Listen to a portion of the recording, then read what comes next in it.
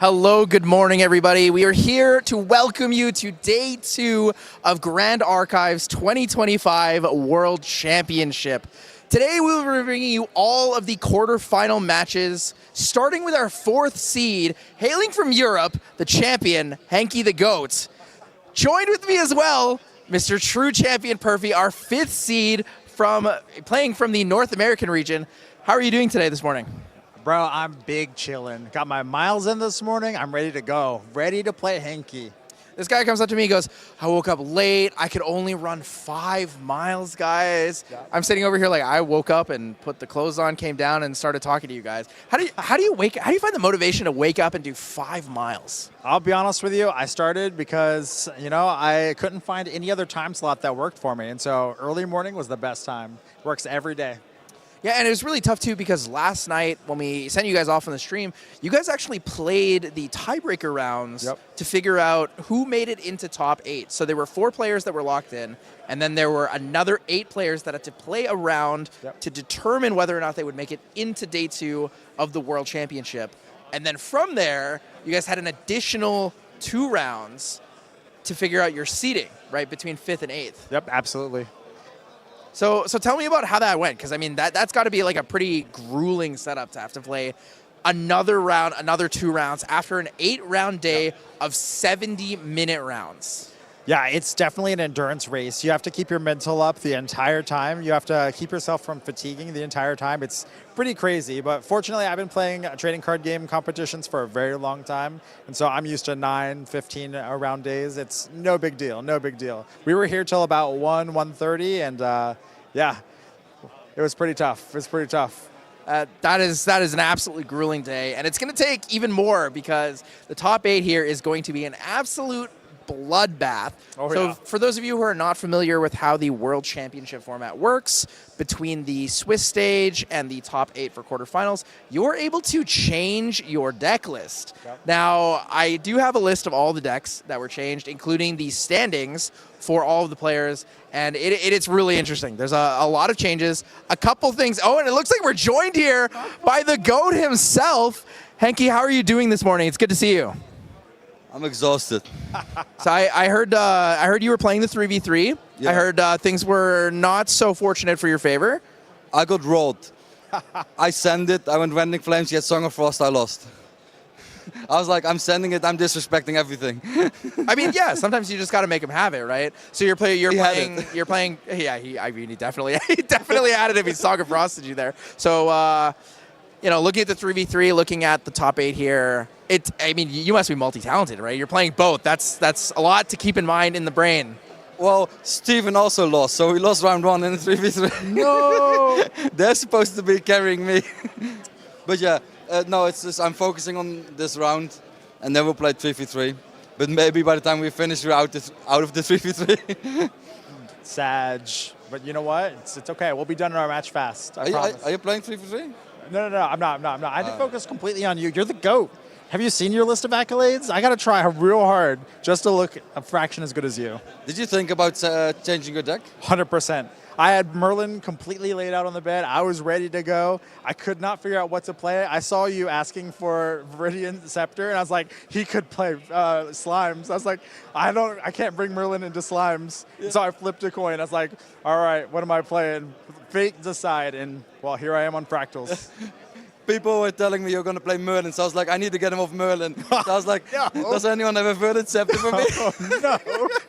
So before we go any further with this, let's take a look at the top 8 standings graphic here. So we're going to be having Team True Terry, our 1st seed, versus Quarax. Henky the GOAT, obviously, versus Perfy, as we just mentioned. You guys are 4th and 5th seed there. Team True Cabin, which is the 2nd seed, playing against his teammates, Team True Gurathos in the 7th seed, and then Bobo from main deck versus What Do You Min in the, I believe, 3rd and 6th seeds. So now the interesting thing looking at these decks, a lot of people change their decks. And honestly, not to what I was expecting. I feel like I've known you guys pretty well. We've been to a lot of events. I've seen what you guys like to play, what you feel comfortable, what you think the other are going to play. I never would have guessed the people who changed, the people who didn't. I expected Perfy to play Merlin. 100% I expected Perfy to play Merlin. I expected to play Merlin. I hyped up Merlin a lot, and then I was playing against Henki round 1. I'm like, I cannot bring Merlin into Henki. Even if I play hybrid Merlin, no shot. Like, he's going to blow me out of the water. Yeah. So let's take a look at your guys' match specifically. We're going to see the Henki, the GOAT, versus the Perfy matchup. We got a big elo discrepancy here, though. I mean, it's looking pretty favored here for Henki. He does have the better record leading into the day with 6-2 versus Perfy's 5-3. I mean, 75 elo is kind of a big deal, right? You're in the range where on Fractal of Insight, if someone beats you, they get the Godslayer title. Oh, my God. They get a Godslayer title as an achievement on Fractal of Insight. Because your elo is so high. There's one statistic missing, though. What's missing, Henki? He's 1-0 against me. Oh, 1-0. Ooh, okay. Stats. Fractals versus Wind Allies. It was a nail biter, but we got there just barely. He rolled me. I see. So knowing, I mean, you guys have both had the chance to look at what the other person's playing, because obviously open decklist format. How do you guys feel about the match right now? I asked you first, Perfy, because we talked about it a little bit. I'm curious, how do you feel going into this match? Are you confident? Are you a little scared? You know what? I'm always a little scared going into Henki, no matter what deck he brings, but I'm confident on Fractals. I've played against Philo or Fire Lorraine. I've played against Aggro. I'm quite confident into these matchups. I think we're going to have a great match. What do you think? Yeah, definitely. We're going to have a great match. I think my Fire Allies is a little bit better into Fractals than Wind Allies, but, well, I have to test it, so we'll see how it goes. Only one way to find out. Yeah, I'm feeling confident, but at the same time, I'm happy to make top 8, so if I lose, I lose. Let's go! And I saw one advantage I have. He's playing water and wind bubble, but not fire. Oh my God. Yeah, it's actually true. So looking at the Fractals decks, almost none of them play fire bobble. It's almost like, I feel like fire is, I guess, a little too fast to necessarily bring out the bobble. You're like, I need Terrafring, I need Safeguard Amulet, I need QSG or something to live. Something I wanted to ask, though, for you, Henki, is were there any other decks you were thinking about playing for the top 8 today? Oh, no. I was going to play Wind Allies and throw Scatter Essence in. And then someone told me he's going to play Merlin. So I was like, I can't play Wind Allies, I get swept. And with Fire Allies, you can get that just before you get swept. Yep. You have to be a bit lucky, but you can get that. With Wind Allies, it's because before Merlin was to me what Luxem is now. I just kept losing. So real. I get because I always played Allies and I always get swept. Yep, flame sweep's nuts. Yeah. But so yeah, I'm happy. I'm happy with the matchup. I'm not so happy with the other matchups if I go further, but this one I'm fine, win or lose. Yeah, so I want to ask you, Perfy, as well. If you were to swap to Merlin, would you have gone with the pure Merlin, or would you have gone with the Glenn Williams special, a little bit of hybrid Merlin here at the World Stage? Yeah, so it's really matchup dependent in all honesty. So because I was matched into Henki, the Merlin build was going to be a hybrid Merlin. And you know what, theoretically, if I'd gone all the way, I would have had to make the tough decision of Merlin 4 or Lorraine 5. But 100%, if I would have matched into someone who wasn't accustomed to playing an Allies or board-based deck, I would have gone 100% pure Merlin. Like Genbu, pure Merlin, 100%. Yeah, for sure. We actually saw Zet doing that in the Gauntlet stage. And I think with a little better matchmaking, he actually probably would have got there, because the Merlin matchup into Genbu looks pretty favorable. But we're actually going to do something a little bit special. Since we have both of you here, we're actually going to pull up your guys' deck list on the screen here for everyone to talk about. And we're gonna go over this a little bit. We're going to kind of look into what you guys are bringing to the field and discuss, because you guys are two of the undisputed GOATs of the game at this point. So I mean, we got Henki here. So the deck list is looking pretty classic, but it is. I'm really interested in seeing the Zhang Zhaos and a Fire Lorraine. It is a bit. I went down to 48 allies, so I'm a bit stressed. 48. It's not the same as 52. But the Zhang Zhao. What do you mean? Which card you asked? The Zhang Zhao. I was surprised about the Zhang Zhaos. The on enter 1-3 heal, 0 draw. It's just for heal, because sometimes you get into kill range against Fractals. And then if you heal 4, they can't kill you, so they don't go for it, and you get another turn. So it's basically to heal 4. Yeah, it's a really neat tech that's come into, right? So on top of the recover 4, it's also really good into other aggro matchups, like not even just Fractals. You play it against Faiza, you can play it against Wind Allies. It kind of gives you that extra reach. So seeing you kind of pioneer this tech and really push it forward in all these Allies decks is something that I think will shape the meta going forward in the entire game. I've been playing Zhang Zhao all season. Yeah, I've seen it in every one of your deck lists. EU Nats, NA Nats, like you're really just pushing the envelope with that. And I think it's a fantastic addition. Obviously, the Yuan Shao is probably like my favorite card that you put in the deck. I think it's really fun. I didn't put in the Unbroken Mustang. I had to change my deck inside a little bit because I wasn't playing Unbroken Mustang. But then some Canadian told me they're all going to play Art of War. Yep. So I was like, yeah, maybe I should put it in Mustangs. Yep. I definitely brought in Art of War. I remember when we played, you were like, no one should have brought Art of War, but everyone did. Yeah, you shouldn't have brought Art of War. Yeah, that's a scary deck list. 4 Blanches in the main. I'm a little intimidated, but you know what? It'll be all right. It takes a lot to make you intimidated. I feel like you are like Mr. Cool, under control, ice veins. Dude, this guy is so nice, it's annoying. You know, I didn't even expect a day 2 US Nats. After C Nats, I was like doom and gloom, and so going into US Nats, I was like, I just want to get a Sword of Seeking. Please God, don't make me buy a Sword of Seeking. And we like crushed it. We qualified, and so everything from here is green pastures. I'm good. So we're going to be jumping into your deck list now here, Perfy. We did have the chance to see all the cool techs that Henke's got. So let's take a look at what cool techs you have. Obviously, besides the Art of War. Art of War is a fantastic option. But I'm really curious if there's anything unique in your deck. Obviously, I think the first and most important one, if you think anyone is going to play Clarence, has got to be the Captivating Opulence, right? Oh yeah, card's busted. Captivating Opulence is so good. Even before Clarence came out, I was high on this card. It replaces itself immediately, and it's really good. Backup charger costing 5, crazy. So huge fan of that. Outside of that, Shield of the Bones are going to be really important. Song of Frost is going to be important, and you know, I think Lantern might be okay into the Philo matchup or the Fire Lorraine matchup. Who knows? We'll see. I'm not playing Lantern. No, I'm playing Lantern. Oh no, Song of Frost. I wonder what just happened with Song of Frost. Sorry, Henke. Got to bring in the Song of Frost. Yeah, but it's all side. Sure. I just roll you game 1 and then... Church, I'm probably really unfavorable. Well, the confidence. I'll just roll you game 1 is kind of crazy. It's okay, though, because my post-board matchup's like 90-10. 90-10 what? I'm just playing.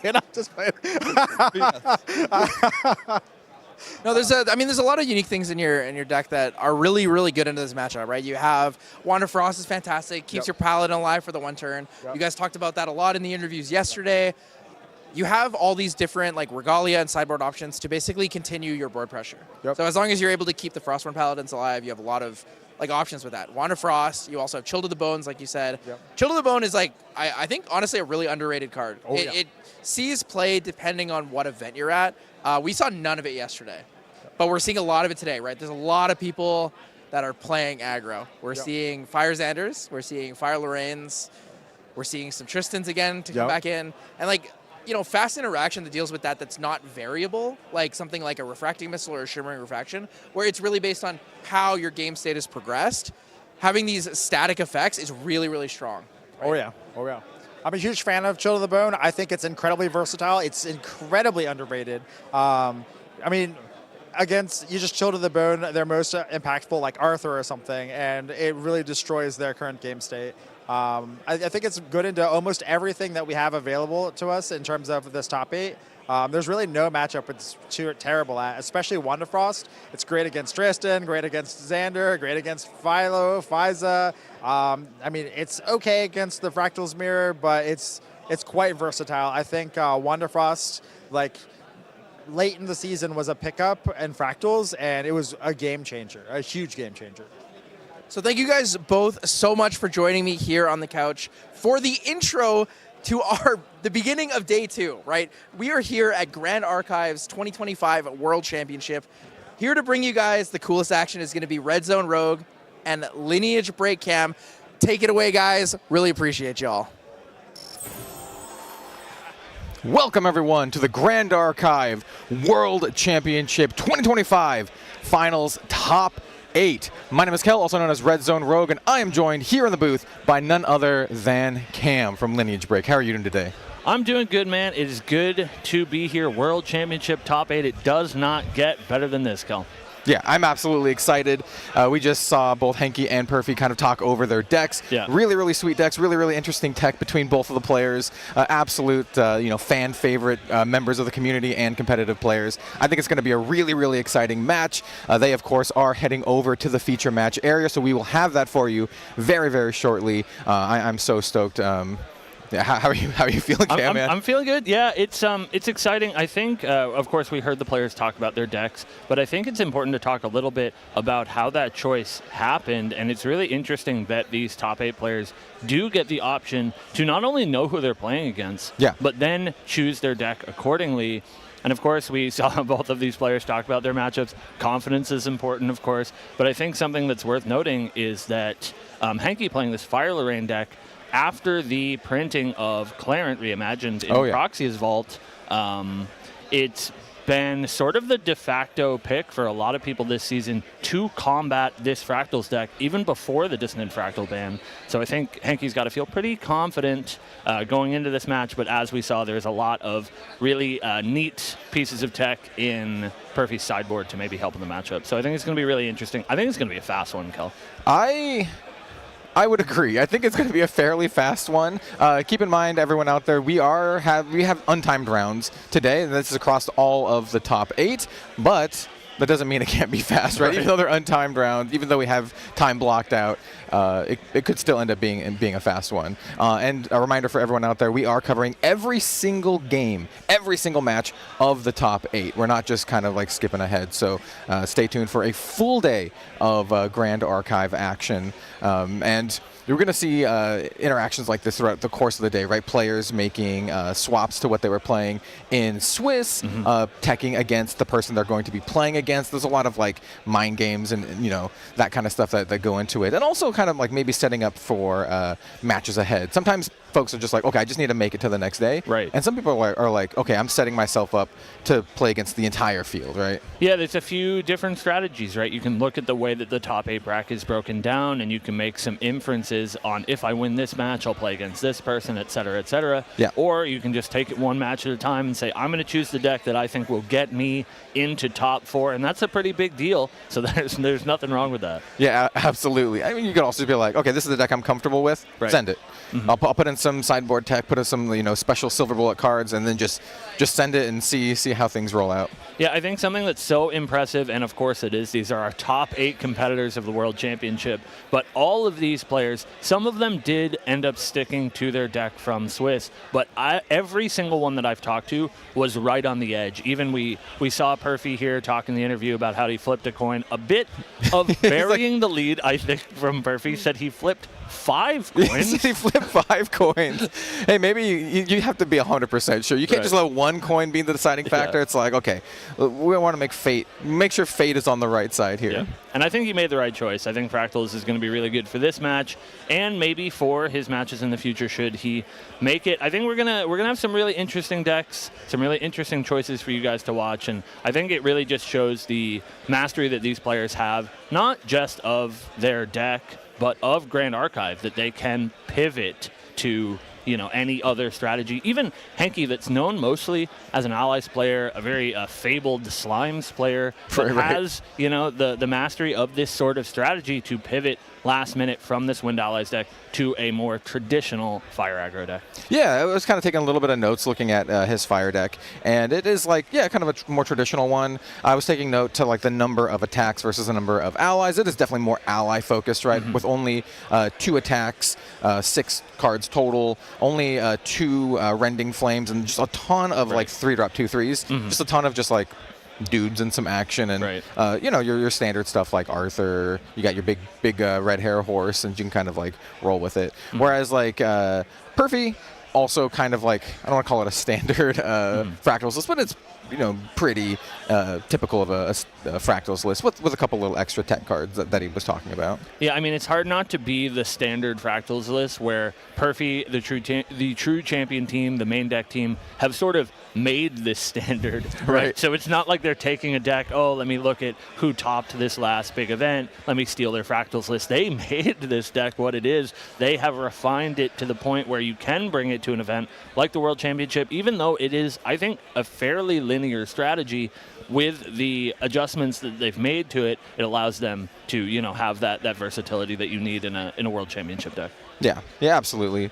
And even though like Fractals was kind of like the big switcheroo yesterday, right? A lot of people saw Gembu in Gauntlet and they're like, oh, it's all Gembu. And then they did a bit of switcheroo. Everyone from those two teams, in particular Main Deck and TCG, True Champion Gaming, they swapped to Fractals for the most part. Not literally everyone, but most of the team, like 90+% of the team swapped. And here today in the finals, well, we'll have to wait to see who stuck with that, who swapped. Not going to spoil anything here, but we have seen some of the lists, and I think folks out there will be pleasantly surprised to see the kind of matches we have today. Yeah. It's not going to be all Fractals mirrors. I think it's a really cool top 8, and as Kel said, we're not going to give you the spoilers. You can wait and see, but what I will say is that our element spread very balanced as far as basic elements go. I will say which is quite cool. There's some decks there that I'm like, oh, sweet. Yeah. I'm looking forward to it. So, yeah. So other than that, like we've kind of already talked about the decks, the players are still setting up, so we have a couple more minutes for that. Cam, we have the top 8 today, but we also have going on behind us, and you can see all of the action outside of the World Championship Finals, which is what we're going to be covering today on stream as well as tomorrow.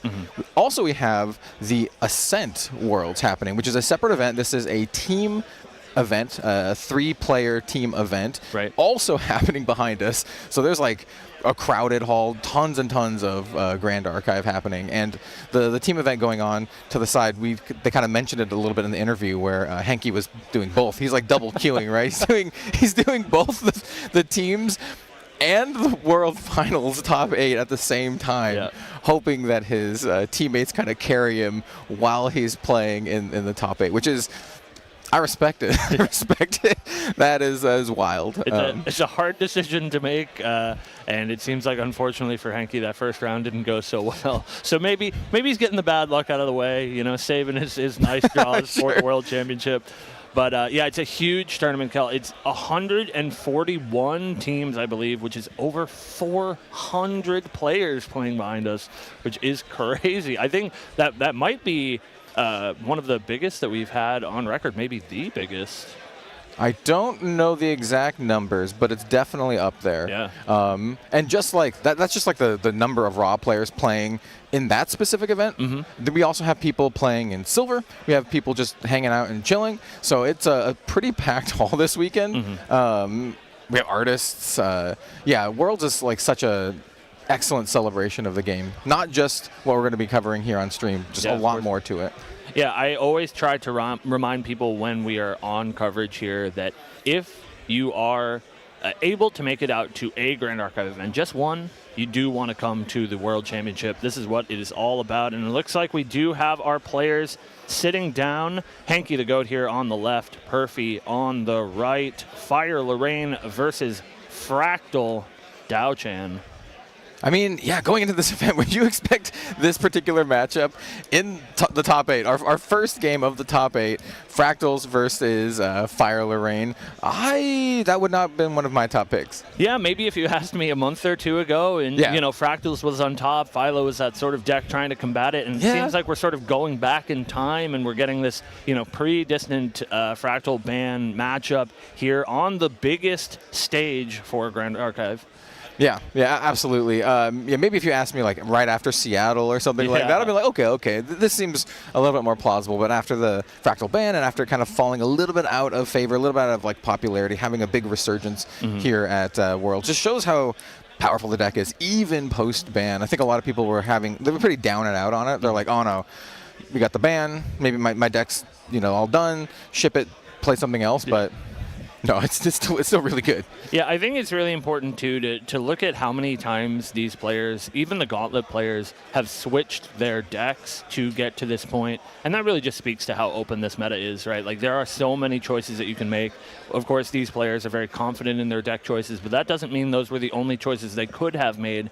As we said, so many of them were on the fence about playing a different deck, and I think that's really cool that there are so many options for you to play even at the highest level. I mean, Perfy was literally considering Merlin. Right. Like he was like actually flipping coins to see if he was going to play Merlin or not. So right. I think that is just a testament to how open the meta is right now, especially.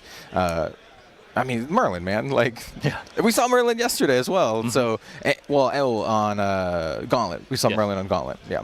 Yeah, she is definitely not one that was going to be on my bingo card for this tournament. Merlin has been having a tough time, and of course, we said in the interview with Perfy and Henke that it was really close, and Henke tried to do some subterfuge to get Perfy to not lock in that Merlin deck.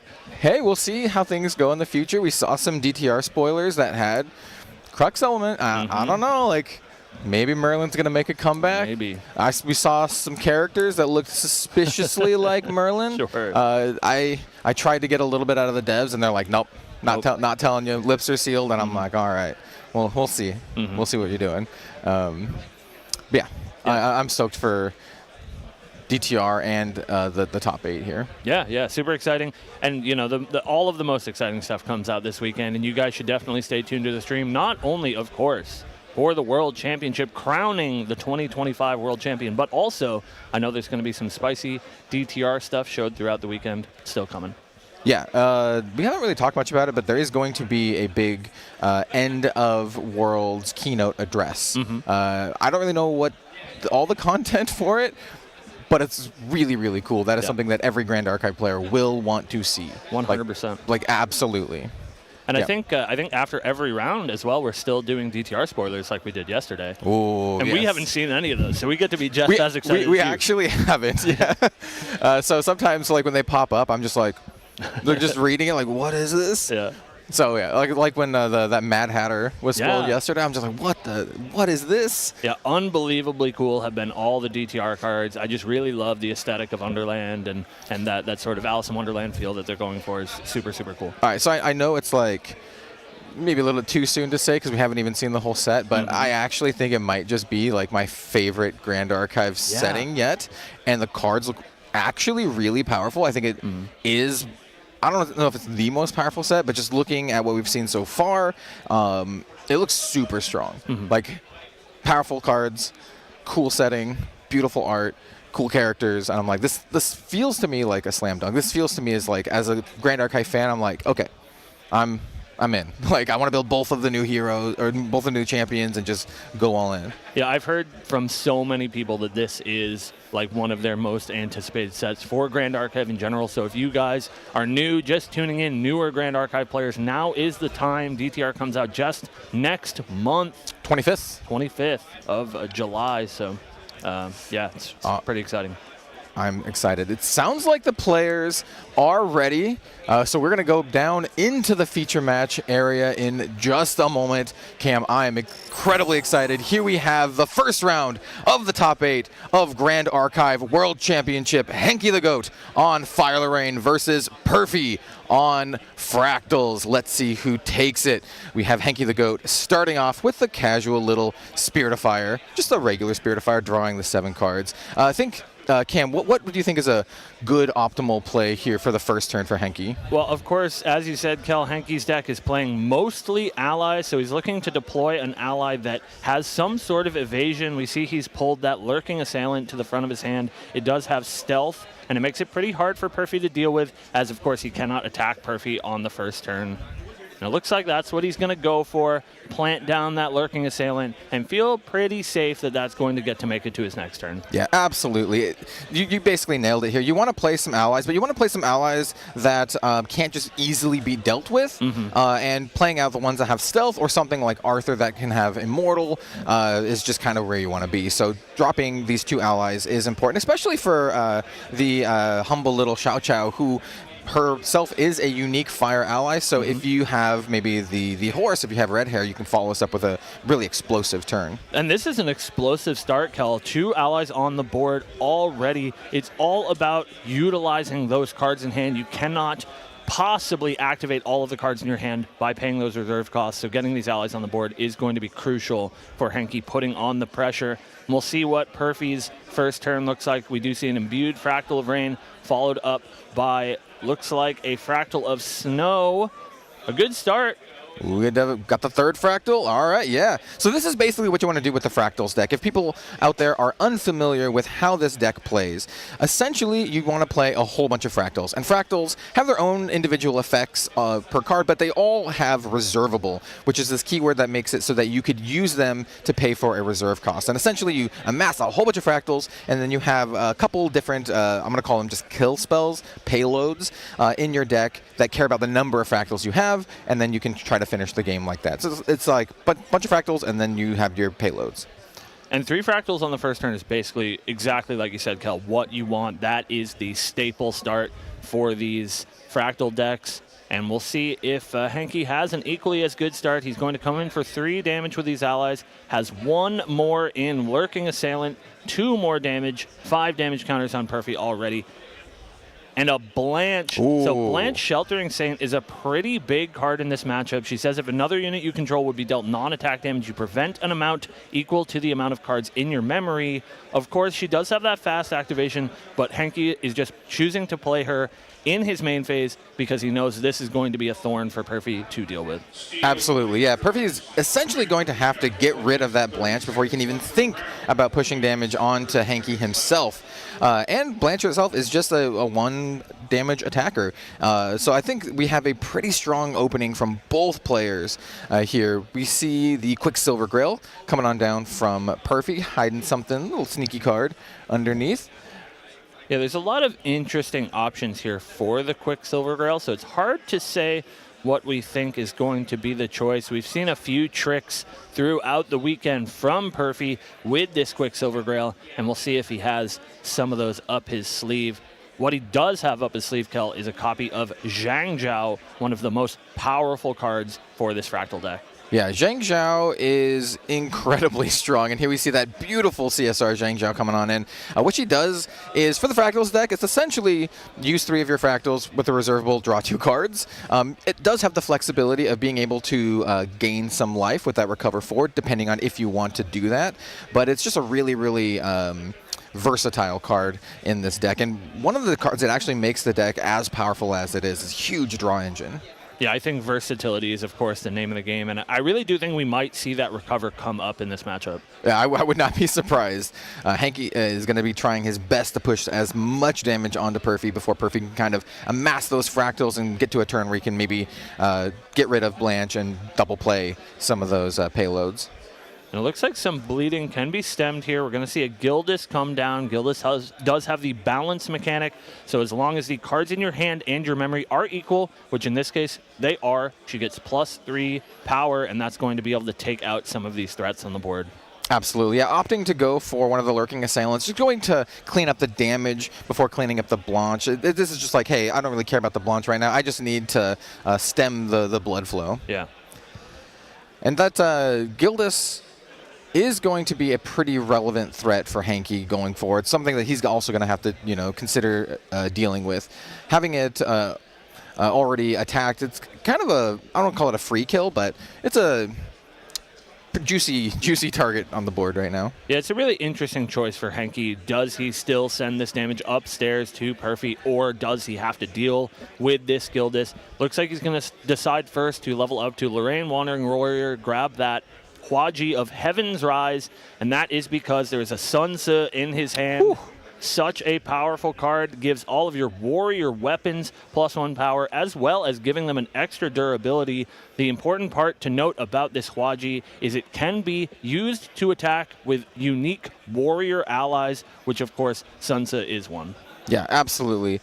Sun Tzu is one of those cards that when it was first revealed, people were like, yeah, okay, this seems all right. But it's actually incredibly strong.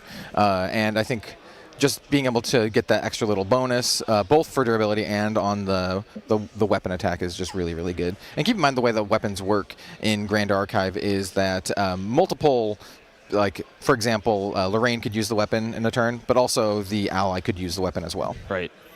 And we're definitely going to see that here. Henke's getting the fingers out, doing some counting, seeing, should I send this damage to Perfy? Do I have to clear the board? What is my sort of kill line looking like? And we said this before the match, Kel. I think this is going to be a pretty fast matchup. Both players are looking to end the game as soon as possible. Yeah, absolutely. With 6 damage already marked on Perfy, I think this is at the point where you're just like, okay, every time you go into your options, you're like, do I have lethal, or can I set up for a really powerful lethal going forward, especially since you have that Blanche backup.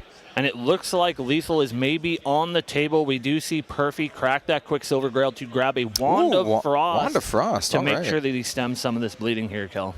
Yeah, absolutely. So Wand of Frost in this situation is pretty nice. It basically blanks one attack, and also has that little on-enter draw card, which is not relevant here because Perfy is just a Spirit of Water.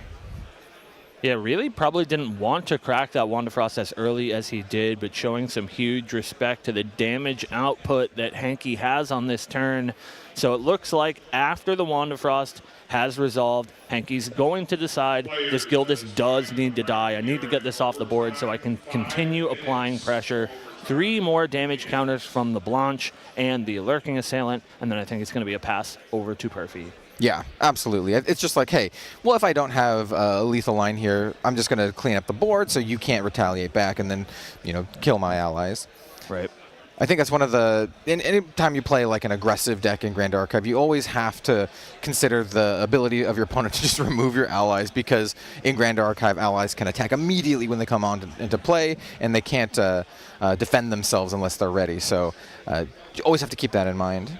Yeah, a bit of a dance for board control, and Perfy's definitely going to be looking to shrink this board of Henke's a little bit if he can get his own game plan online, and that game plan starts here with Dao Chan level 1 being materialized, going to give him 2 Glimmer counters, a special effect that only Dao Chan has, and it gives her the inherited effect to rest herself and activate a reaction spell from your memory, but you pay its reserve cost only by removing that many Glimmer counters. So this will unlock some extra interaction that Perfy can play on Henke's turn, even if he does put his whole hand into his memory. Yeah, absolutely. There's a lot of shenanigans you can do, because there's some cards that you might not expect to be reactions, both from defensive cards to offensive cards as well.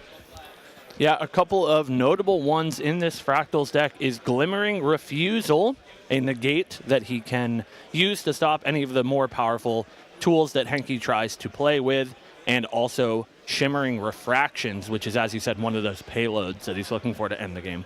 Yep, absolutely. We do see another beautiful alt-art Fractal Brain coming on in. This one is not going to be imbued, just going to be hanging out as a Fractal, which is still very, very good. Perfy trying to build a mass of Fractals. Once again, another Fractal. This is the unstable Fractal. This is one of the more recent additions to the deck, just trying to get the extra,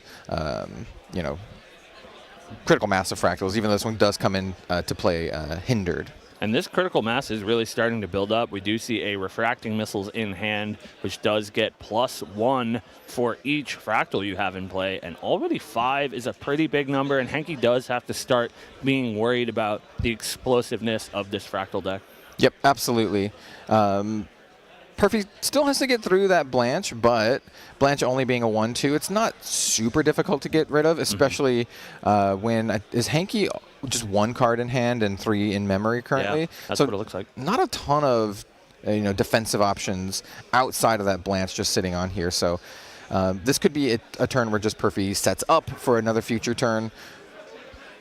Pretty big draw here, Cal. We see a Lost in Thought played, 1 Floating Memory banished, and Shimmering Refractions was the draw, that card we talked about that can be activated out of memory with this Dao Chan ability. So after playing a fast cure to get a little bit of recovery of those damage counters he's taken, he does have access to not only a Shimmering Refractions in his memory, but also a Glimmering Refusal. So whichever of those tools he needs, he can use it if he's forced to.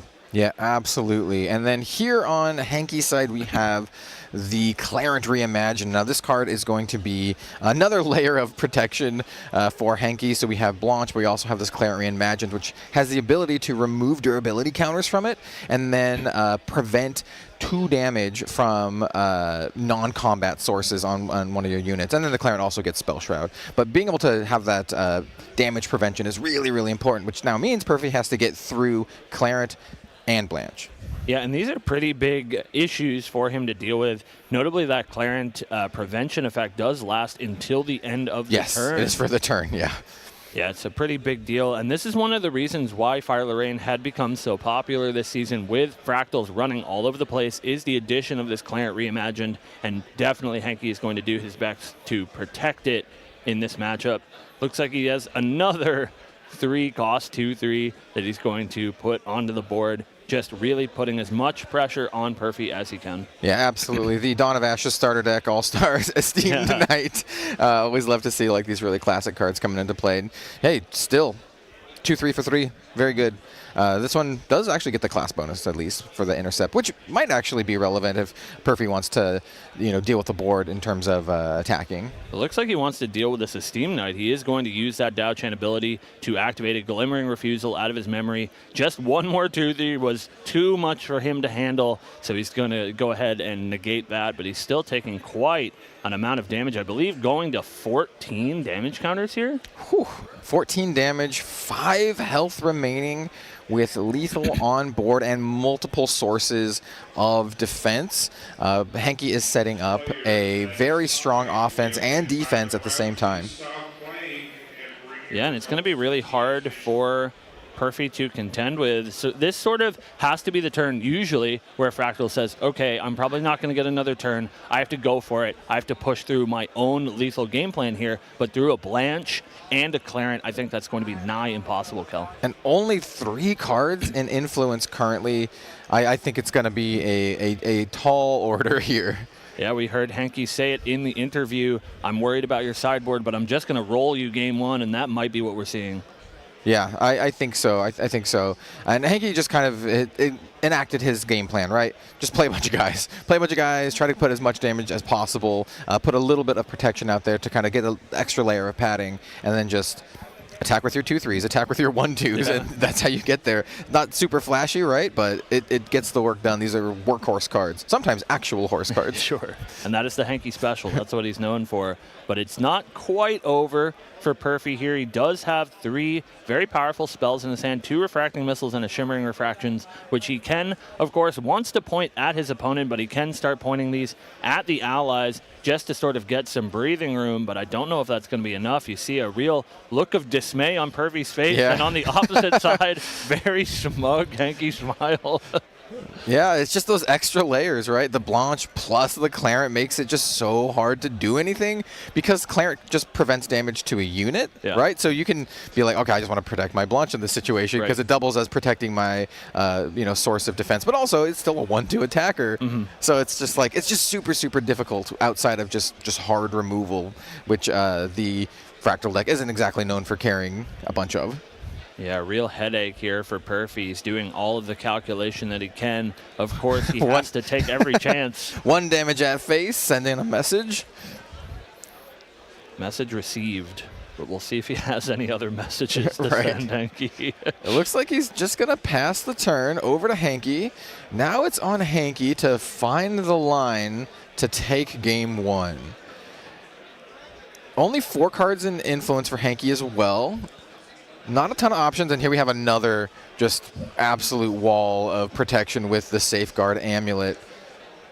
Huge amounts of respect being paid here, Kel. He had so many cards in his material deck that could push extra damage, but he says, I just want 1 more layer of protection. You cannot touch me with any of those powerful spells in your hand. And looking at Hanky's hand, he's also got like a Deflecting Edge in hand as well. I think he's just sitting with a ton of interaction, as well as even more dudes. More dudes. Speaking of, he's going to play his own. He's going to play his own Zhang Zhao. This one is going to recover 4. And a little bit less fancy. A little bit less fancy. Getting the job done. Yeah. It's a humble Zhang Xiao. But yeah, I mean, just healing 4, getting that extra level of padding, also just being a 1-2, very relevant here. Henke's just setting up this wall, making the task of clawing back for Perfy, I mean, quite frankly, incredibly difficult. Yeah, I think maybe impossible. Just a couple of points of damage that need to be dealt here. And we're going to have to start seeing some of these spells played to deal with these threats. We're going to see a refracting missiles activated, likely targeting this Sun Tzu as he is coming in for a pretty big attack for 3, which would be lethal. Yeah, let's see if we have any responses. We can activate Clarent if he wanted to.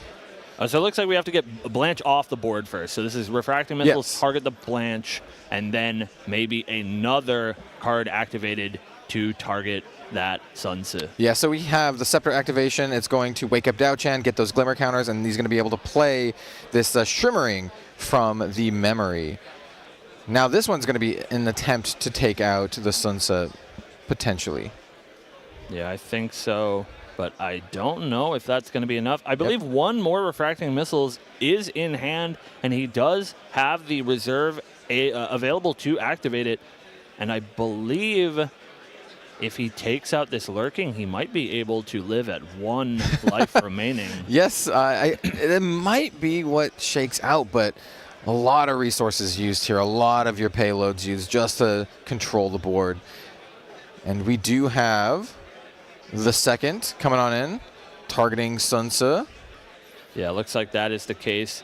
So an attack here from Clarent afterwards, if Henke wants to, would put Perfy to 17 damage counters. So I think Henke a little bit short of lethal this turn, but really, really smart, I think, from Henke to grab this Safeguard Amulet. Even though most of his board is being dealt with, it is costing, as you said, Kel, so many resources from Perfy. And so as long as Henke can weather the storm, he just has to get a mere 3 points of damage across, and that's pretty easy for his deck to do. Yeah, absolutely. And saving the counters on Clarent is also really nice. You still, even though you don't have your Blanche anymore, you still have the counters on Clarent. You still have your Safeguard Amulet. You're feeling pretty safe, especially when Perfy's sitting with, like, what, 2 influence, I think? Yeah, 2 total. 2 influence, a bunch of fractals, and lone Zhang Zhao, and a hope and a dream.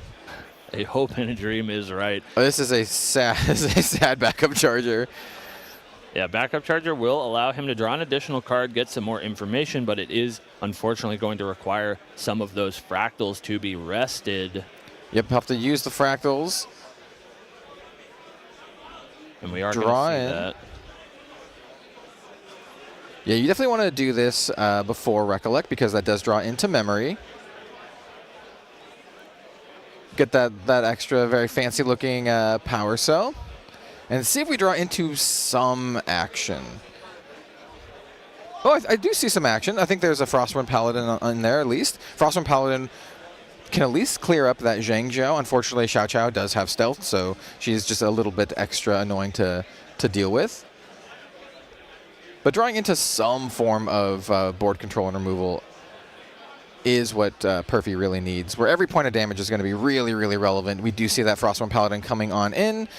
We are going to see also its activation effect, removing a card or banishing a card with floating memory from your graveyard, drawing a card, getting that buff counter. Buff counter could be relevant later. Options here include just going for it, trying to take out that Zhang Zhao, but also just leaving up the Frostborn Paladin because it does have Intercept, just being kind of a little bit more of a wall. Yeah, and I think that option looks pretty attractive, or rather maybe necessary. We're going to start with coming in for 1 with that Zhang Zhao, and not a whole lot going on in the hand of Perfy. He does have access to a Fracturize in case a different weapon, something like an Impact Hammer, comes out from Henke. Absolutely. I also see a couple other fractals in hand too, so he's got the fractals. Let's see. We are going to see... Oh, massive here. We're going to see a Fractal of Intrusion. There is a floating memory in the graveyard, so on enter, he's going to take a look at Henke's memory and choose a card to discard. I think lots of allies here, and the choice is going to be the veteran Blaze Bear, or maybe we're just giving that a read. Yeah, he's like, okay, what does this one do? Definitely gonna choose. Was that a Sunsa? Yeah, it looks like Sunsa was the choice. I think that makes a lot of sense. That card is so very powerful, whereas veteran Blaze Bear in Henke's deck is just another 3 reserve cost 2/3. But hey, with only 3 damage counters needing to be dealt to Perfy, a 3 cost 2/3 is looking pretty good. Yeah, I don't think that's exactly what Perfy wanted to see in Henke's memory, right? Just seeing 3 allies after, spending so many resources to clear the allies on the previous turn. It's just like, okay, well, he's just got more dudes. But that's one of the one of the things that makes this deck so powerful is you have this critical mass, this redundancy of these 2/3s for 3. Looks like Grand Crusader's Ring is going to be the materialize from Henke. Get a little bit of extra cards in hand. Kind of a huge card here, which I don't believe. Blazing Throw. Yeah, finds a Blazing Throw. Shows it to Perfy. Blazing Throw. You can always throw your Clarent at your opponent if you see the writing on the wall. Yeah, Henke's just doing the math. Your Dao-Chan doesn't have any Glimmer counters, right? You don't have any cards in hand, right? We see a Blazing Throw targeting Perfy, and that is going to be it. Game Henke 1. takes game 1 in this first quarterfinals match, 1 to Henke. Yeah, I mean, sometimes your Clarent can protect you, and sometimes you just yeet it at their face. Yeah, that is good enough to get the job done. That's all that really matters, even if Clarent is that sort of absolute protection piece that you need. At the end of the day, 4 damage is 4 damage, right? Yep, absolutely. And now we're going to go into sideboards. And as we mentioned, Perfy has some good sideboard tech for this particular matchup. They even discussed how Henke was like, oh, I'm just going to roll you game 1, but I do respect your sideboard. Perfy, I wrote a couple notes down about it. He's got stuff like Ardawar in the side. Did he have the Terrafring as well? So it looks like Ardawar is an option. He does have 2 copies of Song of Frost, which are pretty impactful against potential Rending Flames, although you did mention it when we were talking about the decks. Not a whole lot of attacks in Henke's deck.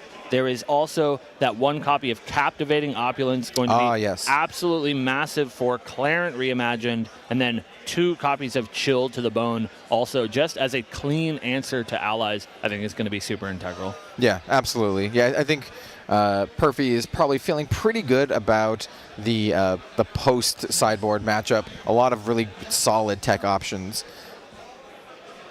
On Henke's side, let's see what he has in here. We see some interesting options. I'm not sure we see what do you see, Cam, here?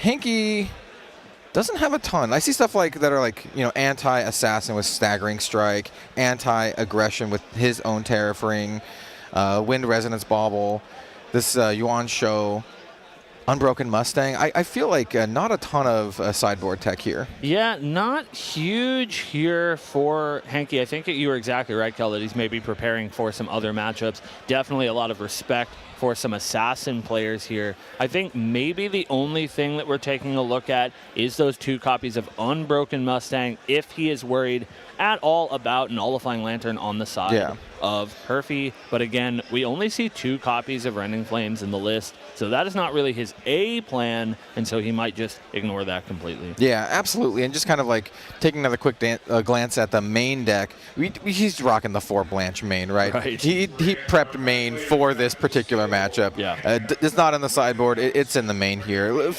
definitely feels like sideboard is for making it on to future top 8 rounds. Yeah, I mean, it's like we said when we were talking before the match. You have to prepare yourself, of course, for your quarters, but you do have to give yourself the respect that if you make it past those quarterfinals, what is your next matchup going to look like? And so that's, I think, really what we see from Henke's sideboard plan here. So definitely going to be on Perfy, who is improving his matchup, I think, a significant amount with these sideboard cards. And so it's really going to be on him to find a stable start, find some of these sideboard cards like these Chill of the Bones we see getting slid in here. Yeah, you see those Song of Frost. It is now round Yeah, it's going to be an interesting matchup for sure. Perfy did a valiant effort at staving the, endless tide of 2-3s, but I think his options are much, much better going into game 2. And as we know, just want to generate a bunch of fractals, get that massive interaction, and try to use those payloads to finish off the game rather than to clear up the board. Right. And we'll see if he can manage to weather the Henki storm. The way that Henki plays is just so difficult. He's not like any of your typical sort of fire aggro players that are just looking to throw their entire hand at you as fast as possible. Henki really dedicated to playing these resilient threats, adding up damage over time while you sit behind these really hateful cards like Blanche and Clarent and Safeguard Amulet just to stop your opponent from playing their game plan. Yeah, absolutely. And some of the allies can just be genuinely annoying, like Sunsa being like a 1/4. Yeah. Just having 4 health is just kind of annoying. It does get eaten by something like a Gildas, but it requires a little bit more effort to be taken out by any of your like refractions or something like that. Yeah, I think requiring effort is exactly what matters here, Kel, for sure. Like these threats from Henki aren't unanswerable. You just have to answer them, and if you're answering his threats, you're not being proactive and forwarding your own game plan, which becomes a real difficulty in the mid-game. Yeah, absolutely. Especially when a lot of your own answers are also your like win cons. Right. And it's going to be a balance between like having enough win cons to actually close up the game and also using them to not die. All right, so it looks like the players are just about ready here. Perfy, having lost that first game, is going to get to go first in Game 2 of our first quarterfinals of the World Championship. Absolutely. And the first turn for Fractals, keep in mind you have one less card in hand, so it's a little bit more difficult to get that 3 Fractal start. I don't think it's entirely impossible, but it's just more difficult to do so. So we'll see how many Fractals that Perfy can play. On turn 1, you want to basically play as many as you possibly can. Looks like we're just going to get a glimpse from this Fractal of Insight. Potentially meaning we're not going to have a many fractal turn here. Looks like just 2, but a pretty big deal here, Kel, is there is 2 copies of Zhang Zhao in Perfy's memory. 1 that he kept on top. 3 Zhang Zhaos in the opener here. That's a lot of gas. Yeah. For TCG, lingo and parlance, we call that gas. Being able to just Zhang Zhao into Zhang Zhao, drawing a whole bunch of cards, gaining a lot of influence, is definitely a potential path to victory. Now on Henki's side, as the fire aggro player going second, your opponent now has the spirit, so we can immediately start jamming in and attacking. And the attacks look really good here, Kel. We see a Xiao Chao has been pulled out of his hand. He's doing some math. A very, very powerful card in Red Hair also in the hand. So Henki's just trying to see what is the most efficient way that I can use my hand this turn. Efficiency is the name of the game when you're playing these aggressive fire decks. We are going to start with that Xiao Chao into that Red Hair. Such a powerful ally, but can only ignore its pride ability if you control a fire element unique human ally. It's very specific, yeah.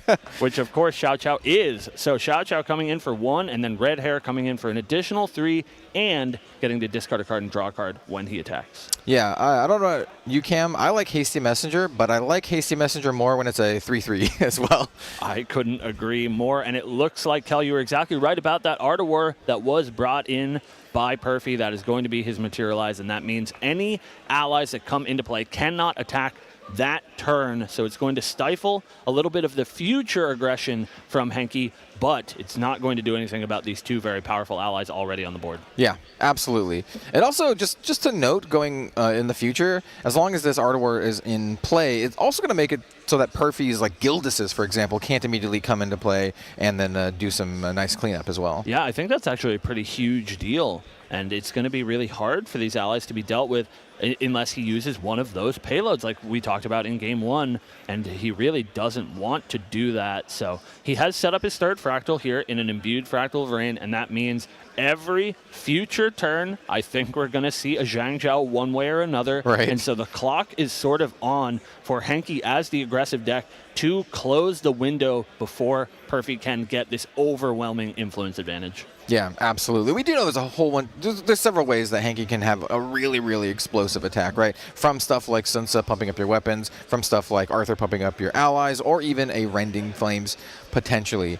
We see a Safeguard Amulet coming on into play from Hanky, and in response, it looks like we have a Refracting Missile taking out the red hair. Definitely, as you mentioned, Cam, you gotta deal with the board. You gotta deal with that horse. Yeah, you cannot leave that horse horsing around. He is doing way too much damage on his own, and now just Xiao Chao is going to be able to attack, and any future ally that Henke plays here is going to have to take a turn off as it reads that Art of War. I just realized as well, Henke's also holding just 2 other Xiao Chaos in hand, which is not exactly what you want to see. Having multiple copies of a unique ally that doesn't really have an on-enter effect is not exactly what you want to have right now. This veteran Blaze Bear is going to be a nice little, just a nice little 2/3. And it does gain Taunt, which could be relevant sometimes in the matchup, but I think exactly like you said last turn, Kel, the only relevant part about that would be a potential Gildas, but Art of War is stifling that play line from Perfy. Yeah, Gilda's slow now too. Gilda's going to just be a little bit more chill. We do see that Zhang Jiao, as you mentioned, or one of many Zhang Jiaos, coming on in, drawing 2 cards. It can't be understated how powerful Zhang Jiao is in the Fractals deck. Just I don't want to say a free draw 2, but it kind of can feel that way if you're playing this deck, right? Yeah, and a way to gain influence is usually what she's used for, but I think really important to note in this matchup that the 1/2 ally can actually be super useful for Perfy. He does not have, as we said, a whole lot of consistent ways to deal with allies individually, so if he can string together some of these smaller allies that the deck plays, he can sort of use that to clear any of the smaller things that Henke leaves on the board. Yep, absolutely. We do see this Impact Hammer coming on in. Impact Hammer is just a pretty aggressive weapon. Notably, Lorraine, or rather currently a Spirit, but Champion can still use this to attack immediately, so it kind of gets around the Art of War. And it's also used in combination with a very powerful card that we do have in Henke's hand in Heated Vengeance that does get an extra buff to its attack if you have taken damage this turn. So this is the sort of the fire aggro 1/2 punch to just get a huge attack off that is pretty non-committal. I think you may have called it, Cam.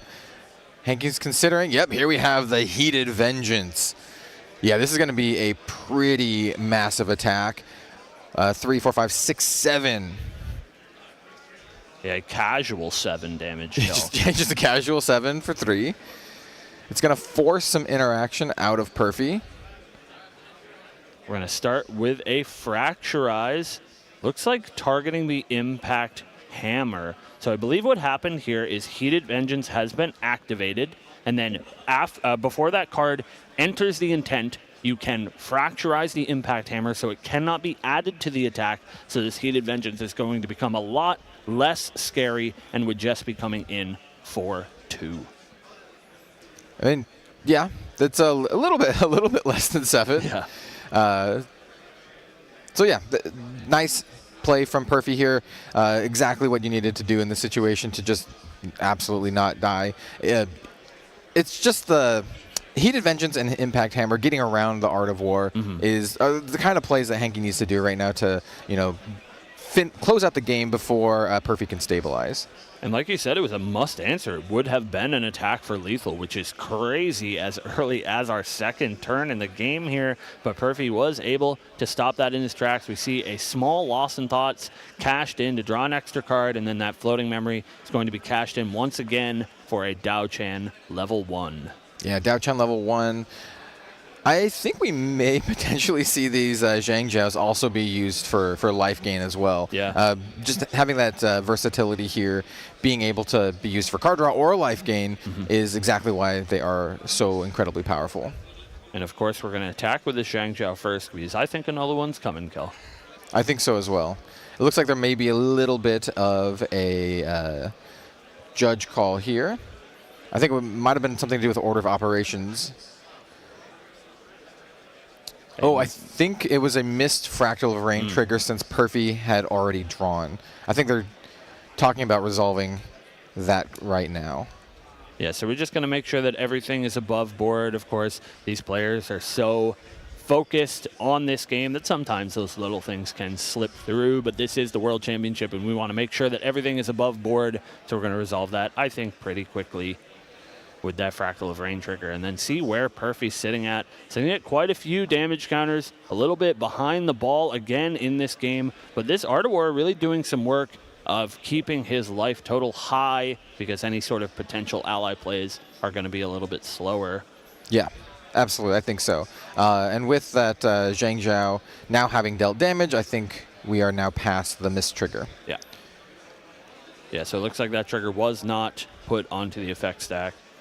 And then we're going to see yet another Zhang Zhao not recovering yet. Going to start with a draw 2. But I definitely think that is in his future, as you said, Kel. He's really got to worry about the amount of damage he's taken.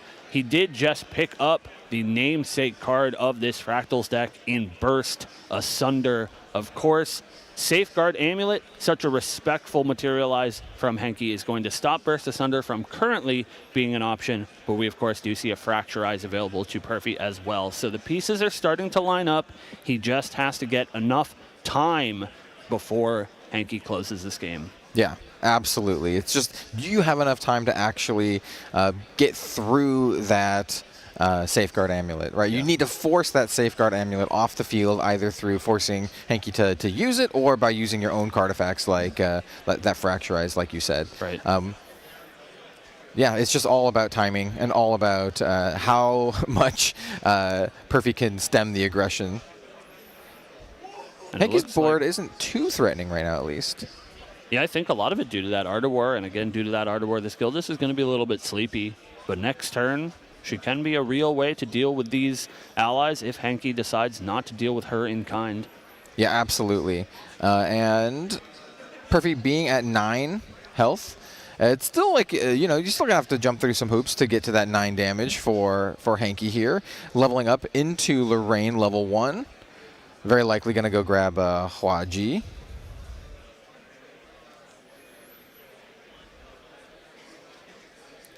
And there's the Hua Ji.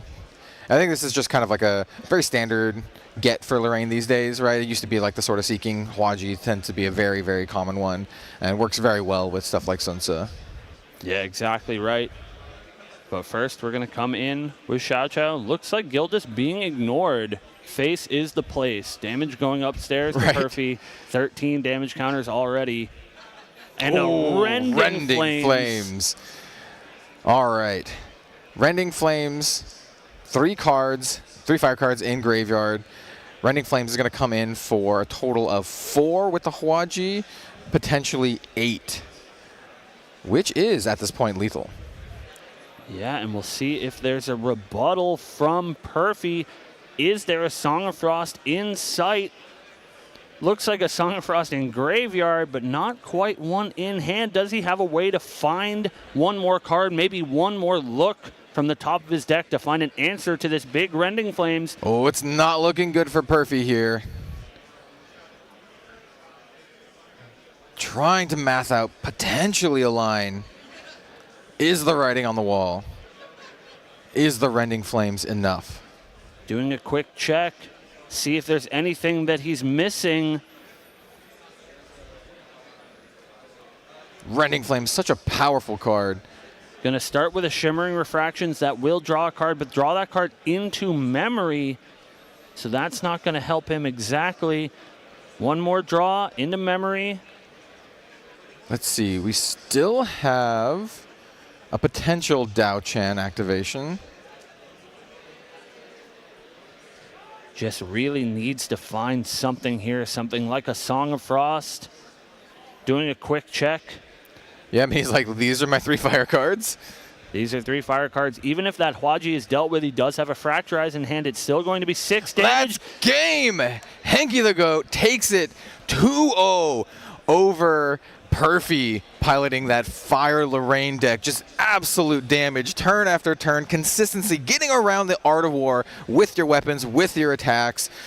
Whew, that was an absolute onslaught. Just unrelenting pressure from Henke. So many pieces of pressure applied to Perfy, and he just could not get out from that unrelenting amount of damage from Henki the Goat. Yeah, it's so interesting too, because I mentioned going into this that Henki was only running 6 total attack cards in the deck, and he needed to get those attack cards in combination with the with his weapons to kind of push around the Art of War. It's like, okay, well, if my allies are going to be a little bit sleepy, a little bit slow, I can still push damage if I draw into the right stuff. Perfy did have answers for the first big attack, but for the Rending Flames, just didn't have it. Yeah, I mean, so interesting. We talked to some players yesterday. We've had quite a few Fractals players on camera this weekend, and several of them said, even though Art of War is in a couple of sideboards, that they don't typically bring it in for the Fire Aggro matchup, because usually the Fire Aggro matchup are looking to play these attacks after attacks after attacks. But Perfy looks at Henki's list, says, Henki, playing 45 allies or something, I can bring in the Art of War. It's going to be more effective than it normally is in this matchup. And then Henki just draws attack after attack to really punish that Art of War. Yeah, and with only 2 Rending Flames in Henki's deck, I think it is defensible, like not going for something like a Lantern early, because you're like, hey, what are the odds that he has one of the 2 Rending Flames? And that's that kind of gamble here, you know, where you have to do like your risk assessment, and sometimes it works out, and sometimes you get Rending Flames for 8. Yeah, only 2 Rending Flames in the deck for Henki, but only 1 Rending Flames needed to send him to the semifinals. Whew. Yeah, that was it was a fast one. You weren't wrong.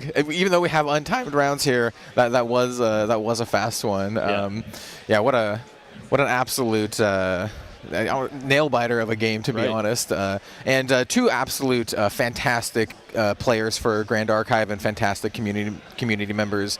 So, you know, huge congrats to Henki for moving on, and I also want to just give another shout out to Perfy for making it this far and putting up a really good fight. Of course, super well played by Perfy, and he's had a terrific season, had a great run at Nationals, so we couldn't be more proud. But of course, congratulations again to Henki. Henki, our only EU representative, moving on to the semifinals, holding all of Europe's hopes on his back to win the World Championship. It's a pretty big deal. Yeah, absolutely. I love seeing all of the diversity here at Worlds as well. So we've got a lot of North American players, but Henki, as you said, being from EU, moving on is excellent. So.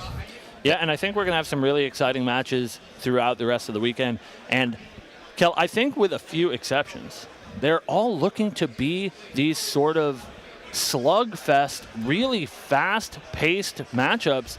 So many decks in this format, water decks like Genbu. We'll see a little bit of this weekend. A little bit of Genbu. A typically slower format, I think, has been this HVN season, but this tournament, this top 8 specifically, so many players have brought a more aggressive tilt to the game.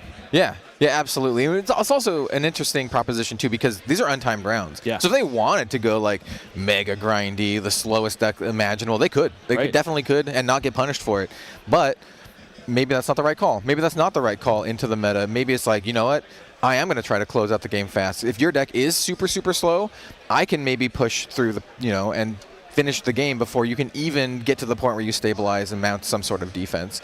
Yeah. So I think it is like some really interesting considerations. Yeah, there's so many layers to it, right? You bring the slow deck is good into the medium speed decks. Right. And you bring the aggro deck that is good into the slower decks. And of course, all these players, as we said, did know who they were going to be playing in their first round. Yeah. So they look at the player. They don't look at the deck. They look at the player and they say, what is this player going to bring? How can I prepare myself not only for this match, but potential matches in the future? I just thought of it, actually. That's a potential slight downside of being a well-known player, right? Because if people know who you are, know your play style, have watched your games, they can kind of predict, right? Like Henki, for example, right? Very, very known to play allies. Both, wind and, as we just saw, fire.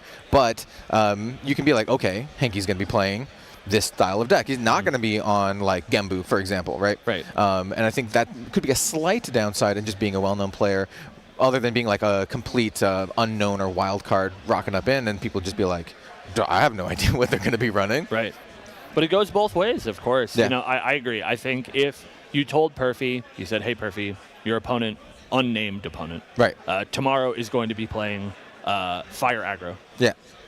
Perfy might have left that Art of War at home. Again, we said how it's not usually super effective in the matchup, but he knows his opponent is Henki, and he knows his opponent Henki probably playing 40 allies. And so Art of War gets a lot better. But if you're Henki and you're just so good at what you do, a mastery over your sort of, domain of deck archetypes, it doesn't matter if people are prepared for you, and we saw that here. Yeah, and you don't know that they're going to run like 4 Steamed Knights in their top 8 Worlds deck. Right. So yeah, really cool. We have a full day of Grand Archive for y'all today. We will have another feature match eventually. Like I mentioned, the rounds are untimed, and we will get to that eventuality. We do know what our next matchup is. We're not going to spoil it yet, but it is going to be a really, really exciting one. Good one. I'm very much looking forward to it. That's Kel giving away the secrets. Well, Kel's very much excited for it. People know that I'm a big fan of like 3 or 4 decks, right? So you can maybe narrow it down a little bit. So we'll see. We'll see. Should be exciting. But of course, stick around. We do have so much that we're doing this weekend. And of course, we have our wonderful host, Tyler Once and Love, that is putting together so much content for you guys. So we will not leave you looking at a wait screen. Don't worry, we have plenty of content to bring you. Some DTR spoilers, of course. So we're definitely going to have some fun stuff going on while we get that next quarterfinal started for you. Something that Kel mentioned at the start of our matches, we are covering every single match of this top 8, every quarterfinal today, both of the semifinals tomorrow, the bronze match, and then the grand finals on Championship Sunday. Yeah, we're literally for the top 8, every single game. Yeah. Like all of them. So I really like this. It's a little bit of a change from like last year. I like being able to talk about and feature every game, right? Because sometimes you'll have a feature match, and then we move on to the next one, and you miss out on a lot of gameplay. You miss out on a lot of like cool moments and interactions, and like following everyone's like path through the top 8.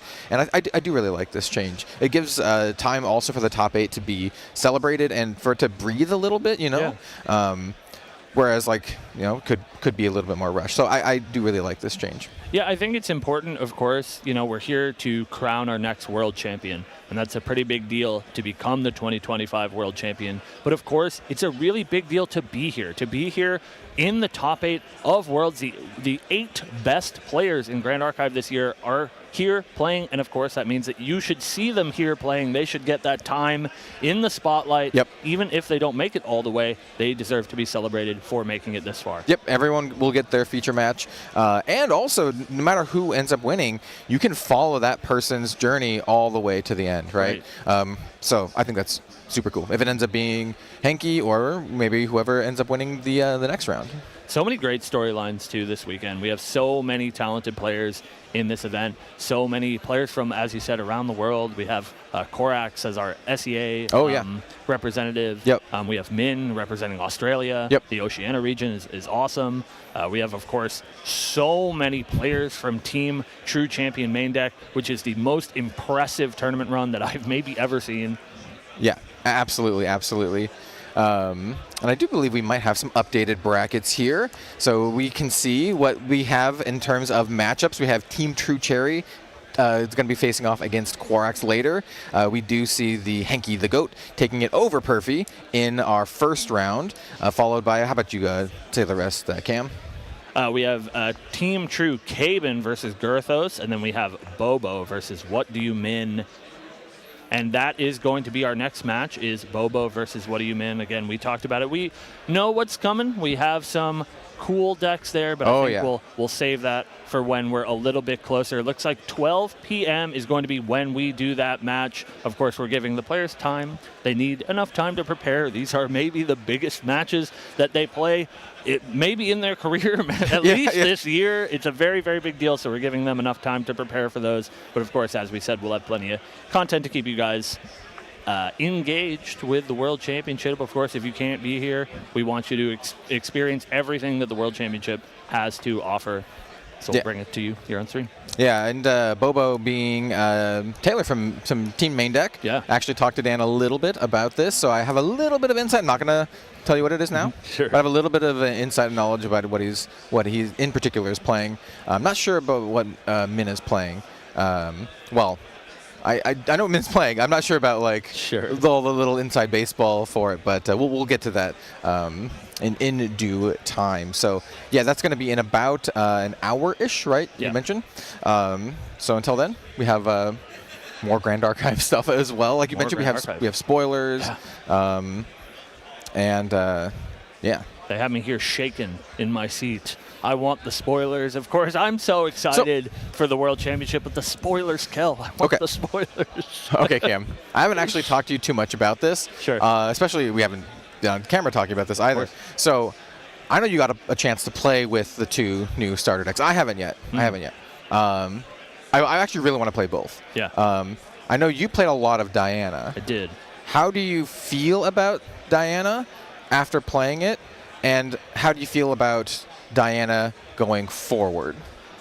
It's hard to say just playing the starter decks. I can say it was immensely fun. I had a terrific time playing Diana. I think the sort of intricate lines that you can take with that deck, that is my favorite part about playing Grand Archive, is all of these, long, intricate things that you can do manipulating your deck. That is, of course, the mainstay for Astra players. Oh, yeah. Very, very fun. And you just get to do some absurd numbers with that Diana deck. Some just truly staggering attack numbers with those Aether Wings. So I think she is super, super cool. And I think at least if the starter deck experience is indicative of how she looks in Standard Constructed, I think she's going to be pretty strong, Kel. I am looking forward to playing Diana, probably more than CL, but I'm actually really looking forward to playing CL as well, just because I think CL is the first Guardian in Grand Archive that really resonates with me, and I think the gameplay style just looks really fun to play. Don't get me wrong, I like Tony, but it's not really kind of like the gameplay style that I personally resonate with. But I see CL, I see the Omen stuff. It just looks super, super cool. But I would be lying if I didn't say that I was like Team Diana, Astra. It looks so much fun. Yeah. Glimpsing and playing stuff while you glimpse is so cool. And there's like the Aether charge and just cramming more magic bullets into your magic wand gun thing. It's just so cool. So I'm very much looking forward to that. Yeah, Kel, I know you're going to like it. I think it's really up your alley. I cannot wait. It's so much fun. This is one of the sets where I'm just like, I'm building both. I'm building both champions, and I think I'm going to have a lot of fun with both. So for folks out there who are like, oh, should I get CL? Should I get Diana? Well, my suggestion would be like maybe both, but also like just pick whichever one looks coolest to you, both in terms of character and mechanics, because I don't think you can really go wrong. I think they're both super cool. Yeah, I think it's really important for us to be authentic here on stream. We want to, bring you our real excitement about Grand Archive. Yeah. And so, like, it's so hard when, like, I feel like, people are like, they must have a teleprompter they're reading. Here's all these nice things they want to say about Grand Archive. We're just so excited. I just love Grand Archive, man. That's why I'm here. That's why I'm here. It's just so cool. It's so cool. Yeah, being able to see all the spoilers, like first person. Sometimes even when Once in Love brings in, he just has the card. He's like, oh, look at the card. Yesterday, Celadar brought up all the CSRs, all the champion CSRs. And I'm like, ooh, can I look at them? And I posted on socials. And it was like, oh, these are so beautiful. So, yeah. Yeah, they really keep knocking it out of the park. It's insane to me that when we saw those first CURs, man, 3 years ago with Dawn of Ashes Kickstarter, they blew me away. And they're one of the most gorgeous set of cards that you can get in a trading card game. But every time they put out a new set, I'm like, how did they make them look better? I can't even understand how I'm looking at a card and it looks better than the ones that they made last set. Absolutely insane. I think these are the best CRs that Grand Archive has made yet, so definitely try to at least, take a look at these Diana, these CLs. Maybe if you're not, Mr. Moneybags, it's a little bit hard to get those. Yes. Maybe you're lucky. You just open one, open a box, open your CSR. Yeah. Sometimes you get lucky. Sometimes you can be like me and open up like 30-something boxes without getting one, and then you get lucky. Because that's exactly what happened for me. It was like 30-something boxes, and it was just like, then I got like 2 in a row, which was nice. And speaking of, it looks like we have a behind-the-scenes video. If you guys want a quick peek into what's going on here at the World Championship that we're getting ready for. Yeah, let's take a look. Sure. Hello there. Well, she just asked me who I am and what I do, but I am Ken, or otherwise known as Chabo. I'm the owner of TM32 and the organizer for the World Championships this year. And you know what? Let's actually just get up for a second and sit on this chair because the lights are here. Why am I over there? Gotcha. So this is the media room. We have a crew right now, an amazing crew. They're behind the camera. They're currently editing. We have 16 qualified Worlds players who are going to be, we need to tell their story, why they're into Grand Archive, who it is about them. We want to be able to kind of sell those stories to the audience in order to build that emotional connection to some of these players, because some of these players range from completely unknown, you don't know who they are, and they just come out of nowhere to qualify for the World Championships, to some of the most well-known players. Like right before, we had Caben sitting here. Am I going to get his elo from sitting in here? But he's one of the most decorated players in all of Grand Archive, and it was, really cool to get a little bit more from him other than, oh, he's good at the game, right? So let's walk through the process of interviewing these players. Today is Thursday, right? Okay, today is the gauntlet. It is Thursday. Right now, there are two simultaneous things happening. One is the setup for the event. So in the main hall room right now, not only are they currently setting up the event, but they're also playing out the gauntlet, the last chance qualifier for the World Championships. And 16 of those players will advance. Prior to that have been the national season, which qualifies 16 players into the World Championships already. So while a lot of that event chaos is happening, we are doing the 16 pre-qualified players one at a time, asking them questions, getting them on camera. And then this crew behind, well, I guess not behind me anymore, they're behind the camera, are currently editing the footage, so that's been really entertaining to watch because it's chaotic. And in a few hours, the 16 players that qualify for the gauntlet are going to be right here doing those interviews. So it's a little bit chaotic. So enough about me. There's a couple people here who are helping us make all the media day possible. Let's turn the camera around and learn a bit more about the man behind the camera and the two behind the computer over there who probably don't want me bothering them. So here we go. All right. I'm Lucky. He bought me today. How was my email investments? No, that's perfect. It's perfect. If you drop it, everything you done when you drop it on fire. Yeah, Eden. This. I was hired by the guy who was hired to videograph. I've just been staring at an Apple MacBook screen for like the last few hours of my life. And honestly, that's like the best part of life, in my opinion. Honestly, like, if they just shut me in a dark room, which they kind of did, and told me to edit, which they did, I would be happy. And I am. For the record, TM32 does not condone these working conditions right now. We're just in a rush, okay? All right, thank you. Great. Yes, my name's Anuda. I also work with them, so yeah, they pretty much kidnapped me and brought me here. They thought you were going to Disneyland. Yeah, I thought I was going to Disneyland. They're like, oh, Disneyland's over there. And I was like, hey, we're not going there. Alrighty, well, that's the team who's working on the media. It's in all seriousness, everyone here has been great. It is a chaotic time period, so people are in a rush to get the work out the door. We have 16 more interviews to go. We were just waiting for the conclusion of the gauntlet, but I'm very excited for people to learn more about these players during the World Championships broadcast, which hopefully is today, when the time when this video is released. So, peace out. And we are back. Man, what a huge production we have here for the Grand Archive World Championship. Me and Cam here in the booth with Red Zone Rogue. We're just talking about how amazing the production is here, and it's cool to see a look into the production team that's working behind the scenes. Yeah, I mean, not to gas up our own team too much, but I was just speaking completely honestly with Cam. I was like, as someone who was at Ascent Houston and has been at multiple Ascents and Worlds, the production team and quality has just, it's rivals some of the best that I've personally experienced in the industry. I can't understate it. It's kind of crazy what the setup that they have over there. So absolutely wild. Big shout out to the team. Speaking of other like kind of shout outs here, sure. We were just like, oh yeah, we have spoilers for DTR as well. And now that it is public knowledge when they are, we can kind of say when they are. So here is the Distorted Reflection spoiler season. Obviously, we have a main deck on the 30th and my own video coming out a little bit after on July 4th. But Cam, yours is coming out. It's a little bit different. We have Red Zone Rogue on July 1st, and I on America's birthday, Independence Day, July 4d. Yes, is when we'll be doing the lineage break. Classic spoiler. American holiday, 4th of July. 4th of July. I'm actually incredibly excited for the spoiler season.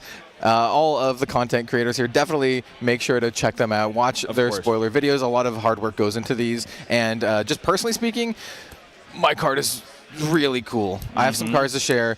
They're very, very cool. I'm not going to say anything else other than that, but it's actually really, really sweet. And I think you're going to hear that a lot from all of the other content creators. Our card is also very cool. And maybe it'll look familiar if you guys have been watching some of the stuff that Grand Archive has been putting out. Maybe, you know. Oh, now I want to know. Now I want to know. But we do have a winner's interview in the pocket. Let's go down to it.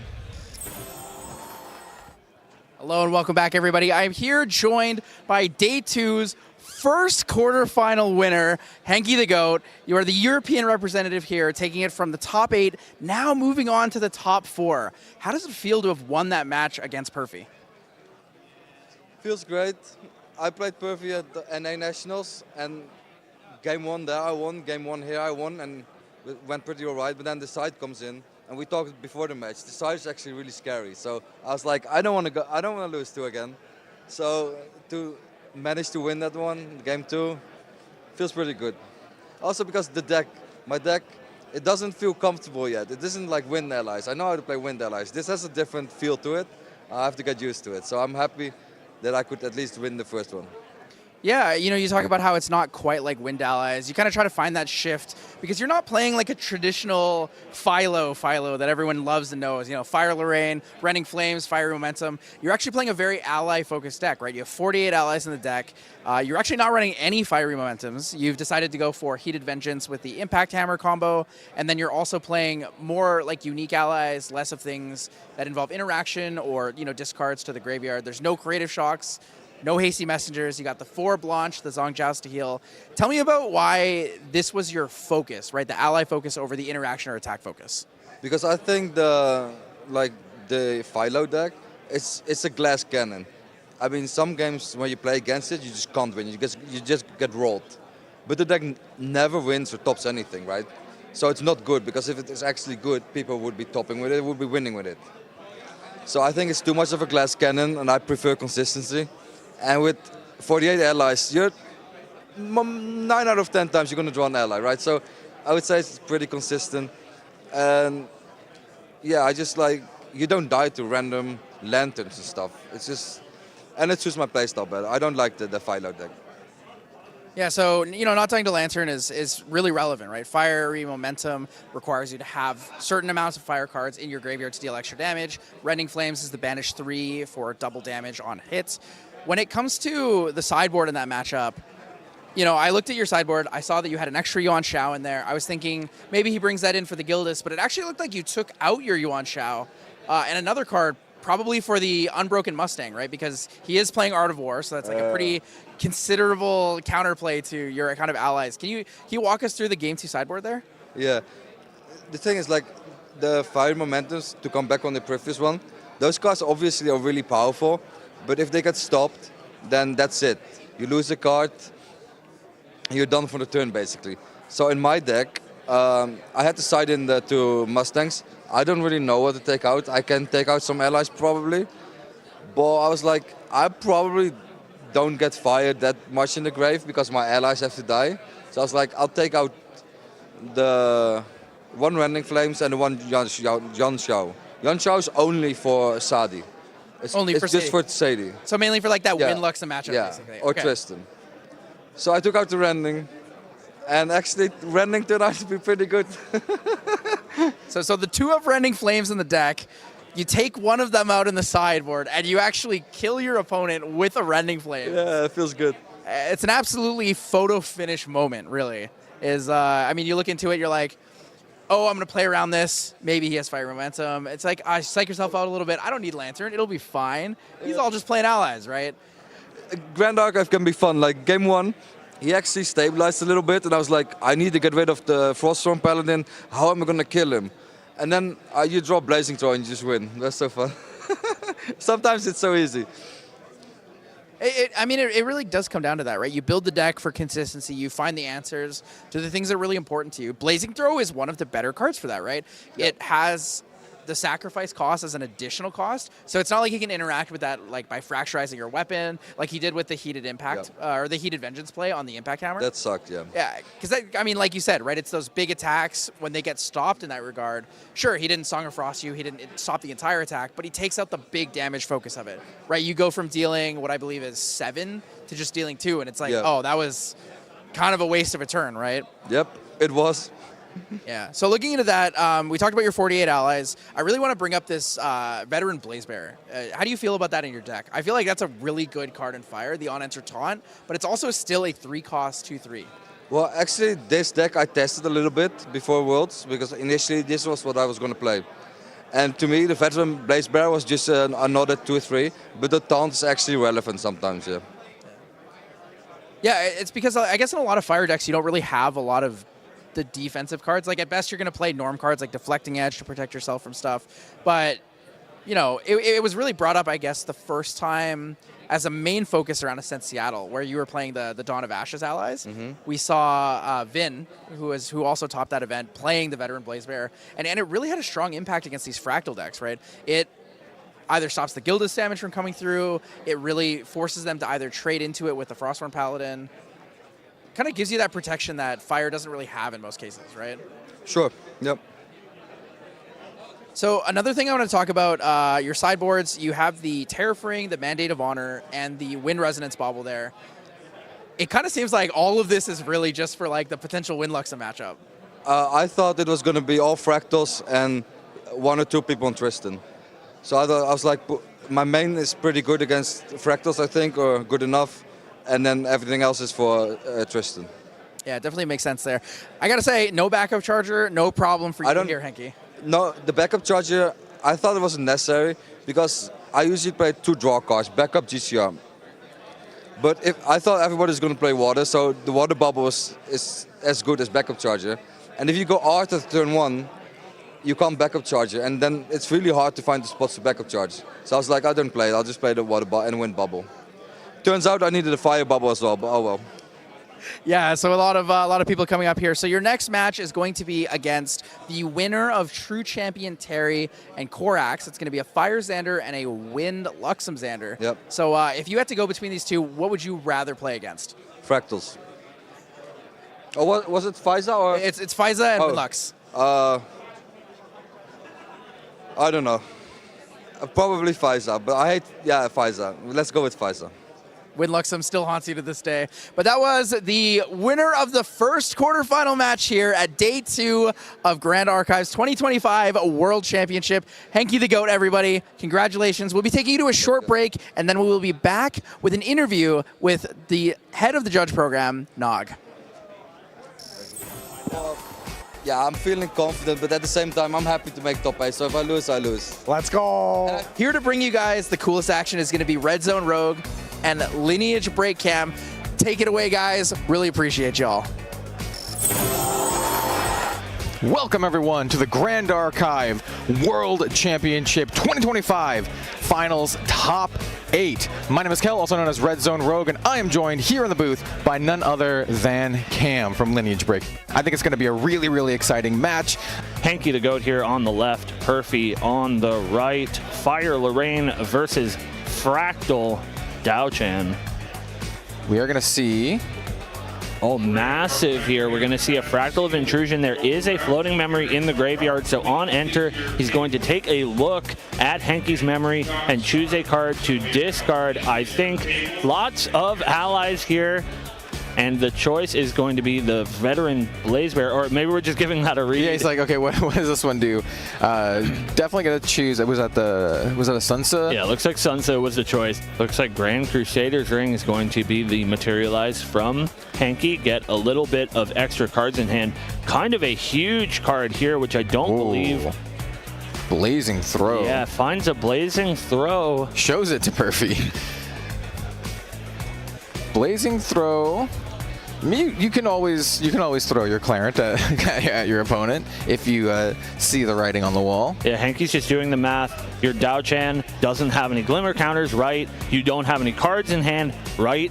We see a blazing throw targeting Perfy, and that is gonna be it. Game Henke one. takes game one in this first quarterfinals match. 1 to Henke. Yeah, I mean, sometimes your Clarent can protect you, and sometimes you just yeet it at their face. I would like to respond. I'll scoop. Okay. I do another one. Let's go, let's go, let's go.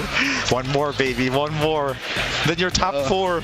But first, we're gonna come in with Xiao Qiao. Looks like Gildas being ignored. Face is the place. Damage going upstairs to Perfy. 13 damage counters already. And a Rending Flames. All right. Rending Flames, 3 fire cards in graveyard. Rending Flames is going to come in for a total of 4 with the Huaji, potentially 8, which is, at this point, lethal. Is there a Song of Frost in sight? Looks like a Song of Frost in graveyard, but not quite one in hand. Does he have a way to find one more card, maybe one more look from the top of his deck to find an answer to this big Rending Flames? Oh, it's not looking good for Perfy here. Rending Flames, such a powerful card. Gonna start with a Shimmering Refractions that will draw a card, but draw that card into memory.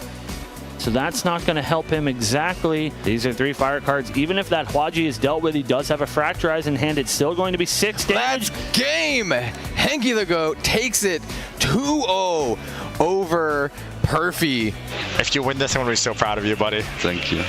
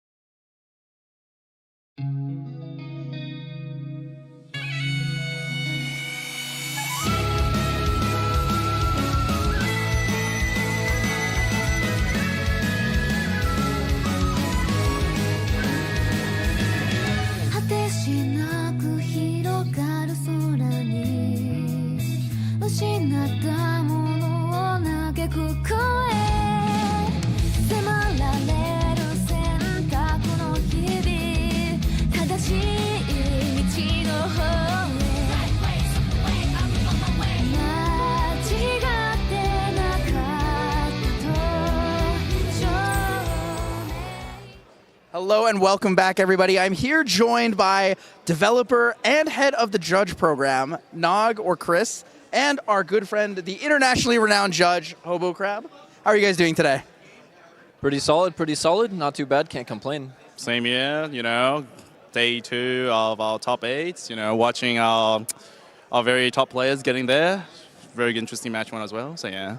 Yeah, it definitely was a very interesting match one there. So Henky the GOAT, obviously our European Nationals Champion of the Year, versus true champion Perfy, one of the up-and-coming stars. Like, absolutely fantastic performances across all events. Really came up and proved to everyone that he was a force to be reckoned with.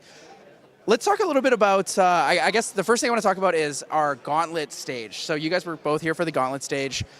How did you feel about how the matches went? Were there anything like really interesting, unique judge calls, or anything kind of like, whoa, never expected that to come up in a situation? In terms of interesting judge calls, there wasn't really anything that popped up necessarily. There was one awkward situation with sleeves that passing deck check, the sleeves at a certain angle did show a double face card in the back. It was a simple fix, but it was just a little bit protracted, but nothing complicated. It was just a bunch of clean play, solid players playing the game and having fun.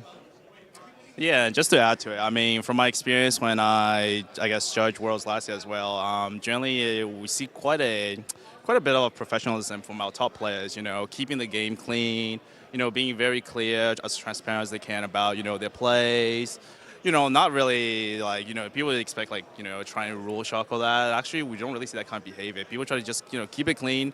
We're all here, this is a fair playing ground. We want to do our best, so yeah. Yeah, it's really nice and endearing to see that our players are so professional in that regard. Also, I mean, very clean play is obviously a great thing, right? Not having to deal with very complicated judge calls or difficult decisions, because nobody wants to give a game loss. Nobody wants to give a match loss in any regard. We like to believe that our players, for the most part, always have the best intentions for themselves and for other players. So looking towards that, we moved on from the Gauntlet stage, moved into, the Swiss stage here. Took it from the, I believe it was 28 in the Gauntlet, took the top 16, moved them into world qualification spots. Then yesterday we played the Swiss rounds, the Swiss stage, 32 players. We have now narrowed it down to 8. We are so close yet so far away from the finale of this year's Grand Archive World Championship. Were there any decks you guys really expected to see that you didn't see? I'm going to ask you first here, Hobo Crab, because I want your opinion. Being from a different region, I feel like your view on the game may differ from what we see here in North America.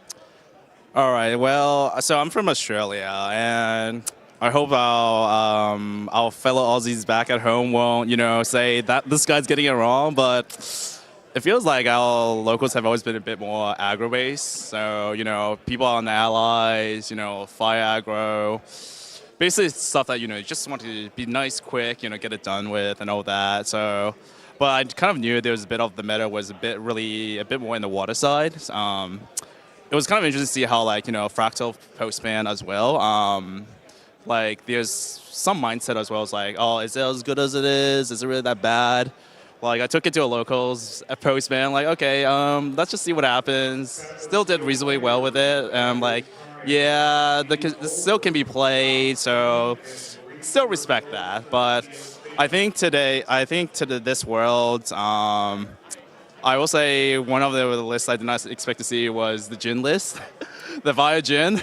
Yeah, the Jin list was spicy. I was really rooting for Jin. I think a lot of us here, yes. On the production side and the staff side, were like, dude, Jin in the Gauntlet stage, potentially going to Worlds. That's probably the one we really want to see, right? Me as a caster, I'm like, I got to see the Jin. The number. I'm a math guy. It's all about the numbers, right? Yeah. Enrage, Relentless Outburst, Shuangji. We're trying to look for the big numbers. I love seeing a rending for 50. Yeah, and I was the few times I passed by the Jin Blade, you just look at the damage 40-ish, 50-ish. Okay, yep, I think it's about that just one final shot, just see if you can get there. Yeah, that was definitely, I think it was one of the more, entertaining, more interesting ones, out of the Gauntlet. So yeah. Yeah, so, talking about all that, all the exciting decks that we were coming in, all the decks we were thinking about bringing into, the Swiss stage or the Gauntlet stage. I guess, the next thing, for more surprises, I actually do have a DTR spoiler here available for you and I. Obviously, you've seen it already, Chris. being a developer here. But we're going to put it on the screen. This is my first time seeing it along with yours, so I'm really excited. Are you ready to see the spoiler? I'm just gonna let the watchers a heads up. I'm not really usually phased by stuff. I'm usually look at cards and go, rule-wise, how does that work? So if I don't look surprised, that's normal. Cards don't have art for you. It's just rules text. It's about how complex it is, and I know all fellow judges out there, we all have our fun with the layers and all those rules, so we know. All right, well, without further ado, let's get it on. Let's take a look at the DTR spoiler we have here for you guys. This is a 5-cost Umbra fast action, a Guardian spell called Baleful Ablation. It is a CL bonus for this card to cost 2 less to activate. Deal X damage to all units except for your champion, where X is the lowest reserve cost among your omens. I'm just going to say, I come from a Magic background, I love my board wipes. I do love my board wipes, so I won't say no to board wipes. I mean, it seems like a pretty straightforward and simple card. It is essentially a 3-cost, hit the board with everything. It is a spell and an action, so it does have kind of that interaction with different things. So a null spell is available on cards like this. Incapacitate, obviously, the big one that everyone is going to look out for. I'm interested to see, though, because it says deal X where X is the lowest reserve cost among your omens. So this really pushes the envelope on having higher reserve cost, diversity in people's decks, right? We were talking about this yesterday during the design notes with game designer Silidar, and it was, we want to see more people playing things outside of just the simple 3 costs, the low 2 costs. So this card really benefits people who are playing those 4, 5, 6, sometimes even 7 cost cards. Yeah, I'll be honest. I haven't really looked in detail of the design notes because of yesterday, so I'm just crash coursing myself. But yeah, from first glance on the omens, definitely feels like encourage you to have a good variety of different reserve cost cards, and this card kind of pushes you wanting to play a bit more on the higher cost end. But as we always know, with higher cost cards, the risk of it is what happens if you cannot play it. And one thing I did find interesting about the Omen is the fact that you're trying to do a bit of I guess the Magic term, a bit of a looting with what you're doing, just to get stuff out of your hand that you don't need. Throw in Banishment, put it for something later. One thing I will say I do find interesting is also this is a fast speed board wipe, and I'm pretty sure most people know what it feels like to get on the Polaris land, so it'll be interesting to see how this card kind of impacts, this deck's performance, in particular probably against your ally matchups in particular. So, before you probably be like, okay, Carter swings, see if that just stabilizes. You now have a different option here, with your omens and all that. Probably a different way of saying, okay, I don't need to go Carter and then Carter gets responded to. You can just go, okay, I'll just, pass to you, see what you try to do, and then, respond with this. Yeah, so looking at the spoiler here, Chris, I do have a question for you about this. How do you feel about this kind of shift towards the stronger advanced element cards of the game? Do you feel like this is going to be a good introduction to things for the future for Grand Archive? So in general, our philosophy on advanced elements is it's an element that primarily serves to end the game quickly once you reach it. It should have that reward. It should have that feeling of you are now a level 3 champion. You are very powerful.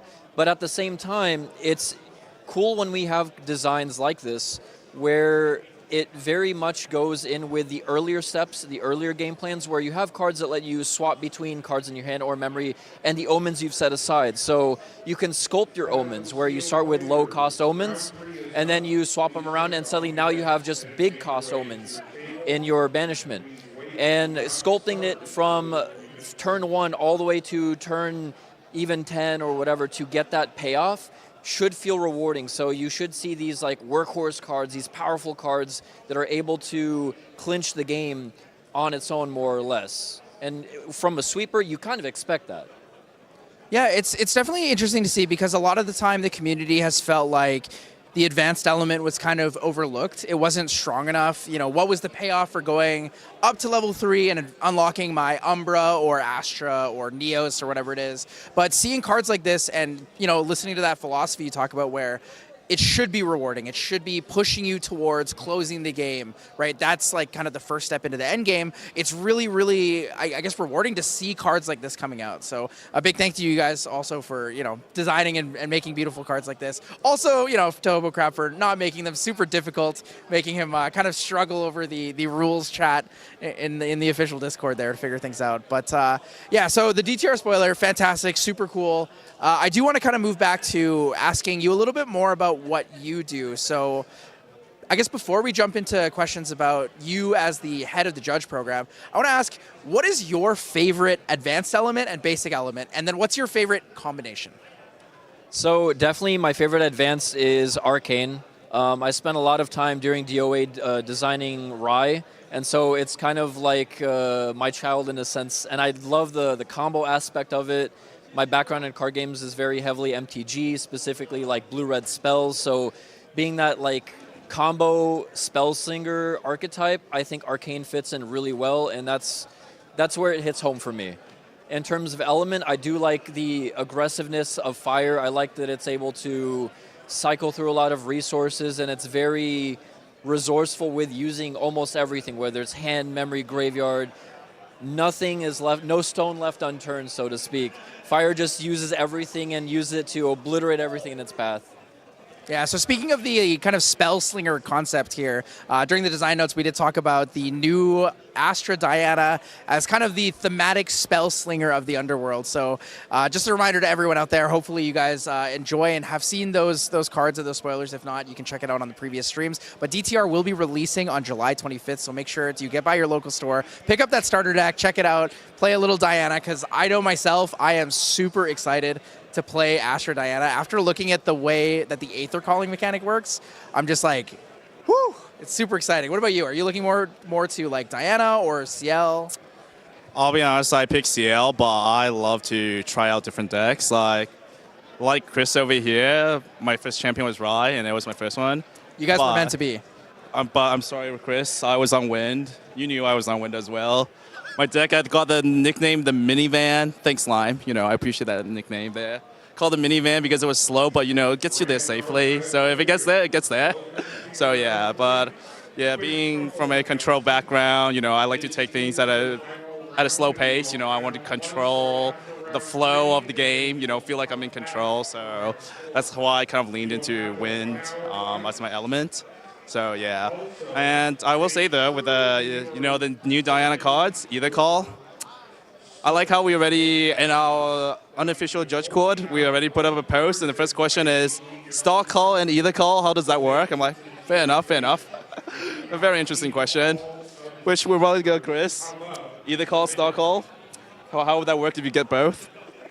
Yeah, so if, let's say hypothetically, a card had Star Calling and Aether Calling, you would be able to order the abilities in whatever way you would opt for. Essentially, you would have the benefit of choosing. So it sounds like you can Aether Call all of the Aether spells and then Star Call and Astrocyte.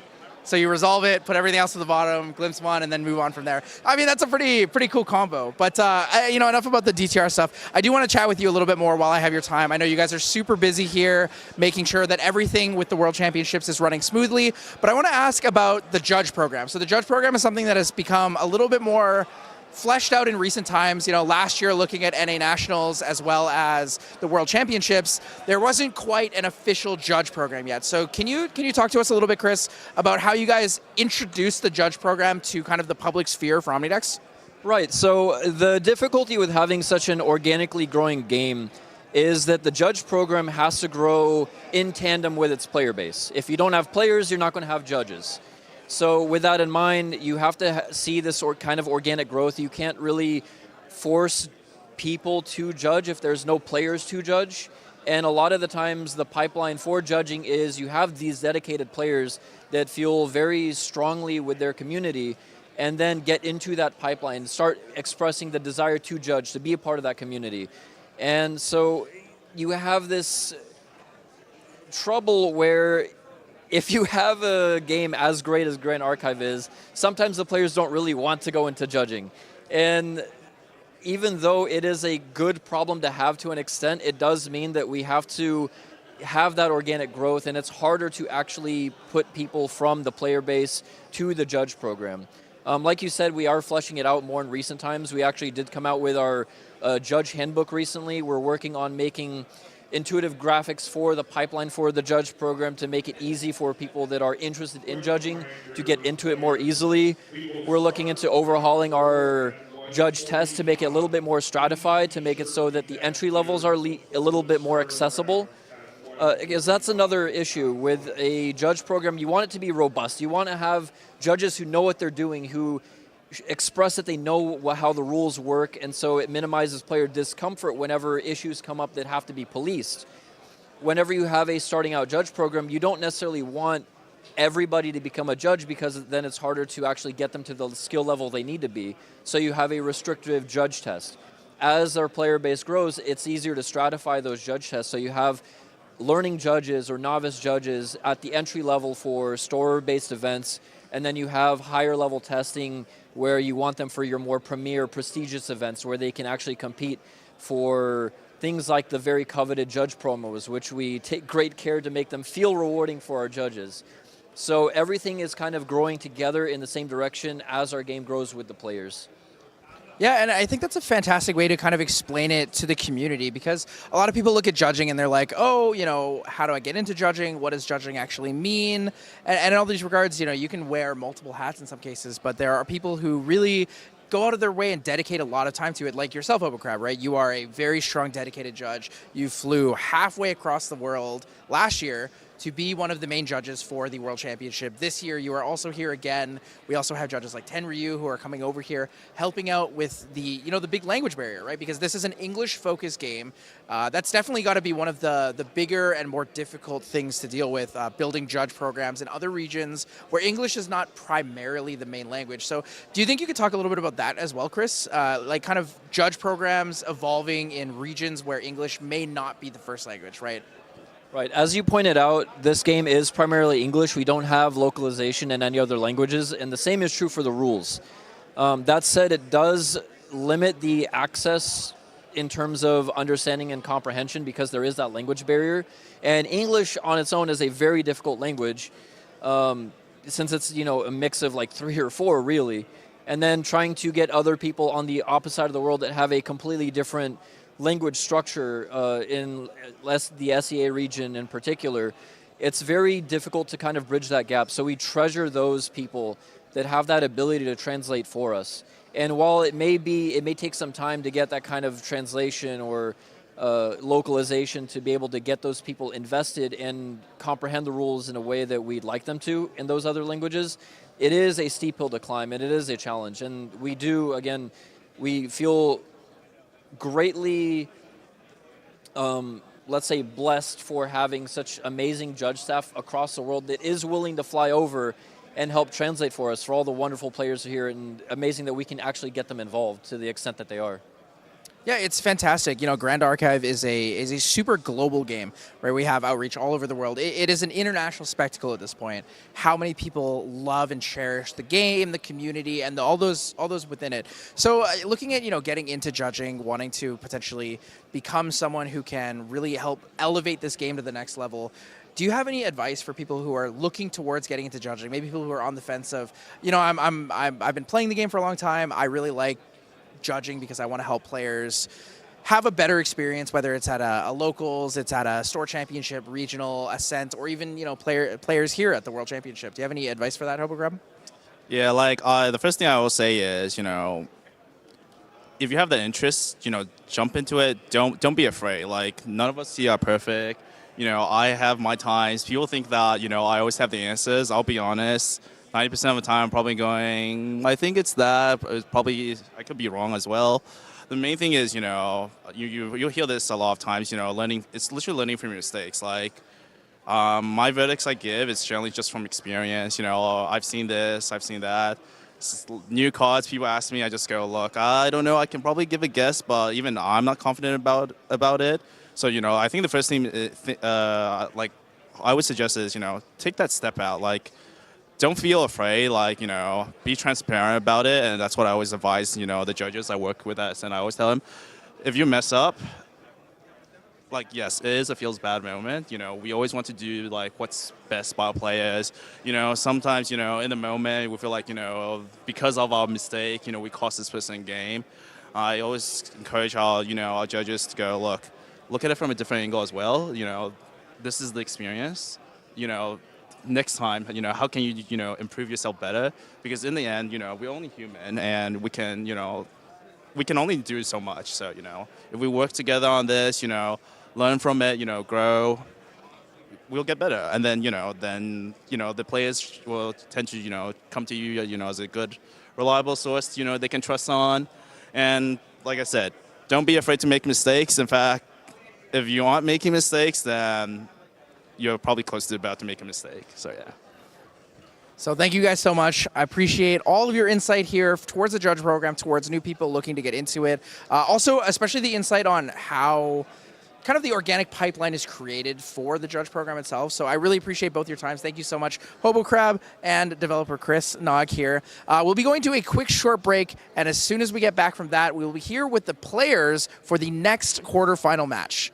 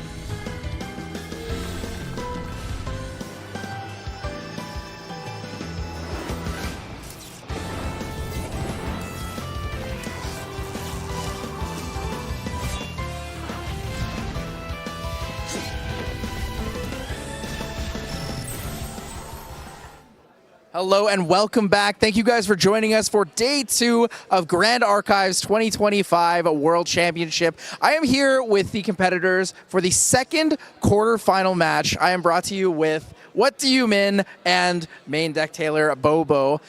How are you guys feeling today? Taylor first, how do you feel about making it to the top 8 of the World Championship? I'm ecstatic right now. This is great. This is like one of the coolest things I've done for sure, and I'm so happy to be here right now. Can't believe it. Yeah, and as well yourself, Ben. We had a chance to talk during an interview yesterday, maybe it was during the gauntlet round. But you've made it all the way here. How does it feel? Words can't describe how I'm feeling. What started as just a casual fun game into my first Store Champs win ever has kind of like led me on a journey all the way up to Worlds, which is pretty exciting. Yeah, and that's super exciting. And both of you guys also representing different teams. If I recall correctly, Taylor, you are, obviously, main deck. You do the podcast there with one of our lovely casters, main deck Dan. And then Min, you are also part of Creative Shock. Yeah. I personally didn't know that you had joined Creative Shock, but it's fantastic to see these teams that have been here since the beginning of Grand Archive, right, showcasing players at the absolute pinnacle of gameplay. So the first thing I want to talk about with you two here is deck list changes. So we went from the Swiss stage onto the top 8. You are allowed to change your deck list, right, all the way up until basically right before the first match. So I want to talk about you first, Taylor. You made a significant deck list change. I honestly didn't expect it at all. I really, really expected you to stay on Fractals. Can you walk me through why you made the change? Yeah, so I had Tristan in my back pocket for this situation specifically. I did really want to play Fractals again in top 8 just because it felt really good yesterday. It just like played super well. Rounds went really smoothly, but Amin was like looking at his deck list was one of the only Genbu players to really respect Fractals, and so just I couldn't play Fractals into it. There's too much hate. Like he was one of the only players to bring Beastpawn Boots and put that in the sideboard, and like that's just so tough to fight through when you got to fight through a QSG Grail or QSG Amulet and Boots, and just like it was gonna be a slog. And so I knew I needed to do something different, and Tristan just felt like the right call to have good plays into Genbu, and then if I can get this win, hopefully it's got good plays into the rest of the top 8 as well. Yeah, so it looks like in your deck here, you actually have a lot of things very specifically teched for this quarterfinal match. I'm seeing the Brackish Ludus there, the main board Lantern, alongside also you are playing the Censor of Restful Peace in the main. Now, Min, I gotta ask, looking at this deck list, are you nervous? Do you feel really confident to it? How are you feeling looking at knowing that main deck Taylor put in everything all in against you? The only thing I can say is I do not like seeing Brackish Ludus. Even though I've won my matchups against my opponents that were running it, it still doesn't feel great playing, trying to like stall and trying to clear Brackish Ludus. Yeah, it's definitely going to be one of those tougher kind of setups because we also know that as higher seed Taylor, you will be choosing whether or not you go first or second. We saw in a couple of the other matches yesterday, the players who went first with the Brackish Ludus, it was definitely a pretty oppressive kind of setup. It wasn't, a guaranteed win by any means, but it was really tough there. So, Min, when you're looking at a deck list like Taylor's here on Tristan, what is kind of the biggest fear? Is it really just the Brackish Ludus? It's mostly the Brackish Ludus. It hinders my game plan way too much, and I just and after the changes I've made, it's not really teched for it. Like I got the Sword of Seeking the sideboard to kind of deal with allies and Brackish Ludus now that I've learned that people are running it. But again, like my Tariff Ring is gone, so like allies can maybe steamroll me, but obviously I'm just going to continue to run whatever I feel most comfortable with and just see how it goes. Just let it ride. Yeah, looking at your deck list, there's a couple of things here that I really, really like that are kind of teched for this, not just necessarily just this matchup, but for the top 8 in general. Seeking Shot. I got to talk about it. Seeking Shot is like one of my favorite cards in the game. Seeing you running it there in the sideboard, what was the main focus for that? Is that for the black market brokers? Is there something else that you're mainly wanting to target with that? Or is it just another removal option? It's just an amazing removal option. Like the Frost Warns that I had to kind of slog through throughout my games all the way here. The Brackish Ludus, the Azins. There's plenty of targets where Seeking Shot would just decimate. Yeah, I also really like that you're playing the Frozen Dismissal there. So you have one in the main, one in the side, and that really forces your opponent to kind of respect that, right? Like, Taylor, you see the one of Frozen Dismissal, like, anytime you go to make a play with a black market broker or an ASIN, do you kind of think about that? You look at it, you're like, oh, man, I have to think maybe he has another significant option, right? I mean, you're always going to sit there and take like another, 2 or 3 or 4 seconds and like you weigh the odds and figure it out. And yeah, it's not really something I'm excited to try and play into. But maybe I just jam into it. We'll see. I don't know. YOLO. Sometimes you got to take risks, but taking risks, let's take it right into the head-to-head graphics. So we'll see your guys' stats for this tournament here. So we have Bobo, main deck Taylor, with the record of 6-2. What do you Min with the record of 5-3? Elo difference not too far, but a significant difference in the number of matches played here. Min, you seem to play a lot of Grand Archive. You must absolutely love this game. Well, yeah, I've just played a bunch since I got into the game. I dropped the most of my other TCGs that I've played but on and off, and just kind of like put my full focus into Grand Archive. And the community's been great, the game's been great, traveling for these events have also been like amazing. It's that's a big jump in difference. You're almost twice as many games as Taylor, and I genuinely thought Taylor played a lot of Grand. I mean, you do play a lot of Grand Archive, obviously. Everyone does their testing. These are all the official matches on Omnidex and such. But man, looking at these stats, it's like it really goes to show how many hours you guys put into the game, right? You guys dedicate so much of your life to this, and it's come to show. You are here again at the pinnacle of Grand Archive, the 2025 World Championship. You are playing your quarterfinals match to move into day 3, which will be the top 4. So I guess looking into this, with what everyone else kind of picked and changed, Min, did you have any other decks you were thinking about playing today? Not at all. I was just going to stick with Genbu and just see how it goes. 100% committed Genbu. I like that. That's like a lot of confidence. Like going into that, I'd be like, whoa, this guy had 100% confidence in Genbu. So what about Genbu do you feel is like why it's the deck for you? In the multiple options to kind of win games, you got the deck out option. You can get killed by non-combat. You can kill by damage. You can OCO to get over, like say something like Luxem and such. But against Luxem, you're more likely to mill them out than anything. Yeah, it sounds good. So thank you guys so much for joining us here. This is the kind of like pre-warm-up for the match. So good luck, guys, on your quarterfinal match. What do you, Min and Bobo, main deck Taylor? We'll be sending it over to the caster shortly, guys. So Red Zone Rogue, Lineage Break Cam, take it away, guys. Welcome back to the Grand Archive World Championship 2025 Quarterfinal 2. We are back in the booth. Cam here with Red Zone Rogue. How you doing, Kel? Oh, I am doing absolutely fantastically today.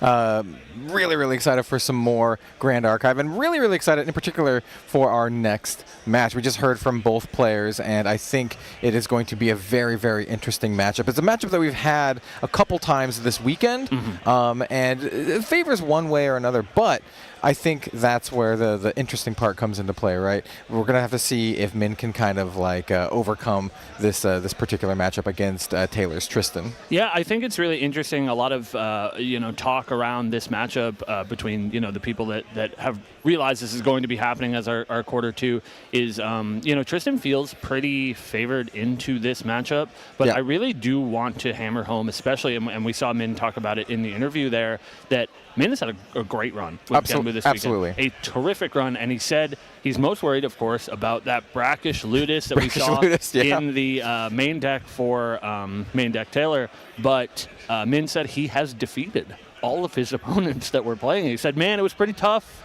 and I didn't like to see it, but I won anyway. Yeah, so we'll have to see how important that comes into play, but just the fact that Taylor's running 3 main deck means the first game is still very threatening, right? It's not like a post-sideboard thing. He's still running 3 in main, plus an additional 1 in sideboard for the extra sideboard game. So, yeah, I mean, the Ludus is just brutal against the Genbu deck, making it so that when any card is put into graveyard, if it has floating memory, just immediately gets banished, which is just a silver bullet in every regard. Yeah, both of these decks are sort of moving towards a later game strategy. Sort of playing for the long game, right? And so cards like Brackish Ludus are used to sort of slow down that game plan, because anybody who can get their game plan rolling and do it most successfully is, I think, going to be the one that comes out on top. There's, of course, these like slice and dice lines in Tristan, right? But you are never going to get a slice and dice line through on this game. It's going to be really, really hard. And as we've seen in previous days, basically you're just kind of like trying to set up for a big shadow strike, maybe in conjunction with some ominous shadows and some other incidental allies. But that's kind of the main game plan. If Genbu stumbles, depending on draws, you could potentially do a slice and dice line. And that's one of the strengths of Tristan, being able to pivot between like this mid-rangey kind of like bursty kill and then having this late game. Genbu's somewhat similar as well, right? They have multiple avenues of attack. Sometimes it's literally attack, right? And we saw yesterday with like sticking some allies, protecting the allies, just getting there with like Frostborn Paladins and Seaside Ringleaders. But you also have your Genbu, and you also have your Fractal of Polar Depths, right? So you have multiple avenues of attack, and these are the kind of things you're going to want to pay attention to when we get to the feature match. Yeah, it's about that versatility, and I think especially, like you said, with Genbu and, a player as strong as Min is, he will know when to make that pivot. And, same goes for Taylor, right? Both decks that can pivot on a dime, and so it's going to be really important to pay attention to what we think the player's sort of current game plan is, because that plan can change at any time, right? If you're looking for that fast Shadow Strike kill and then Min flips his Genbu, that becomes a virtual impossibility, and so you have to switch gears, and it goes the same way. If you maybe can't finish the game through damage as Min, you have to look at maybe, can I find enough Fractal of Polar Depths to go for that alternate mill win condition? I think going to be really interesting how these players do eventually finish out the game, and I think those early turns are all about sort of establishing that tempo. Yep. The tempo and just exactly how much interaction both player has with each other. As we saw, like Taylor's got a lot of tech for this particular matchup. Not just the Ludus, but we also have like the Sensor in main as well, which can be another backbreaking card. And so it's just all about like overcoming each other player's interaction. And sometimes, like I mentioned, it just boils down to just like sticking some allies and just protecting them and getting there that way, because both decks have a large amount of interaction. We have, even Assassin has a incap, right? Right. So there's going to be a lot of like interplay here. Yeah, I think that interaction is going to be really important, and one of the problems that Genbu does have as sort of our de facto best deck, that people are really considering it to be at the top of the food chain, is there is a target on that Genbu player's back. But of course, again, we have to mention, Min knows this, and he's been playing with that target on his back all weekend, and he is still here playing in the quarterfinals of the top 8 of the World Championship. Yeah, actually one of, if not the only Genbu player in the top 8 here. Some players have pivoted between decks and stuff, so I think it is going to be like a pretty interesting one. And like traditionally speaking, like we said on feature match, I don't think Genbu has won versus Tristan, at least on the feature match area this weekend. I have done a couple rounds, and it's usually fairly Tristan favored. Yeah, it is pretty tough, and for sure. But if anyone's going to do it, it's these Genbu faithful players, and that's what Min said in the interview. Genbu is the only deck I was thinking about, and I'm so practiced on this deck that this is the one that I think that I can take to the finish line. And as you said, some of the other players have played Genbu this weekend, but maybe it was that decision where it's like, I know I'm a good player, I can play Genbu fine, and it's a really good deck, so I'll play it for day one, maybe I'll play it for Swiss, etc., etc. But Min knows coming in, this is my deck, this is the deck that I know how to play. Yeah, the absolute best. Yeah, absolutely. And we will have that feature match for y'all very, very shortly. As you just saw, the players were actually quite literally sitting, doing the interview. So they are currently now going to the feature match area, setting up, getting everything all ready for that. So we will have that very, very shortly. In fact, let's go ahead and take a look at, we have a graphic for the rest of today for the bracket. So let's go ahead and take a look at that.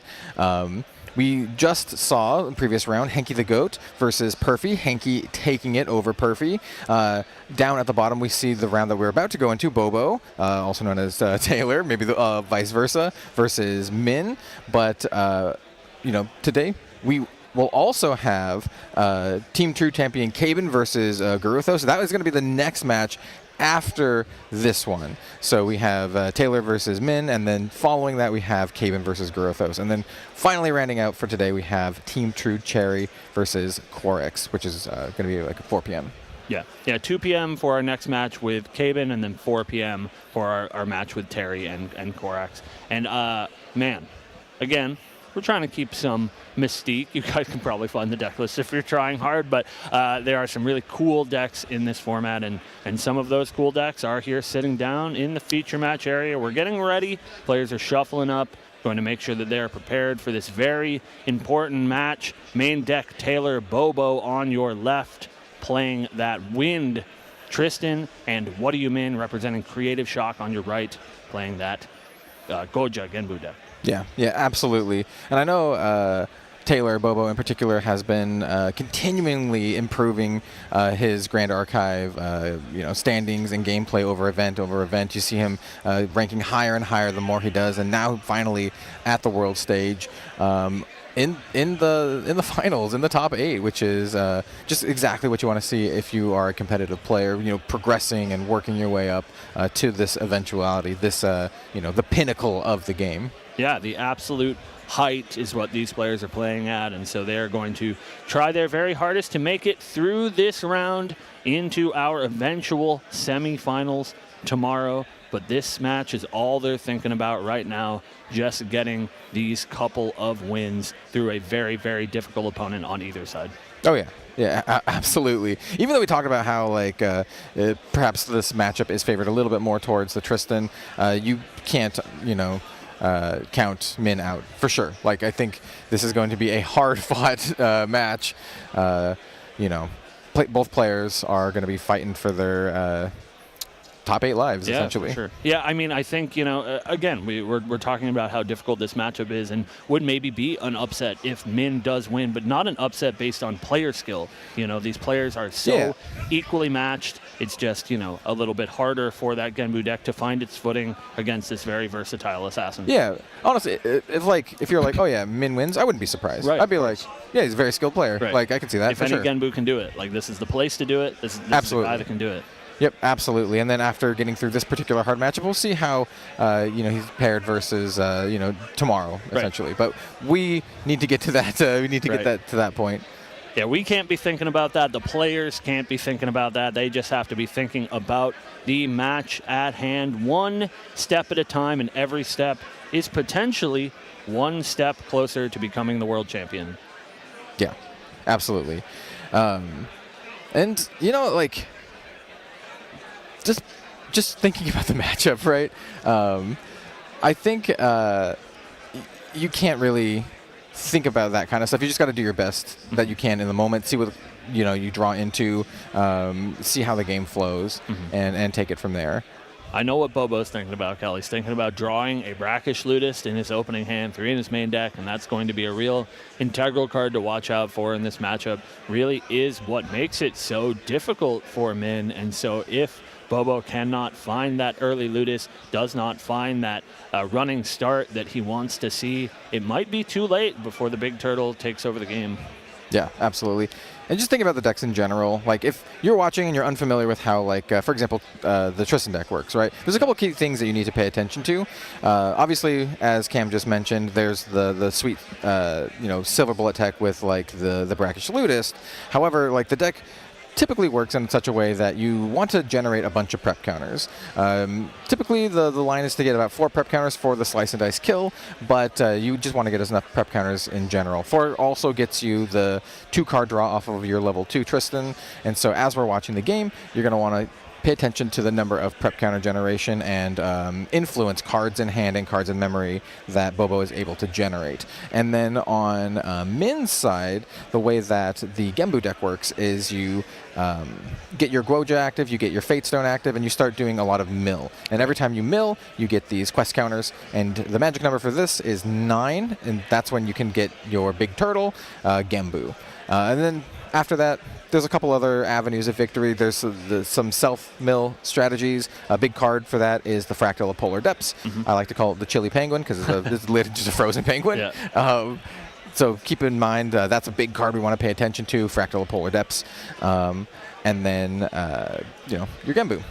Yeah, sort of both these decks center around these big haymaker cards, these powerful cards in an otherwise deck full of lots of interaction and lots of consistency pieces that help you find those big powerful cards on either side of the matchup, either those fractals, those resonating fugues for Min, or those mastermind schemes, those shadow strikes, those slice and dices from Bobo. We'll see who finds them and who can deploy them the safest. I think that is the problem here in this matchup. Both players, as you said earlier, just so dense with interaction. And so it's all going to be about how can you safely deploy these really powerful threats and force them through to maybe get the win. Yep, and both decks have a decent amount of allies that have good effects, but are just incidentally allies that can do damage. We've seen like Frostborn Paladins from Genbu put in a ton of work. And in some cases just get there by themselves, right? As well as stuff like Seaside Ringleader, which is kind of like this really, really nice 2/2 ally, but can also accrue you value after it goes into the graveyard, and also potentially buff up some of your other allies like that Bovine, right? Right, yeah, I think the allies package in the Genbu deck is really understated. It does actually have a real significant amount of power to it, just in that every single ally that Min is going to look to play in this matchup does, as you said, generate some sort of value, either Tidestone Bovine, value when it attacks, value when it dies because there's floating memory. Seaside, as you said, can be banished from your graveyard for some extra value. Frostborn Paladin, we can talk until we're blue in the face about the value that card generates. So yeah, I think that is a pretty reasonable backup plan, and especially in a matchup like Tristan, where Tristan is a very influence-based card advantage sort of engine, you really do have to fight her on that axis and don't let her get too much more influence than you have. Yeah, absolutely. I mean, just thinking about it, actually, now that you mentioned like the Frostborn Paladin, and both decks, I think, feature some of the best allies in the entire game, right? Because Bobo is running Sadie, and I think you could maybe argue between Sadie or Frostborn Paladin, but I think they're definitely up there as like some of the best allies in the entire game right now. Sadie even being run in non-assassin decks just because of how resilient the card is and how annoying it is to deal with, being able to come back to your hand. But it's extra good in assassin because you also get that prep counter that you can use, as well as. Okay, it looks like we are ready to go down to our quarterfinal match 2 here at the World Championship. Bobo on your left, What Do You Min on your right. Bobo going to start us off with that Wind, Tristan, a couple of copies of Reclaim, and of course, the perfect start, a Windmill Engineer Imbue. 2 wind cards, draw a card into memory, and then of course we do see that Reclaim is going to immediately pick up that Windmill, not leaving any chance for Min to interact with this, just going to get that quick value play and leave a very clean level to Tristan next turn. Yeah, absolutely. This is exactly what you're going to see from the Tristan deck a lot. You play your allies, you get your value out of your allies, and then you make use of them later by returning them to your hand. You'll see this a lot through this game. On Min's side, we have a Spirit of Water, and there's a couple avenues here that you could go and have a nice first turn. One of them is this Fractal of Rain, which is really, really nice for setting up future self-mill or future mill, right? So you can kind of get that Genbu train rolling. And this is a really good way to do it. We see an Idle Thoughts, a card that is really seeing some competitive play in this Genbu deck specifically. And exactly like you said, Kel, Min is going to look to set up his top cards so that he can use that Fractal of Rain to put some of them, the ones specifically that he wants, into his graveyard. So a really clean start from both players, are dueling Imbue cards, and we'll see who comes out on the eventual top. It looks like Min was thinking about putting down one of those Frostborn Paladins that we talked about, but he's going to choose just to hold up some interaction. Does have a Tidal Lock and a Fracturize available to him. Yeah, it might be a little bit safer to sandbag the Frostborn Paladin to, as you mentioned, use as interaction rather to use as like a little bit of damage right here. Essentially what you're looking for the Genbu deck is they want to have cards in their graveyard, specifically water and or floating memory cards in their graveyard. There are multiple cards that care about that, so that's something you really want to pay attention to. Number of cards in graveyard, but specifically floating memory and water. Here we have the Windmill Engineer coming on down for a second time, perhaps not the last time, getting a lot of value, getting that extra little bit of chip damage and that influence. A Windmill Engineer, somewhat of an all-star for wind ally-based decks. And this is not technically like an ally-based deck, but you still use it. It's an ally, chips in, gets you really good value. Yeah, if you're looking to have a start, this is about as good as it gets for Taylor. Does have another Reclaim in hand to pick up that Windmill Engineer, but does also have a very powerful Incapacitate if Min wants to play anything that Bobo deems too much for this turn. We are going to see Goja level 1 on the side of Min. He is going to then get that Sapphire Fate Stone, start the mill train rolling. Does hit a Tidestone Bovine with one of his mills, 1 floating memory added. And of course, as we mentioned so many times before this match started, Kel, no Brackish Ludus in sight. So Min is allowed to play the game for these first few turns. Yeah, exactly. So we'll have to see if Bobo can end up drawing into one of the 3 main deck Brackish Ludus. But now we see the Frostborn Paladin coming on down. We're going to get the extra Banished Floating Memory, get that buff counter and card draw. This is why this card's so good. It is essentially a 3-cost 3/4 that draws you a card. It also has Intercept, just super, great amount of value. And you got to know that this Frostborn Paladin is getting into the red zone, definitely taking out that Windmill Engineer. You just don't want to keep giving him that value. And an insane amount of respect here shown by Bobo. Does have a reclaim, could have tried to pick up that windmill, but he knows that it probably would not go the way that he wants it to. So instead, just going to opt for a Fairy Whispers here. Pretty nice couple cards off the top of Fairy Whispers.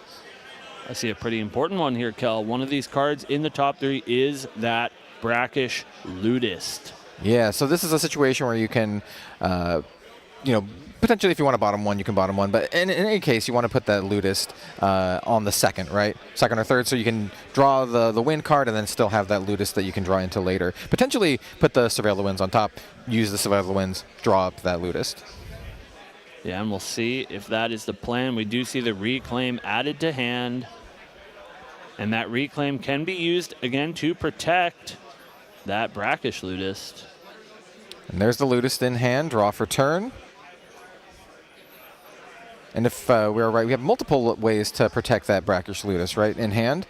So sticking the Ludist and protecting it until you can maybe get into late game, set up some big Shadow Strikes, could be an avenue of play here. But we see a nice little Scatter Essence coming on in, clearing up that Fractal of Rain. That's going to deny a little bit of resource generation, but also, more importantly, deny that mill turn after turn. Yeah, this is some massive tempo here to be able to not only deal with that very powerful Fractal of Rain, but adding a floating memory to Taylor's arsenal here. He can use that once again to level up when he's ready. It's all about getting value with this Tristan deck, and he wants to get to level 3, of course, but the safest and the most efficient that he can. On Min's side, we see a card milled yet again with that Sapphire Fate Stone. In this case, it is an Idle Thoughts floating memory added for Min as well. Then we're going to see this Portentous Tengu cracked, a card drawn into memory, and we're going to go to the main phase. Yep, absolutely. Noted that Taylor opted not to play the Brackish Ludus last turn. Potentially, waiting for a turn where it's going to be a little bit more impactful and when he feels a little bit more comfortable keeping it safe. Yeah, this Frostborn Paladin on the board is a bit of an issue for that 1/3 Brackish Ludist. So Bobo may be looking to play that Brackish Ludist on his following turn, where at least if it does come to harm's way, he can reclaim it. Ooh, here we have another Frostborn. Another Frostborn Paladin. This one is the nice alternate art version, but a Frostborn Paladin nonetheless. 2 Frostborn Paladins on the field is actually a potential path to victory, right? These are 3/4 allies punching in for damage every single turn. Now 6 damage a turn. Bobo is going to have to deal with them. Yeah, I think you're exactly right, Kellen. You talked about this before we started the match, that this ally package can really be devastating if it is unanswered, and this is a great way to start. We see some more even in that Tidestone Bovine that, of course, Min isn't looking to play here, just holding up some interaction, but he does have a lot of pressure that normally this Genbu deck is not known for. Yeah, absolutely. It's one of those situations where Min's like, I got these 2 Paladins, and it's on you to deal with them. And if you don't, well, they're just going to hit you for 6 every single turn. Right. Also note, we did get another Fractal of Rain coming on down, so immediately replacing the previous one that was destroyed. Just really nice getting that consistent mill turn after turn, powering up your Genbu counter so you can flip the big turtle later. We see Bobo thinking about his Materialize, and we saw a bit of a tilt of his head. Maybe he thinks there is some sort of unintuitive line here. He does grab a Blinding Orb.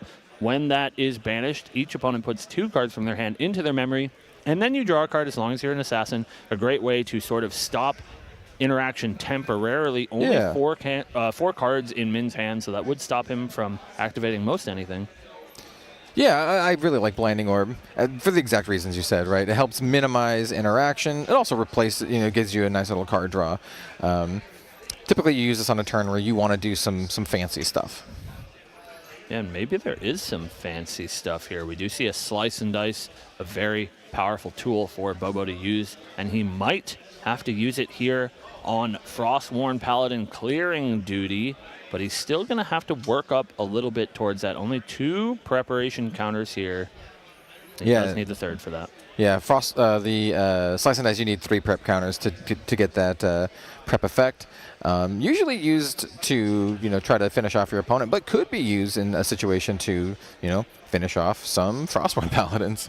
We see a black market broker here, the brand new SP3 art. Yeah. Bobo's upgraded his deck a little bit since last night. Yeah, I mean, SP3 just becoming available just yesterday. And we do see the Slice and Dice coming on in. It is prepped, and the target is Frostworn Paladin, as we mentioned. If this does hit, Bobo will be getting a 2nd attack as well. The first attack isn't lethal, but combined with the Black Market Broker, it is. So that is a nice use of resources to take care of some very, very powerful allies. Yeah, really smart here. That Slice and Dice, when prepared, has the on-hit to generate a 2nd attack for 6. So use that first attack for 3, mark some damage on Frostworn, the 2nd attack for 6 to kill the 2nd Frostworn, and then Black Market Broker to finish off the job on that first Frostworn Paladin. So now a nice clear board for Bobo. We're going to pass it back over to Min, doing some milling with this Fractal Vrain and this Sapphire Fadestone. Picking up quite a bit of floating memory. Really, this lack of a Brackish Ludist is pretty devastating, and it's just been such a great start from Min that Bobo is having to be a little bit on the defensive, especially last turn, using his whole turn to deal with those Frostworn Paladins. Yeah, absolutely. And here's another Frostworn Paladin. It's better than 2 Frostworn Paladins, your 3rd Frostworn Paladin, and with more than enough floating memory to activate that effect. So that's going to come on in and easily take care of this 2/3 Black Market Broker. Not exactly what Bobo wanted to see after spending enough resources to take care of the previous 2. Yeah, we said this when we were talking about the matchup. The tempo is so important, and tempo is firmly in the hands of Min here. We see a Fractal of Polar Depths played as well. One of the alternate win conditions for this Genbu deck does really add up the number of water cards in your graveyard, and you can eventually point these towards your opponent and mill their entire deck should you find enough time and enough copies of this Polar Depths. So it's something Bobo's going to have to be worried about. Yeah, absolutely. The typical play pattern with this is you'll use it early to mid-game to mill yourself, and then late game you'll use it to finish off your opponent, depending on the situation. Let's see, Bobo is deciding to materialize. Okay, paying a lot of respect to the Fractal of Polar Depths. Here we have the Nullifying Lantern, which is going to make all cards in Graveyard's Norm element, and the Fractal does care about Water element cards specifically, so we're going to see an activation of that Fractal of Polar Depths immediately in response before the Nullifying Lantern is in play to get value out of that. Yeah, really interesting play here as well. It was a Lost in Thoughts activated for 1, and then the Fractal of Polar Depths was cracked, milling Min, and so he uses this Lost in Thought for 1 to be able to draw an extra card, I believe. Staring at a Bovine in hand. And this is still on Bobo's materialization. So now we're going to do a Recollect and then draw for turn. Dream Fairy could be a potential way to clear the way for get rid of this Frostworn Paladin. Maybe potentially stick a Brackish Ludus finally. Yeah, not a whole lot of interaction available right now to Min, so it could be a place for Bobo to, as you said, stick that Brackish Ludus. Yeah, he has a couple different play lines here. He's sitting on some dungeon guides. We have some late game cards like Shadow Strike. We do have an Incamp in hand, I believe, as well. That's the alternate art, as well as Ensnaring Fumes. So there's a decent amount of options here. I don't necessarily hate just trying to stick a Ludist in the situation.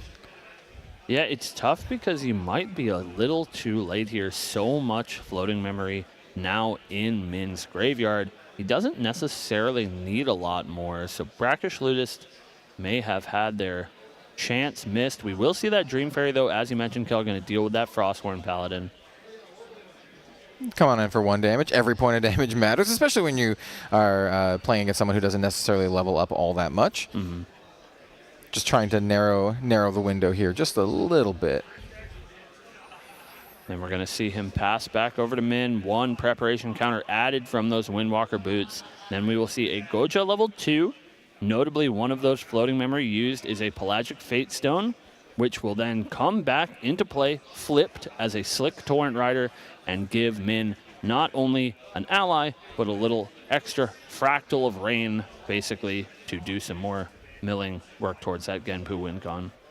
All right, that is a Fractal Polar Depths milled, so that's something to keep in mind. Number of Polar Depths, in deck or in hand versus the number that are in the graveyard or banishment, so that it's 1 less Polar Depths without, barring some shenanigans. Mm-hmm. Yeah, there is something to talk about that maybe we'll see in this matchup that does typically go pretty long, is there is this ability to use Tabula of Salvage, which is a card that Min has, to sort of rebuy those Fractal of Polar Depths in the ultra late game. And so if this game does slow to a crawl, that can be a way that Min finally closes the door at the end of the game. Yeah, we see this Seaside Ringleader being activated from the graveyard. You can banish it and then draw a card. And then you also get this ability to get buffs on your animal and beast allies you activate this turn, which is pretty sweet, especially if you're sitting on that bovine. Which is, we see a missiles here. Yeah, missile's going to be for 2, and 2 is enough to deal with this Dream Fairy. So Dream Fairy going to be extinguished, and that will once again unlock the 4th Frostborn Paladin from What Do You Min in this first game. Yeah, the Frostborn Paladin, just sticking the Frostborn Paladin and protecting it is, like we mentioned, like a definite path to victory. Especially when you keep getting value out of them, right? They replace themselves, and they're still just 3/4 threats. Oh, a huge draw step as well. Another copy of Fractal of Polar Depths added to the hand. Of course, with that Nullifying Lantern in play on the side of Bobo. Not a whole lot you can do with Fractal of Polar Depths now, but there are several outs in this deck to deal with that Nullifying Lantern, and so that's something that's got to be in the back of Min's mind. Absolutely. And we still have the threat of Genbu flipping now with more than 9 quest counters. Genbu, even if you don't do the swap, you can still jam in for 3. So Genbu is a 3/9 at base with the ability to get an additional health on activation equal to the number of water cards you have in your graveyard. Currently, there are no water cards in any graveyard because of that Nullifying Lantern, but it can still attack in for 3. We do see the Censor of Restful Peace coming on in. This is a card that also attacks the graveyard, but makes it so that they don't have any abilities. So this affects stuff like Floating Memory, but also stuff like the Seaside Ringleader. Just a really, really nice tech piece versus Genbu, following up with Surveil the Winds. Nice little prep counter and card draw. Drawing into another Fairy. Fairy, once again, can help just kind of mitigate the onslaught of these paladins. Absolutely. All right, let's see. Once again, lots of options. Taylor taking it a little bit slow on leveling champion, opting to just go for more interactive pieces, which I think is what you need to do in this situation, especially when you're sandbagging some dungeon guides. We do see that Dream Fairy coming on in, but it's going to be met with a refusal, or a dismissal. Yeah, such an important card is Dream Fairy here against What Do You Min playing Water Genbu. And we are going to see the respect given with Frozen Dismissal, and that's going to be enough to deal with that Dream Fairy, leaving this Frostborn Paladin in play. Absolutely. Yeah, I mean, currently the game is essentially revolving around this Frostborn Paladin, right? It seems somewhat innocuous, but when you say, this is one of the best allies in the entire game, we mean it. It is literally one of the best allies in the entire game. Yeah, and I mean, we've said it a couple of times, but if you can protect this Frostborn Paladin, you can sort of ride it to victory. Already 9 damage counters on Bobo, and he hasn't really been given the space to level up yet. So if you can put on the pressure now, you might be able to end a normally pretty long matchup in sort of quick succession. Yeah, and I want to point out you can't discount the ability for Tristan to just kind of like get to level 3 out of nowhere off the back of like dungeon guides and then just Shadow Strike and try to close out the game. So even though it looks like, just looking at the life totals, you might be like, oh, Tristan's taking 9 damage, Guoja's sitting only at 2. You can never really count that quite as a litmus test of how this could potentially end. Still a lot of back and forth and still a lot of game here. Unlike the first round of the top 8 settle-in, this one's going to be a little bit of a longer one, especially since we have untimed rounds. Yeah, of course, grab yourself a snack, grab a drink, settle in with us for a very intense but I think very lengthy matchup this one's going to be. Yes, absolutely. Especially since both decks excel pretty well into the late game. Oh, wow, this is pretty huge. You see a young beast bonder on enter. You put a buff counter on another target ally you control, and if that ally is a beast, you put 2 counters on it instead. Going to turn this slick Torrent Rider into an actual ally that can attack. It's going to be a 2/5. It's a big boy. It's going to be a 2/5 Dolphin. So this young beast bonder is currently not in play yet. Bobo has a chance to respond. And he's thinking about, for maybe the first time ever, interacting with a young beast bonder while it's on the effect stack.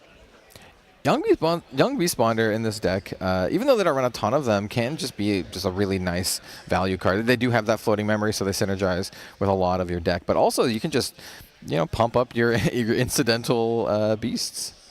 Oh, wow. Looks like in response to the on-enter, I believe. So it looks like young beast bonder has resolved, and then in response to the on-enter, we're going to see an ensnaring fumes returns all allies to their owner's hand. Bobo just trying to make what you mean really work for these value plays. Says you can do all that again, but it's going to take up your whole turn if you want to do it, and I'm totally okay with taking this game a little bit slower. Yeah, absolutely. And Bobo able to play that for free using the alternate cost of just removing some prep counters from your champion, which is really, really nice. Also has floating memory too. Yep. Ensnaring Fumes is a really, really powerful card in the Tristan deck. Yeah, a killer card all the way back from DOA that has really picked up steam, especially in this format. So powerful against specifically cards like Genbu that are really hard to remove from the board and can just get swept up by something like an Ensnaring Fumes. So here's another Seaside Ringleader. And this is one of the cards that we've seen in these Genbu decks that seems like, it's just like, yeah, it's just a 2/2, but they can sometimes get there the same way that the Paladins can, because they're just... They're not exactly sticky in the traditional sense, but it's a 2/2 that you can get value out of later, and it just can be just kind of what you need to seal the deal. What? This is huge. An immediate flip of Genvu into a Resonating Fume, into an in-cap, a Tidal Lock, says that's okay, and that... He steals the game. He's got him with the Swappler. So what happened is Genbu came into play, Genbu being a 3/9, and then the Fugue swaps Genbu's attack and defense, thereby being able to attack for 9, and then, clearing through all of the interaction.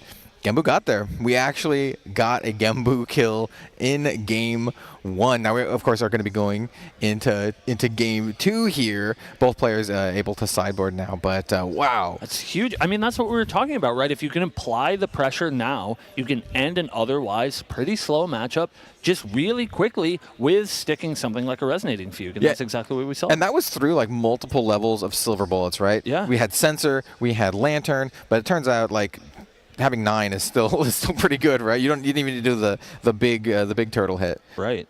And man, I mean, Bobo has to be feeling confident in this matchup, but after just such a quick Genbu kill, he knows this isn't going to be an easy walk. Min is not going to let him through just like that. Yep. Min saw the line, saw the kill, and just went for it. And Taylor did have the interaction in hand, but it just wasn't enough, especially if Min's like, you know what, I have my own level of interaction too. I have my backup plan. So let's take a look at sideboards here. We do have Bobo's in front of us, and one thing, of course, sticking out to me is one additional copy of Brackish Ludus to bring it up to a crisp 4 of. He also has one Viridian Protective Trinket, going to be super, super good into these water decks, especially Genbu. Absolutely. And then also, maybe these 2 copies of Verdigris Decree, it depends how much he values keeping those fractals off the board in Polar Fractal Depths, rather, Fractal of Polar Depths, sorry, and the Fractal of Rain. So maybe those come in as well. Also notably has a Quicksilver Grail instead of his Grand Crusader's Ring. I'm not sure if this is the matchup where he needs to protect those material deck cards, but we could see him value that. Right, absolutely. So yeah, it can make his matchup just a little bit better. Let's go ahead and take a look at Min's sideboard. We have some interesting. Taking a look at this, we have Extricating Touch, which I think is a really, really nice card to come in. That card can just rip apart your opponent's hand or memory and get rid of really, really key cards. We also have stuff like Song of Frost, which is just a really, really good card against any deck that wants to attack for the win, and that's exactly what Tristan wants to do. I think both of those are defensible picks to bring in. Yeah, so we'll have to keep an eye out on both of those cards. Yeah, and maybe this Blinding Orb as well. We did see sort of the way that Min stole that game with that Genbu is through having enough interaction to plow through any of the incapacitates, any of the extra pieces of defensive tech that Taylor had, and so maybe Blinding Orb can be used just to remove some of those options. Yeah, I think that could be a good option too. Blinding Orb, I usually think of it personally as like, oh, this is like an assassin card, but yeah, you can definitely use it here. I think that makes a lot of sense. Yeah, especially a little bit worse in his deck. He doesn't get to draw that card. Yeah, right? but I mean, if you need that ability to reduce interaction, yeah, I think it's a good choice. So yeah, we're going to be going into round 2 of match 2 here in the quarterfinals at Grand Archive Worlds. This is definitely an interesting one, right? Bobo Taylor from Team Main Deck is down 1 game, piloting a deck that is considered to be a favorable deck in this matchup, with Min up 1 game. So already settling in to be kind of a nail-biter. Yeah, Bobo's got to be feeling a little bit shaken after that one. A game that I think he probably felt was firmly in hand. He was really controlling the pace of the game, but one slight hole for Min to push through that Genbu was enough to get it done. So Bobo, of course, going to shake that off. Of course, these players are no stranger to this high-level competition, so they're not going to let the nerves get to them, but Bobo really does have to clinch out this next game, or What Do You Min's going to take it 2-0. Yeah, absolutely. Absolutely. And once again, can't underestimate and can't understate the value of just having, like, little dudes on your board, right? Frostwind Paladins can be a little bit bigger, but, like, just the Seaside Ringleaders, all of them can be a really, really important part, whether they're feeling your mill strategy or just chipping your opponent down to get them into some Genbu lethal range. Taylor is going to start first, draw his 7 cards, and let's see if he has a good opening first turn. Playing any ally that replaces itself or gets your prep counter, Windbless Lookout or Windmill Engineer are typically kind of what you want to do here on the first turn, but we'll have to see what he draws into. I do see some Windmill Engineers, though.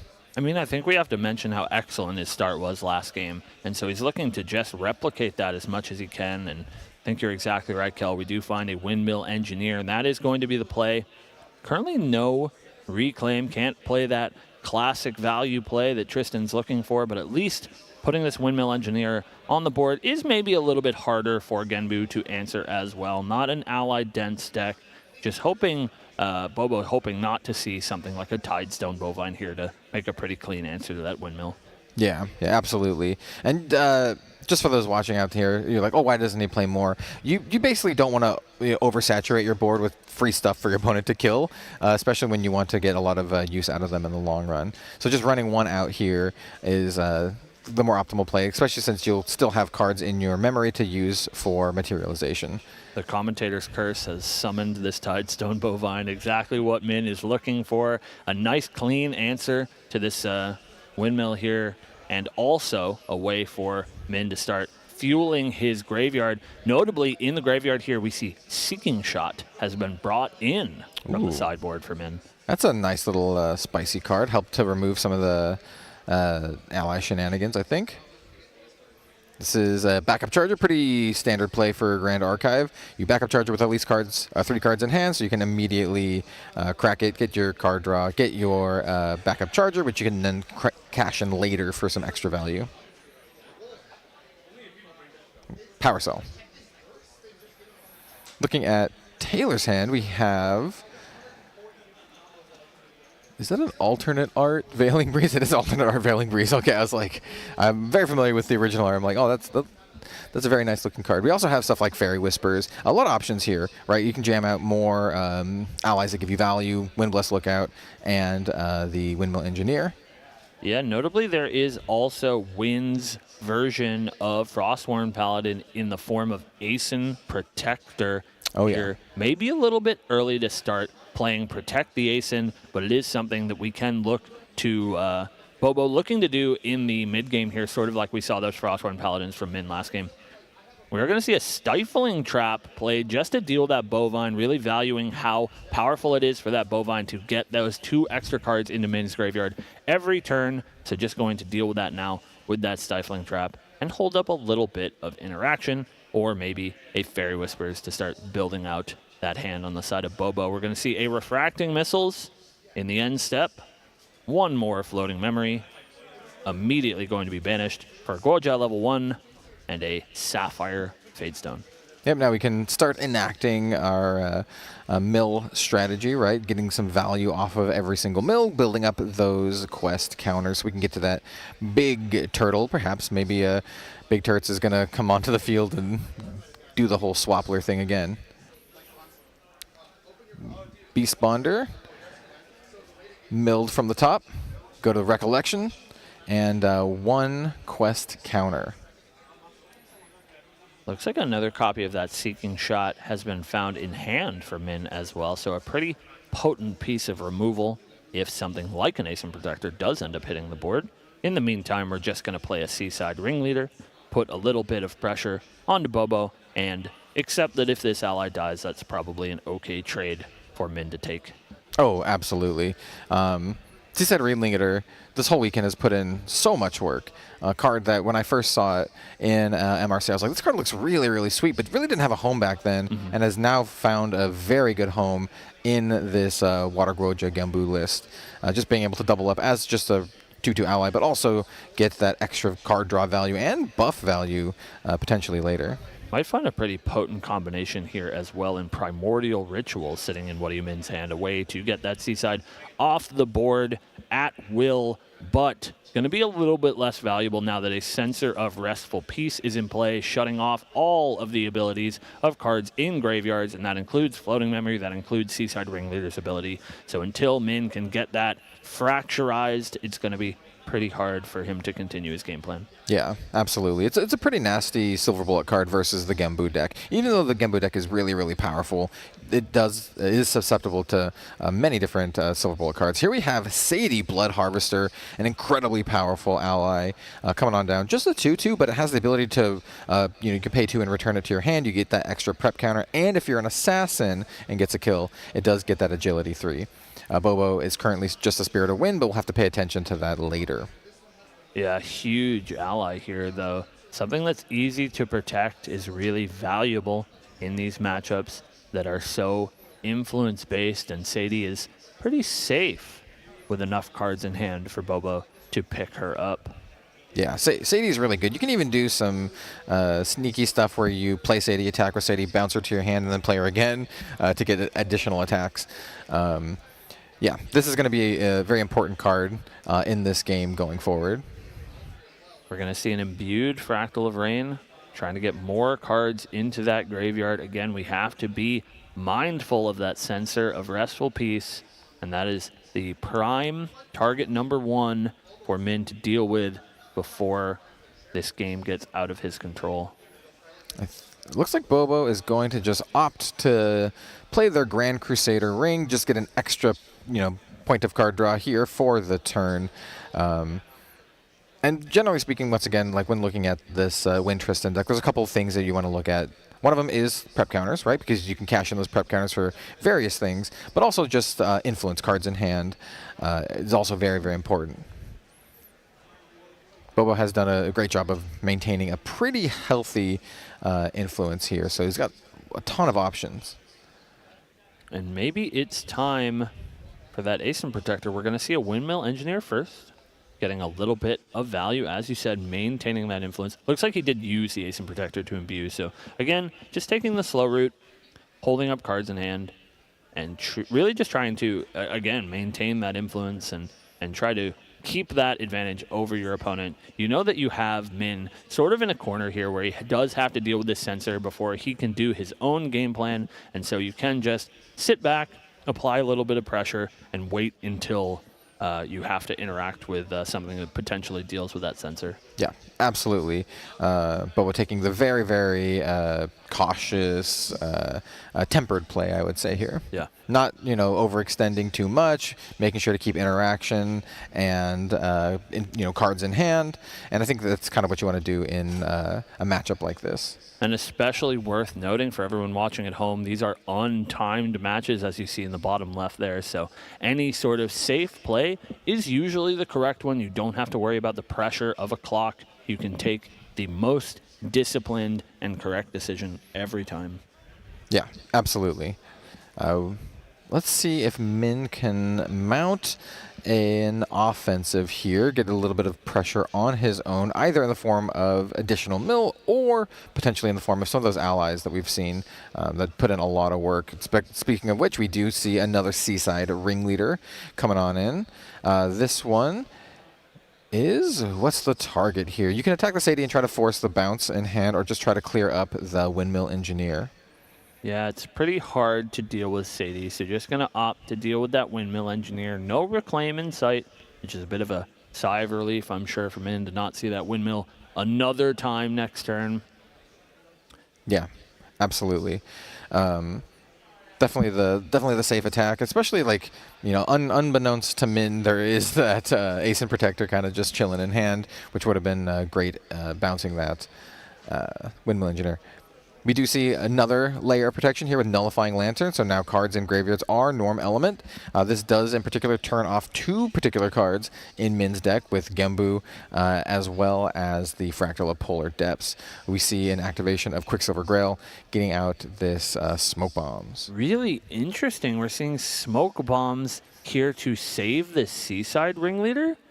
Going to give stealth, prevent that Sadie from attacking it. Min just really desperately trying to keep something on the board, keep some tempo over his opponent, and draw an extra card. And we did see an extra card drawn in Extricating Touch, which you said came in from the sideboard, and you were right about that. Maybe a way to pick apart the hand from Bobo here, especially still at Spirit.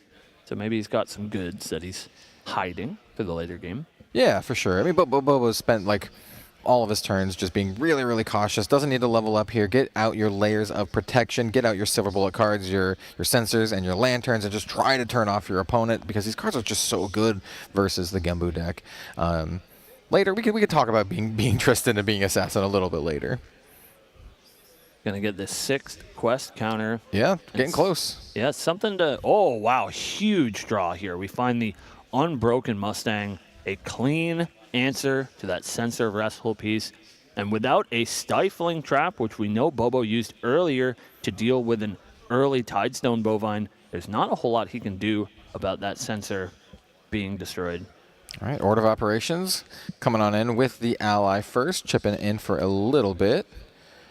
And let's see if that horse comes into play here. Looks like Min is just gonna pass. So really interesting here. I think the plan, even though I believe the Unbroken Mustang was pretty safe there, is he doesn't want to let Bobo know that he has an answer to this sensor yet. He wants to play that when he thinks Bobo doesn't expect it and can maybe sneak through some power play like we saw in Game 1. Yeah, I think it's a pretty good call here. Try to get him with the sneaky giant tortoise. Right. It moves so slow you can barely tell it's moving towards you. You don't realize it's right on top. You don't realize it's behind you. Yeah. We have Fairy Whispers, some definite good options here. We're going to reveal a Surveil the Winds. Notably, we are an assassin now, so we can use that at fast speed if we want to. Sadie's just going to come on in, potentially clean up the board. Getting the on-kill here would be very nice because you get that agility 3, able to pick up 3 cards from your memory at the end of turn, so it's almost like you get some free plays. Ooh, and we're going to see a Cerulean Decree in response to this attack. Definitely using the effect to make the attack -3 and potentially just draw a card in memory. We saw last game the protect the Frostworn Paladin, sort of defending that Paladin to go all the way in that first game, and now we're seeing it against a slightly smaller ally, but protecting the Seaside Ringleader has seemed to be Min's #1 plan, and has been working pretty efficiently, has required a lot of resources from Bobo just to get these few allies off the board. Oh yeah, stick your ally, protect your ally. Definitely a good path to victory for this Gembu deck. A lot of folks think about like, oh, the big flashy Polar Depths Mills or the big flashy turtle, but I mean, like, just basic protect your allies can really get there. Let's see. We have Bobo with a pretty large influence currently. Yeah, it looks like 10. It's a staggering amount, especially after hitting level 1. And now it is time to finally see that Ace Protector going to pick up Sadie and finally deal with that Seaside Ringleader. And now he has a large threat of his own that he is going to look to protect on his side of the board. Yep, it does a nice impression of Frostworn Paladin. Not quite, but still a 3/4 with Intercept here, which can pose to be a problem. We have the Gembu, or the Mill, getting an extra quest counter here. Getting ever closer to our big turtle friend. Yeah, and we know at least one answer for one of these turtle defense pieces is in the hand. We're going to start off with an Extricating Touch. This is an interesting card because it says you do this on a resolution. Target player reveals your choice of their hand or memory, so you get a pick. So before this card resolves, it's up to the player whether or not they want to put cards in their memory to play something to try to get it out. In this situation, Bobo's like, you know what, I don't want to deal with this at all. I'm just going to use my Incapacitate to just negate that. That's exactly how powerful of a card that is. Want to protect all the cards that he has. And the information is vital. So if Incapacitate is one of the better cards in your hand and you assume that's going to be the take off of Extricating Touch, you might as well just save yourself from revealing any sort of private information. But this might have been a bait. We see a Fracturize going to target probably that Censor of Restful piece now that Bobo has played some of his interaction. We do know is a second copy of Incapacitate, and he is really thinking about it. Yeah, it's like, do you want to use your interaction here? How important is it? And it turns out very important. So 2 Incapacitates down, and then we did see the removal immediately, come on in with the Seeking Shot dealing enough damage to kill off that the Ace Protector. Yeah, really clean answer to these big allies, and he did wait until he knew the coast was clear. Bobo had put his entire hand down, so the Seeking Shot can come through and deal with that pesky Ace Protector and leave Min in a pretty good spot. Obviously, his opponent has a lot of cards here, but a clean board is good for the Genbu player. Yeah, I want to note just how good of a turn that was for Min. Even though we saw 2 cards of his negated through Incapacitates, think of it this way. You force your opponent to use 2 of their Incapacitates, and you were able to clear their board. So, like, these are things that you need to get through anyway, and just, having 2 Incapacitates down is really, really big. Yeah, I think pretty huge. Only behind Sadie, who we see here now on the board. I think Incapacitate is maybe the best card in the Assassin card pool, and so you have to feel pretty good as Min to be trading some pretty reasonable resources for those Incapacitates. Yeah, absolutely. We do see this. We have a Safeguard Amulet coming on in. and the mill. Like, every single turn, we get their extra mill ever closer to Genbu. As we saw in the previous game, Genbu can still be very, very powerful and very, very strong, even under Nullifying Lantern and Censor of Restful Please. And we see the Unbroken Mustang finally coming on into play. Bobo now has an opportunity to respond to this, but if it does hit the field, get its on enter, it will be able to blow up, likely the Censor or probably the Censor. Yeah, I think his unmatched power and spirit is here to destroy this Censor and unlock Min's graveyard. Yeah, for sure. Getting access to floating memory and also access to the card draw from your Seaside Ringleaders is, could be really, really important. We're going to dig a little bit. So Bobo is going to play the Cervella Winds, draw a card, and get prep counter, trying to maybe dig for a little bit of interaction. And it looks like the Mustang's going to come on in, make a rowdy horse of itself, and blow up that Censor of Restful Peace. And this is a huge deal. Not a whole lot of pressure on Goja right now. And so if Min can manage to wake up with his graveyard intact, we can see something possibly like we saw last game, where a big turtle swing sort of closes out the game out of nowhere. But something we have to worry about here, if we are What Do You Min, is that he has put basically his whole hand down. I think maybe literally his whole hand down, and he's facing down an assassin player with a huge influence and most notably 3 preparation counters. Yeah, 3 prep counters. Staring down an opponent with 14 health remaining is a scary proposition to be in. There are lines where you can do something like an Assassin's Ripper plus a Slice and Dice combo to try to finish out the game, especially when the lines are down. We do see Assassin's Ripper coming on in. Like I just said, there are lines you can do where you combo Assassin's Ripper with Slice and Dice to get 15 damage. Cervella Winds here is going to put another prep counter on, getting to that crucial 4 prep counter mark. Does Bobo have the line? He sees it. Slice and Dice coming on in. All the prep counters.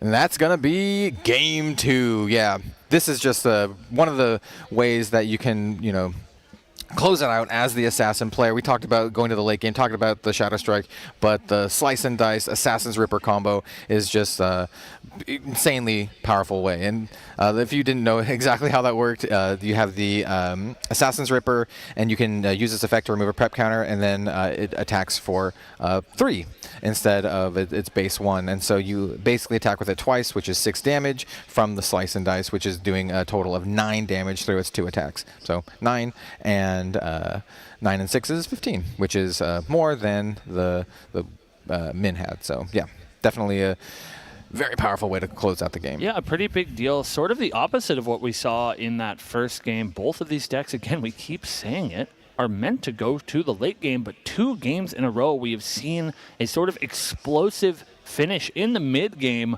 first from Min and then from Bobo with that big Slice and Dice. And that is the trouble when either of these players puts down their interaction. Their interaction is so important. And again, we saw, some trades back and forth, some incapacitates used from Bobo. And then just when Min maybe thinks that the coast is clear, he's dealt with this Censor, he can finally start playing that Genbu plan. A big rippered Slice and Dice finishes the game. Yep, absolutely. That's just kind of like, the power of the Tristan deck, right? You can bide your time. It's very flavorful, actually, for an assassin. Like you can bide your time until the time is right, and then you can make your strike. Yeah. I just generally like that as the flavor of Tristan and the flavor of the assassin. Either going in for the early kill with the Slice and Dice, or you can wait till the late game with the Shadow Strike. Both players considering more sideboard options, seeing what worked well, what didn't work in the previous round, and making changes accordingly. Okay, so it looks like players are maybe doing a little bit of adjusting, which I think is pretty interesting. Maybe some sideboard changes after that game. Maybe one or two. I think there, definitely is a consideration. I think it's important to do that too. If you're a competitive player, in general for trading card games, especially for something like Grand Archive, you can react accordingly in going into game 3. Take out cards that weren't working, maybe cards that maybe underperformed, and adjust things as you go. Especially, tailoring to your opponent's, gameplay strategy and play patterns. Tailoring, ha ha ha. I thought about that as I said it, but I didn't want to lean into it yet for sure. I can't help it. Yeah. If you don't know, Bobo here is also Taylor. Yes. So we do see Min starting off the first time able to go first in this match. Here we want to see some, basically we want to see some like mill setup. We do see a Mustang in hand that could come into play later, be a key removal on some of those silver bullet cards. Min's just going to be like, I pass. And basically what that tells me, if I am sitting at Bobo, is like, okay, he's got some sort of, instant speed stuff that he's going to do, so he can do some potential materialization, or just go for like a zero cost material. Yeah, it's an interesting hand. Does have, as you said, those answers in Mustang for potential sensor, nullifying lantern. Does have 2 Frostborn Paladins. Does have a Bovine, I believe, as well. But doesn't really have any turn 1 plays. Yeah, you don't really want to run those allies out on turn 1 because they're just like easy pickings for your opponent. If they have any way to deal with it, then you're very sad. So you just want to wait and keep those where you can get the most use out of them. Ooh, here we have the turn 1 Brackish Ludus. This is the big silver bullet card, the one that Bobo was running 3 of in his main deck just for this match alone. This is a very strong card against Gembu. It just says if a player with floating memory, or if a card with floating memory put into a player's graveyard, that player banishes it instead, and that is nasty. So we're going to see something really interesting here. Such an impactful card, as you said, Kel. This is Brackish Ludus. So the response from Min is going to be an imbued Cerulean Decree that will negate up to 1 target non-attack card unless its controller pays to, and also draw a card for Min's trouble. But I think the plan here is to just have Bobo pay 2, put those cards into memory, so then multiple threats on the side of Min in these Frostborn Paladins and or these Tidestone Bovines can take care of that Ludus, because it is so important to get it off the board. Yeah, absolutely. I think that's exactly the line here. So it's just going to take cards out of Bobo's hand, so he's low on interaction. So it's going to be almost impossible to save this Brackish Ludus. We already saw, like, Min even showed it with the imbue. He's like, I got the Frostborn Paladin. And we'll see if maybe Ludus can pick up at least 1 piece of floating memory. We see Guoja is dematerialized from Min. We'll see that Sapphire Fatestone put a card into Min's graveyard, and it will get picked up by that Brackish Ludus, as it does have floating memory. Yeah, absolutely. We're going to do Recollect, and I don't think this Brackish Ludus is long for this world. Yeah, it basically doesn't matter what you do, Kel. You have to answer it right now. Yep. Public enemy number 1. Gembu enemy number 1. Ooh, we're just going to see Seeking Shot. Pretty clean answer is Seeking Shot, and maybe that's why Min brought them in. He really needs a quick, efficient answer to something like Brackish Ludus, and then we're going to follow that up with a Tidestone Bovine and hopefully find some floating memory now. Song of Frost, Fracturize, 1 floating memory picked up. There you go. Yeah, this is a nice little back and forth as we start our Game 3 in our quarterfinals match 2. We see silver bullet cards coming on in from Bobo, and they are met accordingly with interaction. And as we get into it, I foresee a situation where we just like get to that rhythm of sticking some allies, protecting the allies, and kind of getting there through that incremental advantage. But you definitely can't count out the Assassin's ability to be very explosive. Respectful materialize in Censor of Restful Peace here, really trying to control that floating memory. We do know a certain horse is waiting in What Do You Min's hand in the form of Unbroken Mustang to deal with that Censor. A certain specific horse, his name is Charlie. Sitting in hand. Yeah, this Censor Restful Peace, turn after turn, silver bullet cards, trying to get the Gembu deck under control because it can run a little bit wild. Mm-hmm. And what it comes down to is like each player having a certain degree of interaction. Both decks incredibly high amount of interaction. I'm not going to just straight up call them both control decks, but they do have high levels of interaction. And that is essentially what a lot of this is going to boil down to.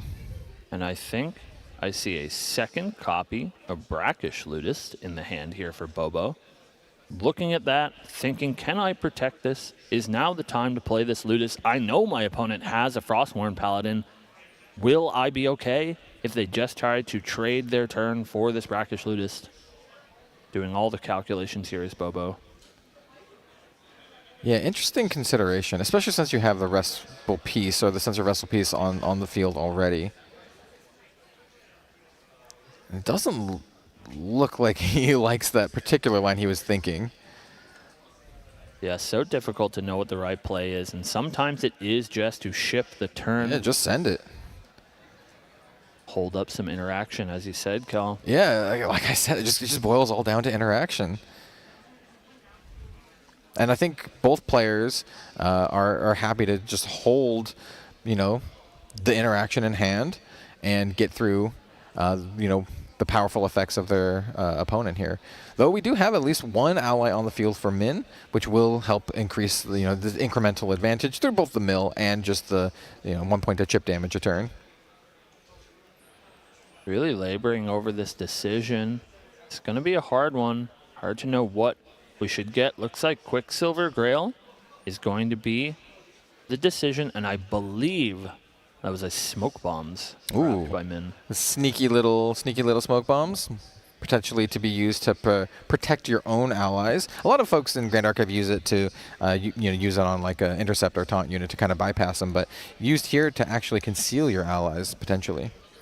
We did pick up a copy of Resonating Fugue with the draw step, and so that's got to be now in the back of Min's mind. Can I find a win like I found in Game 1? Sneak through a Resonating Fugue after I deal with all these pesky Regalia that Bobo is trying to thwart the Genbu deck with.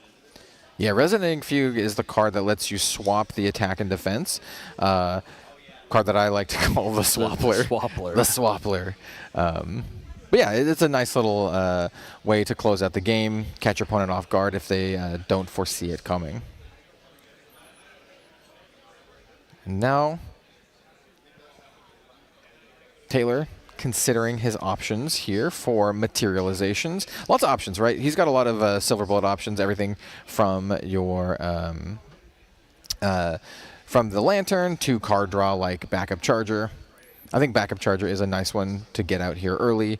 Crack that, get your Warren Power Cell that you can potentially use a little bit later as well. Yeah, Bobo does have a pretty late game oriented hand right now, and so maybe he's looking for some more of these mid game threats. He's going to use a Fairy Whispers in his Recollection to keep digging, or maybe some threats he can play this turn. Ooh, gonna immediately Fracturize in response to Fairy Whispers, targeting the Sensor of Restful Peace. Get rid of that. Get rid of that here. Yeah, it was an Incapacitate in hand, but without that Assassin class bonus, not enough cards in hand to activate it. So that Sensor is going to get Fracturized. Yeah, Min doing a great job of just maintaining all of these Silver Bullet cards, Fracturizing the Sensor, getting rid of the Brackish Ludist. Drawing into, maybe that was already the incap that you mentioned. Oh, there is two. No, I there is two believe he incaps. picked Yeah, up a second kill. Yeah, pretty huge. The most important piece of interaction is that Incapacitate, and so 2 in the hand of Bobo. It's a pretty good place to be. Yeah, those are definitely cards that, when they're used, it's going to be really, really important. We see this Windmill Engineer, once again, just a nice little card, replaces itself, get a little bit of extra value out of that, and potentially be able to reuse it for later. Yeah, I think that potential is pretty likely. Does have a Reclaim in hand. Wow, going to deploy this Brackish Ludist as well. Going to use these 2 allies to take out this Tidestone Bovine, but we are going to see the smoke bombs of the Quicksilver Grail. Again, something that we saw in the last game, Kel, is this smoke bombs used not for a high-value target like something like a Genbu, just to keep an ally on the board and really try to keep that tempo. So we do see the stealth given to the Tidestone Bovine. to keep him around, keep him doing his job. Yeah, it essentially blanked Bobo's whole attack here, right? Yeah. Like the whole turn was like building up to just killing this bovine, and it's I got a sneaky cow. You can't attack it. So this cow is going to continue to generate a lot more value over the course of this game. Once again, chipping in for value, but also getting that mill turn after turn. But of course, there is this brackish Ludist in play, so if he wants those mills to be effective, he's going to have to deal with that Ludist. And who knows if he has a good option here. We're going to start with a Blinding Orb, so that did come in for Min. As we said, a little bit less effective when you're not an assassin, but it will put down some cards for Bobo. Bobo notably holding up a Reclaim to save either this Windmill Engineer or this very important brackish Ludist, and now he's forced to make that choice. Yeah, absolutely. Essentially, this is just being like, I don't want you to have interaction this turn. If you want to do something, you got to do it now. And so now we see the Reclaim on that brackish Ludus just to save it for a future turn. But now Bobo is hands down, right? All cards down. The doorway is open for Min to kind of do whatever he wants for this turn. Yeah, and if he had a few more quest counters, it could be pretty scary. But I don't think he's going to be able to quite push some sort of lethal swing, but he at least gets to set up his board, set up his graveyard in a place that he wants for future turns. Yep, absolutely. Now that the Ludus is off the field, this bovine can attack and be very happy with the attack, likely cleaning up this Windmill Engineer, setting up for future potential Gembu activations. Now a lot of options here. Do you want to further your board state or just kind of save it for a little bit later? We see this Idle Thoughts coming on in. Idle Thoughts is, as you mentioned, seeing a lot of play in these Gembu decks because this is exactly what you want, right? It's a card that has floating memory, but it also lets you rearrange the top 4 cards of your deck so you can get these optimal mills, right? Milling the cards that you really want to, floating memory cards or cards that you can use from your graveyard. Right. So some consideration here for this. Yeah, a few cards here. Min is surveying. One of them a Cerulean Decree. That's the one that we see on the front. Looks like he's put that one fourth. Didn't quite see what the other cards are, but I think you're exactly right, Kelly. He's looking to put some floating memory on top. Maybe even some cards that he doesn't want to see. Notably, Idle Thoughts, you do not get to take any of those cards from your top 4 and put them anywhere else. Correct, yeah. So if there are cards you don't want, you just want to put those on top so that you mill them. Yep, that's why it's such a good card here in the mill deck, because normally if you're not doing any like self-mill type stuff, then you're just stuck with those cards on top, right? And you can just be kind of sad about it. But here in this deck, you get like a lot of value out of it. So in some intents and purposes, it's almost like a glimpse for, but not quite. Going to see a Tristan underhanded materialize for Bobo using that floating memory from Reclaim. Going to grab his first preparation counter. And now a lot of those assassin cards are unlocked, notably cards like Sadie. Yep, Sadie, you get that fast activation on your Surveil the Winds. And, well, you can potentially get into some slice and dice shenanigans a little bit later after we start generating more prep counters. Yeah, what a hand here from Bobo, though, huh? 2 Mastermind Schemes, 2 Incapacitates, a Dungeon Guide, a Shadow Strike, a very level 3 centric hand, but he does need those pieces in the early game to get there. And that's going to be a little bit harder. Does have this Wind Bless Lookout pulled to the front of his hand, gives him a little bit of information. One more prep counter. Has a Fairy Whispers, has a Surveil the Winds. A few ways to see extra cards. But other than that brackish Ludus, not a whole lot in the way of early game plays to make. Yeah, absolutely. Especially with Min's just sitting at full health now, 19 health. We're pretty far away from an explosive slice and dice kill like we saw last game. Min setting himself up potentially for that threat of the Genbu. Turns out just going to use that Goja level 2 ability to draw an extra card, turning some of that floating memory in his graveyard into an extra card, giving a little bit of a life buffer as well. Oh yeah, for sure. I think you're really happy to just do that in this situation. You're gonna have 6, now 6 quest counters, and you're not really under a ton of pressure right now. So I think you're happy to just build your own influence and just kind of continue on, trucking along. You got your bovine that you've protected still here, just coming in with that value turn after turn. Milling a Cerulean Decree, as well as that's the anti-unique ally ally. Looks like a revitalizing cleanse, the Kongming Christmas revitalizing. Oh, it is. It is. Oh, wow. Big one in extricating touch here. So, again, you mentioned this the last time this was played, Kel. A bit of a mind game here. Obviously, if Bobo does not put anything into his memory, Min just has hand. Right. And it looks like, again, incapacitate. I just don't want to deal with that. I'm good. Here's an incapacitate. You can have it. I got plenty more where that came from.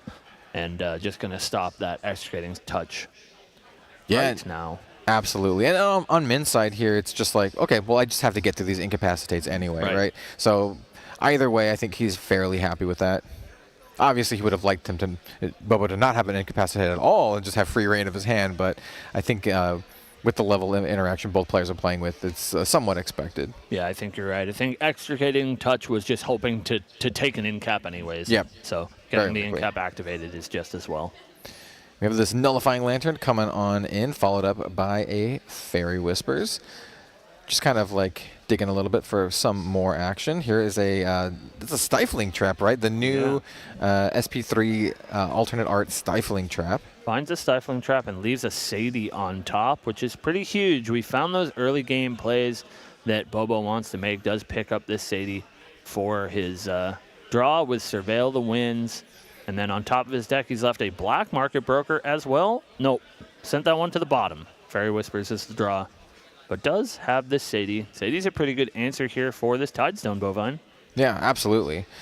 Just a very good answer to basically any ally that Min has at his disposal in his deck.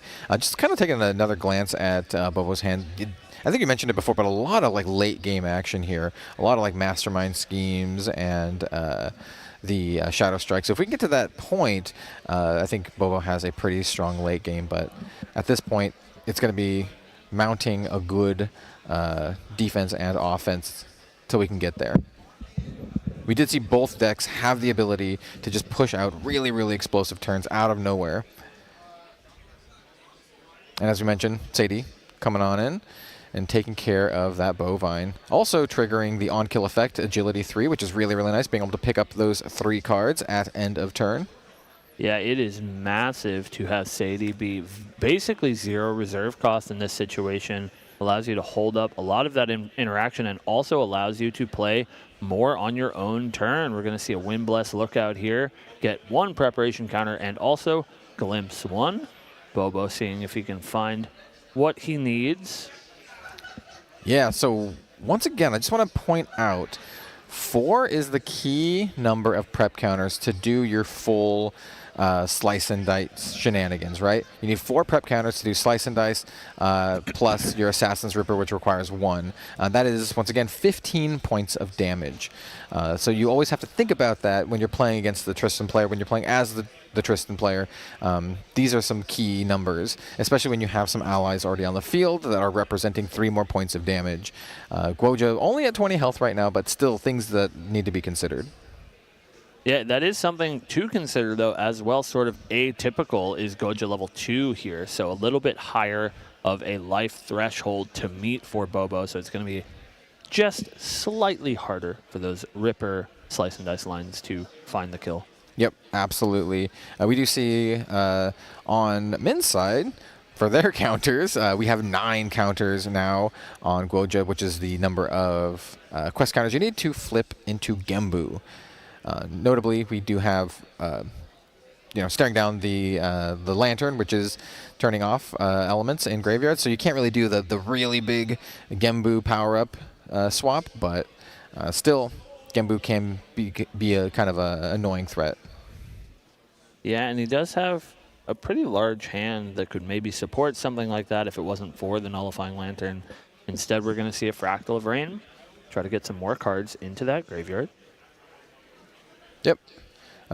Just a great way, like even aside from the quest counters, just being able to mill yourself, get a lot of value out of your floating memory, get a lot of value out of stuff like Seaside Ringleader, and then also just build up the critical mass of water element cards and floating memory cards that you need to do some really, really nice effects from either your Fractal Polar Depths or maybe even your Lost in Thought.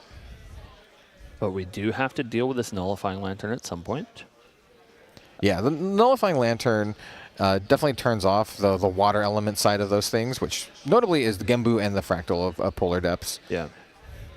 And a difficult situation to be in where we do have Charlie the Unbroken Mustang, yeah. But there is a revealed Stifling Trap from Bobo, so not necessarily something that Min can just jam onto the board. He knows it's going to be met with a Stifling Trap.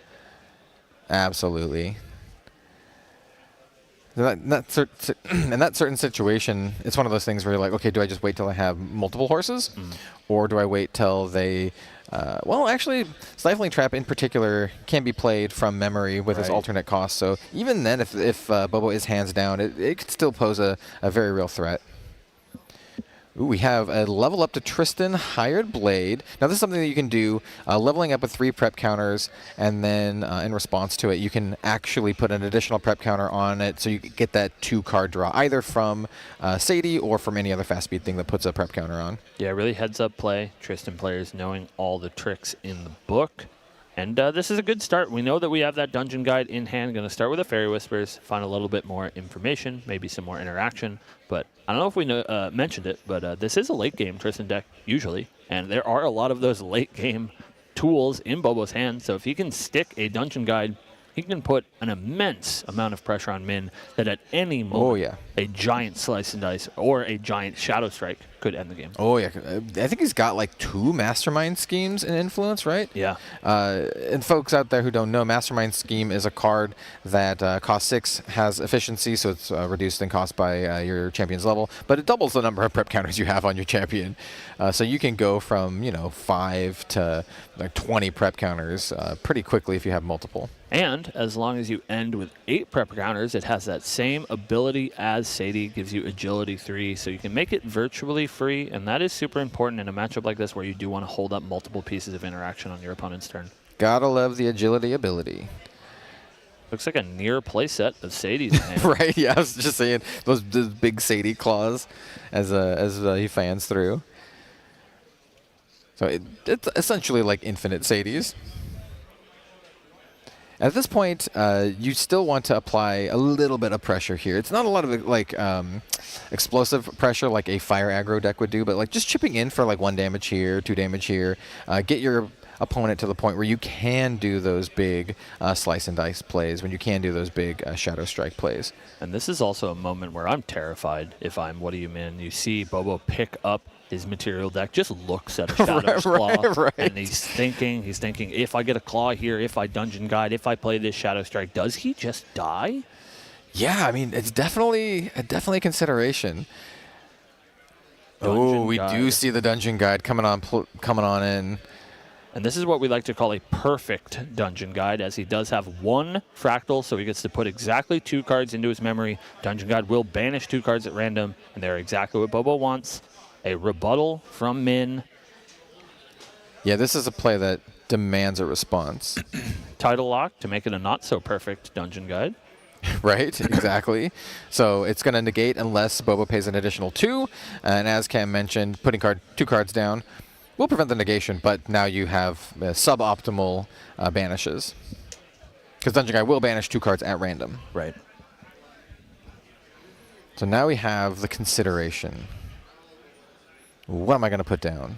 Yeah, certainly he's paying for it here, Kelly. Just has to figure out which cards am I willing to lose. Is it Sadie 2 through 4? Right, exactly. I mean, I think it is. I think he put down his 3rd Sadie and the Ace and Protector. So I think it's like literally 3 Sadies and an Ace and Protector down there.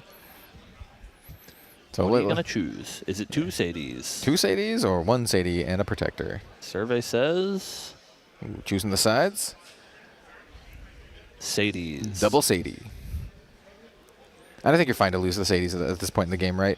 Going up to Tristan the Shadow Dancer, getting your 2 Ominous Shadow tokens, getting an extra prep counter, and also enabling that Umbra element so you can do your big unblockable Shadow Strike. And this is looking pretty dicey. Pretty few cards in hand here from Min. And we know an Incapacitate from Bobo. Yeah, he's sitting on the Incapacitate, sitting on the Shadow Strike as well.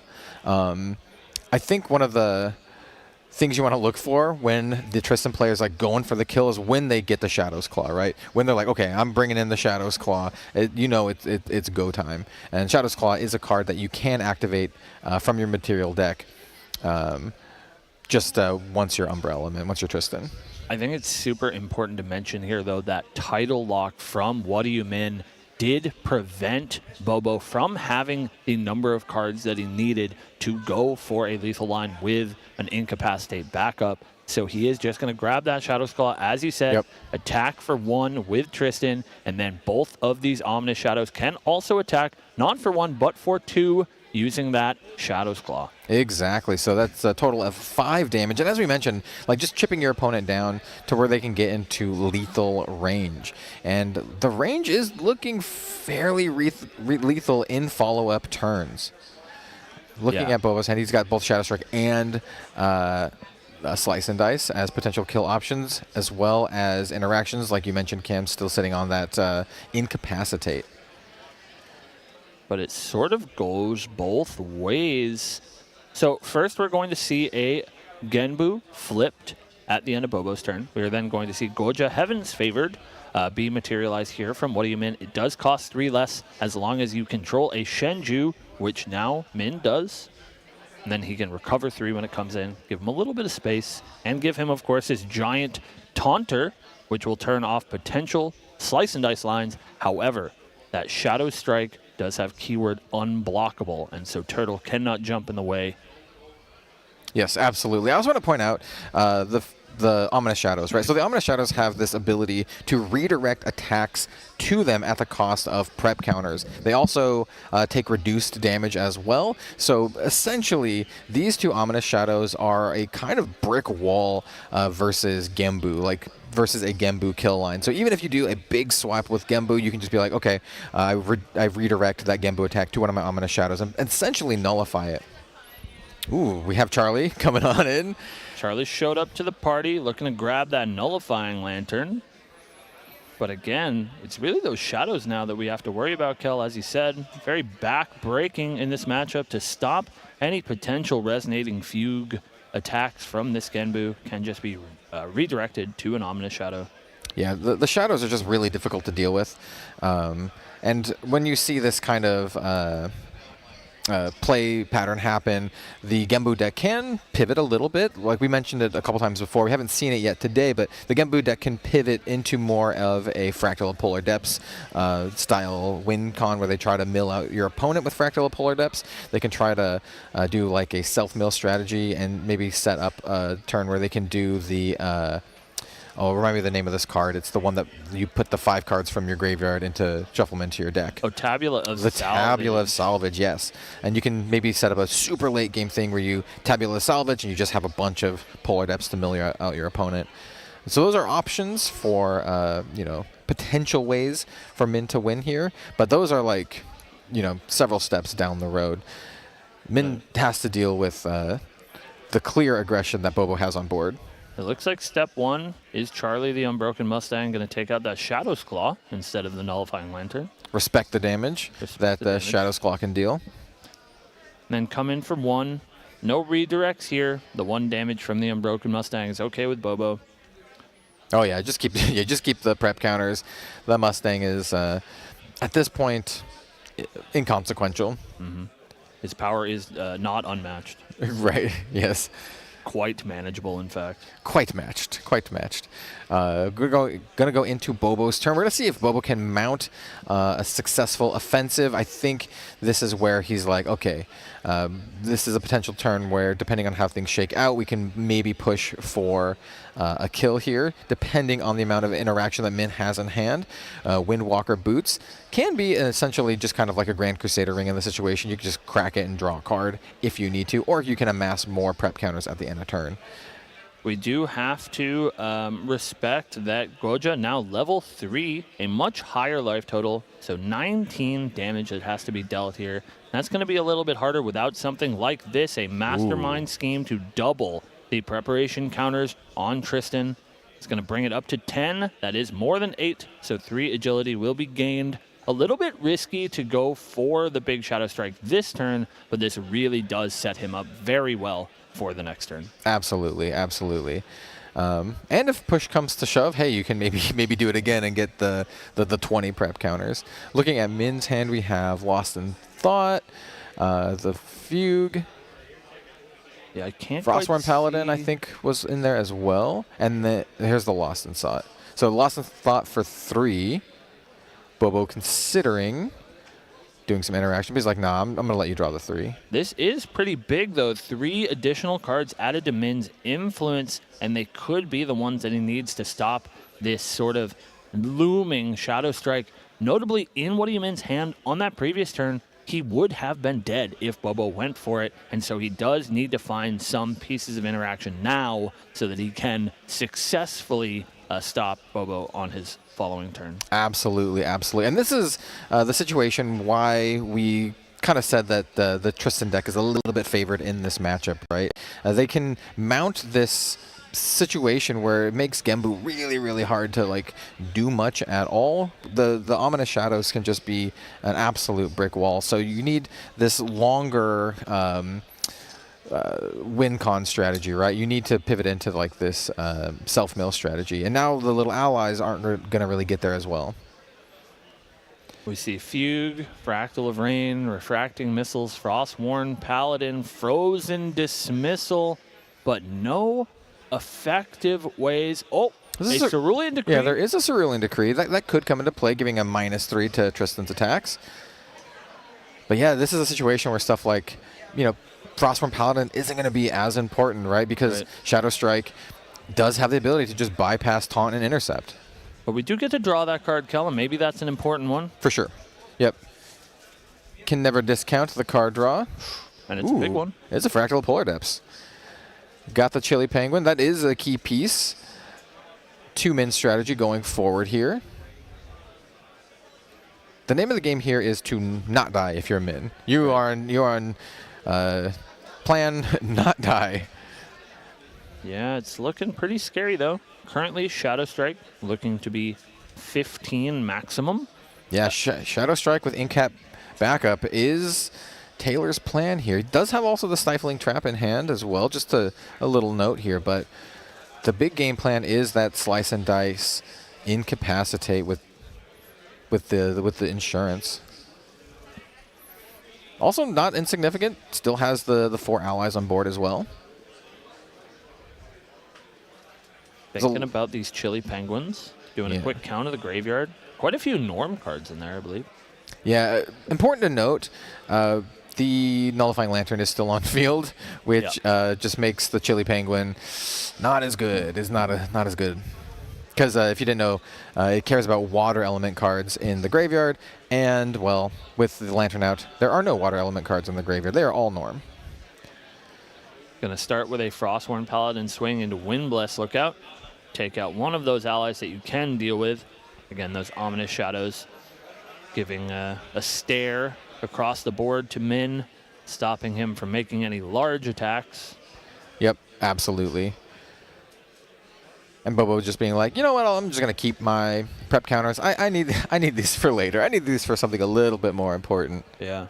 I think Min knows the writing is a little bit on the wall here, right? After you see the scheme doubling up on the counters, you're like, okay, something big is coming. Grabs a Surveil with his Grand Crusader's Ring, can cash it in immediately. one more preparation counter. Yep, one more prep counter, one more card draw. You can always cash in your boots as well for an additional card draw if you need the extra influence. So let's talk a little bit about Shadow Strike for anyone who is not familiar with it at home. It is an attack for 4 that has Preparation X. You can remove any amount of preparation counters to give it plus X equal to the amount of counters that you have removed. And as long as you have prepared it at all, it gains unblockable. So currently looking at a potential attack for 16 unblockable, followed up by those shadows for 17, 18. Would not be quite enough to get over the finish line. Yeah, does he still have the Mastermind Scheme? I believe he lost 1. I think you're right. Level. I think you are right. Because at one point he had 2. I think he did lose 1 to level. So he can't do an additional double on the counters. And you also, you know, we kind of know what is in Min's hand, but obviously Bobo doesn't know what's in his hand. So, like, you got to be like, okay, what does he have? What kind of interaction does he have? Does he have stuff like Song of Frost? Like, I need to, you know, consider all of these options. Yeah, absolutely devastating if you go for it. You remove all of your preparation counters, and then you end up getting Song of Frosted followed up by some negation backup. And so, of course, you're right. Bobo does have to think through all the options and think what he can do to secure this game. Yeah, absolutely. And, you know, since we are at Worlds here, in the quarterfinals, we are in untimed rounds. The players do have time to properly think out their lines and make sure they make the absolute optimal lines possible. We're going to start with a Scatter Essence, targeting that Fractal of Rain. Says, I don't want you to get any more value. If we're going to take this game any longer, it needs to benefit me. Just going to pass the turn, grab 1 more preparation counter from those Windwalker boots. Yep, just kind of mass up enough prep counters to where it can be either lethal range or you can safely do Shadow Strike that is threatening enough but keep some prep counters in the back pocket if you want to hedge your bets versus something like a Song of Frost. Counting number of cards, or potentially the exact cards that have been milled this game. Potentially looking for cards like, you know, Song of Frost. How many Song of Frosts have been milled? Cerulean Decree, another one that you want to keep in mind.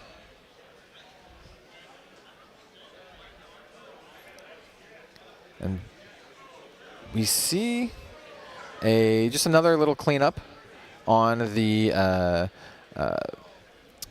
dungeon guide, just kind of cleaning up Bobo's board a little bit.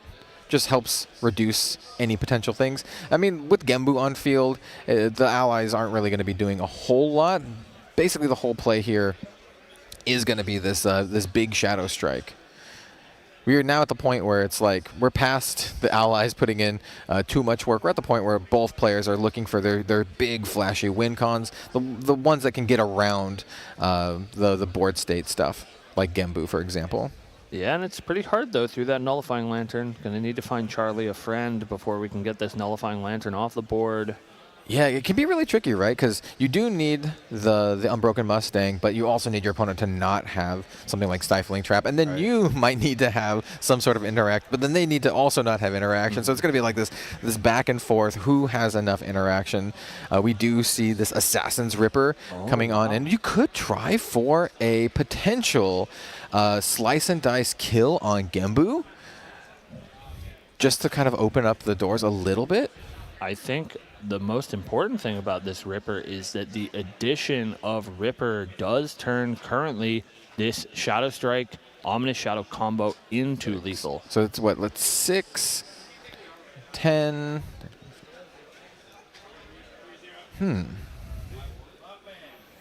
Assassin's Ripper will essentially turn one of those prep counters into 2 more damage, as opposed to it being 1 damage, right? Because you can just remove it from the Shadow Strike effect. Right.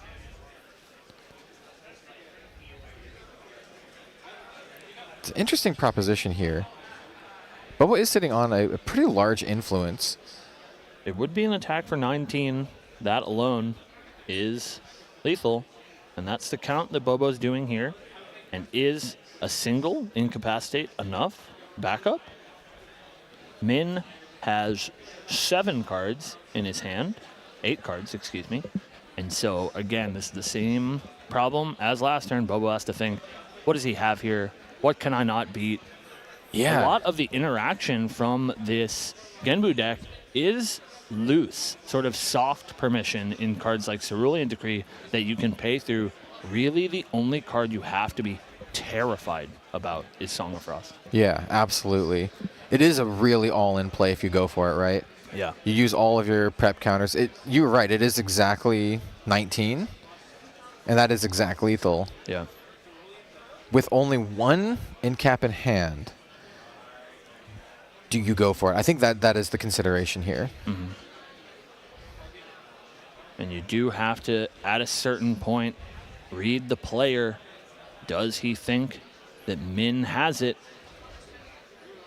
And that's really what he's thinking about, is he doesn't have a whole lot going on with his hand. Otherwise, he's not under a tremendous amount of pressure, but he has to realize that if he doesn't have a whole lot going on and Min does manage to unlock himself from something like this Nullifying Lantern, he could potentially lose the game to Fractal of Polar Depths. Yeah, you don't want to kind of like peter out, lose all of your momentum, and then just, yeah, exactly, lose to Fractal of Polar Depths in the next couple turns. Right. That's definitely a thing you have to very much think about. It looks like we're just going to pass. I think he's just going to take the more tempered approach, be more cautious, and be like, okay, I'm going to respect what Min might possibly have. Yeah, Bobo does have outs to a lot. He has a lot covered, and a Fractal going to the graveyard is exactly what he wants to see. Ooh. Wow, a huge pickup here in Stratagem of Myriad Ice. Oh. Now, we need to see a count of floating in Min's graveyard. I'm sure that he wants to see a count as well, just in case. And this could be what we're talking about, Kel. This could be the time that you've given Min to find an alternate way to win this game. Yeah, I think you're exactly right here. This is an incredibly crucial draw. Bobo is sitting also at 19. Going down 16 is the number. We still have a potential attack from Genbu as well. Even without the Fugue swap, it still comes in for 3. Right. And even then, I'm not sure if you do the Genbu attack, you're probably going to do the redirect. But we know there is that single copy of Incapacitate, so it's up to Min sort of to bait Bobo into using that Incapacitate or having enough backup himself to force it through, but I don't think that's the case. So, Cam, for the audience out there, can you explain what Stratagem of Myriad Ice does? Stratagem of Myriad Ice is a very interesting card. The only one of its kind. Says when you activate it, you can banish any amount of floating memory cards from your graveyard, and for each floating memory card that you banish, you can deal 3 damage to target unit. These are all separate triggers, but in this case, they're all probably pointed up to Bobo. So as long as he can find, as you said, 16 being the magic number, means he needs quite a bit of floating memory, but not out of the question for a deck like Genbu. He can essentially one-shot Bobo with a card like Stratagem. Absolutely. And Bobo really isn't sitting on any onboard protection, no like safeguard amulets or anything like that, other than what he has in hand that we know about, which is like the Incapacitate. Right. We're going to see a game action taken. It's going to be a Primordial Ritual. Target Charlie. Goodbye, Charlie. Yep. That's going to get some float into the graveyard as well. Absolutely. And also milling. Some also potential float. Doesn't look like it. Going to do a quick check. Yeah, the numbers really, really matter here, of course. Looks like 5 was my count. 5 times 3. 15. Both players sitting on basically like the razor's edge, right? Both players having really, really powerful plays, but also having to consider what their opponent has, how much interaction they have in hand. Both players have drawn a ton of cards this game, right? you have to think at this point, like, what are the odds that he's sitting on an Incapacitate? What are the odds that Min is sitting on a Song of Frost? And these players are fighting for so much. Game 3 in the quarterfinals, match 2 of the World Championship. The next player moving on to the semifinals. You cannot take that kind of risk and just hope they don't have it. You need to be sure that you can take this game, and that's why we're seeing so much calculation, so much careful thinking from both of these players. Absolutely. The stakes don't get much higher than this. You want to be 100, 200% sure of what you're doing. So we're seeing the check of the graveyard, the check of the banished for each player. They're both just trying to find out, what does my opponent have in hand? Exactly. How many incaps do they have? How many incaps have they played? Like, just all of these things go into consideration here. What are the odds? And eventually, I think one of these players, either this turn, the next turn, 5 turns from now, one of these players is going to have to say, you don't have it. Yeah, just send it. Yeah, just send. Or they draw into a second one. Like, so Bobo, for example, could draw into like a second Incapacitate, and he's like, okay, now I feel comfortable, like going for it. But the later you go on, the more opportunity your opponent has to draw into that interaction, for example. So the later that Bobo waits, the more opportunity that Min has to draw into like a Song of Frost. And I think that's the hard part here. I think for Bobo especially, I think if you and your opponent just pass back and forth, draw 1 card each turn, looking for ways that you can close the game, Min has the clear advantage. There is only 1 card that Bobo is looking for, and it is Incapacitate, and I believe only 2 copies left in the deck. I think so. I think you are right. And the draw, huge. Only 2 left, but off the top deck. Are we pulling the trigger here? This has to be it. Bobo has 2 Incapacitates, has such a giant Shadow Strike, and we see him moving quickly now. Yeah. He feels confident. He sees the threat, he sees the line, he's going for it. 1 card down. Consider this. A little excited. Yeah, no, maybe let's step it back. But make sure. Make sure, as we said, as you said, Kel, 200% sure that this is my time and this is the situation where I can win this quarterfinal match. Draw for the turn. Dream Fairy tilts his head a bit. It's like, okay. Dream Fairy could give him another line that's not quite all in. It is a way to deal with the Gembu. Does have Assassin's Ripper, does have Slice and Dice in hand. We see him separating his prep counter. This is my Ripper prep counter. I have 13 left. This Shadow Strike is enough. Can I force it through? Let's see. He plays it. Shadow Strike. Shadow Strike prepared 13. Coming in for lethal damage at What Do You Min? And we're going to see a flurry of negates, I think, back and forth. But 2 incaps. Bobo has to feel so confident here. More than enough cards to play both incaps in hand. This is it. 17 plus 3 from the Ripper. Should this resolve, 20 damage, unblockable. It's enough to get it done. It's all coming down to this. And now we wait. What can Min do? Is there an out here? And again, all the calculations have to be made.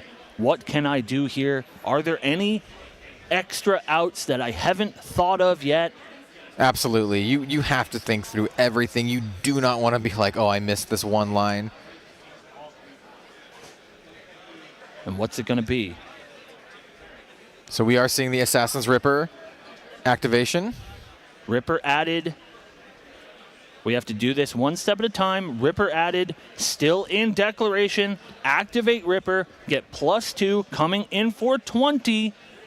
We're going to see the Cerulean Decree coming on in, an attempt to give -3 attack to Tristan, in attempt to stave off a little bit of damage. and enough cards in Min's hand, I think Bobo can just play in-cap here, and even if there is another piece of interaction from Min, he can in-cap that as well. He's going to say that's okay. So -3 coming in for 17. 2 more. And that's enough. Game goes to Bobo over What Do You Min? 2-1. Bobo takes it, playing Wind Assassin Tristan. Absolutely over Bobo on the Water Gembu list. Wow, that was an actual, that was a grinder. That was an actual really, really nice set of games, honestly. Nice back and forth, even though we kind of mentioned how we were like, okay, this Tristan deck has a little bit of an edge over the Water Gembu deck. We did see the Water Gembu deck, especially with a really, really exciting play. We got the whole Gembu Swappler play, and yeah, I think it was, personally speaking, as a fan of Grand Archive, a really, really exciting match to watch. And what a fight, and so excellently played by What Do You Min. Huge 100%. shout out. The best Genbu play that we have seen all weekend. Just absolutely surgical, but sometimes there's nothing you can do about that big 20 unblockable damage. The top deck incapacitate. So we were just talking about, like, this is what he needs. This is what he's looking for right off the top. And, you know, after some number checking, some number crunching, pulled the trigger. And it could have gone either way, right? We could have seen an equally as impactful top deck 100%. from Min to be able to push his own win con. We know he was holding on to that Fractal of Polar Depths, maybe had enough to get that across the finish line while Bobo was waiting to find all of his pieces. 2 very, very explosive games to start off our match, and then that long, grindy game to close out our second quarterfinal. Yeah, absolutely. I think a lot of the Tristan versus Gembu matchups tend to go into that little bit of a longer game, at least in my experience, what I've seen. And I agree. It definitely could have gone either way, especially with Min sitting on that stratagem of a Myriad Ice as well. Yeah, absolutely fascinating. Yeah, huge shout-outs to both players. Great. Very, very well played. And a really excellent decision from Bobo to play this Wind Tristan deck, which is not what he's played this weekend. Yeah, he said he was like really hoping to bring Fractals actually into the top 8, but he saw his matchup, right? He knows who he's playing against, and he's like, okay, I know Min plays Gembu. What do I want to play to tech against Gembu? And he's like, I'm doing Tristan with 3 mainboard Brackish Ludists. Right. And they did come into play here. They didn't really do their thing and stick around, but they were still things that needed to be dealt with, right? And that was good enough, right? It's good enough to just chew through all of the interaction and be like little like speed bumps on your way. Right, and that's part of what it takes to become the world champion, and Bobo is well on his way, moving on to the semifinals. It's that mastery of so many things, able to just say, yeah, as he said in the interview, I've had this deck in my back pocket this season. This is my pick that I can use if the matchup will favor me, and it looks like it did, and we'll see if it can take him all the way, but we still have more matches to come, Kel. Yeah, Taylor, a man after my own heart with the Tristan like secret tech pick. Absolutely love to see it. So yeah, we still have more Grand Archive action for everyone later today. I do believe the timestamps of that are, we have our third match at 2 p.m. PST, and then we have the final game today at 4 p.m. PST. I'm not going to kind of spoil what decks they're bringing, but there's some really spicy ones that I saw. Some stuff that I don't think anyone is going to expect. So you definitely want to see those matches. Stay tuned for those games. Not something we've really seen all weekend. That'll be our spoiler. Is one that we haven't seen in a little while. But the good news for you at home, that was a pretty long match there, Kel. And so we are pretty close, I think, to when we will start getting those players ready for that third quarterfinal, which I believe is True Champion Caben versus Gurathos, our first on-feature team kill in the top 8. No matter what, one of the True Champion players will be moving on to the semifinals. But before we do that, we have a winner interview with Bobo coming to you now. Hello and welcome back. I am here with main deck Taylor, the winner of his quarterfinal match against What Do You Mean? Sir, I can see the sigh of relief emanating from you. How does it feel to have won your quarterfinals match and be moving on to the top 4 at the Grand Archive 2025 World Championship? I was so nervous going into this match. It feels so good. It feels like a weight has been lifted off. Like, I have 2 more, hopefully 2 more matches to do. But like, for now, I feel pumped. I'm good. So. Congratulations again. That's a big one. So a 2-1 victory over that. The first game was actually looking pretty grim. We saw you have to use that slice and dice at level 1. That's like a pretty crippling thing to do on Tristan because you generally want the level 2 on-enter effect drawing based on the number of preparation counters you have. 2 preparation counters, draw 1. 4 preparation counters, draw 2. But to have to expend those to clear the Frostborn Paladins, surely, you use it, you're like, okay, cool, this resolved, I cleared the board, now we can stabilize. And then your heart drops when the 3rd Frostborn Paladin comes onto the field, and you're just like, what do you mean? What exactly? What do you mean you have a 3rd one? Oh, it was horrible. It was just like, there was no recovering from that at all. But thankfully, games 2 and 3, like, was able to grind those out and get there, and we took the match home. So.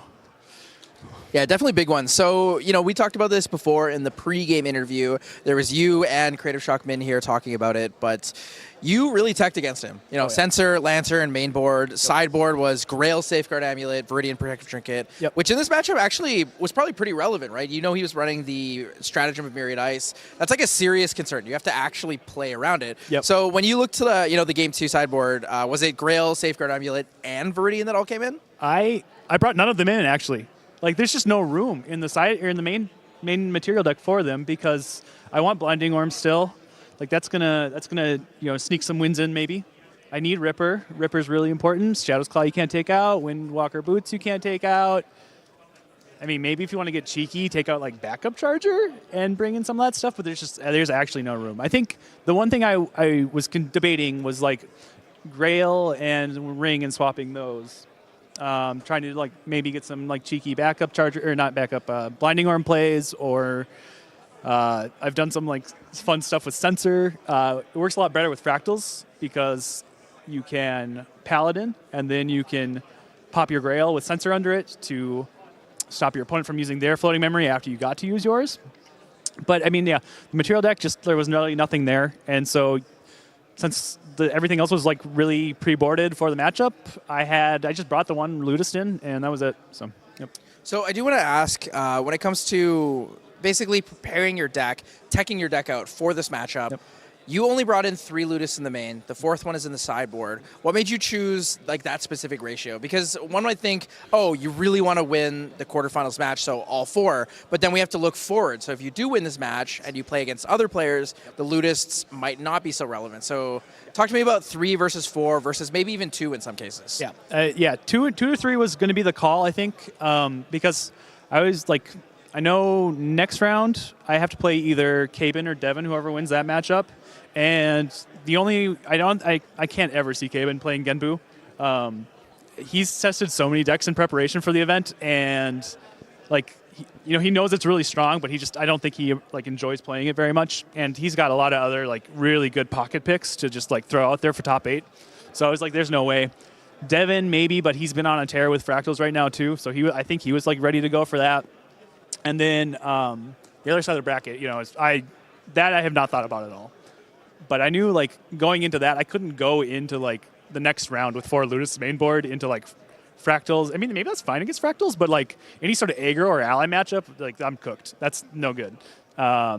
So, yeah, I mean, that was, like, the main consideration there. But you still got to get past this round to get to the next round. So you got to make some concessions. Yeah, so, I mean, going on with that, you're talking about Devin Gerthos here with your champion.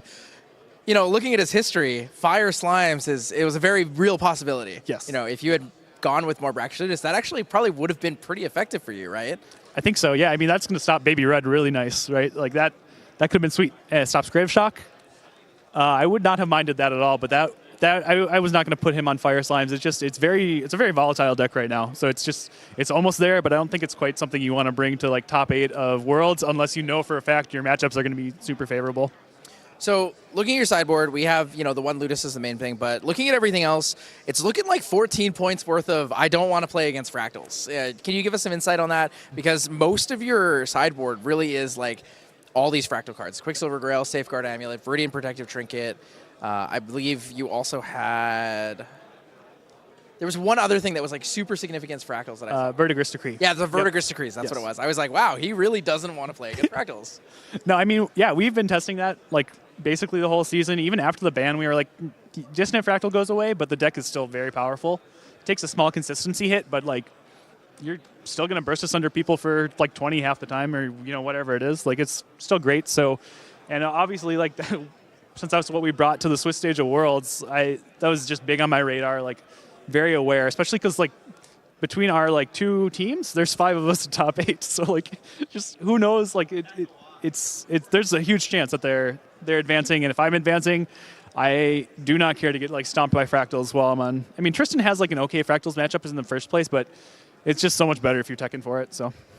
Yeah, that makes sense, especially when you set up that main board so aggressively for your first match. Afterwards it's going to be most likely Fractals, but potentially some other things. So again, big shout out. Thank you so much. Congratulations on winning your quarterfinals match here. Bobo, this is Main Deck Taylor. Congratulations, and we'll be taking you guys to a short break here. Cool decks are here sitting down in the feature match area. We're getting ready. Players are shuffling up, going to make sure that they are prepared for this very important match. Main Deck Taylor, Bobo on your left, playing that Wind, Tristan, and What Do You Min representing Creative Shock on your right, playing that Water, Genbu. Into the late game. Oh, wow, this is pretty huge. Okay, Young Beast I like it. on enter. You put a buff counter on another target ally you control, and if that ally is a beast, you put 2 counters on it instead. Going to turn this Slick Torrent Rider into an actual ally that can attack. It's going to be a 2/5. It's a big boy. It's going to be a 2/5 Dolphin. Oh, wow. Looks like in response to the on enter, I believe. So it looks like Young Beastbonder has resolved, and then in response to the on enter, we're going to see an Ensnaring Fumes returns all allies to their owner's hand.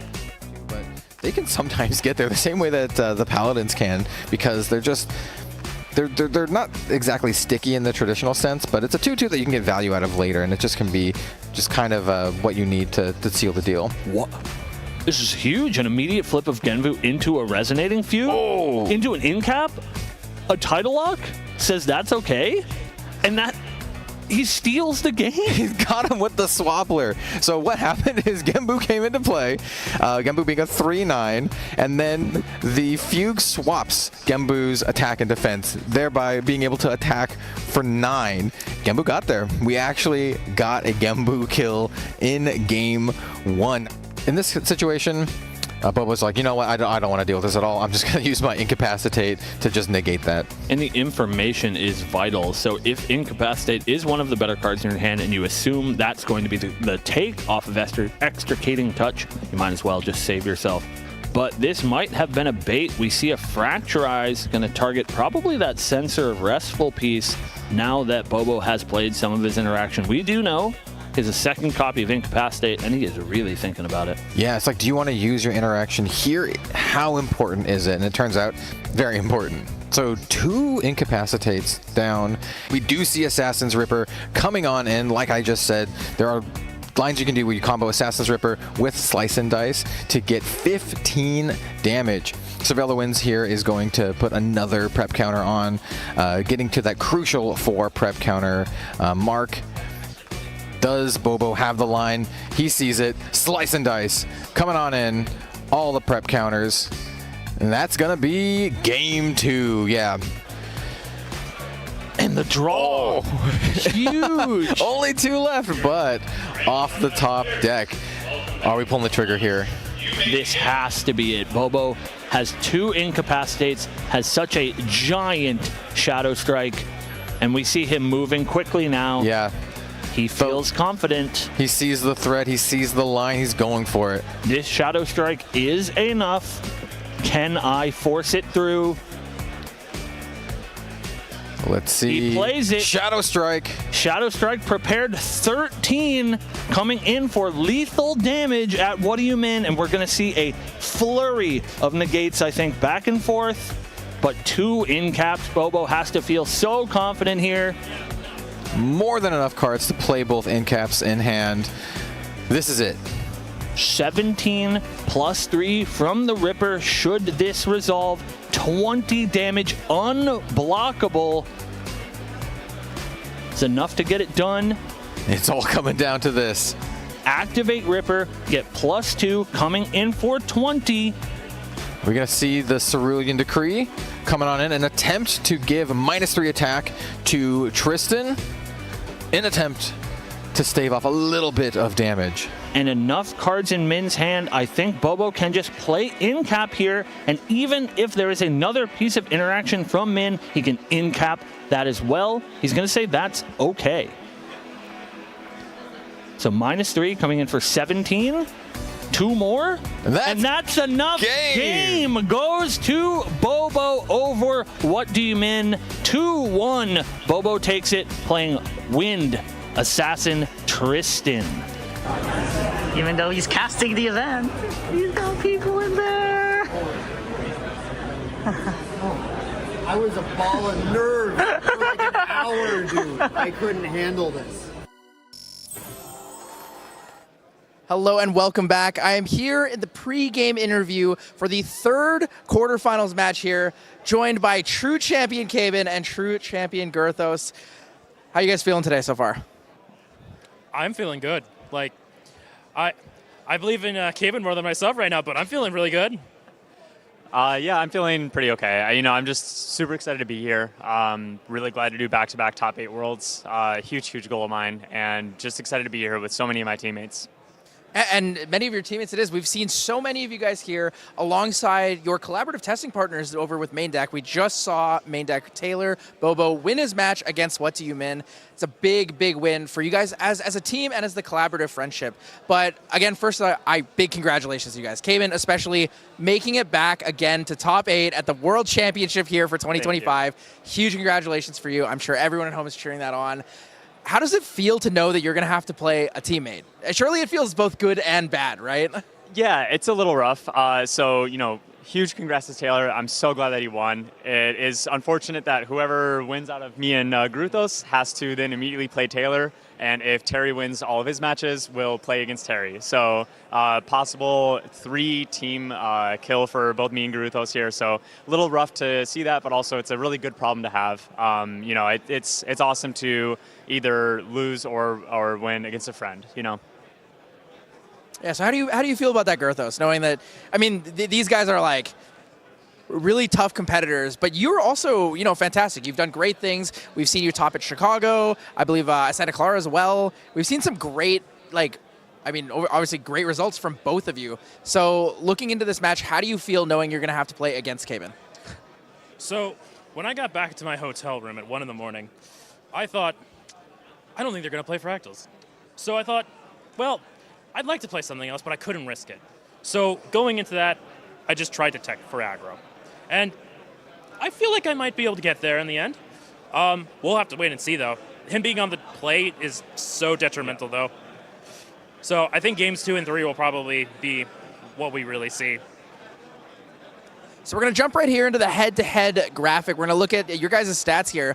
Kaven, you may actually be the undisputed GOAT here. 1,722 ELO, 483 matches played, and the record of 7-1 leading into the top 8 here at day 2 of the World Championship. You have swapped your deck. You moved off the Fractals onto one of our casters' absolute favorites, the Fire Xander, mainly focused on a burn deck, whereas Girthos, 1637 ELO, nothing to scoff at. You are still considered in the range of the Godslayer if you're there on the Fractal of Insight. Many matches played as well, but the 5-3, those extra rounds you had to play at the end of the World Swiss stage definitely tax you, right? You said you got out at 1 a.m. It's going to be rough, so you decided to pick and stick with the Fractals Diaochan here. Kaven, how do you feel like your matchup is going Fire Xander into the Fractals deck? Yeah, we'll see. I've never brought a Fire aggro deck to a major event before. It's not really something that I usually want to head into Swiss standings with. Being able to be second seed for today, Terry and I both realize, FISA has a very good advantage when it goes first usually, no matter what deck it's playing against. And so being able to choose first pretty much every round led to that decision. And we'll have to see. I've never had to pray to open up an Arthur in a tournament before, so we'll see if that prayer gets answered. Yeah, it's really exciting, both for me, someone who's followed your career through all of it, both as a caster and now as a host. Seeing you play something totally different, it feels really out of pocket. It's got to be one of the most exciting things that I'm looking forward to seeing in this tournament. Girthos, knowing that you're going to be playing up against a Fire Xander, one of the most explosive and I guess high roll potential decks in this format right now, and knowing you will most likely not be going first in the first game. I mean, are you fearful of that? Is it kind of okay? Do you feel like you're ready for it? I'm just going to have to draw better. Yep. Just draw better, right? Yeah, exactly. It's all about draw skill. Draw is a skill, guys. I think there's a good chance that the result of this match does come down to draws.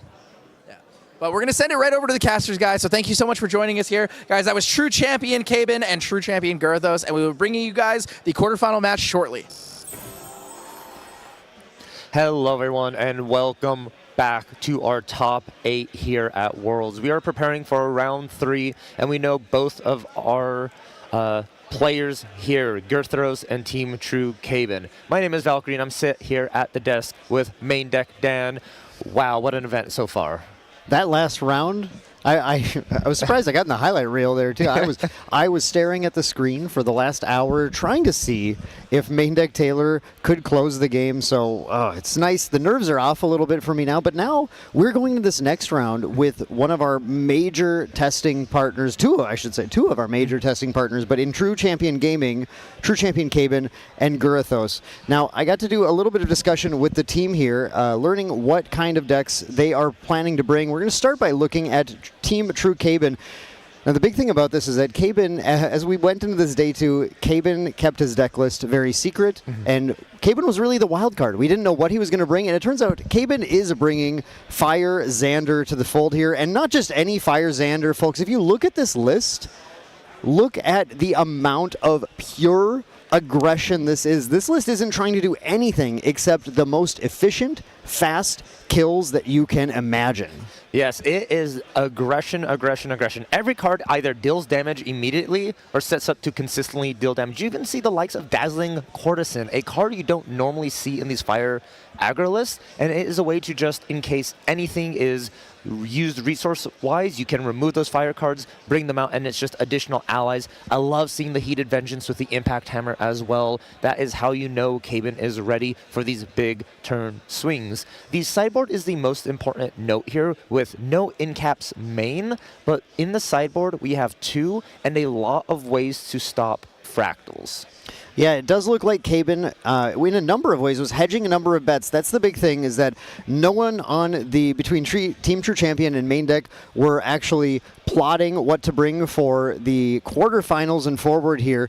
There was basically just a sort of understanding that it's time for everyone to be competitive, tech for whatever they expect to see, tech for each other, and in this case, Kaben prepared not only for some of that fractal tech, but we also see things like the Sensor of Restful Peace in the main. Not sure if his opponents would go fractals or Genbu or something else, but we do see Girthos going with that solid fractal plan that worked out in the Swiss rounds. And we're going to take a look at that deck list in just a minute here, but of course Girthos likewise was not sure what Kaben was going to bring and ended up teching a slight tweak on the fractal deck that we saw yesterday to actually be more focused on beating aggro decks, which was a very heads-up call from Girthos on what he best expected Kaben to bring here.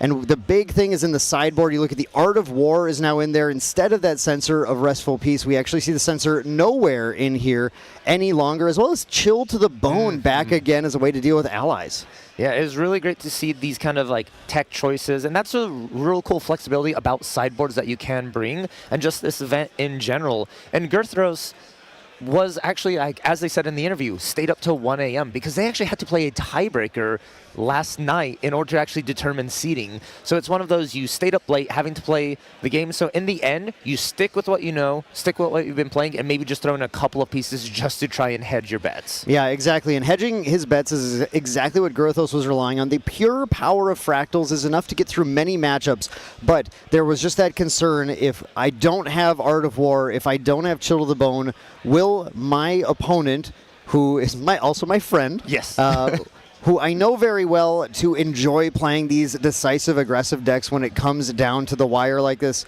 will I have enough to actually get those fractal kills on him.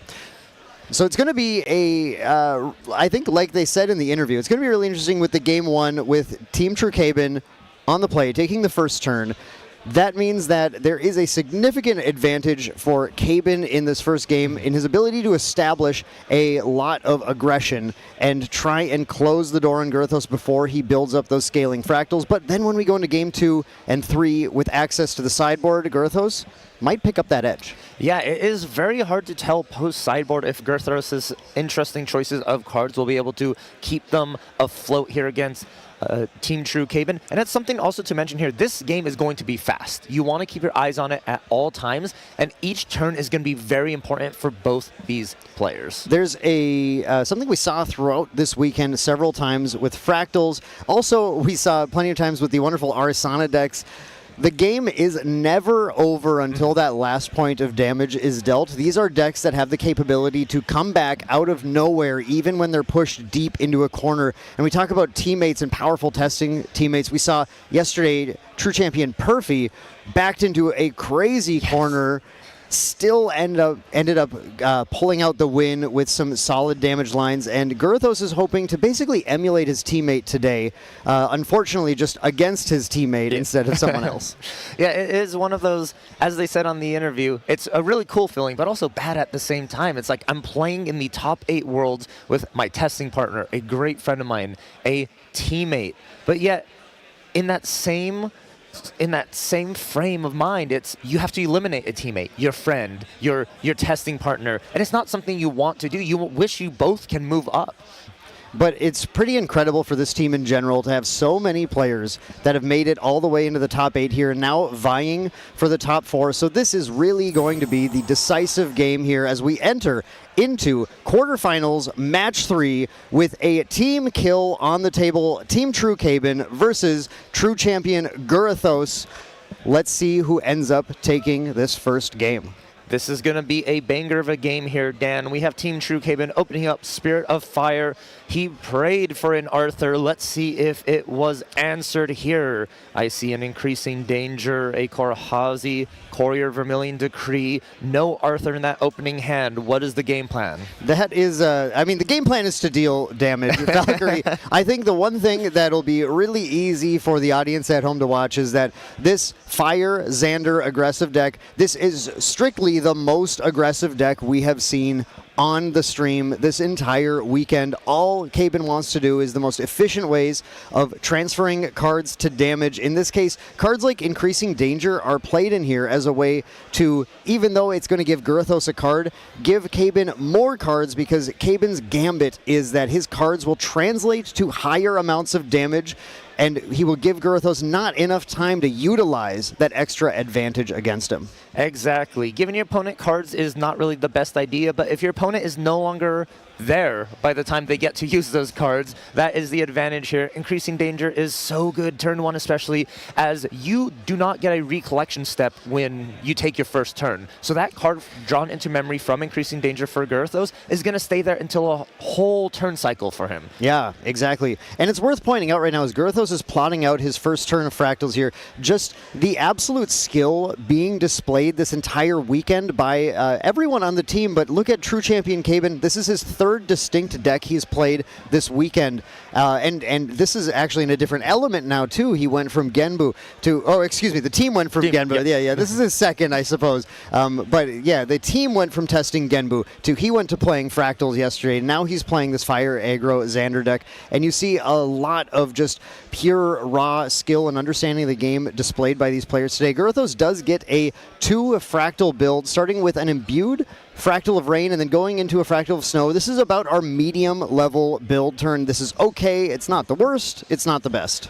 Yeah, especially because you really want to look for 3 so you could start refracting missiles, shimmering refraction, some of these allies as soon as possible here. Well, Team Trucaben is just going to go ahead and take that easy attack with the Lurking Assailant and start doing a little bit of calculation on how much damage can do on this turn. Yeah, and I want to point out that Team Trucaben's Materialize was, I think, something that a lot of players would not immediately jump to for your first turn of the game here, but with the Sensor of Restful Peace, Kaben is actually trying to utilize this not just against Genbu, but knows that all water decks are reliant on using floating memory, shenanigans, I guess. The power of cards like Lost in Thought, Frostsworn Paladin.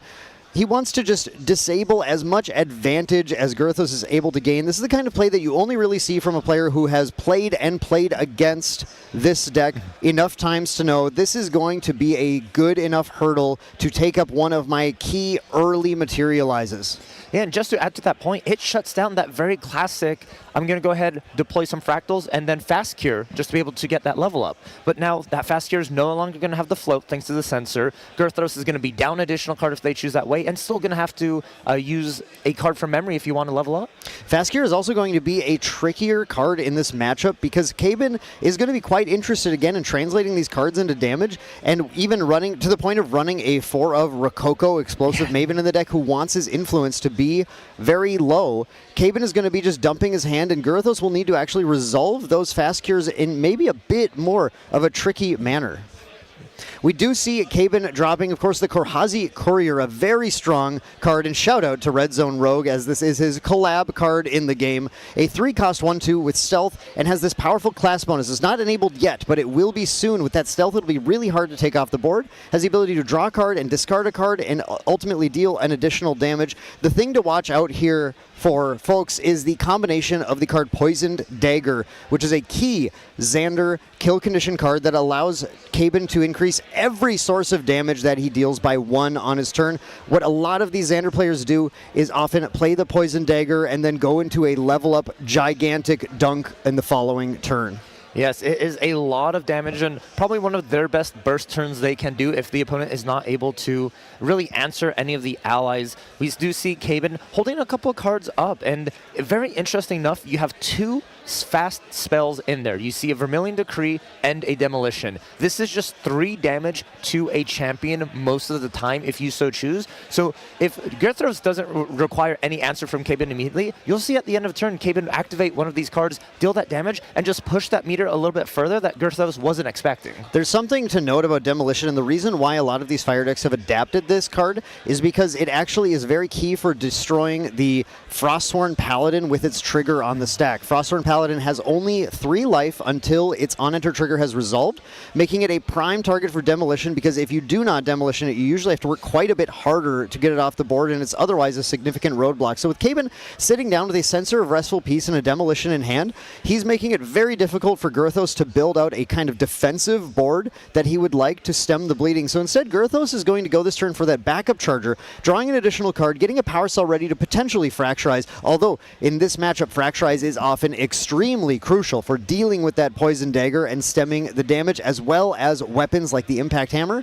And now Girthos builds out 2 additional Fractals, and I have to note, there are 2 Fractal of Snow in play, and I would not be shocked to see that come up in this game as a way to simply sacrifice it to rest one of Kaben's key units that he's going to use to try and close the game. Yes, one of the most important fractals Girthos can find, and especially having 2 now really cements that you're able to stop some of these combo turns with allies. However, the Xander deck isn't just about allies. It has so much spell damage coming from the hand directly as well. It is a 2-pronged attack you really have to work around. Curious to see what Girthos is doing. Although Kaben, we're activating that Demolition, and this is going directly to the Spirit. No Frostsworn Paladin in sight. Just like you said, Valk, it is an efficient amount of damage even without that Mage class bonus.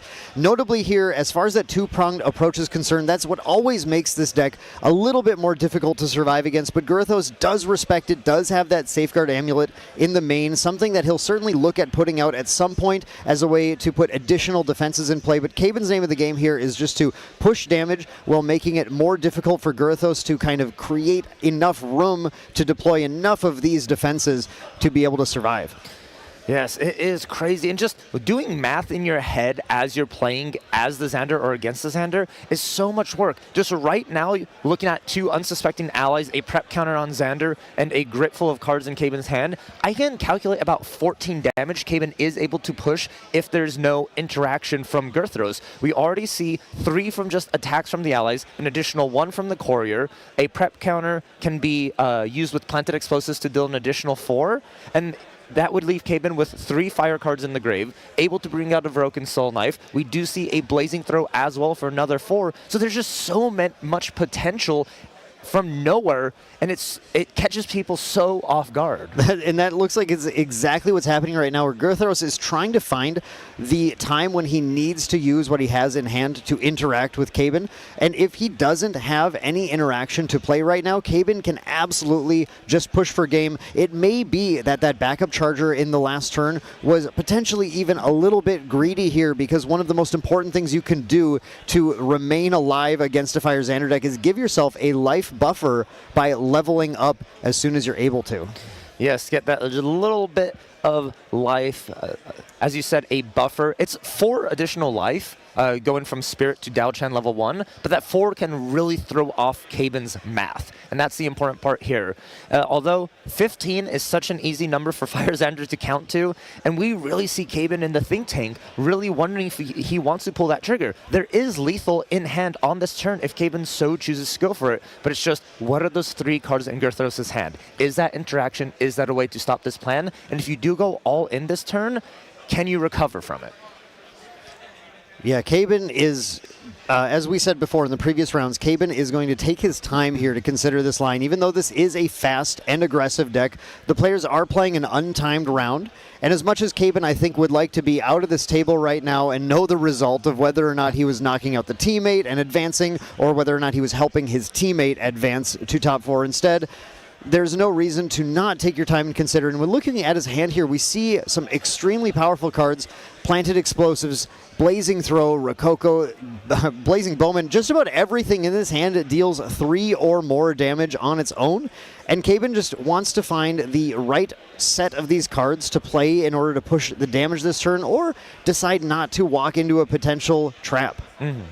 Exactly like that. And one cool thing about Grand Archive aggressive decks, or aggro decks people call them, decks that want to deal damage as fast as possible, they actually take a lot of skill to actually use. It's not about dealing damage as fast as possible, it's about managing your resources, your influence, making sure you're able to do an aggressive play every single turn. Because it's so easy to commit everything to the board at once, get removed, and then now you just sit there drawing cards doing nothing. And here we saw Caben managing his resources in a very interesting way, going for a Dazzling Chorus and using this Kindle ability where he's allowed to banish up to 3 Fire Element cards to help pay for this cost. He puts down 1 card and banishes those 2 Fire cards from Yard, which might be useful for certain other cards later, like the Rending Flames. But that allows him to get this 2/2 down, and then get the Rococo down, which has an on-enter to deal an additional 2 damage to a champion if his influence is 4 or less.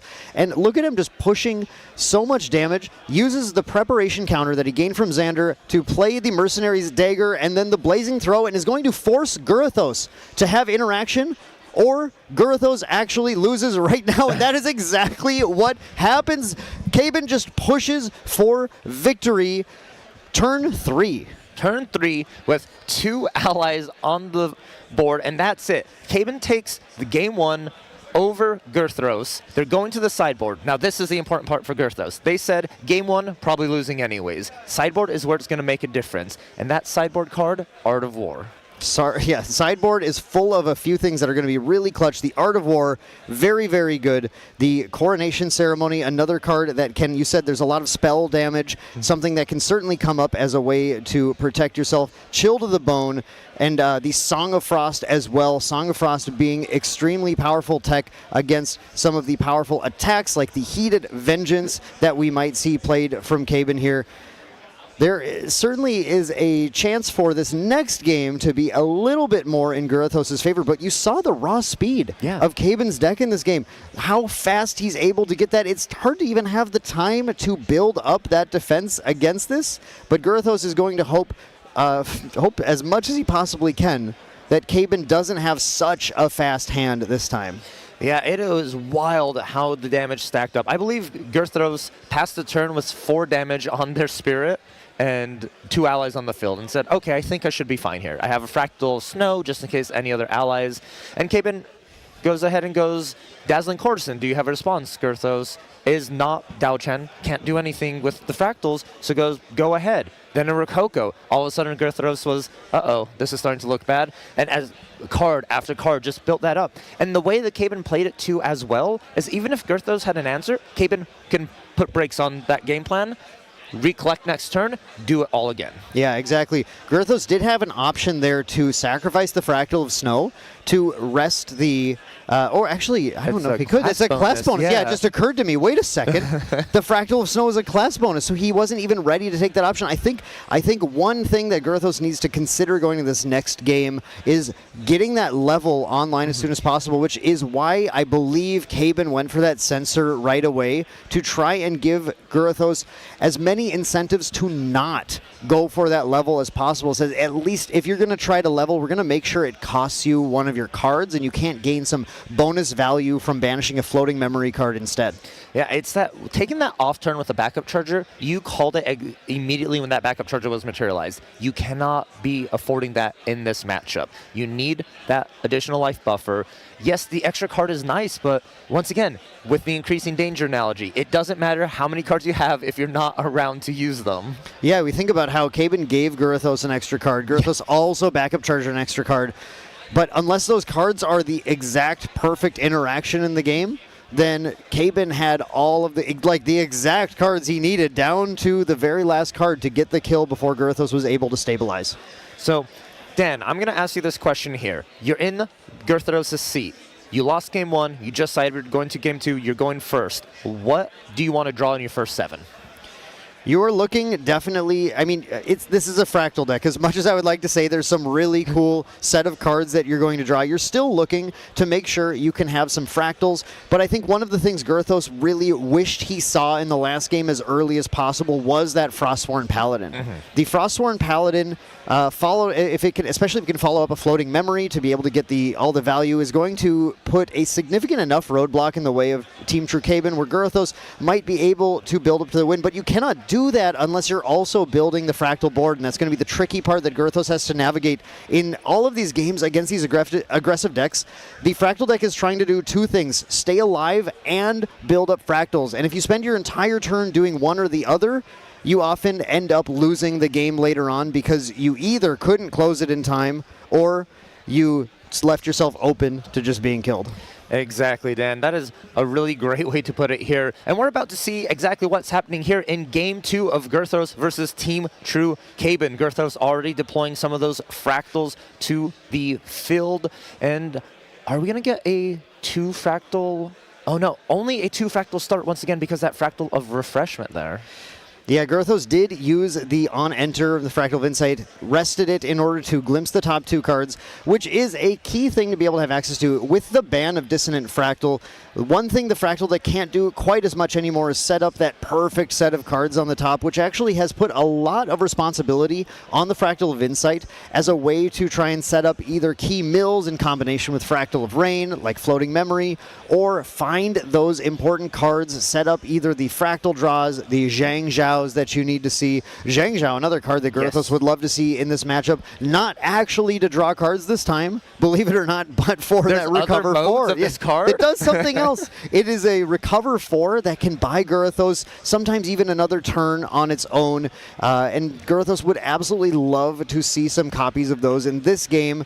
When we look at Caben's hand and see what kind of a start he has, again, don't see the Arthur that I believe he was really hoping to see here, but a lot of just powerful cards, powerful allies. Blazing Throw is there, and Rococo, actually 2 Blazing Throws, so there are a lot of ways. Assassin has many tricky ways to get out these Regalia weapons, these daggers, without actually using the Materialized phase, which means double Blazing Throw hands can be extremely scary for the opponent. Yes, Assassins are very tricky when it comes to hidden blades. There's so many ways to bring them out, as you said, Dan. And I love this play from Team True Caben. You Demolition deal 3, then Blazing Bowman. We're going to go ahead and banish that Demolition and swing in for 4 power. That is insane. Turn 1, 7 damage in 1 turn. That's half of that Spirit's life. Caben's first turn of the game already dealt 7 damage to Gurathos.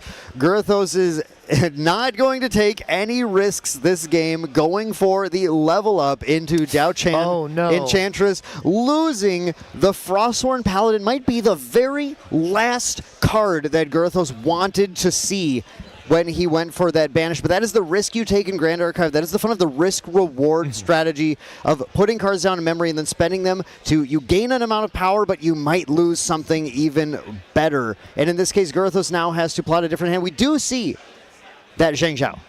2 of them, to be exact, as well. And I believe we're about to see this come down exactly. Zhang Zhao is actually perfect in this instance.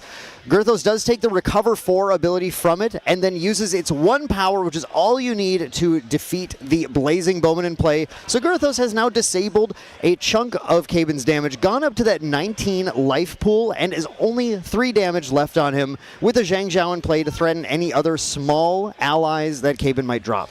Yes, should start feeling a little bit comfortable. Not completely out of the I wouldn't say comfortable. Feeling less pressured now since you actually have a buffer and ways to recover some here. But that's the thing. You stabilized on your turn. You're passing it back to Caben, who's going to look to deal all that damage back plus more. So it is one of those, I sure hope they don't have any more damage in their hand and hoping they bricked with their draws and just spells and nothing else. I wonder if this deck has any damage that he could have in his hand right now. That's going to be the problem, is that Gurathos knows that Caben's deck is so consistently packed with damage.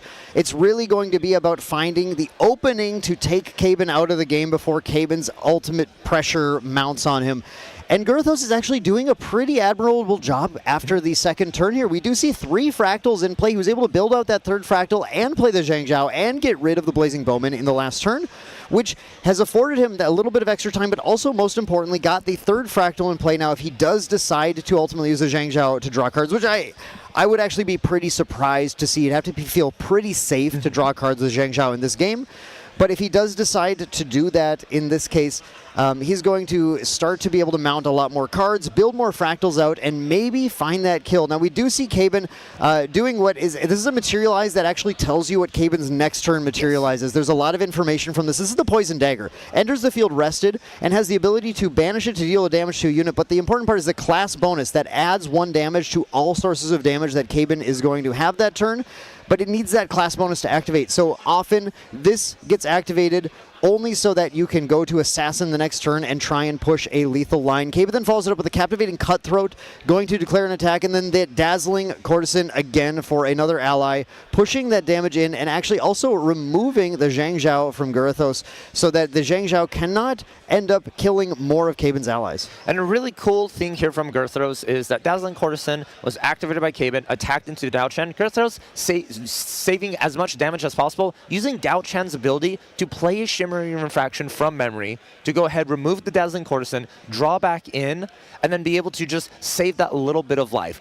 Next materialization, Safeguard Amulet. Immediately respecting what Caben can do, and then followed by, again, a Zhang Zhao, but not to recover. We're actually drawing 2. Does go for the cards here. Knows that he can take out the Captivating Cutthroat with the Zhang Zhao and has the Safeguard Amulet in play. This is the case when it does feel okay to go ahead and draw those cards, find the options. Gurathos does need cards to win the game. Yes. He can win it without it. But the cool thing is, and the reason why you see him use the Shimmering Refraction on allies so hastily here, is that he is free to win the game with the first Burst Asunder that he can resolve. In a lot of these games, you are scrapping, especially against water decks, to get any source of damage to resolve here. But Caben's fire deck is a complete glass cannon. There is nothing Caben is going to do to respond to you from his hand. If you have the Burst Asunder, if there's nothing in play to stop it, you're just going to win the game. Yes, I really like how you put it. Glass cannon. That's a great analogy here. Every turn Caben has, it's going to be trying to deal maximum damage every turn. If Caben's keeping cards in hand, it's probably just to deal more damage. There is really no defensive options, and even post-sideboard, there's 2 defensive options, and it's not likely Caben would sit back with both of them at the same time. Exactly. Speaking of sitting back, though, Girthos also did get that Frosthorn Paladin in play here, so Caben is actually looking to work through a number of threats as he goes to this level 1 Xander Prepared Scout, gets a Glimpse 2 and a Preparation counter, and now has that class bonus active on the Poison Dagger. One thing Girthos would have liked to see is actually a Fracturize to hit that Poison Dagger on his turn as well, to turn it into a Fractal for Caben, but most importantly prevent what can end up being a ridiculous amount of damage that it deals.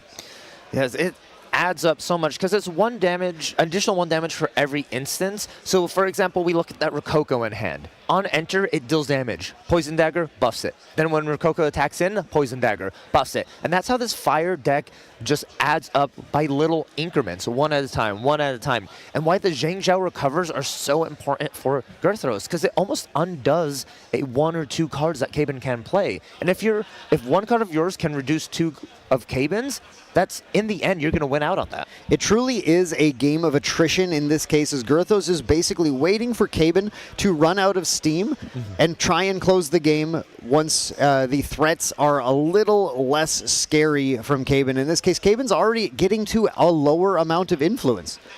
Yeah, and that is, running out of steam is exactly what looks like it's already happening. Caben trying to use as many resources as possible, but Girthos only has 3 damage dealt to them.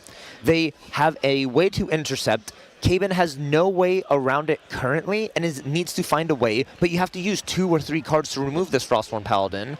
And then after that, you also have to commit allies to the board or use an attack, even going down. I wouldn't be surprised seeing Caben pass turn with only about 3 influence. Yeah, that is very likely at this point. Caben is actually going to start using those resources to activate the Verican Soul Knife from the material deck, and then immediately banish it to go for the Blazing Throw. Using the Blazing Throw is the most efficient way to remove that Paladin. Remember, it can hit any unit, not just your opponent's champion.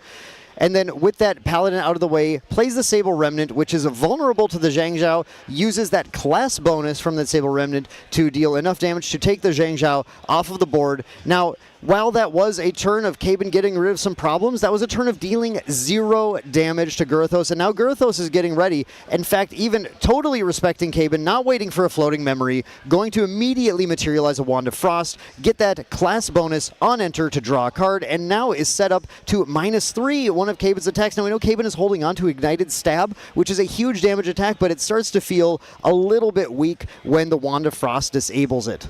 Yes, and this is exactly what happens, or what it looks like when you stabilize in a game. Every card you materialize or every card you activate here is just going to push your opponent into a worse and worse spot. There's another Frosthorn Paladin in Girthros' hand. Caben just spent 2 cards to go ahead and get rid of that first one. Now, you're going to have to deal with the second one, and you've already lost your Verucan Soul Knife as a resource. Yeah, these resources are getting very thin for Caben already. Does have the Mercenary's Dagger in his material deck as well, something that he can use that preparation counter to bring out. That might be a key for another play in the future, but as Girthos continues to take advantage of his materialize phase, getting key hurdles to get in Caben's way, Caben needs to keep pushing and pushing to get through, while Girthos is going to get ready to eventually find a close to the game. Frosthorn Paladin is joining us here on enter. In response to the on enter, we're going to go ahead and fast cure, which Frosthorn Paladin will go ahead and... He had to fast cure, and in response also play the Lost in Thought to get to a low enough influence to get the recover 4 from the fast cure. Very, very smart. Even though it is 3 damage counters you had, you want to get rid of all of them. Girthos is happy to lose as many cards as he needs to if it sets him at 0 damage counters. Yes. And that Frosthorn Paladin with that buff counter now is in that life total that you were mentioning about, like, why you run Demolition. That is very difficult to remove. You're going to have to attack into allies to it, find another Blazing Throw, but if you find another Blazing Throw, you're going to have to use that Mercenary Blade. And the prep counter is very important for Xander. Caben going for the Smoke Bombs, a key piece of interaction to get through the devastating interceptors. Now, we do note, actually, that the Frosthorn Paladin, having had to rest to attack to get the ally threat off the board, the Sable Remnant, is no longer an interceptor in play, but Caben looking to perhaps just be setting up for the next turn when he knows as long as he can stick a threat, that Frostborn Paladin is going to be there to attempt to intercept it. Smoke Bombs, additionally, though, is simply just a way to draw a card. So we'll see what Caben is doing, holding on to this. It looks like it's going to stay in play. I think he's saying, well, if Girthos has the third Frostborn Paladin, I might just lose the game here, so I better be set up in order to deal with it, while he spends his planted explosives and his preparation counter there that might have been used to bring out the Mercenary's Blade to instead get the second Frostborn Paladin off the board. And like we were talking about, it is really just coming down to, can Girthos find Frostborn Paladins? Yes. Can they find Frostborn? They just found a Burst Asunder, which WinCon drawn into hand. Now, the problem is you don't have exactly enough fractals to look for the end of the game, so you're going to start building up these fractals. You're in a complete fine position. Caben, super low on influence, only 3 cards, not going to be able to deal 19 damage in their one turn, so why not take this time to set up your fractals? Yeah, look at the wall Girthos has built at this point. Wand of Frost, Safeguard Amulet in play. Now we have Dao Chan with the Scepter of Fascination, 3 cards in memory, representing a couple of different pieces of interaction. Shimmering Refraction and Glimmering Refusal are some very strong pieces to disable lots of Caben's line. Caben is actually super deep in a hole at this point, to the point where we're just going to play a Clumsy Apprentice, deal 2 to draw a card, try and find anything else to play. We do have a Rococo. We do have the ability to use the Poison Dagger to increase the damage, but what are we doing here? 5, 6, 7 damage max this turn, and that is putting Caben down to, again, 2 influence. Yeah, nowhere near lethal. And an important thing to note here, not Caben, Xander has 19 life, which is 7 fractals that you need to actually be able to burst asunder with, or now with this Clumsy Apprentice, only 6 fractals, and I'm counting 5 on the field currently, Dan. That is 5 on the field, and additionally, if Girthos does find a Shimmering Refraction here, as long as he isn't dying from Caben's attacks, he can feel free to direct that at Caben to deal that first 5, leaving him open to winning the game with just those 5 fractals. Yes, it is crazy the amount of survivability Girthos has built up. Caben with the Quicksilver Grail, though, and a card underneath, it is safe to assume that it's just going to be a Safeguard Amulet to stay alive. Almost certainly, Caben is respecting those plays with that Safeguard Amulet here. Now it's up to Girthos, who we've seen pull some incredible plays off in the past, to find a way to get through that Quicksilver Grailed Safeguard Amulet. Now, Girthos is using a tech that he adjusted slightly for this matchup as well. He put in an additional Gildas into the main board. Gildas is here as a key piece of ally interaction because, as we said, Caben is going to lose the game by running out of resources, and as Girthos continues to simply attack the board and deal with things, and in this case, with many of Caben's allies, the Gildas does not even need to be balanced to take them out. That Gildas will be able to rack up kills and is going to, at the very worst, force Caben to spend more resources to get it off the board. Now, Caben does. Caben uses that smoke bombs that he set up. It isn't just for getting an interceptor to be unable to intercept, but it can be used to protect his allies. And I don't know how often I actually see someone use smoke bombs to protect a Clumsy Apprentice, but we just saw it.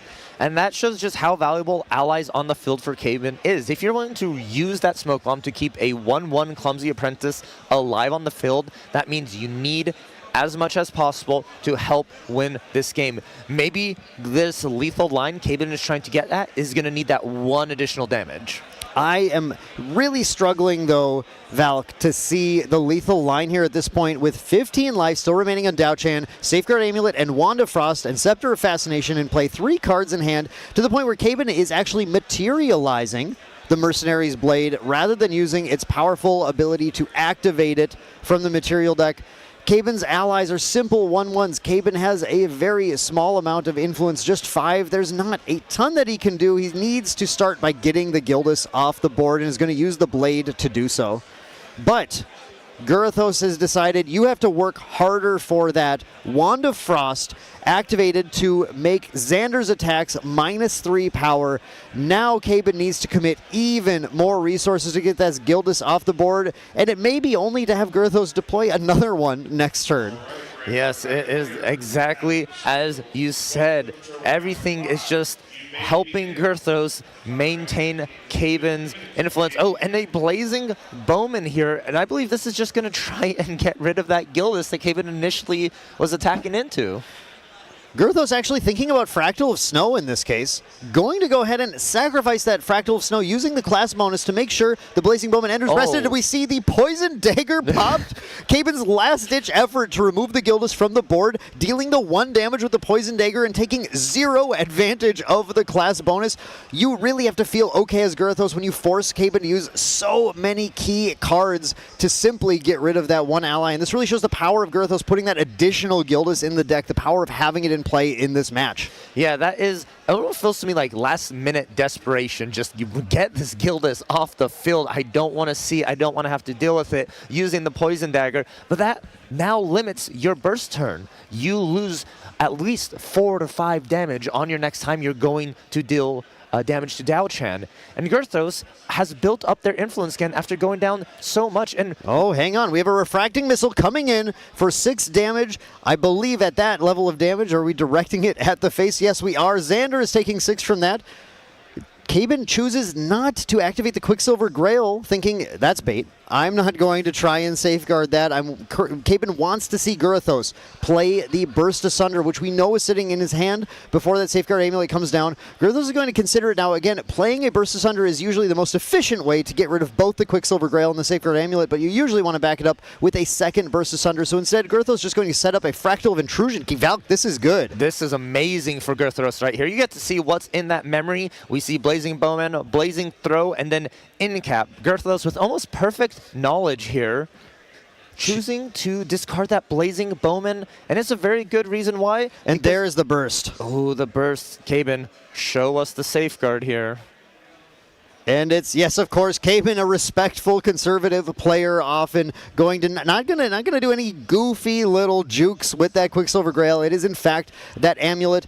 He has now popped it. Girthos chooses to sacrifice 0 fractals as Burst Asunder resolves with that Safeguard Amulet in play. And now Girthos has gotten rid of I believe, every piece of actual interaction Caben might have for him winning the game, has dealt enough damage. Now it's up to Girthos to simply find 1 more Burst Asunder, and the game is his. Yes, Dan. And one thing to note here, Girthos has 2 cards in memory. One of those cards is a Glimmering Refusal. Dao-Chan doesn't currently have counters, but we do have that Scepter of Fascination. So even if Caben wants to try for a last-minute push with a card activated from hand, it's going to be met with a please pay 6. Exactly.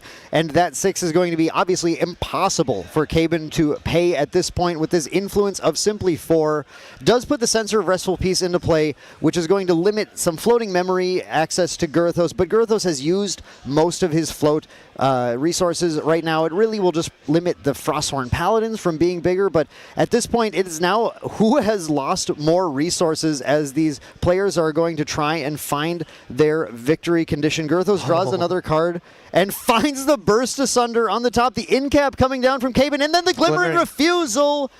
The game 2 goes to Girthos after a stunning 3-turn loss game 1. Girthos stabilizes in this game, bursts asunders his teammate, and now these 2 longtime friends and teammates are going into game 3 to determine who gets to advance to the top 4 of the Grand Archive 2025 World Championship. Wow, Dan, that was a game. I love to see those kind of back and forth, that stabilization, the aggro player trying their best to get that damage in while the control is just making sure they stay alive. And I just want to mention, Girthos did not see a single sideboard card. Yeah, you don't need your sideboard. just draw Frosthorn Paladins. It's Frosthorn Paladins, double Zhang Zhao, and you had the Glimmering Refusal when it absolutely mattered the most. And that was the most important part here. Now, Caben, game plan, you're going first again. Of course, you're going first again. You're going first again. And you have so much advantage as the Fire Xander player going first. The ability to simply set up your turn. And there are some extremely strong plays in this deck. As we saw in the first game, just even the simple lurking Assailant is hard to get off the board for the opponent on their first turn. Of course, Girthos is going to try to utilize those Gildases again. Girthos wants those Gildas to be able to attack Caben's allies and take them out, but having stealth on the Lurking Assailant makes it hard to attack. Having the immortality the immortal Arthur coming down. Again, Caben was praying to draw it. He might draw it in that opening hand in Game 3 this time. If there's a time to draw it, Dan, it is now in Game 3. This is when he needs it down to the wire. Going in there, this is their last chance to make it into the top 4 and potentially become the world champion. It is anyone's game. Those first 2 games really showed how each deck has a game plan to win against the other. Game 1, we saw Caben completely steamroll Girthros, not even allowing them to take turns. Only, I believe, 2 turns Girthros was able to take. Game 2, Girthros demonstrated how you can beat aggro by just making sure you stop them from enacting their game plan. Now here in Game 3, it is a toss-up of who's going to see key components, who's going to see those cards. If Caben opens 2 allies, as you said, that Lurking Assailant, the Arthur, something like that on the field, Girthros already going to start feeling that pressure, needs to find Zheng Zhao's, Frost Ones themselves, ways to remove these allies before that damage adds up. You're like, oh, I'm attacked for 2, but if you're attacked for 2, 3 different turns, you're already halfway there. Caben is set up for some extremely powerful first turns, not just Arthur, but the ability to actually do something like play Clumsy Apprentice or an Increasing Danger gives you still the influence to be able to play the Arthur on that 7-card opening hand, which can set Caben up really, really big to be able to deal a ton of damage quickly. Caben is essentially trying to end the game within 3 or 4 turns, and if the game goes past about turn 4, the percentage odds that Girthos wins increase every single turn after that. It is a game of numbers, and we are counting it here and now. We are going into Game 3 of the True Champion, not mirror match, but team kill round. Team True Caben versus Girthos, 1-1. Who will take the advancement into top 4? You said it, Dan. Only one may move on, and we're about to find out who it is as we jump into this game. Caben has that opening hand. I finally see a Heated Vengeance, Rococo, Clumsy Apprentice. Where is the Arthur? He wants it so badly. In the time of need, he does not answer the call, and Arthur still chilling in that deck somewhere. But we have that Clumsy Apprentice. We could dig. We can possibly still find him this turn. It could be on top, and I believe we're going to start with exactly that, because if we find the Arthur, we can still play it. Team True Caben deals 2 to himself and finds a Lurking Assailant. It's not an Arthur, but we have Arthur at home. Still good here. Lurking Assailant here does actually have stealth as long as it's awake, so it is going to be impossible for Girthos to play an ally and attack into it here. So, and Caben, very happy. It's almost like an immortal Arthur, right? Well, almost. Almost. It's a build in Arthur. It's missing some other text that would make Arthur a little bit more exciting right now. But, hey, it's an ally on board. And as we saw in the last game, this game is all about whether or not Girthos can control Caben's board. And this one is tough to deal with. It is. I'm trying to take a peek at Girthos' hand. I see a Childabone, Burst Asunder, Glimmering Refusal, Frostborn Paladin, and 3 Fractals. Oh, that is a great hand. You love to see it. I see the hand I want to have as Girthos. The question is, how much damage is Caben going to mount on the next turn if we do go for a 3 Fractal play? We're going to start with an Imbued Fractal of Rain, going into that Fractal of Insight, going to set up the top 2 cards of the deck, and essentially force Caben to put out the Censor of Restful Peace on his turn, which is just a slight damper on the amount of damage Caben is going to deal. But as we saw in Game 1, it's not often that much of a damper. A lot of damage is coming through in the next turn, especially because this turn is likely leaving both of these allies in play for Girthos. I believe Girthos is... Okay, for a second I thought they were putting a Frostborn Paladin on the bottom of their deck. Girthos would not do such a thing. That would be absolute sacrilege in this case. I got nervous here. You called it, Dan. What a magician here. We see pulled out of the magical deck the Censor of Restful Peace. Now, if there was a floating memory stacked on top of the deck, Girthos will no longer have access to it. Yeah, Girthos obviously expects that to happen, but has to go for it. You have to make Caben do that here. Again, you're just simply reducing the total amount of damage Caben is going to deal. Now let's see The question is, Caben does his math here. What is the max amount of damage he can deal, and how can he set up to take Girthos out? We are not, I doubt we are going to see in game one Girthos going for that backup charger again. In this case, Girthos certainly going to respect it, going to Dao-Chan on the next turn to get that life pool, as Caben is about to represent minimum of, let's see, 4 damage here, followed by, I believe, another 2, I think 6 damage, going to really put pressure onto Girthos. This is an ally rushdown currently, and one of the harder things for Girthos to deal with is the wide boards. You can only commit so many allies as the Fractal player that if there's way more allies than you can actually deal with, they're going to be sneaking in for damage every turn. But we see a Glimmering Refusal on the Dazzling Courtesan, not wanting to have to deal with it right now. Absolute respect for the damage that is going to mount. Instead, 4 damage dealt to Girthos. Caben setting up to try to do a level next turn, which will turn on an additional damage from that Sable Remnant, and then set Caben up for his class bonus and that Glimpse and Preparation counter, which can set up better draws and better plays. Now, Girthos going actually instead for Safeguard Amulet. Now, I may not have called this correctly, but Safeguard Amulet is a lot like gaining the extra 4 life from Dao-Chan, only if your opponent is going to play a non-combat damage into it that turn. And sometimes it can mean quite a bit more than 4 life as well. So still a very safe play from Girthos, but a precarious position as Caben is truly mounting an ally board and Girthos is putting on non-ally defenses. Yes. I want to point out real quick, Girthos opting to mill the Frostborn Paladin from the Fractal Rain trigger that they stacked on top. So that, going into the grave, Girthos not wanting that card. Secondly, the materialization of Safeguard Amulet is a lot of respect because Caben does, I believe, have lethal in hand through a combination of spell damage. So Girthos really reading the correct play, knowing that you're probably not dead completely off of ally attacks. The only way for Caben to really push through for that win is through spells, so you're grabbing that Safeguard Amulet. The mill of the Frosthorn Paladin is something that is very much interesting me. I don't know if it is the result of Girthos changing his mind about a play or potentially just forgetting. I can't imagine he forgot that he was going to mill a card here, so I think there's got to be some sort of true champion level line that is being considered here now as he's trying to figure out how to deal with the board with that Safeguard Amulet. As you said, Valk, keeping him safe from the scary amount of spell or just non-combat damage in Caben's hand. Girthos is sitting on that Gildas now. Gildas coming down on the board is going to be able to deal with a lot of problems. One thing Girthos has to consider, though, is whether or not he wants to get a balanced Gildas to deal with the Lurking Assailant. Oh, he has another Frosthorn Paladin.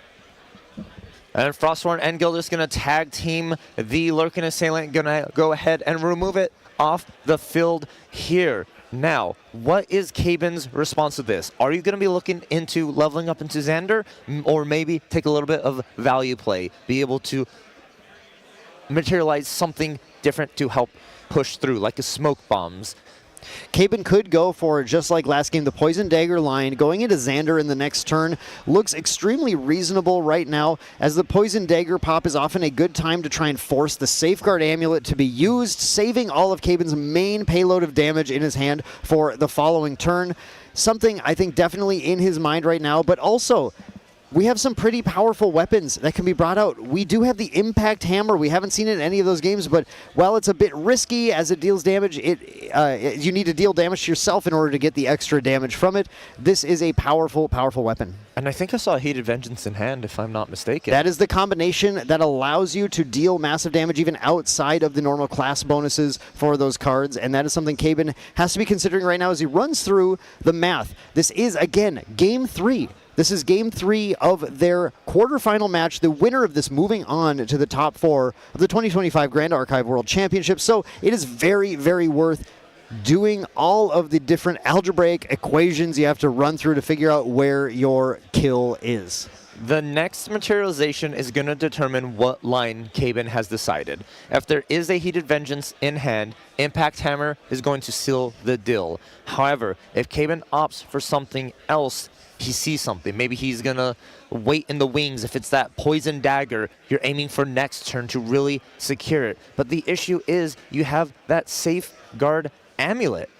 That it's going to really prevent a lot of possibilities. Yeah, that Safeguard Amulet has to be answered at some point. It needs to get off the board, and Caben needs to work out how to deal with that, while also being aware that while he has ally damage available right now, these two allies Girthos was able to set up last turn are going to start to work together to clear everything on Caben's board. Caben actually opting for the 5 out of 5 Divine Relic, Grand Crusader's Ring, drawing a card and just digging not only deeper for more options to deal with the board, but gaining an influence advantage, allowing him to play maybe one more additional card in the turn might be the key that he needs.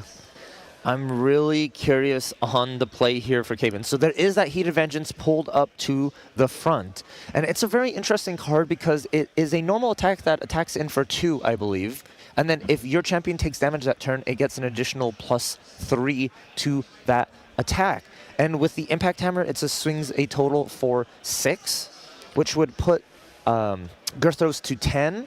And then you have 2 allies, which is going to set them to 12. So we were going to be 3 short. And then in the form of other allies, you could have possibly gotten there. But we see that Rococo in hand, and that Safeguard Amulet would have totally negated that play. Exactly, and instead we see Caben just building out an additional ally in the Captivating Cutthroat and going for a simple Ignited Stab to deal damage and together with the Clumsy Apprentice, find the damage in order to take out both the Frostthorn Paladin and now into the Gildas with the Captivating Cutthroat, into the Rococo with the On-Enter, dealing damage to Girthos and 1 more damage. So this was Caben's line.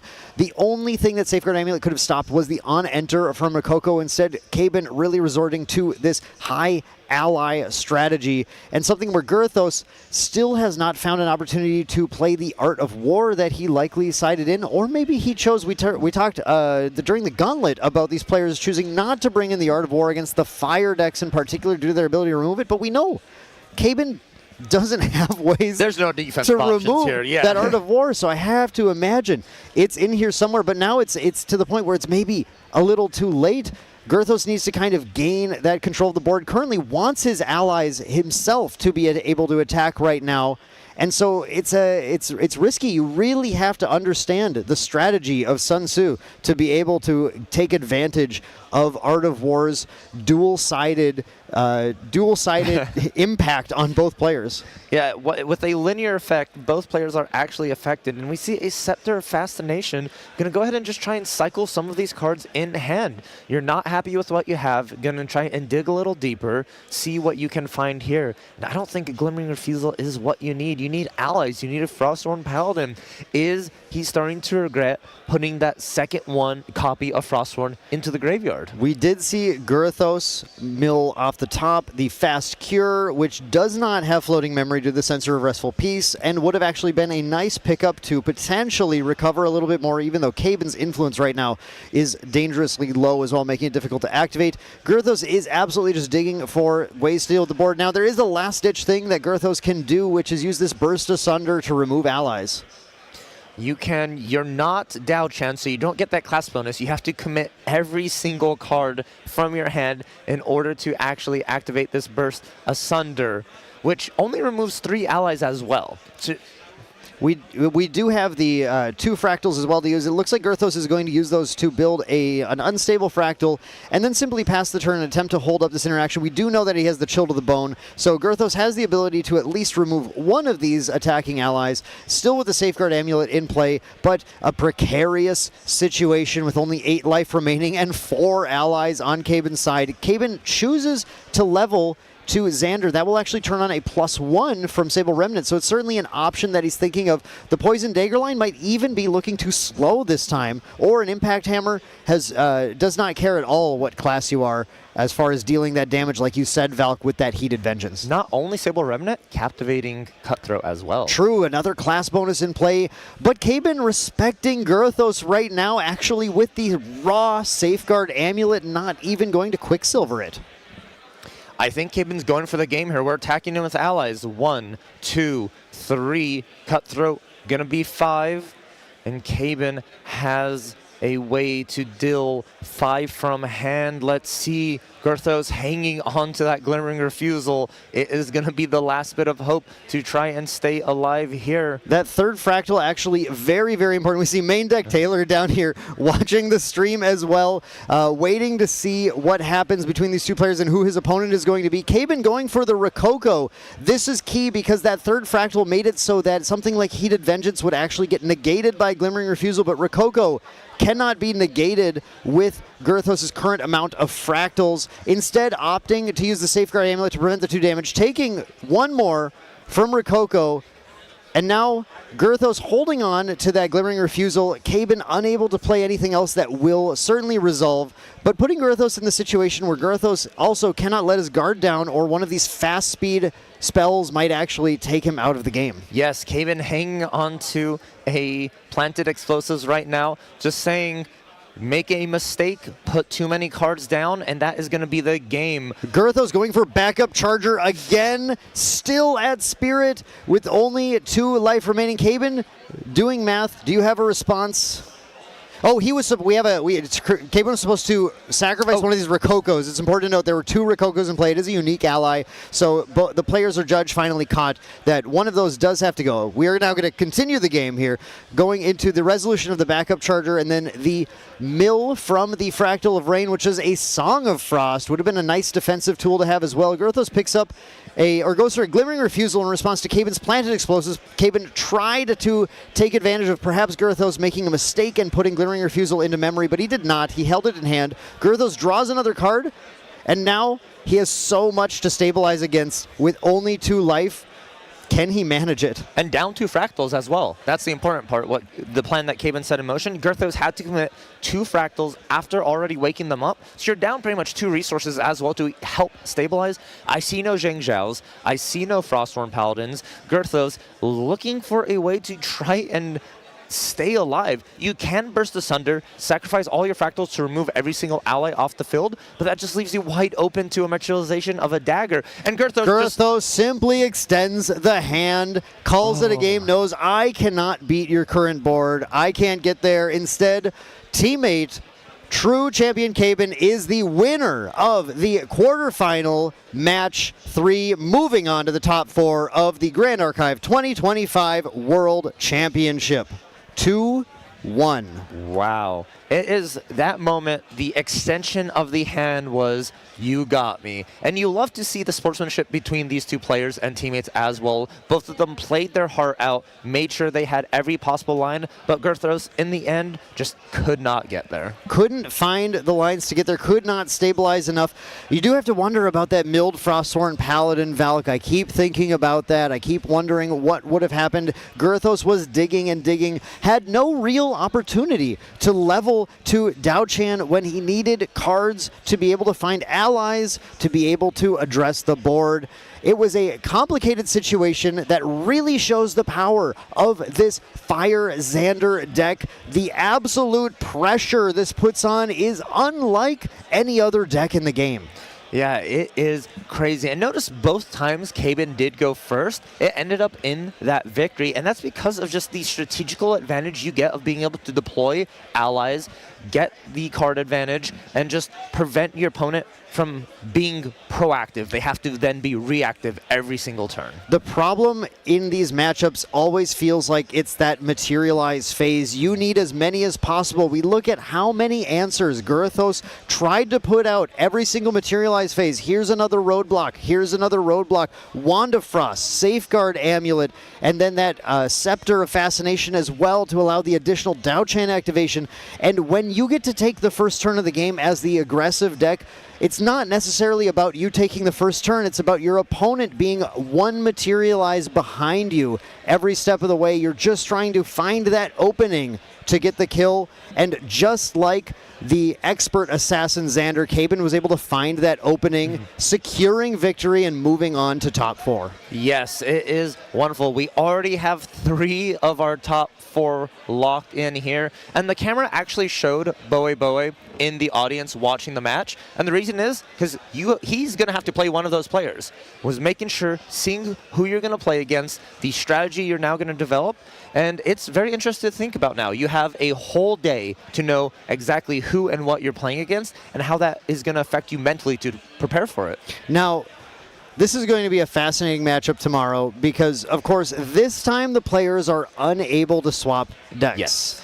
The decks that they have locked in for top 8 are the decks that they're going to use in top 4 Grand Finals and or the bronze match. And now Bobo and I almost called him main deck Caben. Maybe someday. True champion Caben are two of the most well-known, strongest players on their respective teams and are about to meet tomorrow as sort of maybe a breaking of the alliance, as they're going to now fight to determine who gets the rights to challenge the other player from the other side of the bracket to become the Grand Archive World Championship victor, the world champion, the second one ever from 2025 now. Oh, man, that is crazy to think. We're already getting close to crowning a world champion. We are mere couple games away from it, and it is wild to even think about that, is that these players have been playing non-stop. Some of these players were even from the Gauntlet.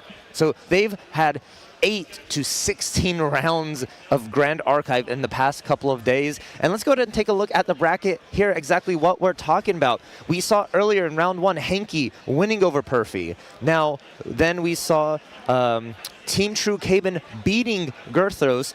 And we do have an error on the screen right now. It is not What Do You Admit? It is Bobo who advanced and is going to be playing against Team True Caben in the semifinals. And then what, of course, Caben and Bobo are hoping, whether or not they win or lose, as fellow Alliance members or teammates, they're looking for Team True Terry to be the advancement in the next round to then face Henki the GOAT, so he potentially could face him in the grand finals. But of course, Team True Terry is facing against Korax, one of the most seasoned players of the game, who we saw take some decisive victories yesterday, pushing himself all the way into the top 8 now as well. So it's sure to be an incredible next match. It is indeed. And it's just honestly seeing the players we have here in our top 8 and their stories of getting here, or like who they are. We have Caben, a back-to-back Worlds competitor in top 8, the winner of the first ever ascent, someone who's chasing that big victory. They fell short last Worlds, and they're here again. Then you have the likes of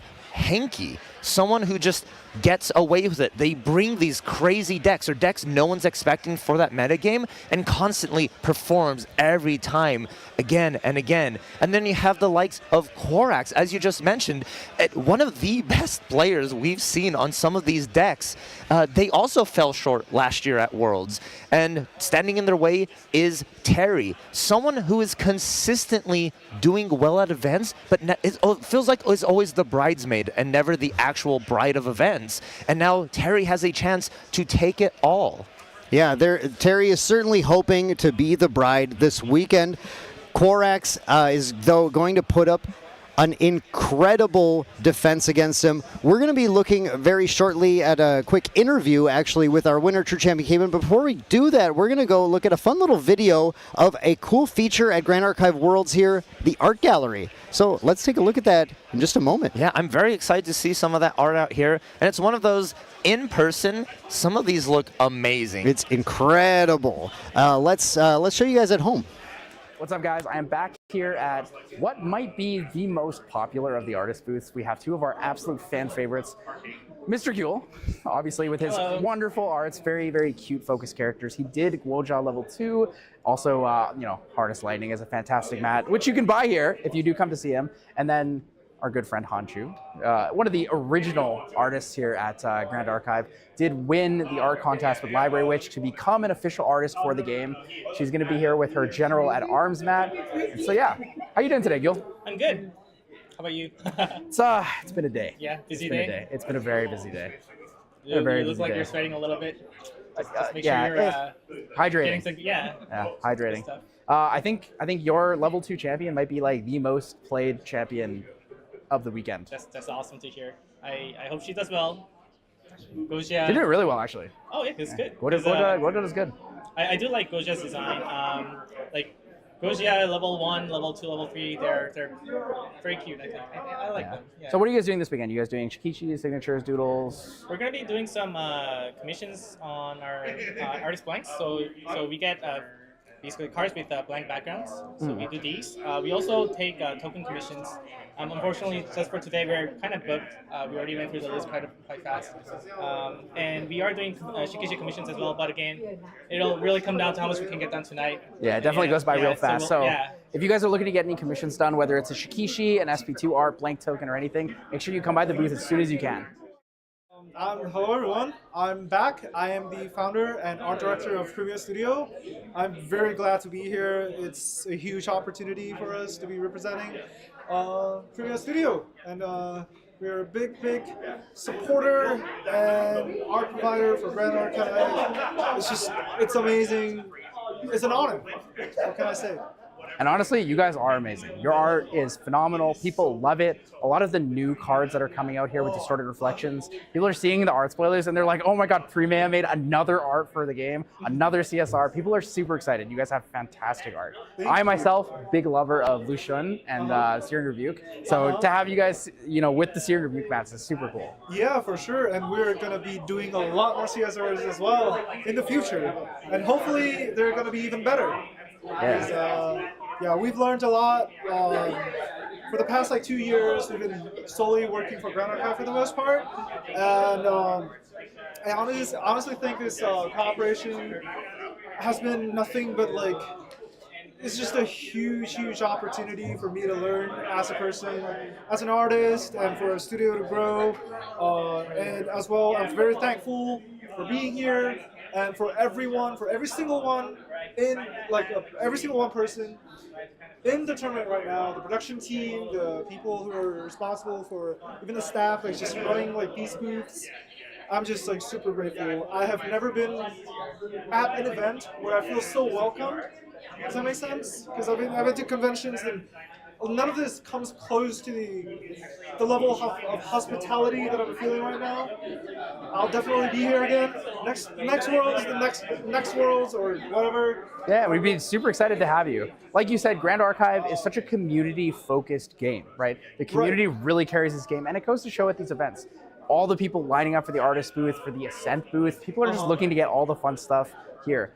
This is day zero. There's not even really the live event or the main event outside of the World Championships. So there are hundreds of people that are here because they love Grand Archive, even though tomorrow's when they're going to start playing. Hell yeah. So it's super cool to have you here and to have all the other people here in the community. Yeah, for sure. I'm going to be here for the entire weekend, and I'm looking forward to seeing how the event plays out. So make sure you guys come by and check out the booth because Premiere Studios, absolutely fantastic. Yeah, we're doing signing, we're doing doodlings and shikishis. If you want a sketch done, just come over. I'll give you a hug and a photo as well. All right. Behind me right now is the exclusive art gallery for the Grand Archive's 2025 World Championships. We are about to show you some of the coolest cards, a couple cool spoilers in there that you may not have seen yet. So let's jump right in.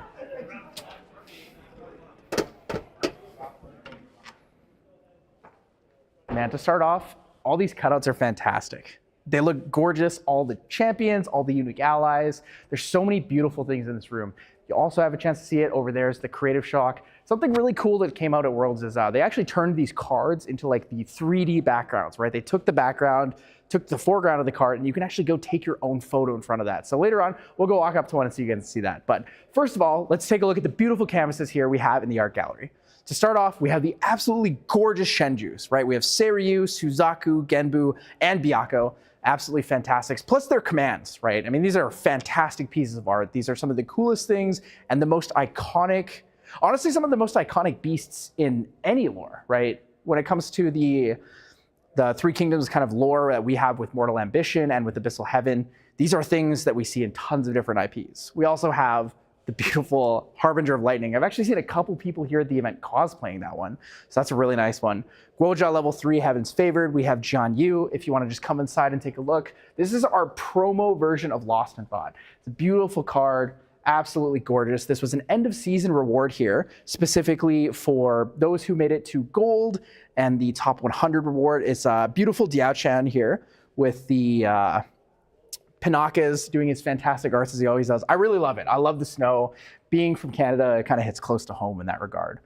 We have a lot of other wonderful ones. Yudi, the Fire Bloom Flourish, Wisdom's Reprise, Diao Chan level 3 herself, Diao Chan the Idle Corsage. But man, there are some gorgeous things in here. And these things would be fantastic to see in our homes. So if you didn't already know, you can get you can get all of these canvases through a silent auction. And if you're looking for that silent auction, you can find the link in the event guide. Let's take a look at a couple more here. So we have some more of the unique allies between the Abyssal Heaven and the Mortal Ambition sets. So we have Xiao Xiao, the Cinder Keeper, Shang Xiao Xiao's older sister, Da Xiao. And then we have the three sisters. We have Zhang Fei, Liu Bei, and Guan Yu. And man, I gotta say, one of the coolest things in Grand Archive is the domains. They're totally underrated, but these are some of the most beautiful art pieces you can have. Chongban, the Heroic Impasse. On this side, we have Jianye, Dawn's Keep. For those of you who don't know, it's the highest cost Kindle card, if I ever come trivia you with that. It's a Kindle 6 card. It's really cool. I mean, look how beautiful, detailed, and gorgeous these arts are. It would be fantastic to be able to showcase something like this in my own home. So let's move on. We got a couple more to go through. We have Yuan Shao, the Crown General. She's also featured on the Imperial Seal art from the Mortal Ambition. We have Mortal Ambition itself, fantastic art. And then everyone's favorite fractal card, Zhang Jiao. Zhang Jiao is honestly amazing. Fits even more than just the fractal decks. We've been playing it a little bit in Winluxem decks. You see it a little bit sometimes in Astra Ari if people are looking for a little more recover. Then we have all the water unique allies here. We have Dian Wei, Cao Cao, and then Xiahou Dun. We have Art of War, and the beautiful Shifting Currents Mastery. This is probably one of the coolest ones you can get. We made a couple jokes, but I mean, if you had this, technically you could play locals, level 1 Kong Ming, and you could bring out your entire Shifting Currents canvas, put it on the table, and be like, okay, shift west. And I mean, it would be kind of fun. Be a good bit for sure. Yeah, let's take a look at what else we have, because this thing goes all the way around. All the way around. So these are some of our new arts. These are a couple spoilers here, some pretty cool ones. So we have Spirel, the Schwartz Queen. We have the Cheshire Cat, Impish Grin. We have, spoiler we showed actually earlier on the stream, Snow White, the Weiss Queen. We have the Three of Spades and the Four of Hearts. So Four of Hearts was actually brought up in the DTR design notes with developer Silidar. And man, concepts behind these cards are really, really cool. On the back wall here, we have the Mad Hatter. Fantastic new card here in the Distorted Reflection set. And then we have the Wall of Spirits. So we have Shira, the Lost Spirit, Vera, Spirit of Fire, Brissa, Spirit of Wind, Mint, Spirit of Water, Priscilla, Lost Spirit, Kaze, Spirit of Wind, my personal favorite, Hanabi, Spirit of Fire, and Priscilla, the Lost Spirit. Man, these are some fantastic arts. So a lot of these canvases are, first of all, they're huge, right? If I stand next to them, you can see, like, I'm short, but I'm not that short, right? Pretty big. Also, who doesn't love your man, Jin? He's the guy. He's the guy. Wonderful Lubu CUR, and the Kong Bing CUR art. So yet again, guys, if you're interested in taking any of these canvases home, there is a silent auction for all of the canvases in the art gallery, and you can check it out at the event guide. But thank you guys so much for joining me on the tour of the art gallery, and we'll see you in the next one. Wow, what an incredible showcase of the amazing artwork that makes up the Grand Archive TCG. It's such a treat to see Tyler showing that off, and for everyone who is here at Worlds, definitely make sure you head over there and take a look at it. Valk, what's your favorite piece on there? I love the Cheshire Cat shown. I think that artwork is amazing, and just so many fun little Easter eggs built inside of it. You have the wonky little cat in the bottom with the drool dripping down its face, and a little mystical and fey-like background. What about you, Dan? What caught your eye? I mean, that Wall of Spirits is obviously gorgeous, but really, I was impressed, like Tyler was saying, with the domains. Once you see those in person, it's like, wow, did I ever even look at the art on this card before? This is incredible. Yeah, for a card game, Grand Archive has some of the best art I've ever seen. And we get small pictures, and it's beautiful, but seeing them blown up to huge proportions really makes you appreciate every little detail these artists put into their work. Yeah, and that's really what makes Worlds so special here for Grand Archive. This isn't just about the intense competition that we've been watching and bringing to you all weekend, but it's about the community, it's about the game, it's about every single component that makes this hobby so enjoyable to all of us. Yes, and Speaking of community, there's so many other things that you're able to do here at Worlds with people. Once again, we've talked about it a little bit, but you got to play the Ciel and Diana starter decks from Distorted Reflections before they even came out. There's artwork from some of those decks in that gallery as well, so you got to see it, you got to play it, experience a bunch of things, and enjoy the game you love with everyone from around the world. I want to give a shout out as well to Ladies Night, something that Grand Archive has been pushing through multiple events, multiple ascents into Worlds here. I was talking to a local who came down for her first major event and said how incredible it was to have this room packed with fellow women who are all just getting to meet each other, hang out, have fun. She showed the treats. They look really nice there, too. They had a really great spread. They had a wonderful time, and now she said she's walking around the hall, seeing other women that she met there, getting to say hi, making friends, joining the community. Such a great, welcoming place to be for everyone here, and that's what really makes Grand Archive so special and really makes it stand out today. Indeed they do, and they have tournaments together, they collect, and there's so many things for everyone to do. If you're not competitive, come enjoy the artwork, come enjoy the collection aspect. If you maybe don't want to just collect all these cards, you want to be a fan artist. These characters, the worlds they provide to us are so cool to actually see. There is a plethora of things for everyone out here at Grand Archive. Yeah, it is absolutely my favorite event of the year to be here to see everything. I'm still debating whether or not I need to go place a bid on any of the silent auctions. Valk, are you thinking about it, or what are you going to do? I've secretly been thinking about it, and Dan, as soon as we're off this desk, I'm going to go double check those prints and, you know, maybe pull out my phone. yeah, maybe. I still have to go back to the Ascent store. I think I'm missing some of those beautiful new foil sleeves on those deck boxes, the lightweight deck boxes they have, and I never picked up the new double deck box either. Oh, it's pretty. It's pretty. It's pretty. I want it. It looks amazing. The Lu Bu art is just perfect. The red works so well with it as well. And then not even to mention the Kong Ming figure. It is so adorable and cute. I know. It's there. There's so much, and you get to see actually a lot of this when we go to the interview here shortly at the desk. They have a few of those pieces sitting out there for you to look at. So if you haven't noticed quite yet, take a peek at some of those things on the table. Another thing that's been so exciting about this event, the release of Supporter Pack 3. Yes. Valk, we had Supporter Pack 1 and 2 the previous years that have really been supporting the organized play program and making it exactly what it is today. And now Supporter Pack 3 released for the first time here at Worlds, and everybody's been like, have you bought Supporter Pack 3? What did you open? What photos? We've seen CPR, Fracturize, Geldis, and especially that new Lorraine Ascendant Wings celebrating the first world champion, Glenny Boy. Everybody's been like, did you pull it? Did you get the CPR? Valk, did you happen to get the CPR? I do have the CPR, Dan, and it is really cool to have Glenn's from last year Worlds. But let's go ahead and take a look at this year Worlds. Who has a chance of getting a CPR? Yeah, let's take a look at this fixed bracket now. Once again, we looked at this bracket before, but we have just a little bit of a fix to it. And now you see all of the players, these storied names. Every single player on this page is a well-known player in the game. We saw Bobo versus What Do You Min, with Bobo advancing, starting from the bottom here. Team True Cabin versus Girthos, two teammates, and Team True Cabin takes it. Henki the GOAT representing Europe here against True Champion Perfy, and showing his GOAT prowess by taking it there. And now we're about to go to the final quarterfinal match, which is Team True Terry, another one of the 4 True Champion members who made it in, against Quarterfinals, a player who earlier this year went back-to-back placing top cuts at Ascents. What an absolute master of the game on a powerful deck at the time, on that powerful Watermill deck. But doing the unexpected, like we've seen a lot today with some of the True Champion members. Terry and Cabin switching on to Fire Xander decks. Quarterfinals switching from a Watermill to a Wind Luxem. That is definitely subverting expectations for everyone, what you're expecting here. And it is wild to think that these players have switched these decks. But let's go ahead and head to Tyler for an interview to go ahead and hear some of the thoughts.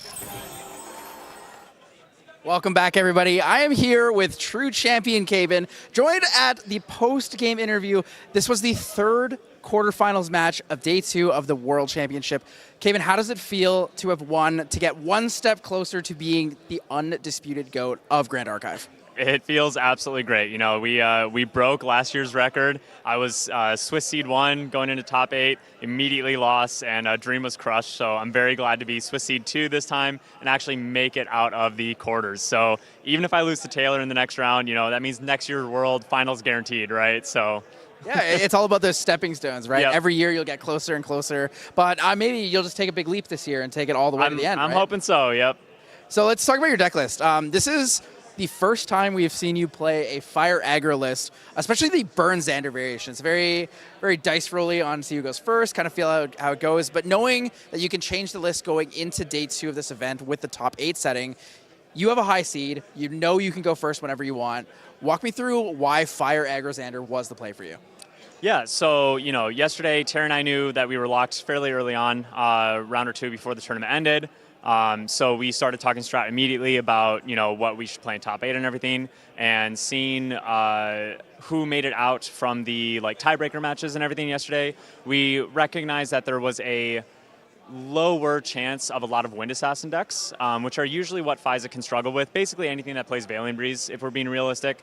And so knowing that that wasn't going to be in abundance for the top cut, and also knowing that we got to go first, you know, it was something that we've been talking about for months for Worlds Prep was, you know, what decks could we switch to for top 8 and what situations would lead to that. And one of the situations for FISA was first seed, Little Wind in the top cut. And so Terry and I realized that we were first and second seed with Little Wind, and we said there's really no option. We just have to go with FISA.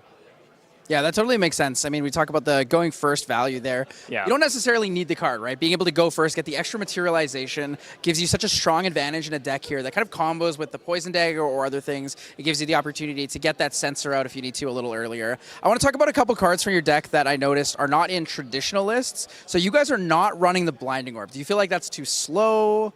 Or kind of what's the deal with that one? So honestly, I think our FISA list is actually like very different from other FISA lists that have been doing well recently, and I've taken a look at them, I've played them. I think they're strong as well. They just play very differently. This is actually a list that me, Terry, and Isaac have been working on for about 7-ish months, updating it a little bit with HVN's release, of course. Never feeling comfortable enough to bring it into Swiss at an Ascent and dice roll the who goes first. So we've kind of back pocket kept it for this actual exact situation, a high seed at Worlds. And yeah, I think that the other list is definitely fine, but knowing that you get to go first, you mentioned Sensor. Sensor is an unreal card when you are fire aggro, and you can materialize that after going first before your opponent has any chance to really use floating memory. Like, they could do like a Lost in Thought Frost from Paladin or something, but, you know, especially in the like Genbu or Fractals matchup, it's very common for them to like kill an ally with refracting missiles and then use that to level up and gain a bunch of health or something, or fast cure after getting hit for a ton and everything. And those kind of tempo swings are really, really negative for FISA. And so being able to just slam Sensor and go, if you deal with something, if you kill one of my allies, you are also losing a card. So we're actually going to stay on like even footing here. And that's why we chose to not go with things like Xander level 2, Blinding Orb, all these kind of cards, because we're not running Hasties. We're not running a ton of float. We only have 4 Sables in the list. And honestly, they're not really in there for the float. They're in there because it's a 2-drop good ally for Xander specifically. So yeah, that's why we've built it in a very different way, not really relying on floating memory. A little bit of disruption in the material deck, but in a different way that other lists are going with. Yeah, so you were talking about the addition of cards from HVN. It almost feels a little bit like you're kind of going for that Fire Bloom Flourish style of a deck here, where you play based on what you draw and less so on trying to fill your graveyard with certain specific things. You are playing 36 allies. Specifically, no Xiao Xiao Red Hair. That is probably the biggest difference between every Fire Aggro list and yours specifically. I actually really like the concept of that. It doesn't require you to draw something that is less consistent and also a little bit on the high rolly side. It gives you a little more consistency there. I do like that you are playing 6 attacks, so I believe it was I think it's 2 Ignited Stabs and 4 Heated Vengeance? Yes. Yeah, so that's really good. And then the really cool card that you're playing that I don't think I've ever seen in a Fire Aggro list is the Increasing Danger. Yeah. So can you talk to me a little bit about why Increasing Danger is good? I'm going to assume it's for going first, right? What a dangerous card, dude. It is kind of a nightmare to have in the deck. Its strength is when you are going first and you play it on turn 1. And any point after that is very bad to have. But the reason that we're on it, and this also aligns with like why we're on the 6 attacks with like no rending and stuff. Heated Vengeance can give you a similar damage output to rending without having as much setup for it. And also we wanted to value not being locked out by Lantern. So by playing Increasing Danger on like turn 1, if we're going first, we've already put a fire card in the drop. We're building our influence, all that stuff, right? We can go into our next turn. Our opponent won't have time to bring out Lantern yet, and we can immediately play a Bowman and kill an Asen or a Frost Run that they've set up. We can immediately, hit damage, hit face for 4 or something, right? We can play a Courtesan, Dazzling Courtesan for 2, right? A 2-drop, 2-attack, 2/2 is insane, right? And so it's about these like little graveyard interactions where it never quite feels worth it for the opponent to actually bring out Lantern because we don't have that, oh no, you just turned off my rending vibe, right? Like it's like, oh okay, now I have to pay 3 for my 2/2, which is still not bad, right? And so yeah, it's very interesting, especially playing against a deck like Fractals, and honestly, basically anything in the format. Giving your opponent a card is absolutely terrifying. And so, yeah, I mean, I won't even try to hide it. I sided out for games 2 and 3. I could bring it back in for game 3, but usually I wouldn't blame someone for not running it in the deck list, honestly. But it has been a good card in our testing. Yeah, for sure. So, talking about it for the game 2 out, game 3 in, there's definitely a neat concept with that not a lot of players think about. Art of War is a really good example, playing it on the draw versus on the play. Yes. It's a big one. So I feel like Girthos probably considered that as well. Yeah. But I do want to talk about the Kindle mechanic you were talking about. Dazzling Courtesan, a fantastic new card from HVN. It is a 3-cost 2/2 with Kindle 3. So you can actually pay you can banish up to 3 fire cards from your graveyard to pay for this card's reserve cost. You're talking about, these little bits of graveyard interaction. It's something that a lot of people don't really consider when they're building these decks, right? We look at Blazing Bowman, for example. Most people find that to be their ratio card, right? They side out a certain amount of them, or they take a certain amount of them from their list when they're adding new cards. But you guys are actually playing 4 of them, right? Asen Protectors, buff Frostborn Paladins. These are the really big targets, that big 4 life stat line that you need to push. So seeing you guys run 4 with the Increasing Danger combo is actually really, really cool tech. And I think a lot of people are going to pick up on that and be like, ooh, I am no longer as scared of Asen Protector in that regard. Yeah. Dazzling Courtesan is, I think, probably my favorite fire card, specifically for aggro decks. The flexibility that card gives you is just unreal. I think you see me do it in our match where I have, 2 fire cards in the drop or something, but I pay 2 from hand and only banish 1 fire because for my turn, I wasn't going to use that extra influence in my hand, so I can keep a little bit more fire in the drop, right? And so being able to do that, like not being forced to only play that card by banishing fire cards or something, being able to play it for free sometimes, which is insanely strong, or just like reduce it by 1, right? Like when you look at Increasing Danger and have it read, draw a card in memory, draw a card in a hand, your opponent gets a card, and your next ally costs 1 less. That makes that card a lot more appealing, So, Dazzling Courtesan is an absolutely insane card. It really helps a lot of different lines, and it also makes your opponent struggle a lot more with interaction, because if you have 3 cards specifically in graveyard, but even if you only have 2 or something like that, if I'm playing an ally and trying to swing into something and you're trying to think, do I negate this? Do I kill spell this, right, in Fractals or something like that? But knowing that I could just drop a Courtesan for basically nothing and kind of mess up the tempo and the exchanges that you just did, it's really hard. So I really, really like Courtesan. Really started to make FISA feel even better post HVN release. Yeah, it's a fantastic card there. Speaking of these HVN cards, there's one more card in your deck list in the main board I want to talk about. It's a 2 of. It is Demolition. Tell me about Demolition. Yeah, it's a card that we have gone very back and forth on. I think literally last night when Terry and I were solidifying the list, he was like, why are we on Demolition? Like he knew, but like he was like trying to question it, like trying to make sure that we're keeping the right scope of things. And there's definitely a good chance that we play against things like Frostborn Paladin today. And one of the really cool interactions that you can do with Demolition, and also actually, I'm going to interrupt myself. I want to mention the card that it replaced. Previously in our list, it was Surging Bolt from MRC, which if you don't know what that is, it's a slow 3-cost imbue card. And if you imbue it, it deals 4. If you don't, it deals 3. So usually in FISA, 56 cards are fire, you're going to imbue it. So it's a 3-cost deal 4, which is very strong, but it's at slow speed, and it can only deal damage to a champion. Whereas Demolition is 3-cost fast, and it can hit any unit. And so you do lose a little bit of power for going for like lethal lines, but being able to do that fast is very, very relevant. It can lead to more explosive turns with like Poison Dagger and stuff. And the other big thing is, yeah, being able to play it against a Frostborn Paladin that is trying to banish a floating memory and get the buff counter. You can demolish it with that effect on the stack, and while it only has 3 defense, and you can kill it, which Frostborn Paladin has been the bane of FISA since since the history of the game, basically. Like I remember I was playing Water Arasana like Mill at Santa Clara, and in the very late rounds of day 1, I played against a FISA player, and I set up 3 Frostborn Paladins in the first 2 turns, and I was like, do you want to keep playing? Because like it was another good player, and I was like, we should probably just go next. He's like, yeah, let's go next. Like it's so hard to deal with. You see me struggle to deal with Garuthos' Frostborn Paladins in our match as well. I have to use a lot of resources for it. So yeah, having an option in there that can either just go, oh, you didn't play Frostborn Paladin, I'm just going to hit you 3 damage face instead, or oh, you're trying to set up this card that massively hurts me, I'm going to mitigate that a little bit. Yeah, so I'm going to ask you one last quick question here before we send it to break.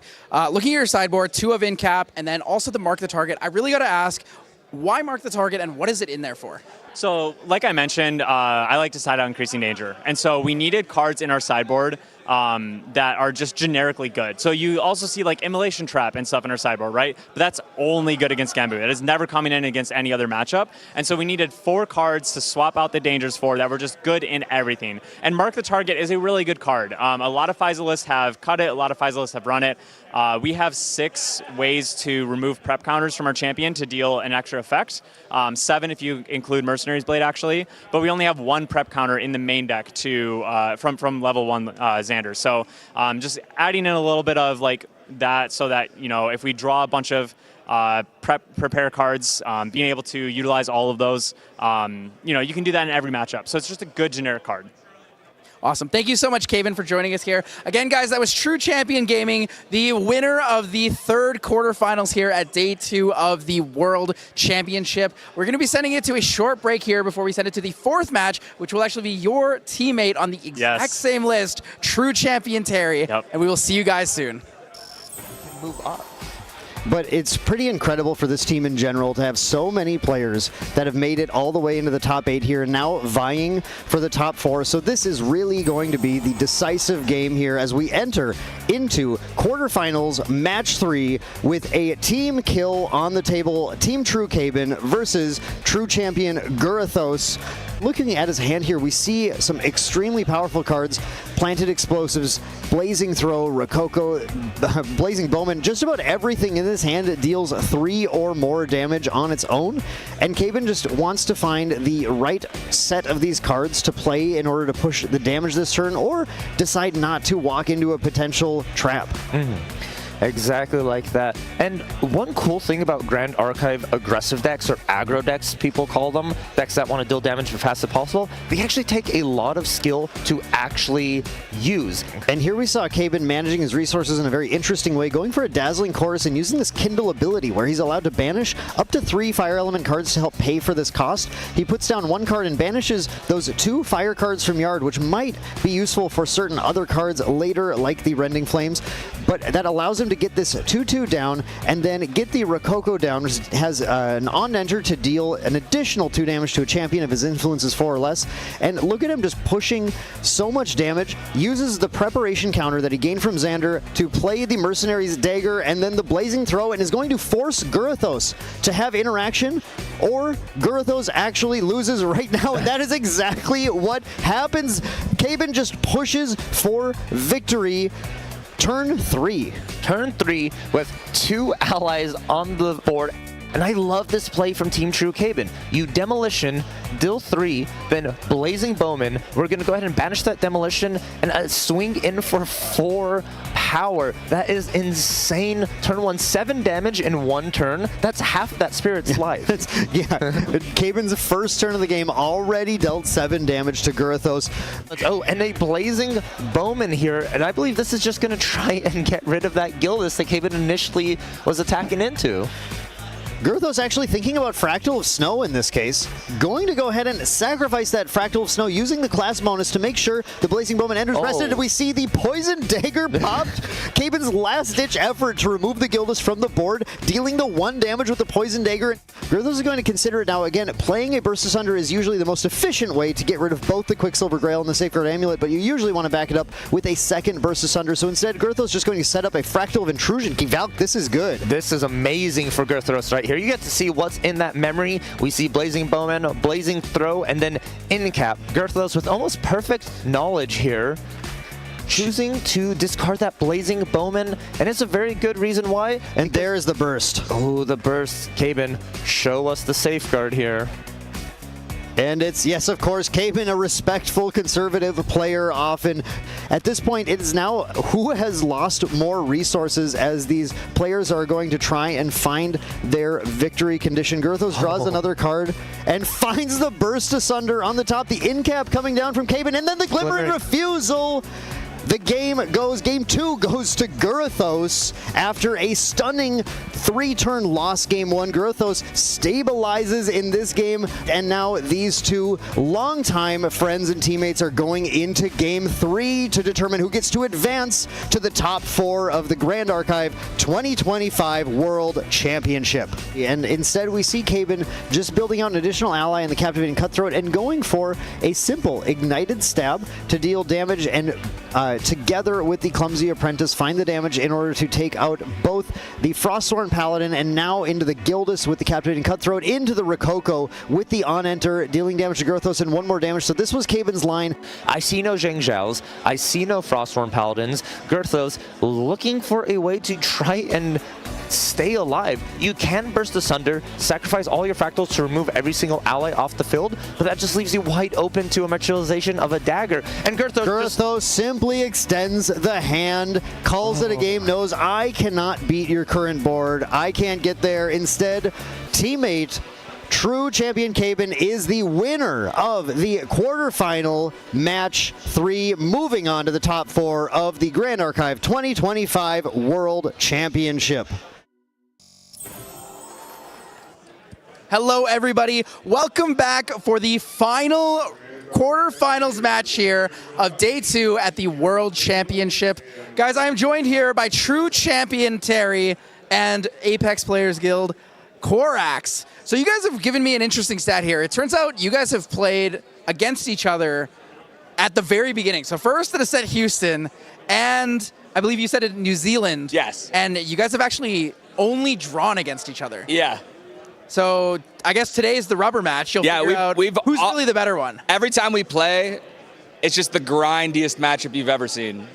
Neither one of us slow play or anything like that. It's just a super close nail biter. Korax is one of the most fun people to play against, so we usually have some pretty solid matches.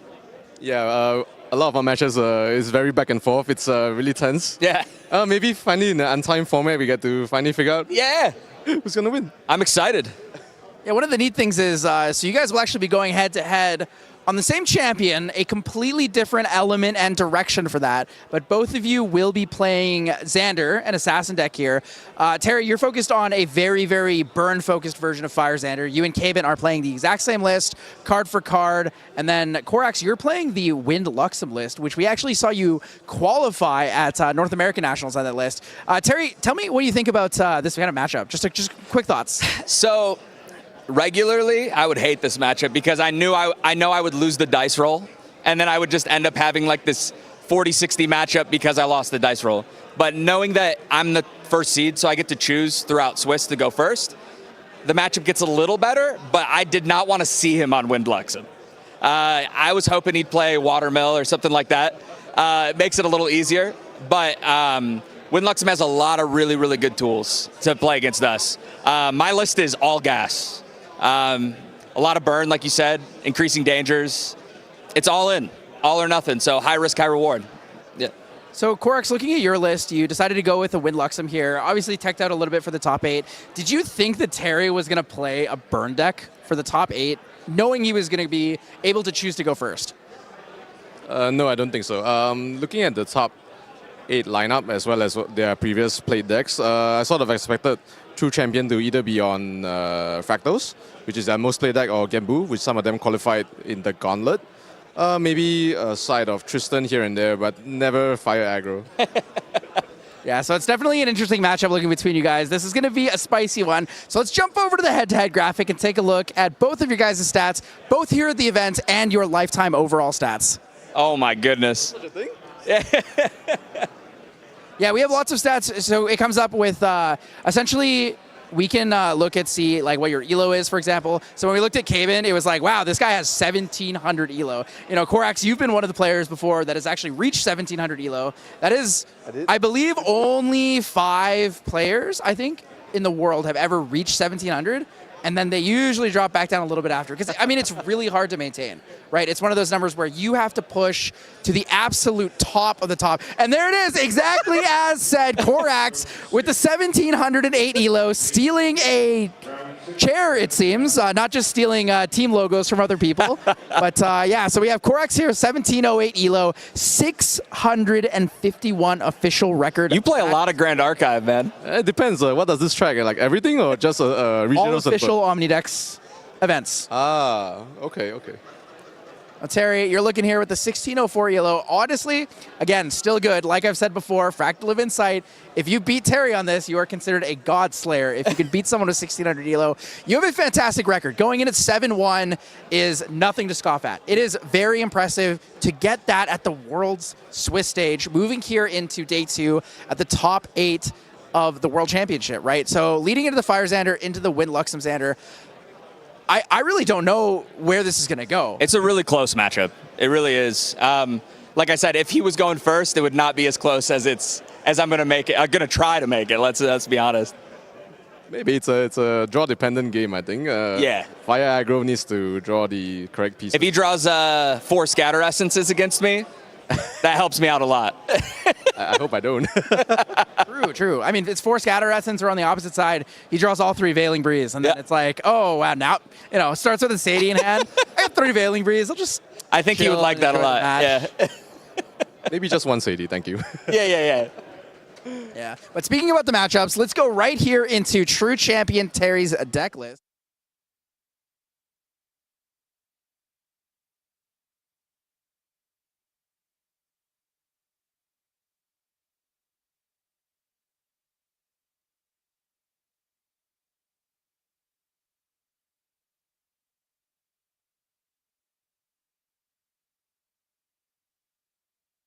Other people have never done, and this is my now coin tech. Yeah. It's increasing danger. This deck is, so everybody knows, increasing danger. When fire aggro decks get the extra cards, it's pretty scary. The extra card, the +1, really helps them push that damage faster. Obviously, I do not want to give Windluck some extra cards, but the hope is, getting to go first, that the extra cards for me will help me push through. It's a very aggressive list, and not a lot of defense in the main. Terrafring in there, man. I know, that was a last-minute include. Terrafring is definitely like...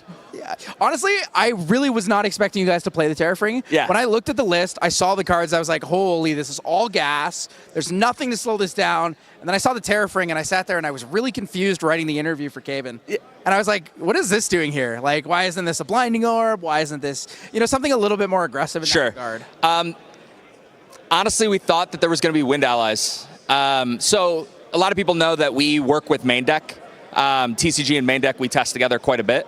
And Wind Allies was a deck that we tested pretty heavily for this event. If no Wind Luxems made it through. I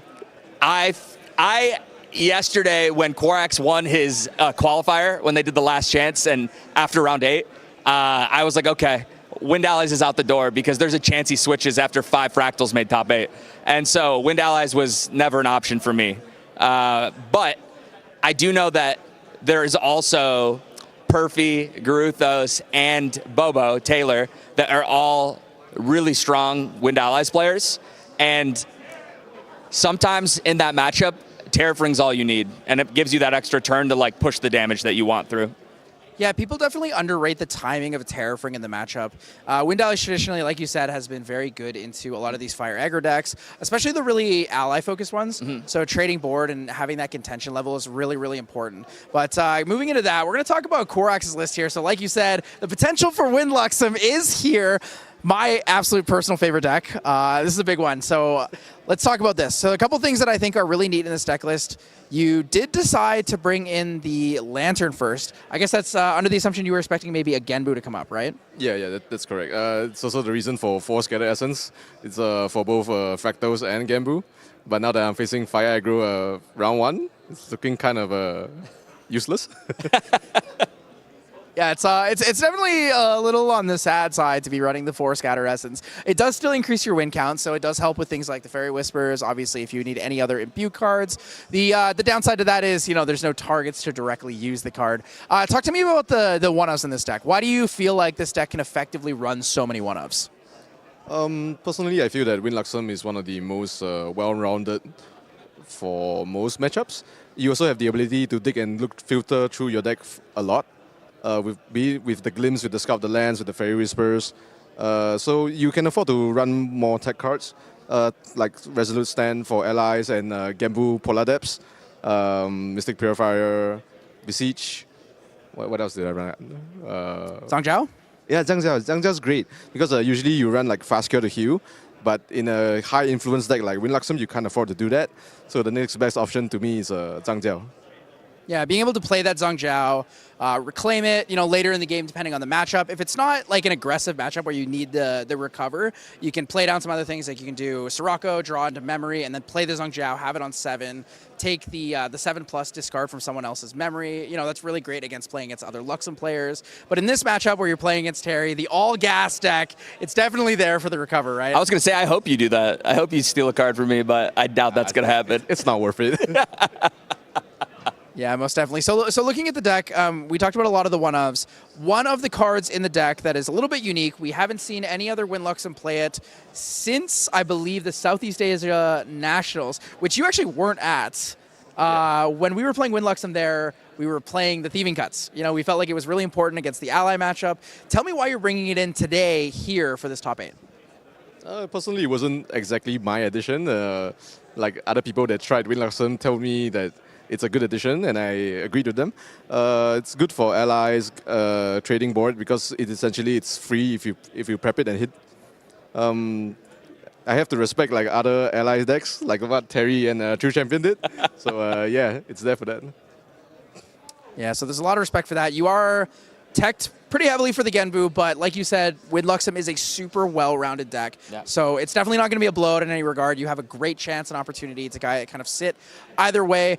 I am super excited for this match. I think this is the match I have waited all day to see. I've waited maybe all tournament to see this match. Yeah. I think you two are two of my favorite players to watch. I think you're both fantastic at the game. You have shown such great results through all of the years of Grand Archive.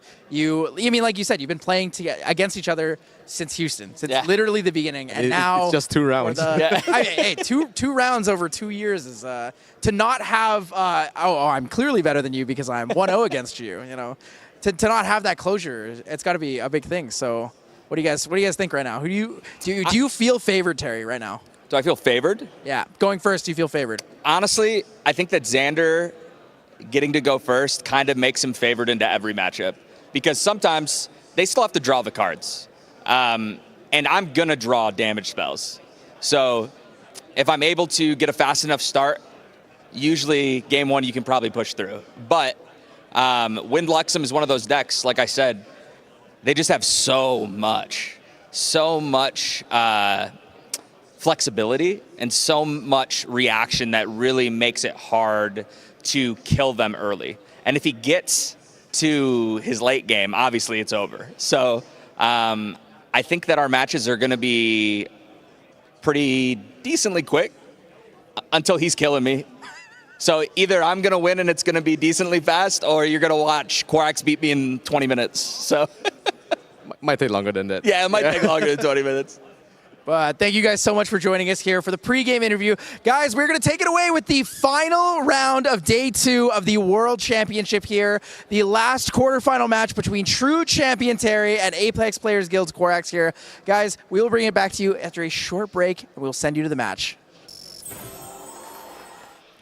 Ladies, gentlemen, and slimes of all elements, we are here for our last game of the day. Dan, can you believe it? We're already going to be finding out our top 4 competitors here at Worlds. I cannot believe it, and I cannot believe that this is yet another match with a true champion versus the storied competitor and thought of as one of the best players in the game, Korax. This is going to be incredible. It was great to hear from the 2 players about their decks and how they expect the match to go. Valk, do you think we're on the right track?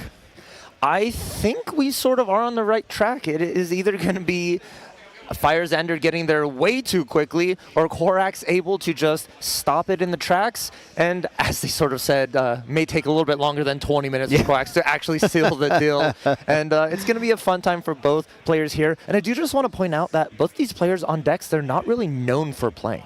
Yeah, that's one of the funniest things about this and the most exciting things really about this weekend is the players have been adapting their decks several times, especially with these players like Terry, true champion, who pushes through in the gauntlet and then ends up on the Xander deck at the end against Korax as well. Korax, known as a watermill player, now on this Wind Luxem train. Very, very exciting to see these players really flex their skills and adaptability. Even players who might be known as one-tricks, for example, true champion Kaben has been thought of by many players as, well, first of all, he's just a Wind Ally player, and second, he's just a Slime player, and then he starts playing the Watermill, and now he comes in with the Fire Xander here, and the Fractal deck before that. I mean, these players are clearly skilled, experienced, and ready to adapt their game plan to anything, and adapting your game plan is going to be something that both of our players in this match today are going to have to be thinking about. Exactly. Being able to adapt is the signs of an actual world champion, and all these competitors are showing it to us here today that they are able to do that. And you mentioned Terry going in the gauntlet. This is a player who has played 8 rounds of Swiss on Thursday, 8 rounds of Swiss on Friday, and is continuously playing more today as well. Do you think mental fatigue is setting in yet? I was just talking to Terry also, and he feels so chill. I don't think there is a mental fatigue for this guy, or if there is, he doesn't show it. He looks ready to have a good game. He's playing a deck. One of the benefits of playing these Fire Xander decks is, yes, as you were saying in the last match, Falk, this is not a simple deck to play. This isn't just play things, turn your brain off, win the game. But when it comes to conserving your mental energy, it is a good deck for just closing the game out so you can shut your brain off as soon as possible. And Terry is hoping, I think, to take advantage of that, as again, should be an exhausted player after this whole weekend of gaming, but he still might have to play more tomorrow, needs to conserve as much energy as possible, which is an interesting point for Korax to be in with this deck. As we said, it might take more than 20 minutes for Korax to close the game because the Wind Luxem deck is an adaptable deck that does have fast kills, but often has very slow ones as well, and Korax is going to have to manage that mental drain if he wants to win and then progress into the finals tomorrow, semifinals and finals. Exactly. With untimed rounds, he has as much time as needed to be able to close out a game, and there may actually be a strategy with, if Terry already notices this game is completely out of his control, he can force Korax to use that mental toll in that first game to actually close it out while he's conserving that brain power and energy for that game 2, where he can even close it out faster against Korax. So it is a really cool strategy that can be implemented from Terry. Meanwhile, Korax has 2 ways. They can be the control style of deck, but there is fast wins as well, and we've talked about it last match, but this Xander list has no defensive options in Fire. Right. The Fire Xander list is simply this glass cannon where Terry, like he said, is going to draw damage. He's going to draw damage and send it straight at Korax. We do have a couple of pieces in that material deck, but really Korax is only representing a couple of main threats. You know, they talked about this in the deck list, but just 2 Slice and Dice main, making it a little more difficult to have a consistent early threat like that. So what we're going to see in this match as these players are getting set up, we're going to see Terry prepare to just push as much damage as possible, try and close the game right away. Like we said in the last match, what this Fire Xander deck is looking for is a turn 3 or at latest turn 4 kill. Once it goes past that point, the chances of the opponent winning increase turn by turn. Yes, and Korax is going to do their absolute best to make sure there isn't anything Terry can do. You're wanting to key cards keep in hand. Those Luxem sites, if you're able to make it to 3, it completely shuts Team True Terry out of the game. Yeah, in addition to just the Luxem cards, we have the Veiling Breezes to prevent damage. We have the Stifling Traps to deal with things on board. That one of Thieving Cut in main deck, Korax said, not my choice that it's there, but I think he may end up being grateful that it's there if he sees it, because as we saw in the game with Kaban and Gurathos, it comes down to board control a lot of the time in this more ally-focused, aggressive Fire Xander deck. So anything you can use, even Slice and Dice, as a way to attack 2 allies could be critical if it's not lethal enough. And in addition, Korax's material deck, Safeguard Amulet, Tariff Ring. We didn't see that at all in the last match, but how badly, Valk, did Gurathos want a Tariff Ring? So badly, especially when Kaban was on very little influence with 4 to 5 allies on that board. It would have been such a game changer, giving you an extra room turn for breathing. Yeah, and then we do see that Nullifying Lantern from Korax as well, although Kaban had some great insight into that card. Is it impactful? Yes. Is it impactful enough? It is left to be seen, but let's jump in here now to the final quarterfinal match of the day. Match 4, Team True Terry versus Korax. Terry taking the first turn of the game. What an advantage for Fire Xander to have as the #1 seed. Terry has earned it. Indeed, he has went ahead and qualified as the first seed through the Swiss stage here. And once again, no Arthur in the opening hand. Terry does have the built-in Arthur at home with the lurking assailant, and going to go ahead and pass to Korax. Now, Korax, you want to make sure you draw a good 7 here. What do we see? We see a dungeon guide. We see a Besiege the Winds. We see lots of preparation counter gain in those Surveil the Winds. Korax is looking at not the worst hand of cards in the world here with some key components, including a Scatter Essence, though, that will not, unfortunately, have any targets in this game. Yes, that Scatter Essence is most likely going to be a banished target from that Dungeon Guide wherever possible. One thing this hand is missing from Korax is nice value allies like a Sadie, a Windmill Engineer, or such. So maybe Korax is going to do a little bit digging with that Fairy Whispers they've just drawn off the Surveil the Winds to try and find some ways to control the board. What we see Korax doing here is playing the slow activation, Surveil the Winds, putting cards in memory, and basically setting up to be able to, like you said, Valk, banish that Scatter Essence or whatever is the other card there to attempt to level to 1 right away when we will see that Fairy Whispers deployed, likely followed by the fast activation Surveil the Winds with the class bonus. We pass back to Terry, who went with the Nullifying Mirror on turn 2, and that is so critical. We see a lot of players playing Nullifying Mirror too late in the game when the opponent's able to respond to the materialization of the Nullifying Mirror with the Veiling Breeze. Terry respects it right out the gate and says, if you have Veiling Breeze, I'm going to make it dead right now, because you can always respond to the activation of the Veiling Breeze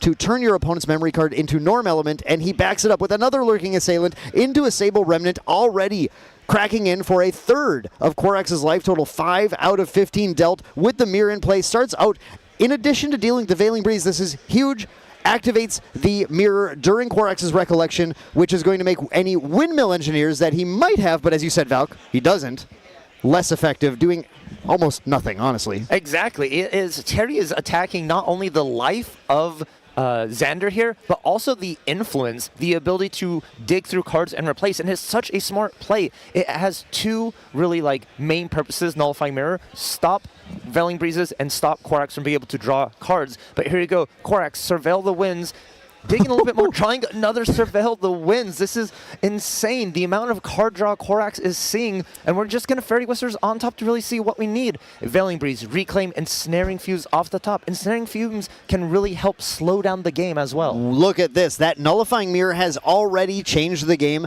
causing Quarax to put the Veiling Breeze on the bottom of the deck, but keeping that Ensnaring Fumes on top, and we're really seeing what you want to see as the Assassin. Look at 4 preparation counters already on Xander. Actually, Terry is in danger of the slice and dice at this point. Quarax could look for an early kill if Terry does not respect the amount of damage that he's able to deal. And I'm sorry, that was all pre-recollection. Yeah, now it's time for the rest of the turn to be taken. That is the power of these fast activation cards. Quarax basically pushed half of his turn to the next turn once he had that class bonus and really took advantage of that with some excellent draws. Now going for the Dungeon Guide to 2 right now. This is so incredible because this is going to allow Quarax to go to that Deft Executor. Once he is there, he gets to pick up a new, reuse an Assassin action card from his graveyard. And we, of course, have those beautiful Surveil the Winds still in there. Look at the amount of preparation counters Quarax already has with that Ensnaring Fumes he set up on top from the Fairy Whispers. Yes, I absolutely love this play. Just getting a value from your card draw, setting up, and now that Sable Remnant is gone, and an Ace Protector as well to return that Dungeon Guide, remove a Lurking Assailant, and set up for your level 3 next turn. Wow, do you know how powerful it is to return a Dungeon Guide to hand with Ace Protector? That means on Quarax's next turn, Quarax will be able to materialize a useful, critical material deck card such as a Tariff Ring or Safeguard Amulet, and still use the Dungeon Guide to level to 3 that same turn with a threat on board that Terry has to deal with. Quarax has immediately, in return, fired back a volley of pure value, forcing Terry to now have to adapt again to this changing board state. And I just want to mention as well, in that memory of Quarax, there's 2 Luxem sites sitting in the weights. Yeah, those Luxem sites are ready.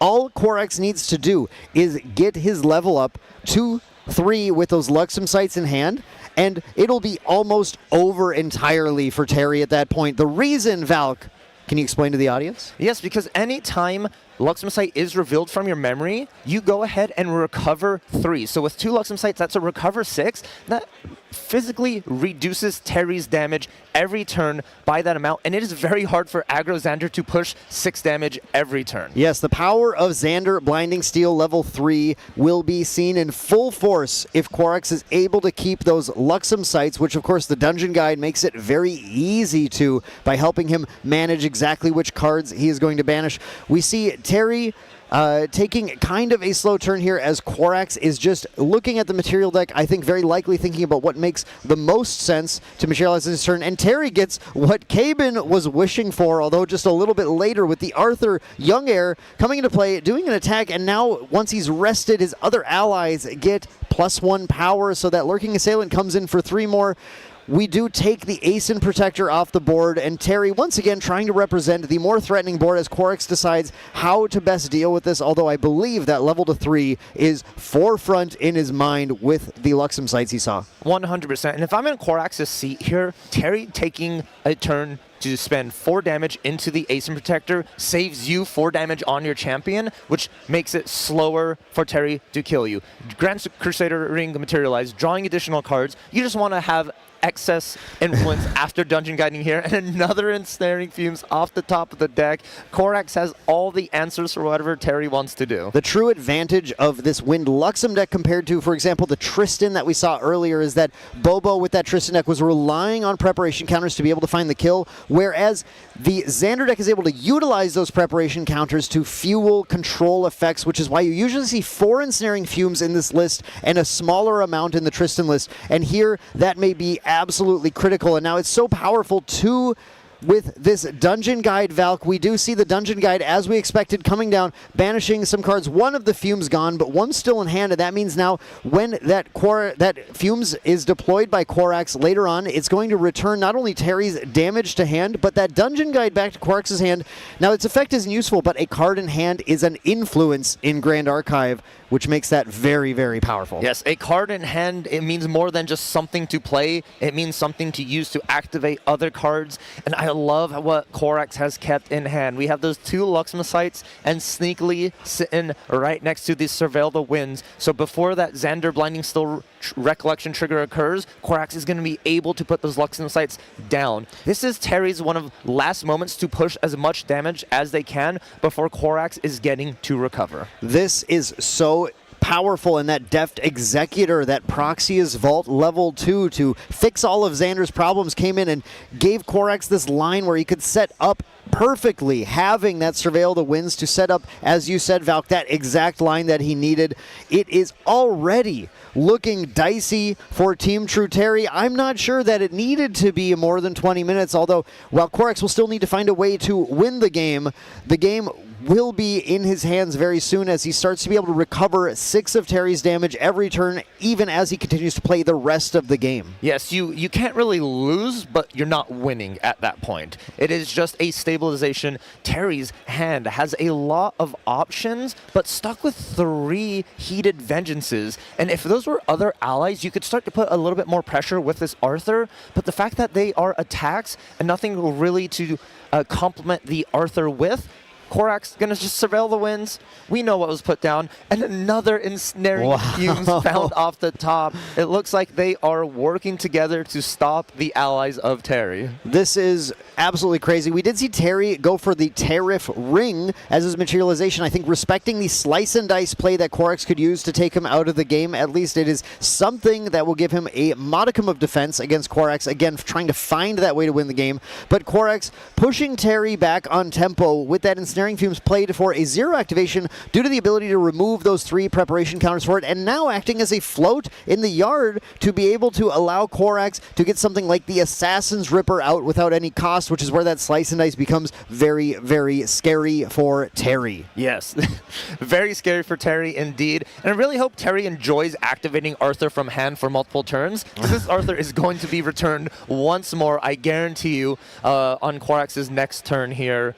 And Korax gets pretty much a free materialization, right? You know you're covering 6. You can opt into something defensive like a Safeguard Amulet just to really secure the Dill, or even a Tariff Ring of their own to stop Terry from being able to attack as much. Just a respectful Tariff Ring. Again, Korax is now in this commanding position. Terry was just waiting to see what yellow cards were in the memory, and boy, those aren't the ones that he wanted to see, although honestly, none of them are good for him at all. In this case, now Korax is getting set up, and Terry, you can see him deep in the think tank here, trying to figure out, wow, can I still win this? Yeah, it is one of those like, okay, show me what you got. You finally see them go, oh, I wish you hadn't. Yeah, actually, I take it back. I don't want you to show me what you have. And unfortunately, Xander Blinding still is a trigger your opponent can decide to activate every time. So Korax is 100% going to show you the Luxem sites no matter what here. Now, Terry did not see the slice and dice in the memory. Has to wonder if that's the last card, though, in Korax's hand. Still decides to activate the Tariff Ring. So Korax is not going to be putting any damage, but more importantly, that slice and dice, if it's not lethal on Terry, was going to clear Terry's board, and that is, I think, what he's really trying to do here is protect the Arthur, protect the Cutthroat, because there is no way that he's going to win the game without those attacks. And we see Korax with a tight play of a Dungeon Guide with no effect, just as a 1-3, but gets to spend the 2 for the Tariff Ring to take the Captivating Cutthroat off the board. Hey, it works. It's a great play. Not what you want to do, but it works. It works. That 1 Dungeon Guide for 5 reserve took out a 4-1 Captivating Cutthroat. It's what you need to do in this situation. Terry going for the Poison Dagger now, knowing, okay, with these Luxem sites, I have to deal probably 25 damage in a turn, and the only way to get to those kinds of crazy numbers in this deck will be with this Poison Dagger setting up. Now, he's going to do as much damage as he can. He needs to soften Korax up this turn, try and allow him to not fully recover into the next turn. It is just a recover 6. It means every damage point Terry can clock onto Korax beyond 6, might potentially stick going into the next turn, and then Terry can find that Poison Dagger line to close it. And something to mention, not like traditional Luxem Xander lists that you normally see that run Uncover the Plot, which allows you to reveal your memory on your own turn. Korax is not running those. So the only time these Luxem sites are able to be revealed are from the Recollection step or if there's a Lightweaver Assault activation. So Terry has the chance and possibility, if you calculate right, if you just do more than 6 damage every turn, Korax will start to bleed. And honestly, with the Arthur remaining in play and the Poison Dagger in play, there is the possibility to magnify the damage to a high level, backed up with the Nullifying Mirror to disable any Veiling Breezes. Terry should feel like he's got a lot of potential. The question will be if he's going to predict that second Ensnaring Fumes that is going to be staring him in the face soon. Yes, you don't want to overcommit with allies, but at the same time, you have to overcommit with allies to make this Arthur worth it.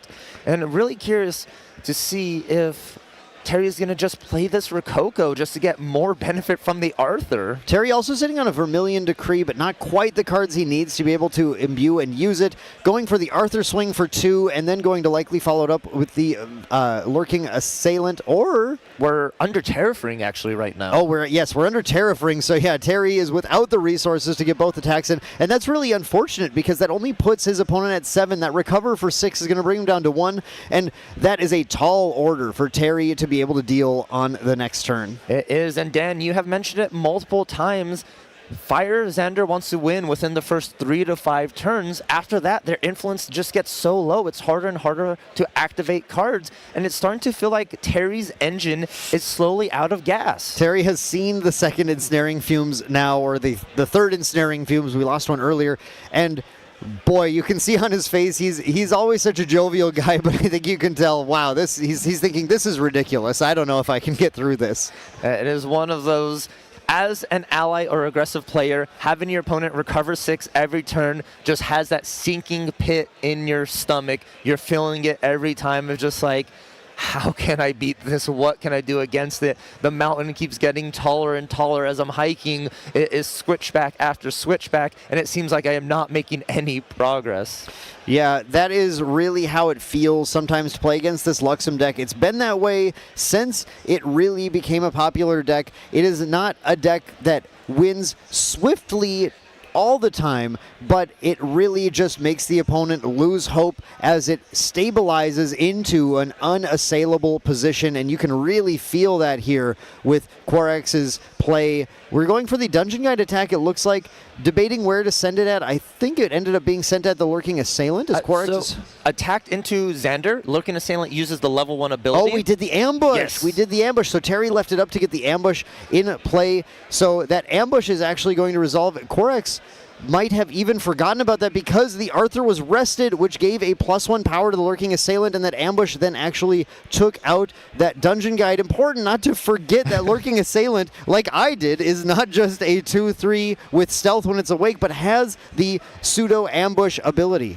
Yes, a really good combination of allies here for Terry. And Korax, not wanting to really give up that Dungeon Guide, went ahead and reclaimed it, but more importantly, put 2 Luxem sites down in memory. Exactly. It's all about finding ways to get those Luxem sites into your memory, and Korax is continuing to find them while preserving that influence, trying to build up to get that win. Korax is really looking to get to the 10 influence required to double activate Lightweaver's Assault to find it, but right now he's not feeling quite too much pressure, right? Terry has already just committed damage enough to bring him to 6, but he'll just recover that on the next turn.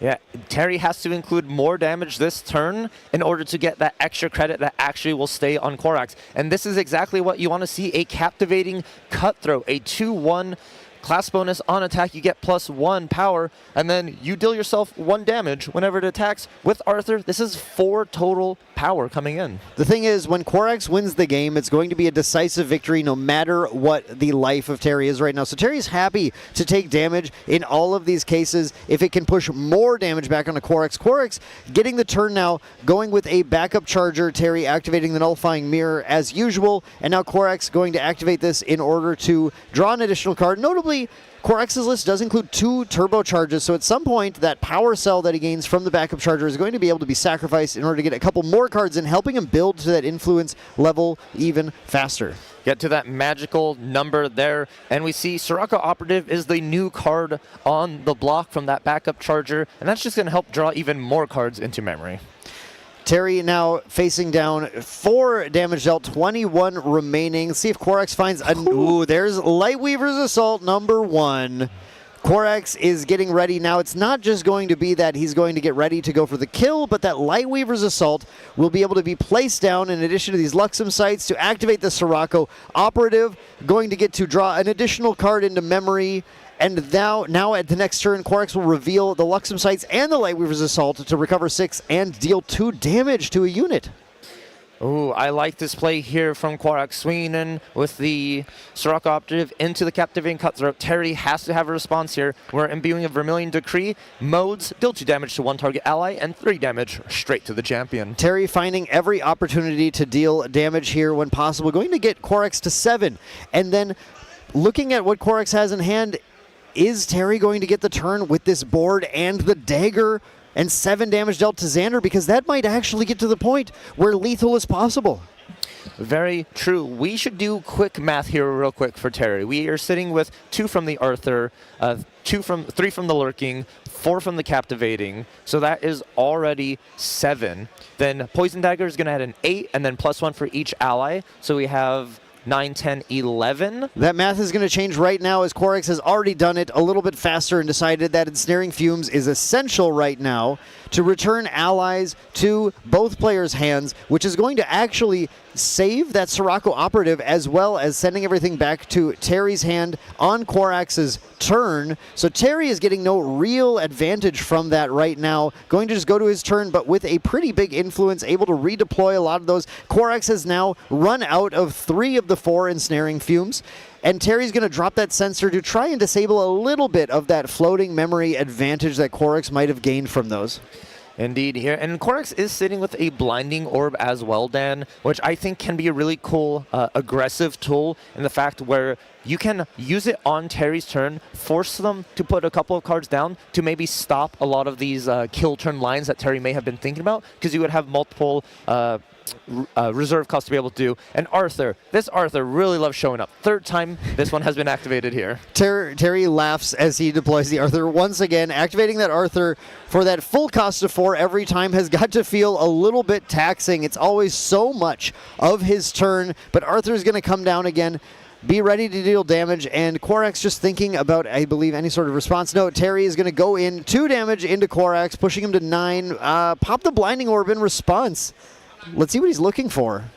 I'll just dig a little bit deeper, draw a card. And the cool thing about having a Lightweaver's Assault in hand for Quarax is it can be your emergency button if you do need to recover 6 at any moment. It also pushed 2 cards down in Terry's hand, which means he can deploy fewer threats this turn. Quarax is really just trying to maintain control of the game. And sent to 13, so Terry tacking on a lot of extra credit here over those Luxem sites. Now, the issue is Quarax just saw a Sadie drawn off of the Blinding Orb, and there are some delicious, there is a delicious target there for Sadie to go ahead and get that agility trigger. Now, we're going to see the reveal, I believe, or actually, Quarax might be holding back the Lightweaver's Assault. No, there it is. Okay, the Lightweaver's Assault is in there as well, going to get a recover. No, it was just... It was Luxem. Just the 2 Luxem sites. Yeah, no Lightweaver's Assault. I believe Quarax holding back the Lightweaver's Assault, not tipping the hand quite yet. Again, doesn't need to do chip damage, just needs to play twice. As long as he feels like he has control of the game, there's no reason necessarily to put it down here. Yes, I don't think you want to show your hand to Terry. As I was mentioning earlier, it's the emergency button. As long as you have that and 4 cards in hand, you can fast speed activate Lightweaver's Assault, recover 6, save yourself from like a burst, and remove a couple of allies at the same time. So it's going to be a very close to Quarax's chest. Don't show Terry until the exact moment when you need it. I think that's really huge because Quarax knows that Terry has that Safeguard Amulet in here, which is a way to prevent a chunk of that damage and keep him alive. And as long as Terry chooses not to materialize that Safeguard Amulet because he doesn't feel like the Weavers is a threat, then Quarex is able to really mind game and next level him, hold it back, and get him into a position where there is nothing standing in his way of the Light Weaver's Assault kill. We do have teammates. Look at this, Cam. We see Perfy and Cabin watching their teammate battle it out, trying to see if he can join Cabin at the semifinals tomorrow.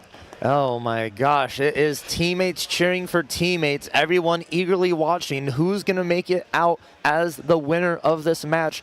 Korax is going to try and put a stop to Team True Champions' plans, though. Korax thinking very hard about what to play here. Obviously, the Sadie is a great target, and also deciding what to put down. Of course, those Luxem sites are going now. Sadie coming in, doing damage to the Arthur first. Maybe looking at the return. Yes, deal damage, return Sadie, then replay the Sadie to try and get that Agility 3 trigger with the on-kill, which will then return 3 cards to Korax's hand. Yet here it comes. Terry, no response, hands down, obviously. Going to get the Agility 3 trigger. Going to also use the activation of the Mercenary's Blade so that Xander can take out the Captivating Cutthroat, has removed Terry's entire board, and now Terry, still with the Poison Dagger in play, but never able to keep a board into a clear turn to go for the kill. Quark's going to return 3 cards to hand here, picking very carefully. Interesting choices I think we're actually seeing here. One of the Luxem sites might have returned. Yeah, and Luxem site coming from memory to hand. I wonder what... I know exactly what Kraus is wanting to do with that. The activation of the Sadie. Exactly. Right there. Just another way to put cards down. And importantly, with that Arthur removed, Terry has lost a lot of potential damage. Terry has lost a ton of potential damage, and Sadie is going to be a real problem. Sadie is an incredible card in these matchups where there are a lot of allies with a small life total that Sadie is able to simply clean up and is so hard to keep off the board. Importantly, Quarax with that agility trigger sitting with 4 in hand, which keeps him safe even if Terry is going to try to respond to the activation of the Sadie in order to actually remove it from the board. Terry going with the materialization of the smoke bombs has to banish a random card. Let's see. We lost an assailant. I don't think that's the worst thing in the world to lose here. There are a lot of powerful allies in the deck here. Terry just needs to have enough to deploy to stay, not only to keep his pressure mounting, but to just attempt to build a board of some kind. Actually, maybe that was bad, because the only thing with 3 life, Sadie can free kill everything. Sadie can free kill. Arthur found again here by Terry. But yeah, Lurkin Assailant was one of the last defenses against Sadie as well. If you leave it awake, a lot of the times you can retaliate against that Sadie and force Korax to return her, saving your allies. That Arthur and Lurking Assailant play, like you're saying, Valk, that is a really strong defense for Terry to be able to build up against that incoming Sadie. Alrighty, what is going to be here, Terry? Terry, are you feeling like Arthur for the 4th time this game? Really curious to know, looking here. And once again, importantly, Korax still not showing that Lightweaver's Assault, which means Terry has still not materialized the Safeguard Amulet. Yeah, Terry instead opting for that Smoke Bombs this turn. Smoke Bombs can at least give him a protection against that Sadie here with the Stealth. Sadie does not have True Sight, so will not be able to successfully complete an attack against a unit that gains Stealth. Terry going for the Clumsy Apprentice, taking 2 more damage, and then drawing another card, just trying to find more options, more things to play, considering perhaps the Arthur play once again. Man, how many times can you really play Arthur before you get tired of that game? Oh, man, that is actually a good question. That is a question definitely after a post-game interview. How many times do you like to activate Arthur here? And I just want to point out, Korax is sitting at 9 total influence. There's a potential that if there's a Lightweaver's Assault on top, that they can double Lightweavers for the game immediately on that turn. And Terry trying to build back a board, leaving really no cards left in hand, 1 in hand, and passing the turn. And I feel like Korax is just in the driver's seat. Korax has been in the driver's seat ever since that Dungeon Guide to 3, and he is not letting go of the wheel. He doesn't want anyone else to take it. Going to return that Sadie, get that preparation counter. He'll find a use for it, guaranteed. Safeguard in play now as well. Safeguard nullifying Lantern. Luxem Sights revealing now that Lightweaver's Assault. We're going to deal 2 damage. likely taking something off the board, actually softening up the Arthur, keeping that 2 damage so that we can play the Sadie is a totally reasonable line right now as he recovers and stays in the game. Well, Terry continues to try to push some damage and get it to stick.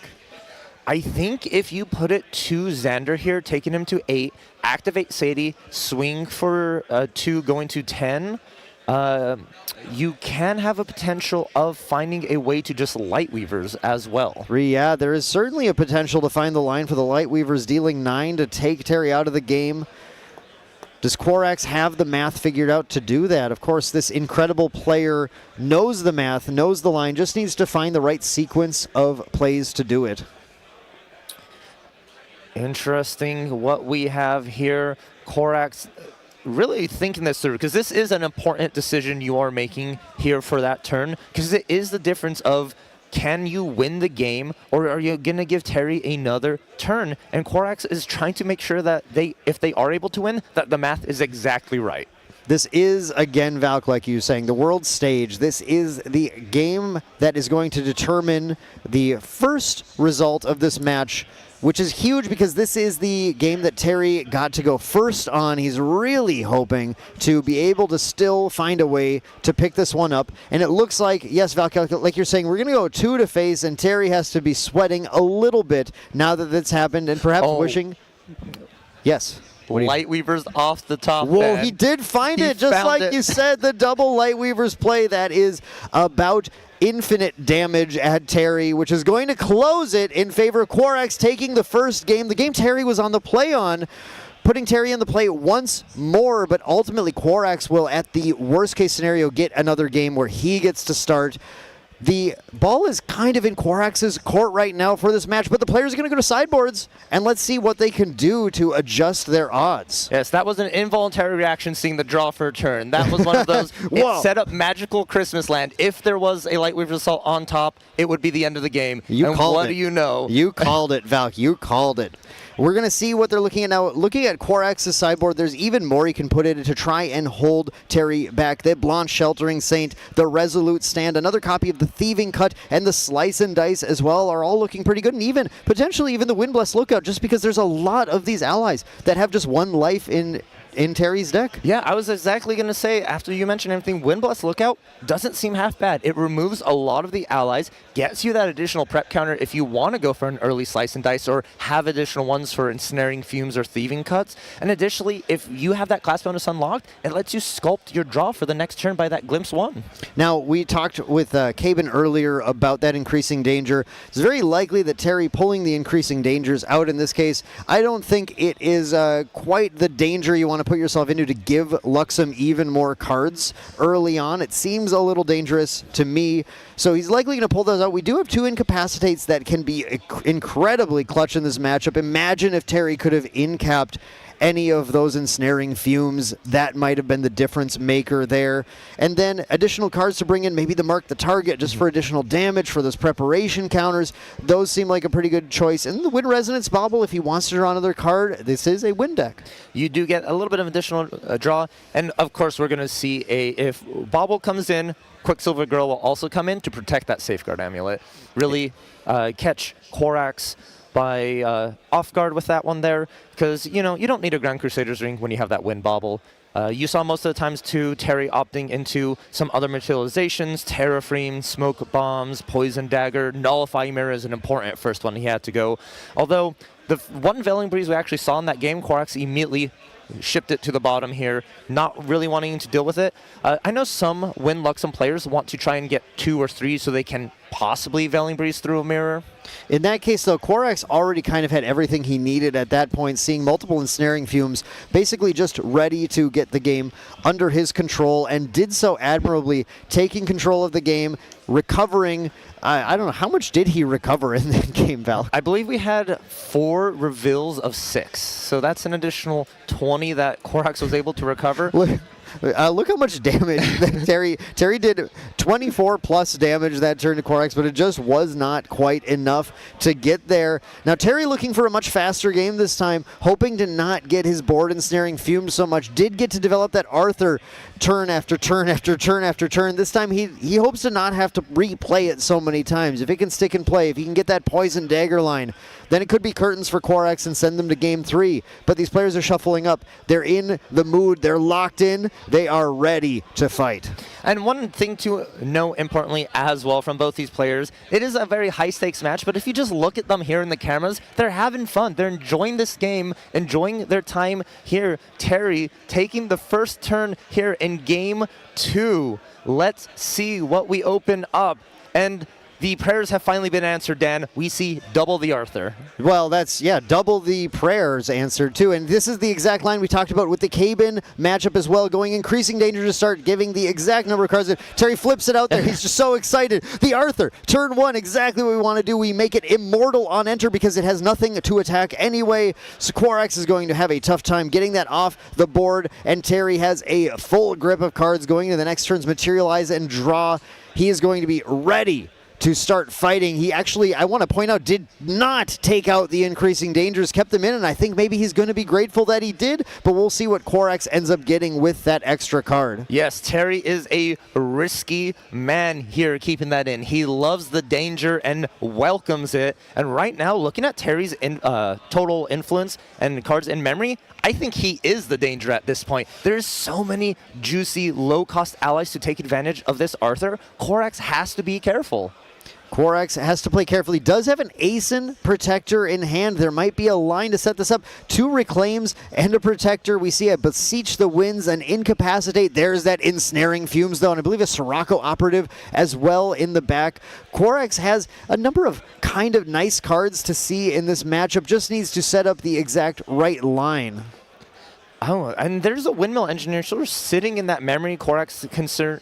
Oh, that was the Windmill Engineer drawn in from Increasing Danger. That was for, yep. No access. Drawn from Danger, and Korax actually just decides to go ahead and pass the turn to Terry, takes the 2 damage from the Arthur, now waits for Terry to play anything. Clumsy Apprentice going to deal 2 to Terry and draw a card. Korax, I think, sitting on that Ensnaring Fumes, deciding to activate it when it's most effective. Takes 2 more from that Clumsy Apprentice, of course, being buffed by the rested Arthur. And then there's that Blazing Bowman, using that Increasing Danger, as Cabin was talking about, a great line. You get to set up that fire in your yard, then swing with the Blazing Bowman for 5 more damage from the Arthur. Korax thinking now, boy, that's a lot of damage. Is it time to Fumes? Yes, this would be a good time to activate Ensnaring Fumes. You really don't want to take 5 from this Blazing Bowman, but Korax welcomes it, easily goes to 9, wow. And Terry going Rococo. This is the power of Fire, Xander, and Korax once again saying, 11, not a big deal. Both players living a little bit dangerously this game, loving the increased danger. Maybe the adrenaline is pumping for them as Terry gets a board of 4 allies, but Korax has a return the entire board to hand card in Ensnaring Fumes. Korax is in control of this game, but has taken so much damage. Will he lose control? That is a very good question, and we are going into Xander 1 thanks to that 1 card in memory from Increasing Danger, and Korax just still sitting comfortably with the opening hand, not opting into activating Ensnaring Fumes. Didn't Sirocco to draw more. Our draw for turn here is another Sirocco. What is Korax wanting to do here? You can remove a couple of allies with your Siroccos, the Blazing Bowman, the Rococo, before you opt into Ensnaring Fumes, because you kind of don't want to give that on-enter effect back to Terry. We have Sirocco into Aeson Protector as another line as well. Sirocco being able to take out the Bowman, and then Protector potentially threatening that Arthur, leaving just 2 1/1s on board would be a fairly safe place for Korax to leave the turn. Of course, though, as you mentioned, Valk, all that action card-based damage in Terry's deck might just end the game regardless. It was truly a large amount of damage for Terry to be able to push through on the last turn. And there it is, the Aeson Protector, returning the Rococo for pure value, then killing the Arthur. We had it figured out. And then there's one problem with this play, though. Ooh, the Mercenary's Blade from that preparation counter as well, getting one more thing taken off the board, but what's the problem, Belk? There's another Arthur in that hand of Terry's. Oh no, the double Arthur, the prayers answered. Potentially going to be what Terry relies on here. Actually, though, Terry's got to do some math because, boy, there's not that much life left, and Xander has put everything down. Yes, that is exactly what Terry is considering here. Korax not keeping a defensive option here. If Terry just goes ahead and goes Arthur into perhaps the captivating cutthroat, that may just be enough for them here. Oh, what are we considering here? An increasing danger by chance as well? Is Terry truly wanting to escalate it one more time here in game 2? Or maybe we play a little bit safer and go the ally route. I'm not sure what was materialized for turn, or if Terry's thinking at the end of Korax's I think turn. Terry's running through the current math at the end of Korax's turn, trying to determine whether or not he's going to materialize a card draw, is exactly what's happening here. Now we're going to decide to go for the Impact Hammer. I think when you see the Impact Hammer happen, Valk, you know the math is in. Terry is going to go for the kill after Korax took a remarkable amount of damage in the last turn. Here it comes. We're going to start with the activation of an ally. The Captivating Cutthroat looks pretty good. Terry just trying to figure out the math. Oh, we have the Vermilion Decree as well. Ignited Stab alongside Impact Hammer is a lot of damage. There's the Ignited Stab alongside that Impact Hammer exactly. We don't have the Prepare, but we do have a 2 damage attack plus the Hammer, dealing a good chunk of damage. There's 1 more for the Clumsy Apprentice, just 3 more to deal, and that is exactly what that Cutthroat is going to do. Oh, and with the Rococo backed up. Yeah, we don't have the class bonus on the Cutthroat, but the 2 plus the Rococo is enough. Terry taking game 2 with a crazy push of damage, now going into an exciting game 3 between these 2 Xander decks. Wow, my heart cannot take it. That was an exciting match and sort of once again showed the power of Fire Aggro Xander. It clearly started out with one of the best openings you could do. Korax had no response to it right away, and Terry was able to just run away with the game. Now, I've been thinking about that Ensnaring Fumes play, Valk, and I really wonder how much he was trying to just simply protect certain cards in his hand, knowing he had to level but did not have floating memory in the next turn, maybe thinking, I'm just going to try and take this damage because, again, that cool thing about Grand Archive, when you have to risk cards in memory, you have to be very careful with which cards you put in, and sometimes it's a bit of a gamble if you fill your memory up with too many really useful cards. Maybe Korax trying to keep something safe and deciding, maybe I'll just take this damage now. I'm sure I can Ensnaring Fumes in the next turn, but then realizing, oh no, I actually need to just deal with the board right now. Yes, and you committed the Sirocco ace in turn. 1 turn too late. Terry had plenty of other options in hand to push through that damage, and I bet that materialization of Impact Hammer really made Korax go, uh-oh, this is not looking good for me. There wasn't even a Heated Vengeance. It was just an Ignited Stab it was with an Impact Hammer. An unprepared Ignited Stab. It's just I don't know, it's a 2 damage attack, but that is enough. The math was in. Terry sitting there at the end of Korax's turn. We saw thinking things through, doing what we see a lot in Grand Archive, picking up cards and putting them down, because we've all been there, Valk, where you try and do the mental math and then you're 1 card short because you forgot I'd have to play one of these from my hand. So we like to set them out in front of us and go, these 2 pay for this. These 2 pay for this. Where am I at right now? Gets the math figured out, goes for the Impact Hammer, and takes game 2. Alrighty, and both players looked like they did a quick little sideboard as well. Since Terry isn't going first this time, perhaps now those increasing dangers are very likely being removed at this point, but man, they served their purpose. If people are doubting the true champion tech, Kevin was talking about, a lot of people don't like it, but if you were doubting that tech, look what it did for Terry in the last game. Exact number of cards in hand to close the game against Korax. He made the danger increased, but not for him. No, not for him indeed. And what is Korax wanting to find here first? Do you want to find a Windmill Engineer, be able to imbue it finally and have a reclaim for protection? Or do you want to perhaps have that Ensnaring Fume for that turn 1? Just because Korax is going first, that means Terry is going to get attacks in right away into that Spirit. So maybe you want a little bit more defensive play to stop Terry from dealing that early damage. We are starting now, game 3 of the final quarterfinal match of the day. Team True Terry versus Korax, 1-1. This is the decider for these players. Korax starts off with that level level 0 Wind Spirit. Going into that Windmill Engineer, just like you said, Valk, we're going to imbue that Windmill Engineer, draw a card into memory, and pass the turn. Terry going Spirit of Fire, drawing 8 cards after the draw for turn. The Arthur is in again. We love to see Arthur in the opening hand, and a plethora of allies to go alongside with it as well. Captivating Cutthroats, Blazing Bowmans, and Rokokos all filing in, and a nice mix of actions, spells, and allies in Terry's hand right now. I feel like he can choose any option he wants and can find a line through it. He has a beautiful mix that will allow him to fight around whatever Korax decides to defend himself with. Terry is, I think, though, eyeing that Arthur, but look at Korax's hand with the Incapacitate and the Sadie and the Veiling Breeze. Great tech for this matchup. Arthur comes down once again, has been an all-star so far. And I do want to just mention here, if this Arthur or another ally does not deal with this Windmill Engineer, it is going to team up with that Sadie to take down the Arthur on Korax's turn. However, it looks like Terry opting into keeping Arthur immortal for this turn instead of getting that 2 additional damage, which means Korax probably realizes Terry's up to something.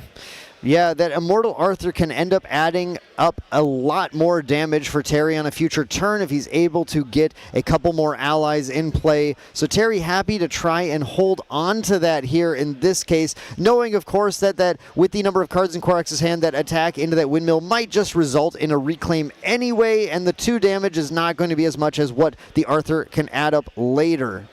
I do like an ASIM protector here for Korax, picking up that Windmill Engineer and keeping a little intercept for Korax. However, Terry does have some responses in case that is the route Korax goes. It looks like he is opting into. Terry, are you going to force the issue here by removing the Windmill Engineer? The planted explosives could be clutch here. As we know, Asin Protector has the on-enter to return an ally to hand, and if the only ally in play is Asin Protector, it will have to return itself.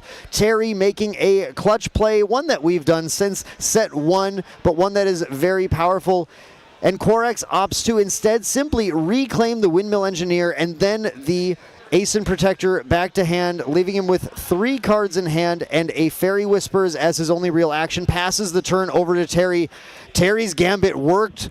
Valk, I think Terry's Gambit worked.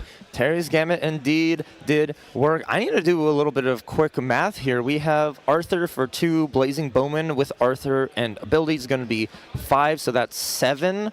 And then we can possibly look at a Rococo, which is going to be 9, 10 in total. It's a lot of damage. It's a lot of damage. With Korax still on the Spirit of Wind, Terry might be finding the momentum he needs. Goes for the Nullifying Mirror, which is important because Korax does have that Veiling Breeze in memory right now, is not able to activate it to try and prevent the damage. This is potentially the game-deciding turn. Not the conclusion of the game, but the one that the rest of the game will revolve around. 2 damage from the Arthur coming in now. That rested buff is turned on for all of Terry's future allies. It is the turn heard around the venue here, Dan. This is important, as you said. Every decision Terry makes here will shape the future of Game 3. Is Terry going to fully commit? Are you going to push the issue? Is that a Blazing Bowman? What a huge amount of damage that can deal this turn with that planted explosives in the graveyard and the Arthur in play. That's a 5 damage to reserve play, which is pretty crazy.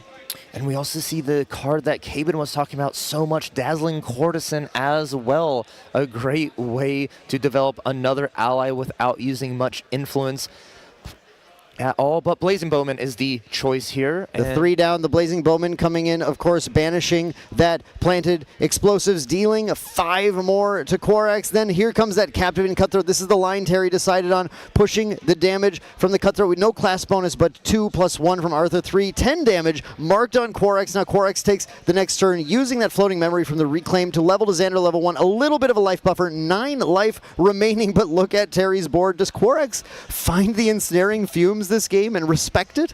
Yes, that is very important here. Korax, though, questioning the Sadie and Turbocharge they see off the top with the glimpse from Xander. Sort of oh, I don't need another Sadie, but that Turbocharge looks kind of interesting, kind of nice. Does Korax have time to Turbocharge in this game? I think every single resource Korax has right now needs to be devoted to clearing that board, which is where that Sadie is going to be absolutely huge. And it looks like we are keeping something on top, and then Fairy Whisper. That Turbocharge was kept on top here for Korax. Oh, he likes the cards. If he's going to win the game, he does need to, at some point, find the cards he needs, the yellow cards, the Luxem cards. So perhaps just hoping to use it at a later date. Looking at his hand, though, do we have a wind? Yellow. Norm? Norm, I believe. Norm? That's a Thieving Cut, Turbocharge, and Light Weaver's Assault. No, this is a potential failed Fairy Whispers, as Korax has to decide if he wants to actually get a card off of this. He has to lose all 3 of these by putting them all on the bottom.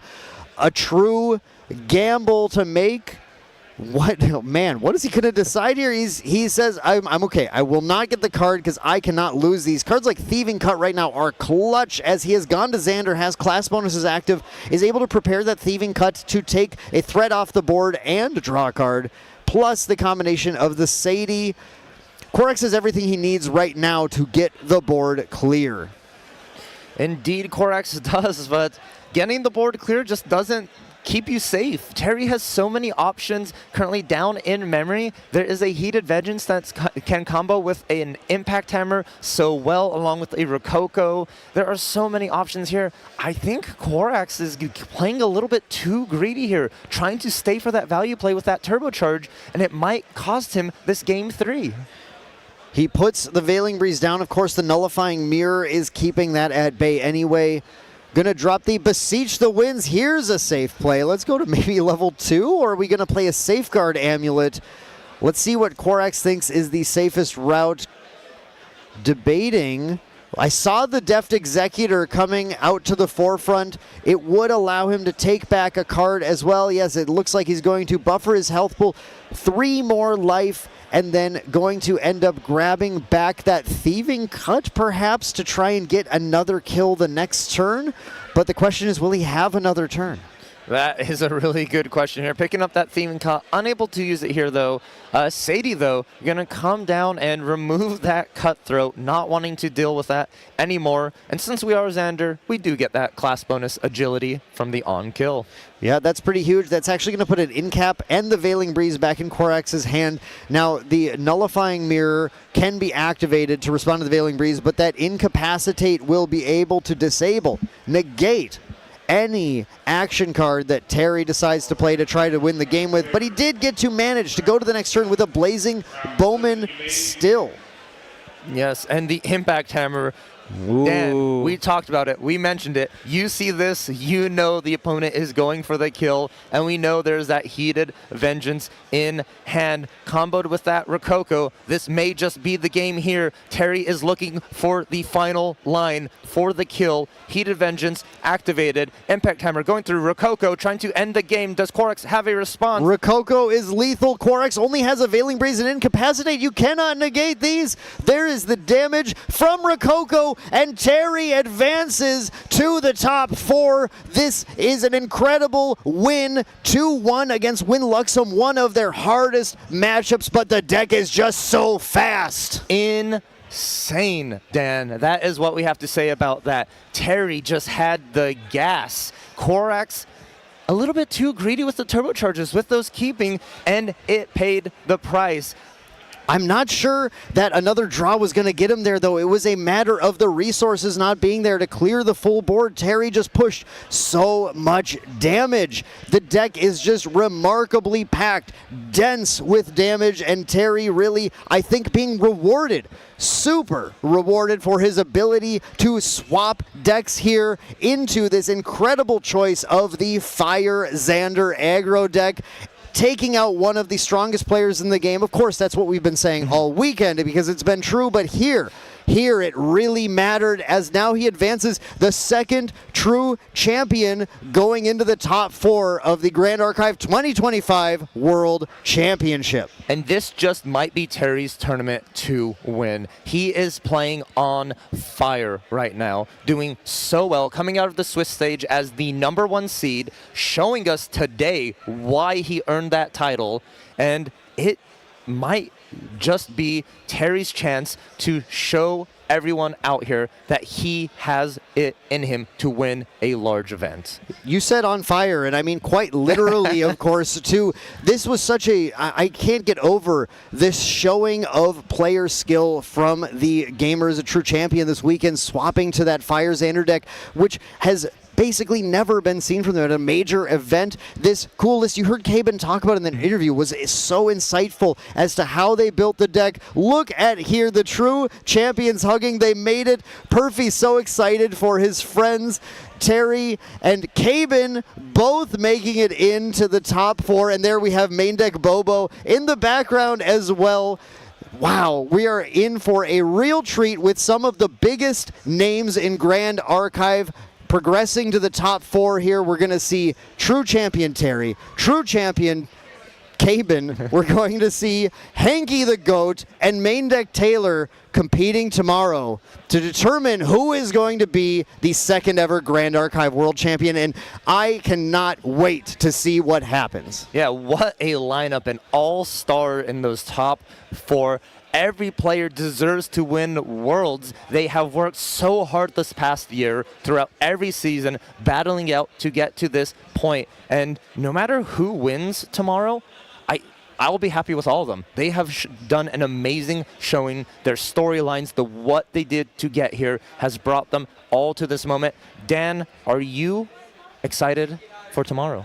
Absolutely. I mean, I think excited is an understatement at this point. And Valk, you're so right. These are players who are widely considered to be at the top of the game. These are players who are certainly all deserving of this opportunity to become crowned the champion, from players who are the people's favorite like Hanky the Goat to some of the more renowned content creators, podcasters in the game, and competitive players we have with True Champion and Main Deck Taylor.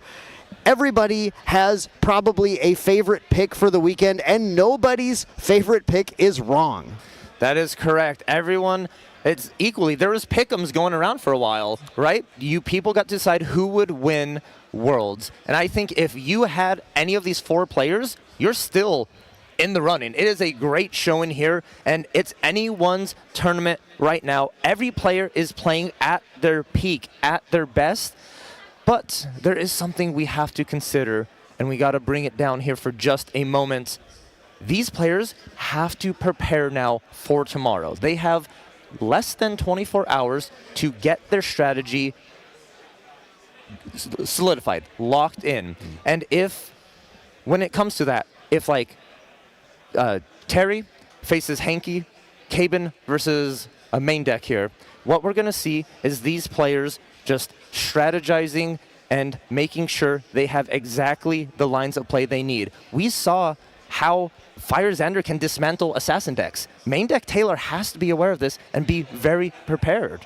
Prepared? I see what you did there, Valk. Yes, of course, preparation counters are going to be flying tomorrow in this Assassin versus Assassin matchup, as Tristan will face against Xander. Now, Xander took himself down, of course, but Tristan versus Xander now to determine which of those Assassins advances to the finals, as well as another match of Xander versus Lorraine to determine if it is an Assassin finals or if Hanky the Goat is going to take his ally special all the way to the top. And I want to point out as well, fire decks everywhere here doing crazy. We saw throughout the weekend so few fire decks, but we are, before we get to that point now, we are actually going to prepare for the winner interviews. But before we get there, you guys are not going to want to miss this. This is going to be so exciting. Of course, we've been spoiling so many cards from the next set, Distorted Reflections, which is going to change the metagame I'm sure entirely, as all the players here in the venue have been experiencing Diana and CL, the new Ranger, the new Guardian, and we've been seeing all the cool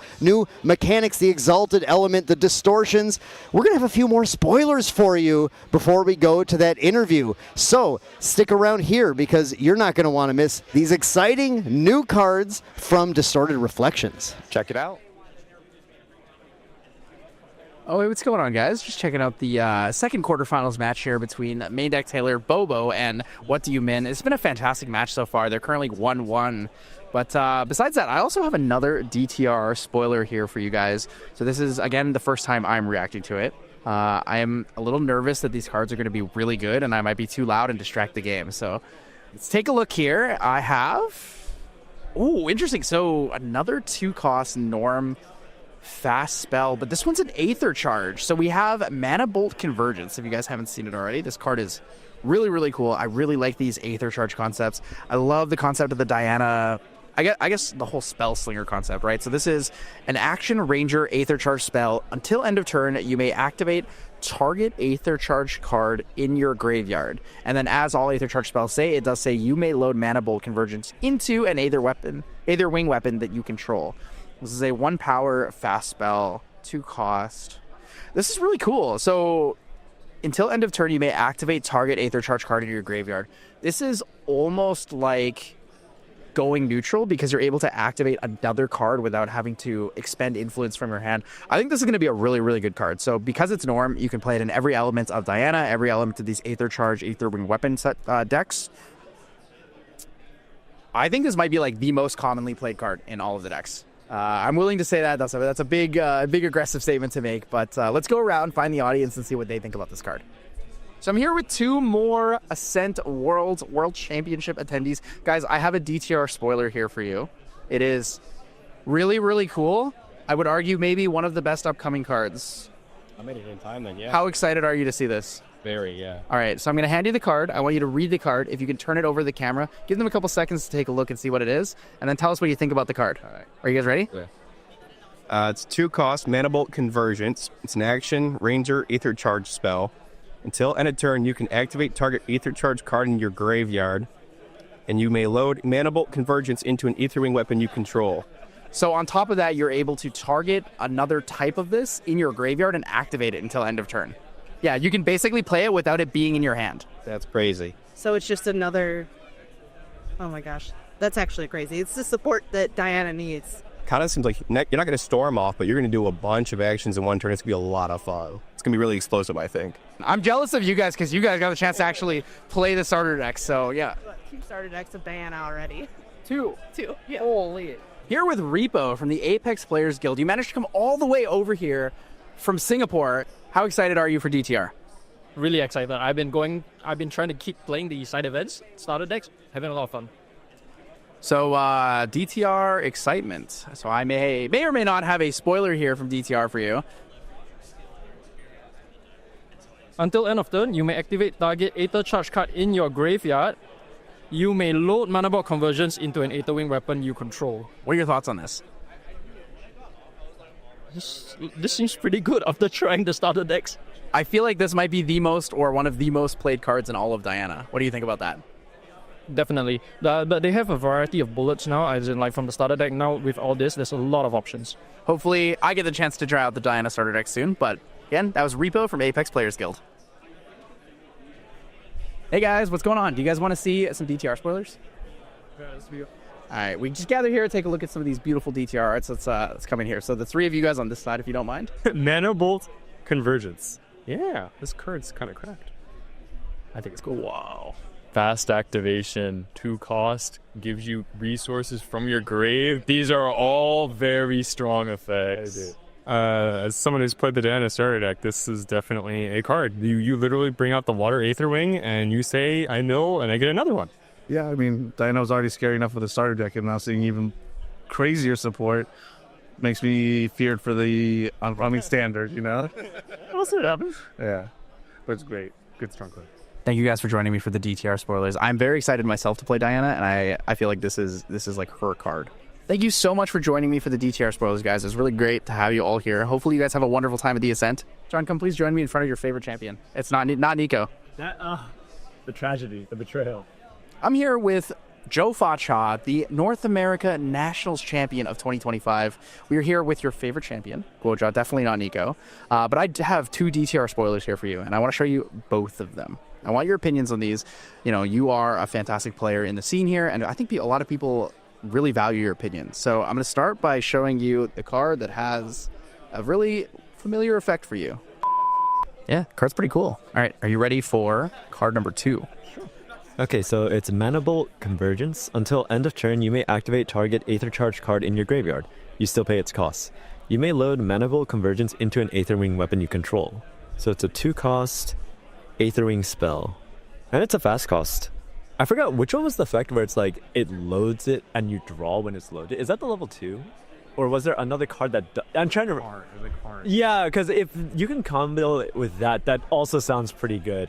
So I think if you can combo it with other Aether Charge cards where you can get their on-enter effects basically, and you can either make back the influence or get some kind of effect off, that sounds pretty strong. Also, weren't there ones where it's like -3 attack, like you subtract -3 from the unit's attack until end of turn? So this becomes basically like any interaction card in your graveyard that you can access. So I guess they're leaning towards the mill strategy again in like Water Ranger, where it probably links with, what is it, the Seaside? Not Seaside, it's the unit where you can tap it and it just checks the top card and you can mill it. Tidestone Seeker, I believe. Oh, okay, yeah, that sounds right. And then there's also like the Seaside Ringleader's equivalent in Ranger. Yeah, this sounds pretty fun. I get to play mill again. So thank you so much for joining me here. Again, guys, this is Joe Facha, the North America 2025 Nationals Champion. We are back with, after looking at some incredible spoilers there, Valk. How awesome is that Mana Bolt Convergence? I think it's amazing. I haven't gotten to play the Diana starter decks, but from what I'm hearing from everyone, it is going to be super helpful. And Dan, during that spoiler video, you were having a little bit of a brain blast because it works really well with a certain card that we've already seen from spoilers. I've played the Diana deck a few times. We'll say a few times. And there is one thing that I love to do the most in that deck is play an Astra Element card called Guided Starlight. It's an Aether Charge, remember that, which allows you to force your opponent to pay 3 or your attacks are unblockable that turn. And one of the problems I have is my dang opponents always keep 3 cards in hand once I get to the late game. What if I could make them have to pay 6? So what I love about this is during your recollection phase, you play the Guided Starlight, pay 3, and then you recollect Mana Bolt Convergence, play it again. Activating that again, forcing them to pay 3 more. I'm kind of scared of this card. Yeah, I think that card is really good. It helps cycle so many things. And that was one of the issues with bullets initially, right? It's a one-time use. It goes away. You have to bring it back out. Take your time. Here, you can use any bullet or Aether Charge now again. You can use one early, force interaction from your opponent. The next turn, do they have an answer for it again? Yeah, and I mean, some of these are so critical. I heard about some players who were playing games where they would do a 29 damage attack when the opponent has 30 life because they're CL level 3 and couldn't close the game. But being able to play the Aether Charge that deals the damage to any unit from the graveyard to close the game out, I mean, that's huge. I think that's huge. This is such a good card. There is so many options with it, and they even mentioned it in the video. It can be a defensive tool as well. Since it is fast speed, you can go ahead and get the Aether Charge that reduces an attack by 3 to help stabilize, stay alive, stop a CL swing for 9, something like that, to stay in the game. Toolbox cards like this, what we like to call them, you have a box of tools available to you that you can access at any point. I think that makes that Mana Bolt Convergence very powerful, very exciting, a card that Diana decks are going to be immediately looking at. And that's going to be the exciting thing as we continue with the Distorted Reflections spoilers that we've been showing all weekend. There are so many new exciting cards to consider, and I really feel like we're going to see some Diana and CL decks at some major events in the future. I completely agree, but also at the same time here, Dan, what other decks are we going to see from the support of Distorted Reflections? We're talking about CL, we're talking about Diana, but there's so many cards that can come out and can boost other decks with some support, some strategies. I have a feeling Tony might get a lot of fun tools just from the support CL is going to be receiving. Yeah, that's very true. A bunch of Guardian class bonus cards that might be seen. We'll have to wait to see what else is coming out into Sword Reflections, but for now, what you definitely want is to check out our interview with our winner here with Tyler. Stay tuned for that. Welcome back, everybody. I am here with the final interview of the night. Joined with me is true champion Terry, the winner of the very last quarterfinal match here at day 2 of the World Championship. Terry, congratulations. You have broken a crazy curse. Yeah. We talked about it before. Yeah. 3-time Ascent top 8, couldn't get past the quarterfinals. At the Nationals, at one of the Nationals this year in North America, didn't quite get past the quarterfinals, but here you are at the World Championship, moving into the top 4, going to semifinals tomorrow. Tell me, how does it feel? It feels amazing. Seriously, I definitely felt it. I was worried. It's always in the back of your head, you know, when I've had such rotten luck in quarters. And so to win this one, obviously at the World Championships on the stage, feels unreal. I was just happy to be here. I will say, you know, my teammates, they play this game full time. I try to play it as much as they do, but it's hard. I work full time, but for this event, I put in so much time and effort because I knew if I put in the time and effort with the guys, I could bring my game to the level it needed to be for Worlds. And I'm just so stoked to be here and to have a chance to play in the semis against Hanky, make it, if I can beat him, go to the finals, and there's a chance that we might have a Fire Aggro FISA finals if Caben can win his and I can win mine. So that'd be pretty legendary. It would be legendary indeed. We do know that at the very first Ascent, it was your other teammate, Isaac, who made it to the finals against Caven. To bring it back here all these years later at the 2025 World Championship with an exact mirrored list on Firezander. Just like the first time, they were on a mirrored Wind Allies list. Would just be absolutely unheard of. Like, it would be one of the coolest things. It would really tie up all of that effort and time you said you were putting in to test and build and prepare yourself for this event. I mean, it just goes to show, right? You've done all the research. You've prepared. You know, I can't stop myself with the preparation jokes. I love it so much. It's okay. It works really well right now with the FISA deck, so. Yeah, so between you guys on FISA, there's main deck Taylor, Bobo on the Tristan. So we have 3 assassins going into the top 4 here. We have 3 fire decks after a sea of water over the last couple days here with the Gauntlet stage as well as the World Swiss stage.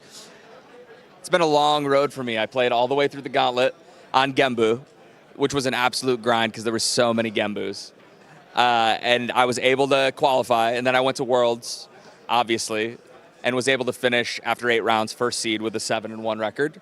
I played against Perfy, Isaac, Caben, Taylor, and Mitch, which are like our testing group.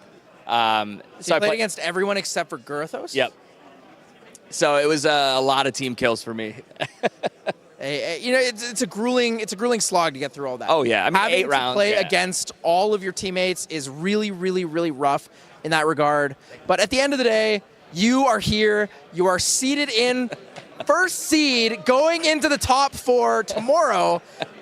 Man, I'm so excited to see you come this far. Like we've talked about it off stream, we've talked about it off of the cast here. But you really do put in all the time. You love this game just as much as everyone else. Yeah. And you deserve to be here just as much. Thank you so much, man. That means the world to me. Yeah. So looking at the deck list, we talked with Caven about pretty much all the unique techs. Sure. Right? But that was a different kind of matchup. Yep, totally. What we're talking about here is razor thin margins. We are talking about the 1 damage difference between dying to Slice and Dice, a Beseech Assassin's Ripper. Yep. When you're playing those games against Korax, do you feel like at any moment you could die? Are you kind of pushing to see what he has, or are you trying to kind of feel like, oh, I know he doesn't have it, I'm just going to play my slow and follow my own game plan? So unfortunately, that deck can just kill you at any time. So while I'm on Spirit, at any point in time, he can materialize Assassin's Ripper if he's at 2 prep. and then he can just use a dungeon guide to level up, get 4 prep counters, and then utilize that with slicing dice and do 15. So he can kill me on spirit at any point. As you said, literally every damage counts in this matchup. I mean, he healed for like 36 in the first game, which had me really feeling it because I was supposed to win game 1, right? That's why I'm first seed. I chose to go first, and unfortunately, he just got to get to 3 really fast. He was healing like crazy, and I tried to set up a big OTK turn with Poison Dagger and a bunch of allies, but he just kept ensnaring, so I just could never get my feet on the ground. But yeah, it was a crazy experience to be up there. I guess, and Quarks and I finally had a game end not in a draw, so crazy. Sure, you guys finally had the decider match there. So talking about game 1, where he did have the ability to go to level 3, stabilize on the Xander Blinding Steel Luxem element. So the big thing is, normally Ensnaring Fumes in that matchup isn't actually that great. Normally you don't want to play Ensnaring Fumes. I don't want to give you back your allies. You play them again, you hit me again. But it was a situation where he stabilized on a double Luxem site. So the ability to recover 6 every single turn is really, really crippling, right? Even if you had Arthur double Dazzling Courtesan, you're only going to deal 8. You're barely going to push the 2 difference. So a match like that, you look at it, it's got to be really demoralizing. Can you talk to me about how you managed to like steal your resolve and really find the morale to win game 2? Yeah, totally. So obviously, it's a real feels bad when they set you in that lock where they just keep healing nonstop. And I lost that one, and I knew I got to go first again. And I had a game plan, and you know, they still have to draw the cards, right? And I don't know, I'm sure you noticed, my game plan against Win Luxem, I bring out Nulmir first, always. And just get them off of being able to use their windmills. Their windmills, now they don't get all of the value from that. And then obviously Veiling Breeze, it stops that. And then when they do get to Luxem, I never have to put cards down. Not that that really matters. Most of the time my cards are down, but still. Yeah, honestly, man, I just was so happy to be here and get as far as I did. And, you know, Aaron's like one of the coolest guys around. I love Quarks. And every time we play, it's just such a good time. He's like a real jokester. He loves to joke while you're playing. So the energy's just, and the vibes are just amazing. And so, like, win or lose, you know, it's really great playing against players like that. But yeah, I'm not sure, man, where I just dug as deep as I could and just pushed through. Yeah, I mean, you know, knowing we talked about it, that big curse, the quarterfinals curse, losing game 1 is crippling, especially when you're on a deck that needs to go first, really needs that aggressive first materialization. You kind of sit there and you're like, okay, I got to lock in, I got to dig deep, put my heels in the ground and figure out how I'm going to find this. And it really was Arthur, your best friend, Arthur. Oh my gosh. Hard carried those games for you, for sure. He carried me, man. I was able to, game 2 and 3, finally open him. So I got to open the Dream game 2. Increasing danger into Arthur going first. That's the whole reason we put, like, it's, so now we have 4 clumsies and 4 increasing dangers where we can put ourselves in such a good spot going into turn 2. So yeah, that one felt really good. Yeah, so when we look at that, I mean, obviously the, you know, draw card, play the Arthur. Did you feel any significant threat of playing a clumsy into Arthur, knowing that you'll take 2 damage, put yourself into a closer range for Slice and Dice? Because Slice and Dice doesn't necessarily need the Assassin's Ripper. You can come in for just the 9 or 10 with the Mercenary Blade. And there's a lot of like little bits of flexibility there, right? Like we said at the beginning, razor thin margins, every point of damage matters. So luckily for me, and honestly, most people know this, that know me and know the team, is I'm a huge Luxem player. Luxem has always been my favorite deck. I've played every variant of Luxem you can ever imagine.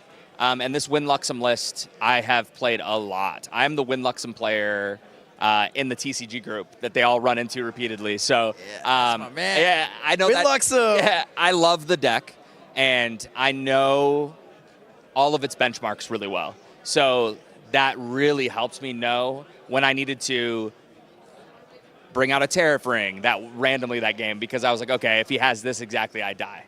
And so you get to bring that out, and it also protects my board too. So it's double whammy. But you saw in game 2, I was able to do that huge turn with Arthur and 3 other allies. I was able to get them all out. I played a Rococo with no effect, just because I did the math to know I could push through even if he leveled up the next turn if I played the Rococo and swung. So it put me in that range where I knew I was going to kill him unless he did something crazy. So once you turn off their Veiling Breezes, and he only plays 3, so the odds of him having 2 is pretty bad. It's really hard for him to stop the onslaught. So that was my game plan going in, and it worked out. So.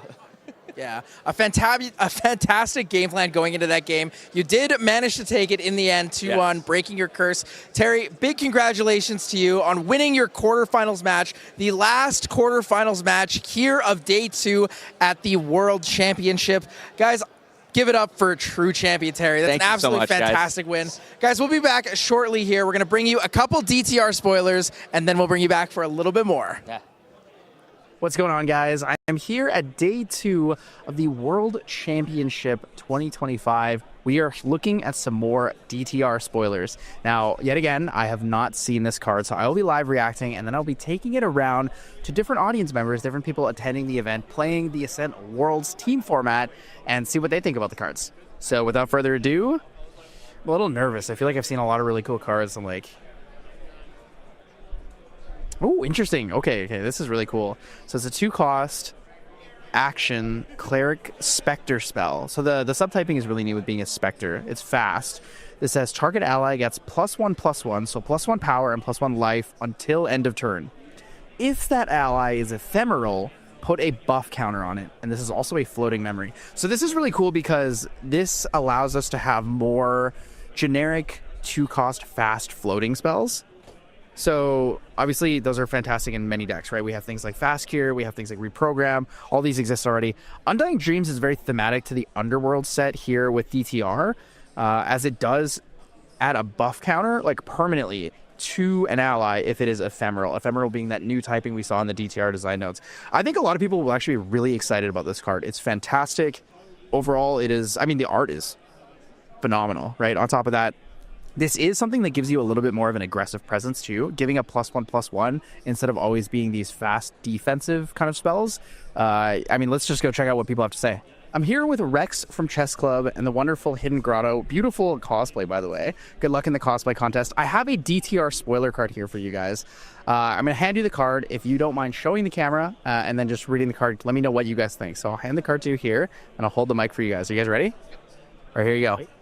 All right. Ooh. Undying Dreams.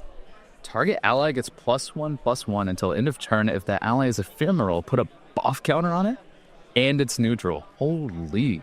This gives you +2 power until end of turn if you're doing this on an ephemeral ally and it's neutral. And it's Norm. Yeah. And fast speed. That is an insanely good flow. Are you excited for the hopefully potential ephemeral slime? There's an ephem. I have no idea, but I just feel like that would be cool and thematic for slimes. Pretty cool. Slimes needs a little more love, especially the death of Baby Gray. You wanna come join me? Yeah, come join me. Yeah, well we're recording content, so I can take like up to 2 people in here because I think you'll fit. So I'm here with 2 wonderful attendees here at the Ascent Worlds, the World Championship for Grand Archive. Guys, I have a DTR spoiler in my hand. Oh, no. I am looking for your live reaction. Oh, my God. So the first thing I want you to do is when you look at the card, please read the card name, show the camera, and then let me know what you guys think about it. Oh, yeah. Are you guys ready? Yes. You ready? All right, here we go. Hopefully it's done right. Undying Dreams. Check that out.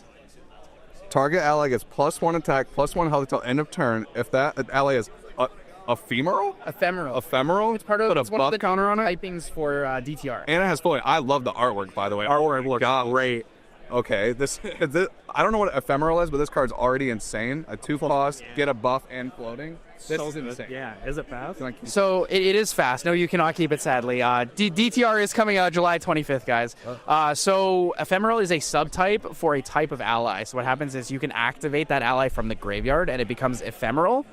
So it changes from, I believe, a spectral form to an ephemeral form, and then it has a separate like typing. So like when it dies, it'll go to banishment instead of graveyard.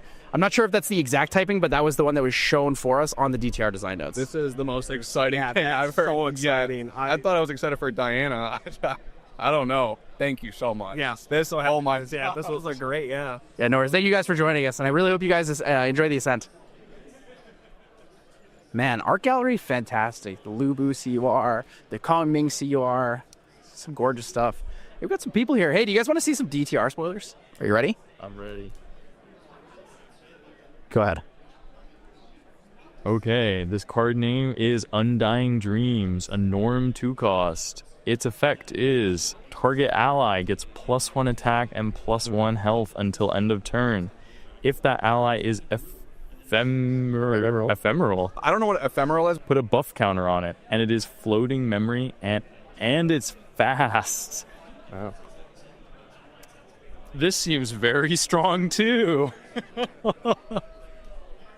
It's almost like it's the generic 2 cost floating memory norm card, right?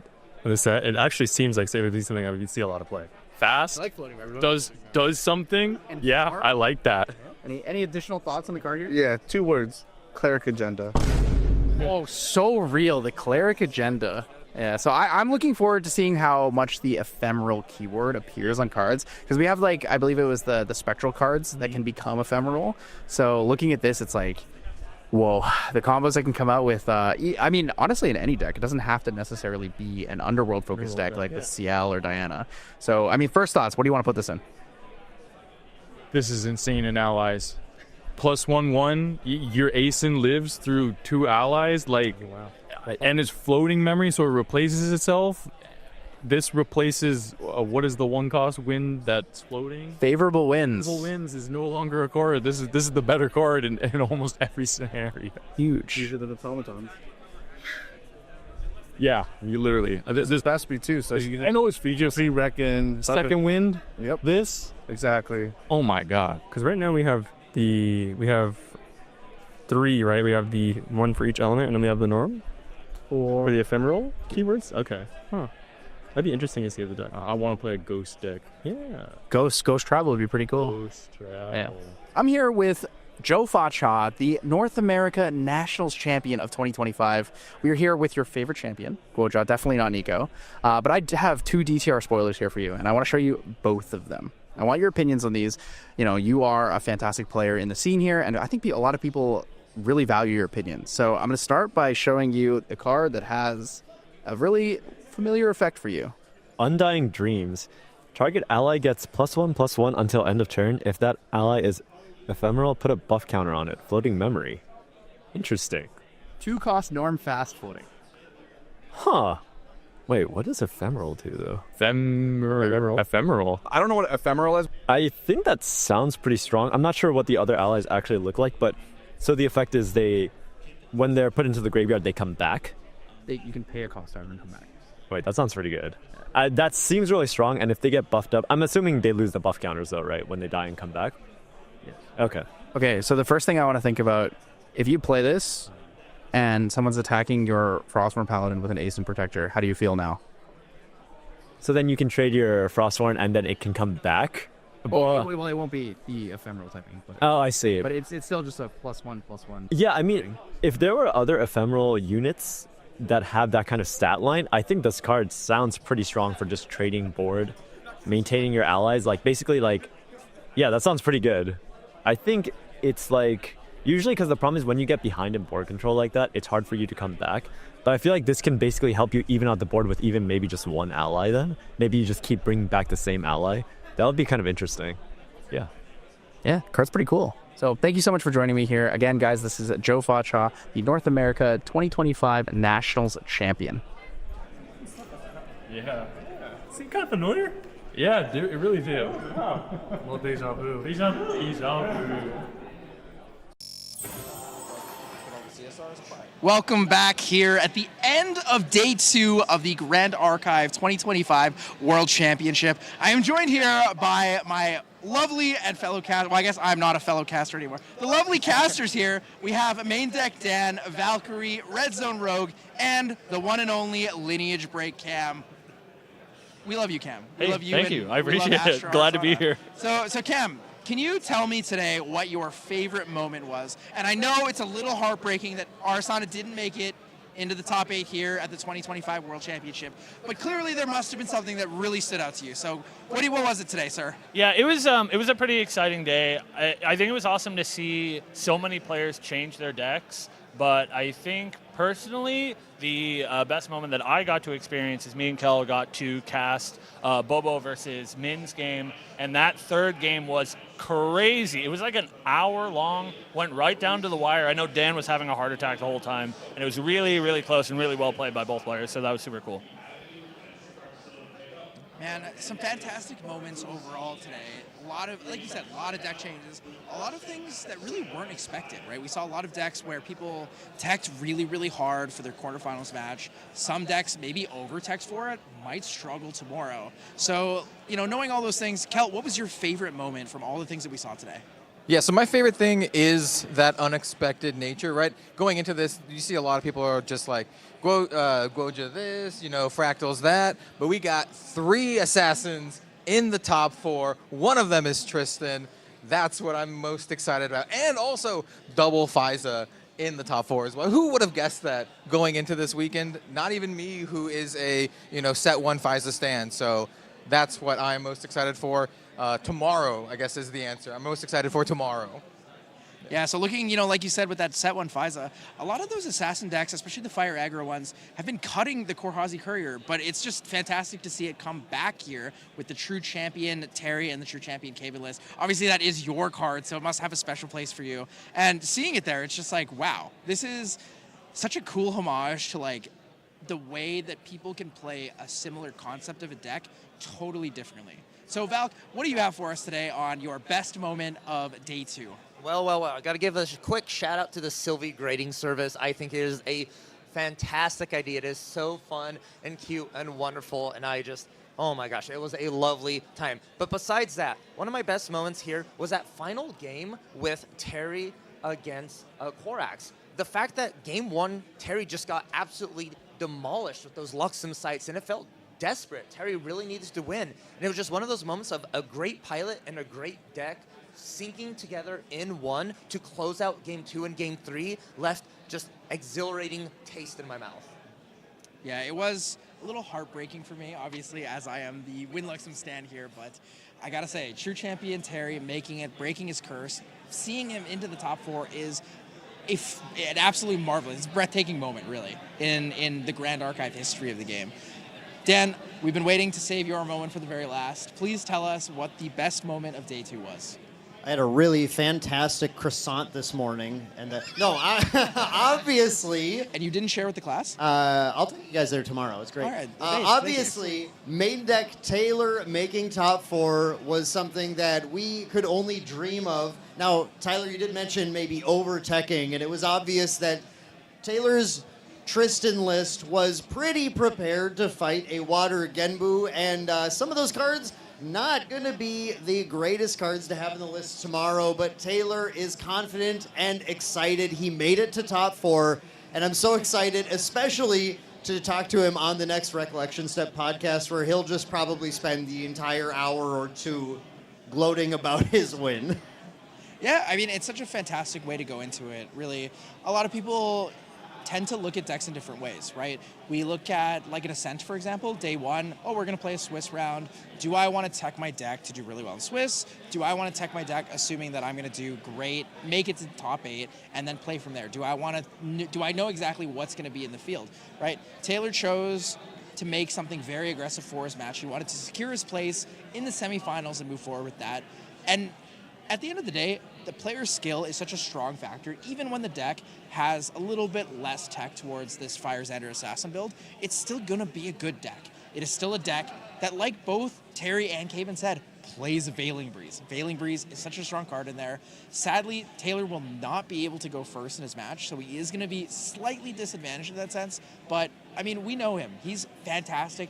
He's one of the best players. But we're going to bring you guys the finalized brackets here at the end of day 2 of the World Championship. We have at the top side of the bracket here in the semifinals, it's going to be Team True Terry versus Henky the Goat. Team True Terry on that really aggressive burn Xander list, right? Super, super, super aggressive playstyle, something that we've not really seen too much here. And then Henky the Goat taking a little different of a spin on that Philo. It's actually more of like a Fire Allies Lorraine on the down low. Like, she's not really playing the fiery momentums that we see in classic lists. We're not seeing a lot of those attack cards. It's a 48 ally list. So it's going to be a really interesting matchup seeing those totally different types of fire aggro lists in our top side of the bracket.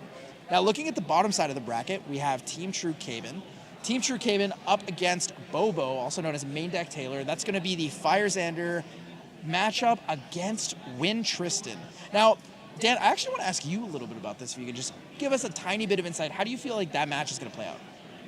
That match is, I've played a lot of Tristan as well. Taylor and I thought that was really interesting too when Taylor made the swap, because a lot of people know Taylor as a water player from a lot of the events, Fractals, Mill, but Taylor and I have both played a lot of Tristan. We're huge Tristan fans, and we've played in this Fire Aggro match a good amount too.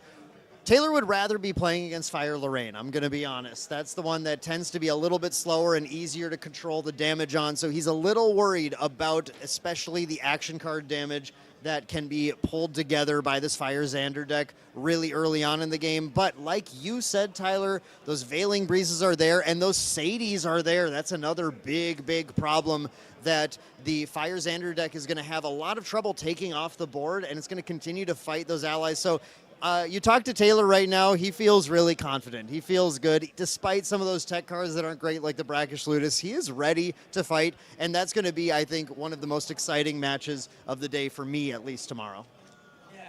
It doesn't always come down to who has the best deck list, right? The vibes you go up on stage with that carry through all your games, your ability to steal your resolve when you're down a game, like we saw with True Champion Terry, are the other impactful sides of TCGs that people don't always recognize and see, right? Main Deck Taylor going into what some people would consider maybe an unfavorable matchup, knowing he's not going first, but feeling confident about that gives me a lot of confidence knowing that we're going to see a fantastic semifinals match between all 4 of the fantastic players here, right? Representing more than one region. We see, I mean, it's almost like 3 true champion main deck, because, I mean, you guys have collaborated and tested so much on that. This is such a dominant showing, and it really goes to show that the right team and the right preparation can really take you all the way. So without that, I mean, what match are you guys most excited to see tomorrow? Cam? I really do want to see if the one non-fire deck can make it. So I really want to see how Bobo does playing against all of these fire decks in this top 8 to see if they can, make it not a fire mirror in the grand finals. Kel, what are your thoughts? I mean, does anyone have to ask? Tristan's literally my favorite champion in the game, and yeah, that's obviously my answer. Valkyrie? I want to see if he can keep getting away with it. Henky bringing an ally pile. I just really want to see if this is what it takes to be at the top of your game. Yeah, will Henky become the undisputed GOAT if he takes the World Championship here? Dan, I feel like we know the answer, but I'm going to ask you anyways. What do you want to see tomorrow? I want to add that the reason I'm so excited about this as well is I believe if you check online, Taylor's rival is listed as Cabin. So this is not only just an exciting match for this event, but Taylor has lost so many rounds at competitive events to Cabin. I think he's really itching to finally take one. So it is going to be a match that you do not want to miss. Yeah, and we'll be there tomorrow to bring you guys all the action, but for now we must close out the stream. So thank you guys so much for joining me and the casters here at the end of day 2 of the World Championship. Guys, we will see you back tomorrow morning with day 3, the semifinals, quarter match, and the absolute finals to figure out who is the undisputed champion of the 2025 Grand Archive World Championship. His late game, obviously it's over. So I think that our matches are going to be pretty decently quick until he's killing me. So either I'm going to win and it's going to be decently fast, or you're going to watch Quarax beat me in 20 minutes. So Might take longer than that. Yeah, it might take longer than 20 minutes. But let's jump in here now to the final quarterfinal match of the day. Match for Team True Terry versus Quarterfinals. Pre-rec Savale? Yeah, you got it. Fairways push? Yeah. And still pre-rec? Mm-hmm. Savale? Yeah, you got it. On the attack. Savale? Yeah, where's Surveil? I had it. Yeah. The fifth Surveil? I can't. Okay. About this. Reveal? Yeah, reveal's good. Oh, damn. Yeah, you got it. Recover 6. Terry was just waiting to see what yellow cards were in the memory, and boy, those aren't the ones that he wanted to see, although honestly, none of them are good for him at all. Terry now facing down 4 damage dealt, 21 remaining. See if Quarterfinals finds a... Ooh, there's Lightweaver's Assault number 1. 2 at face. Yep. Go to 8. Collect.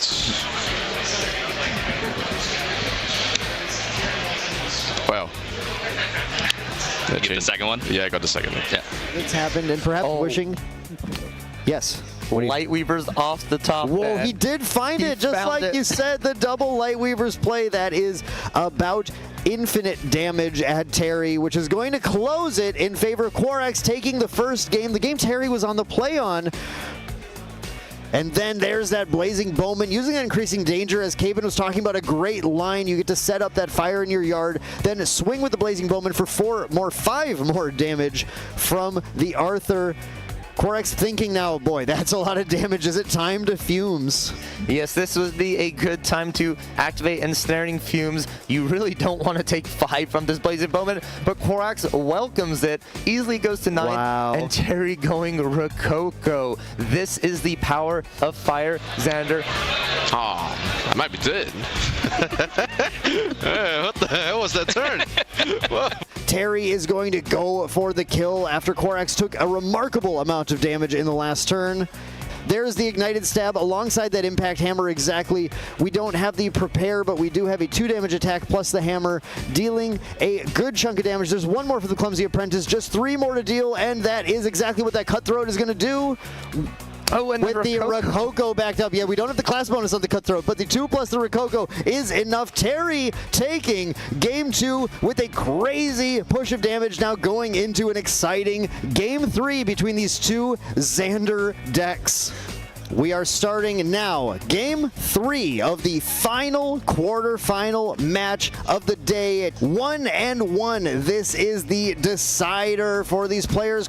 The issue here by removing the Windmill Engineer. The planted explosives could be clutch here. As we know, Aeson Protector has the on-enter to return an ally to hand, and if the only ally in play is Aeson Protector, it will have to return itself.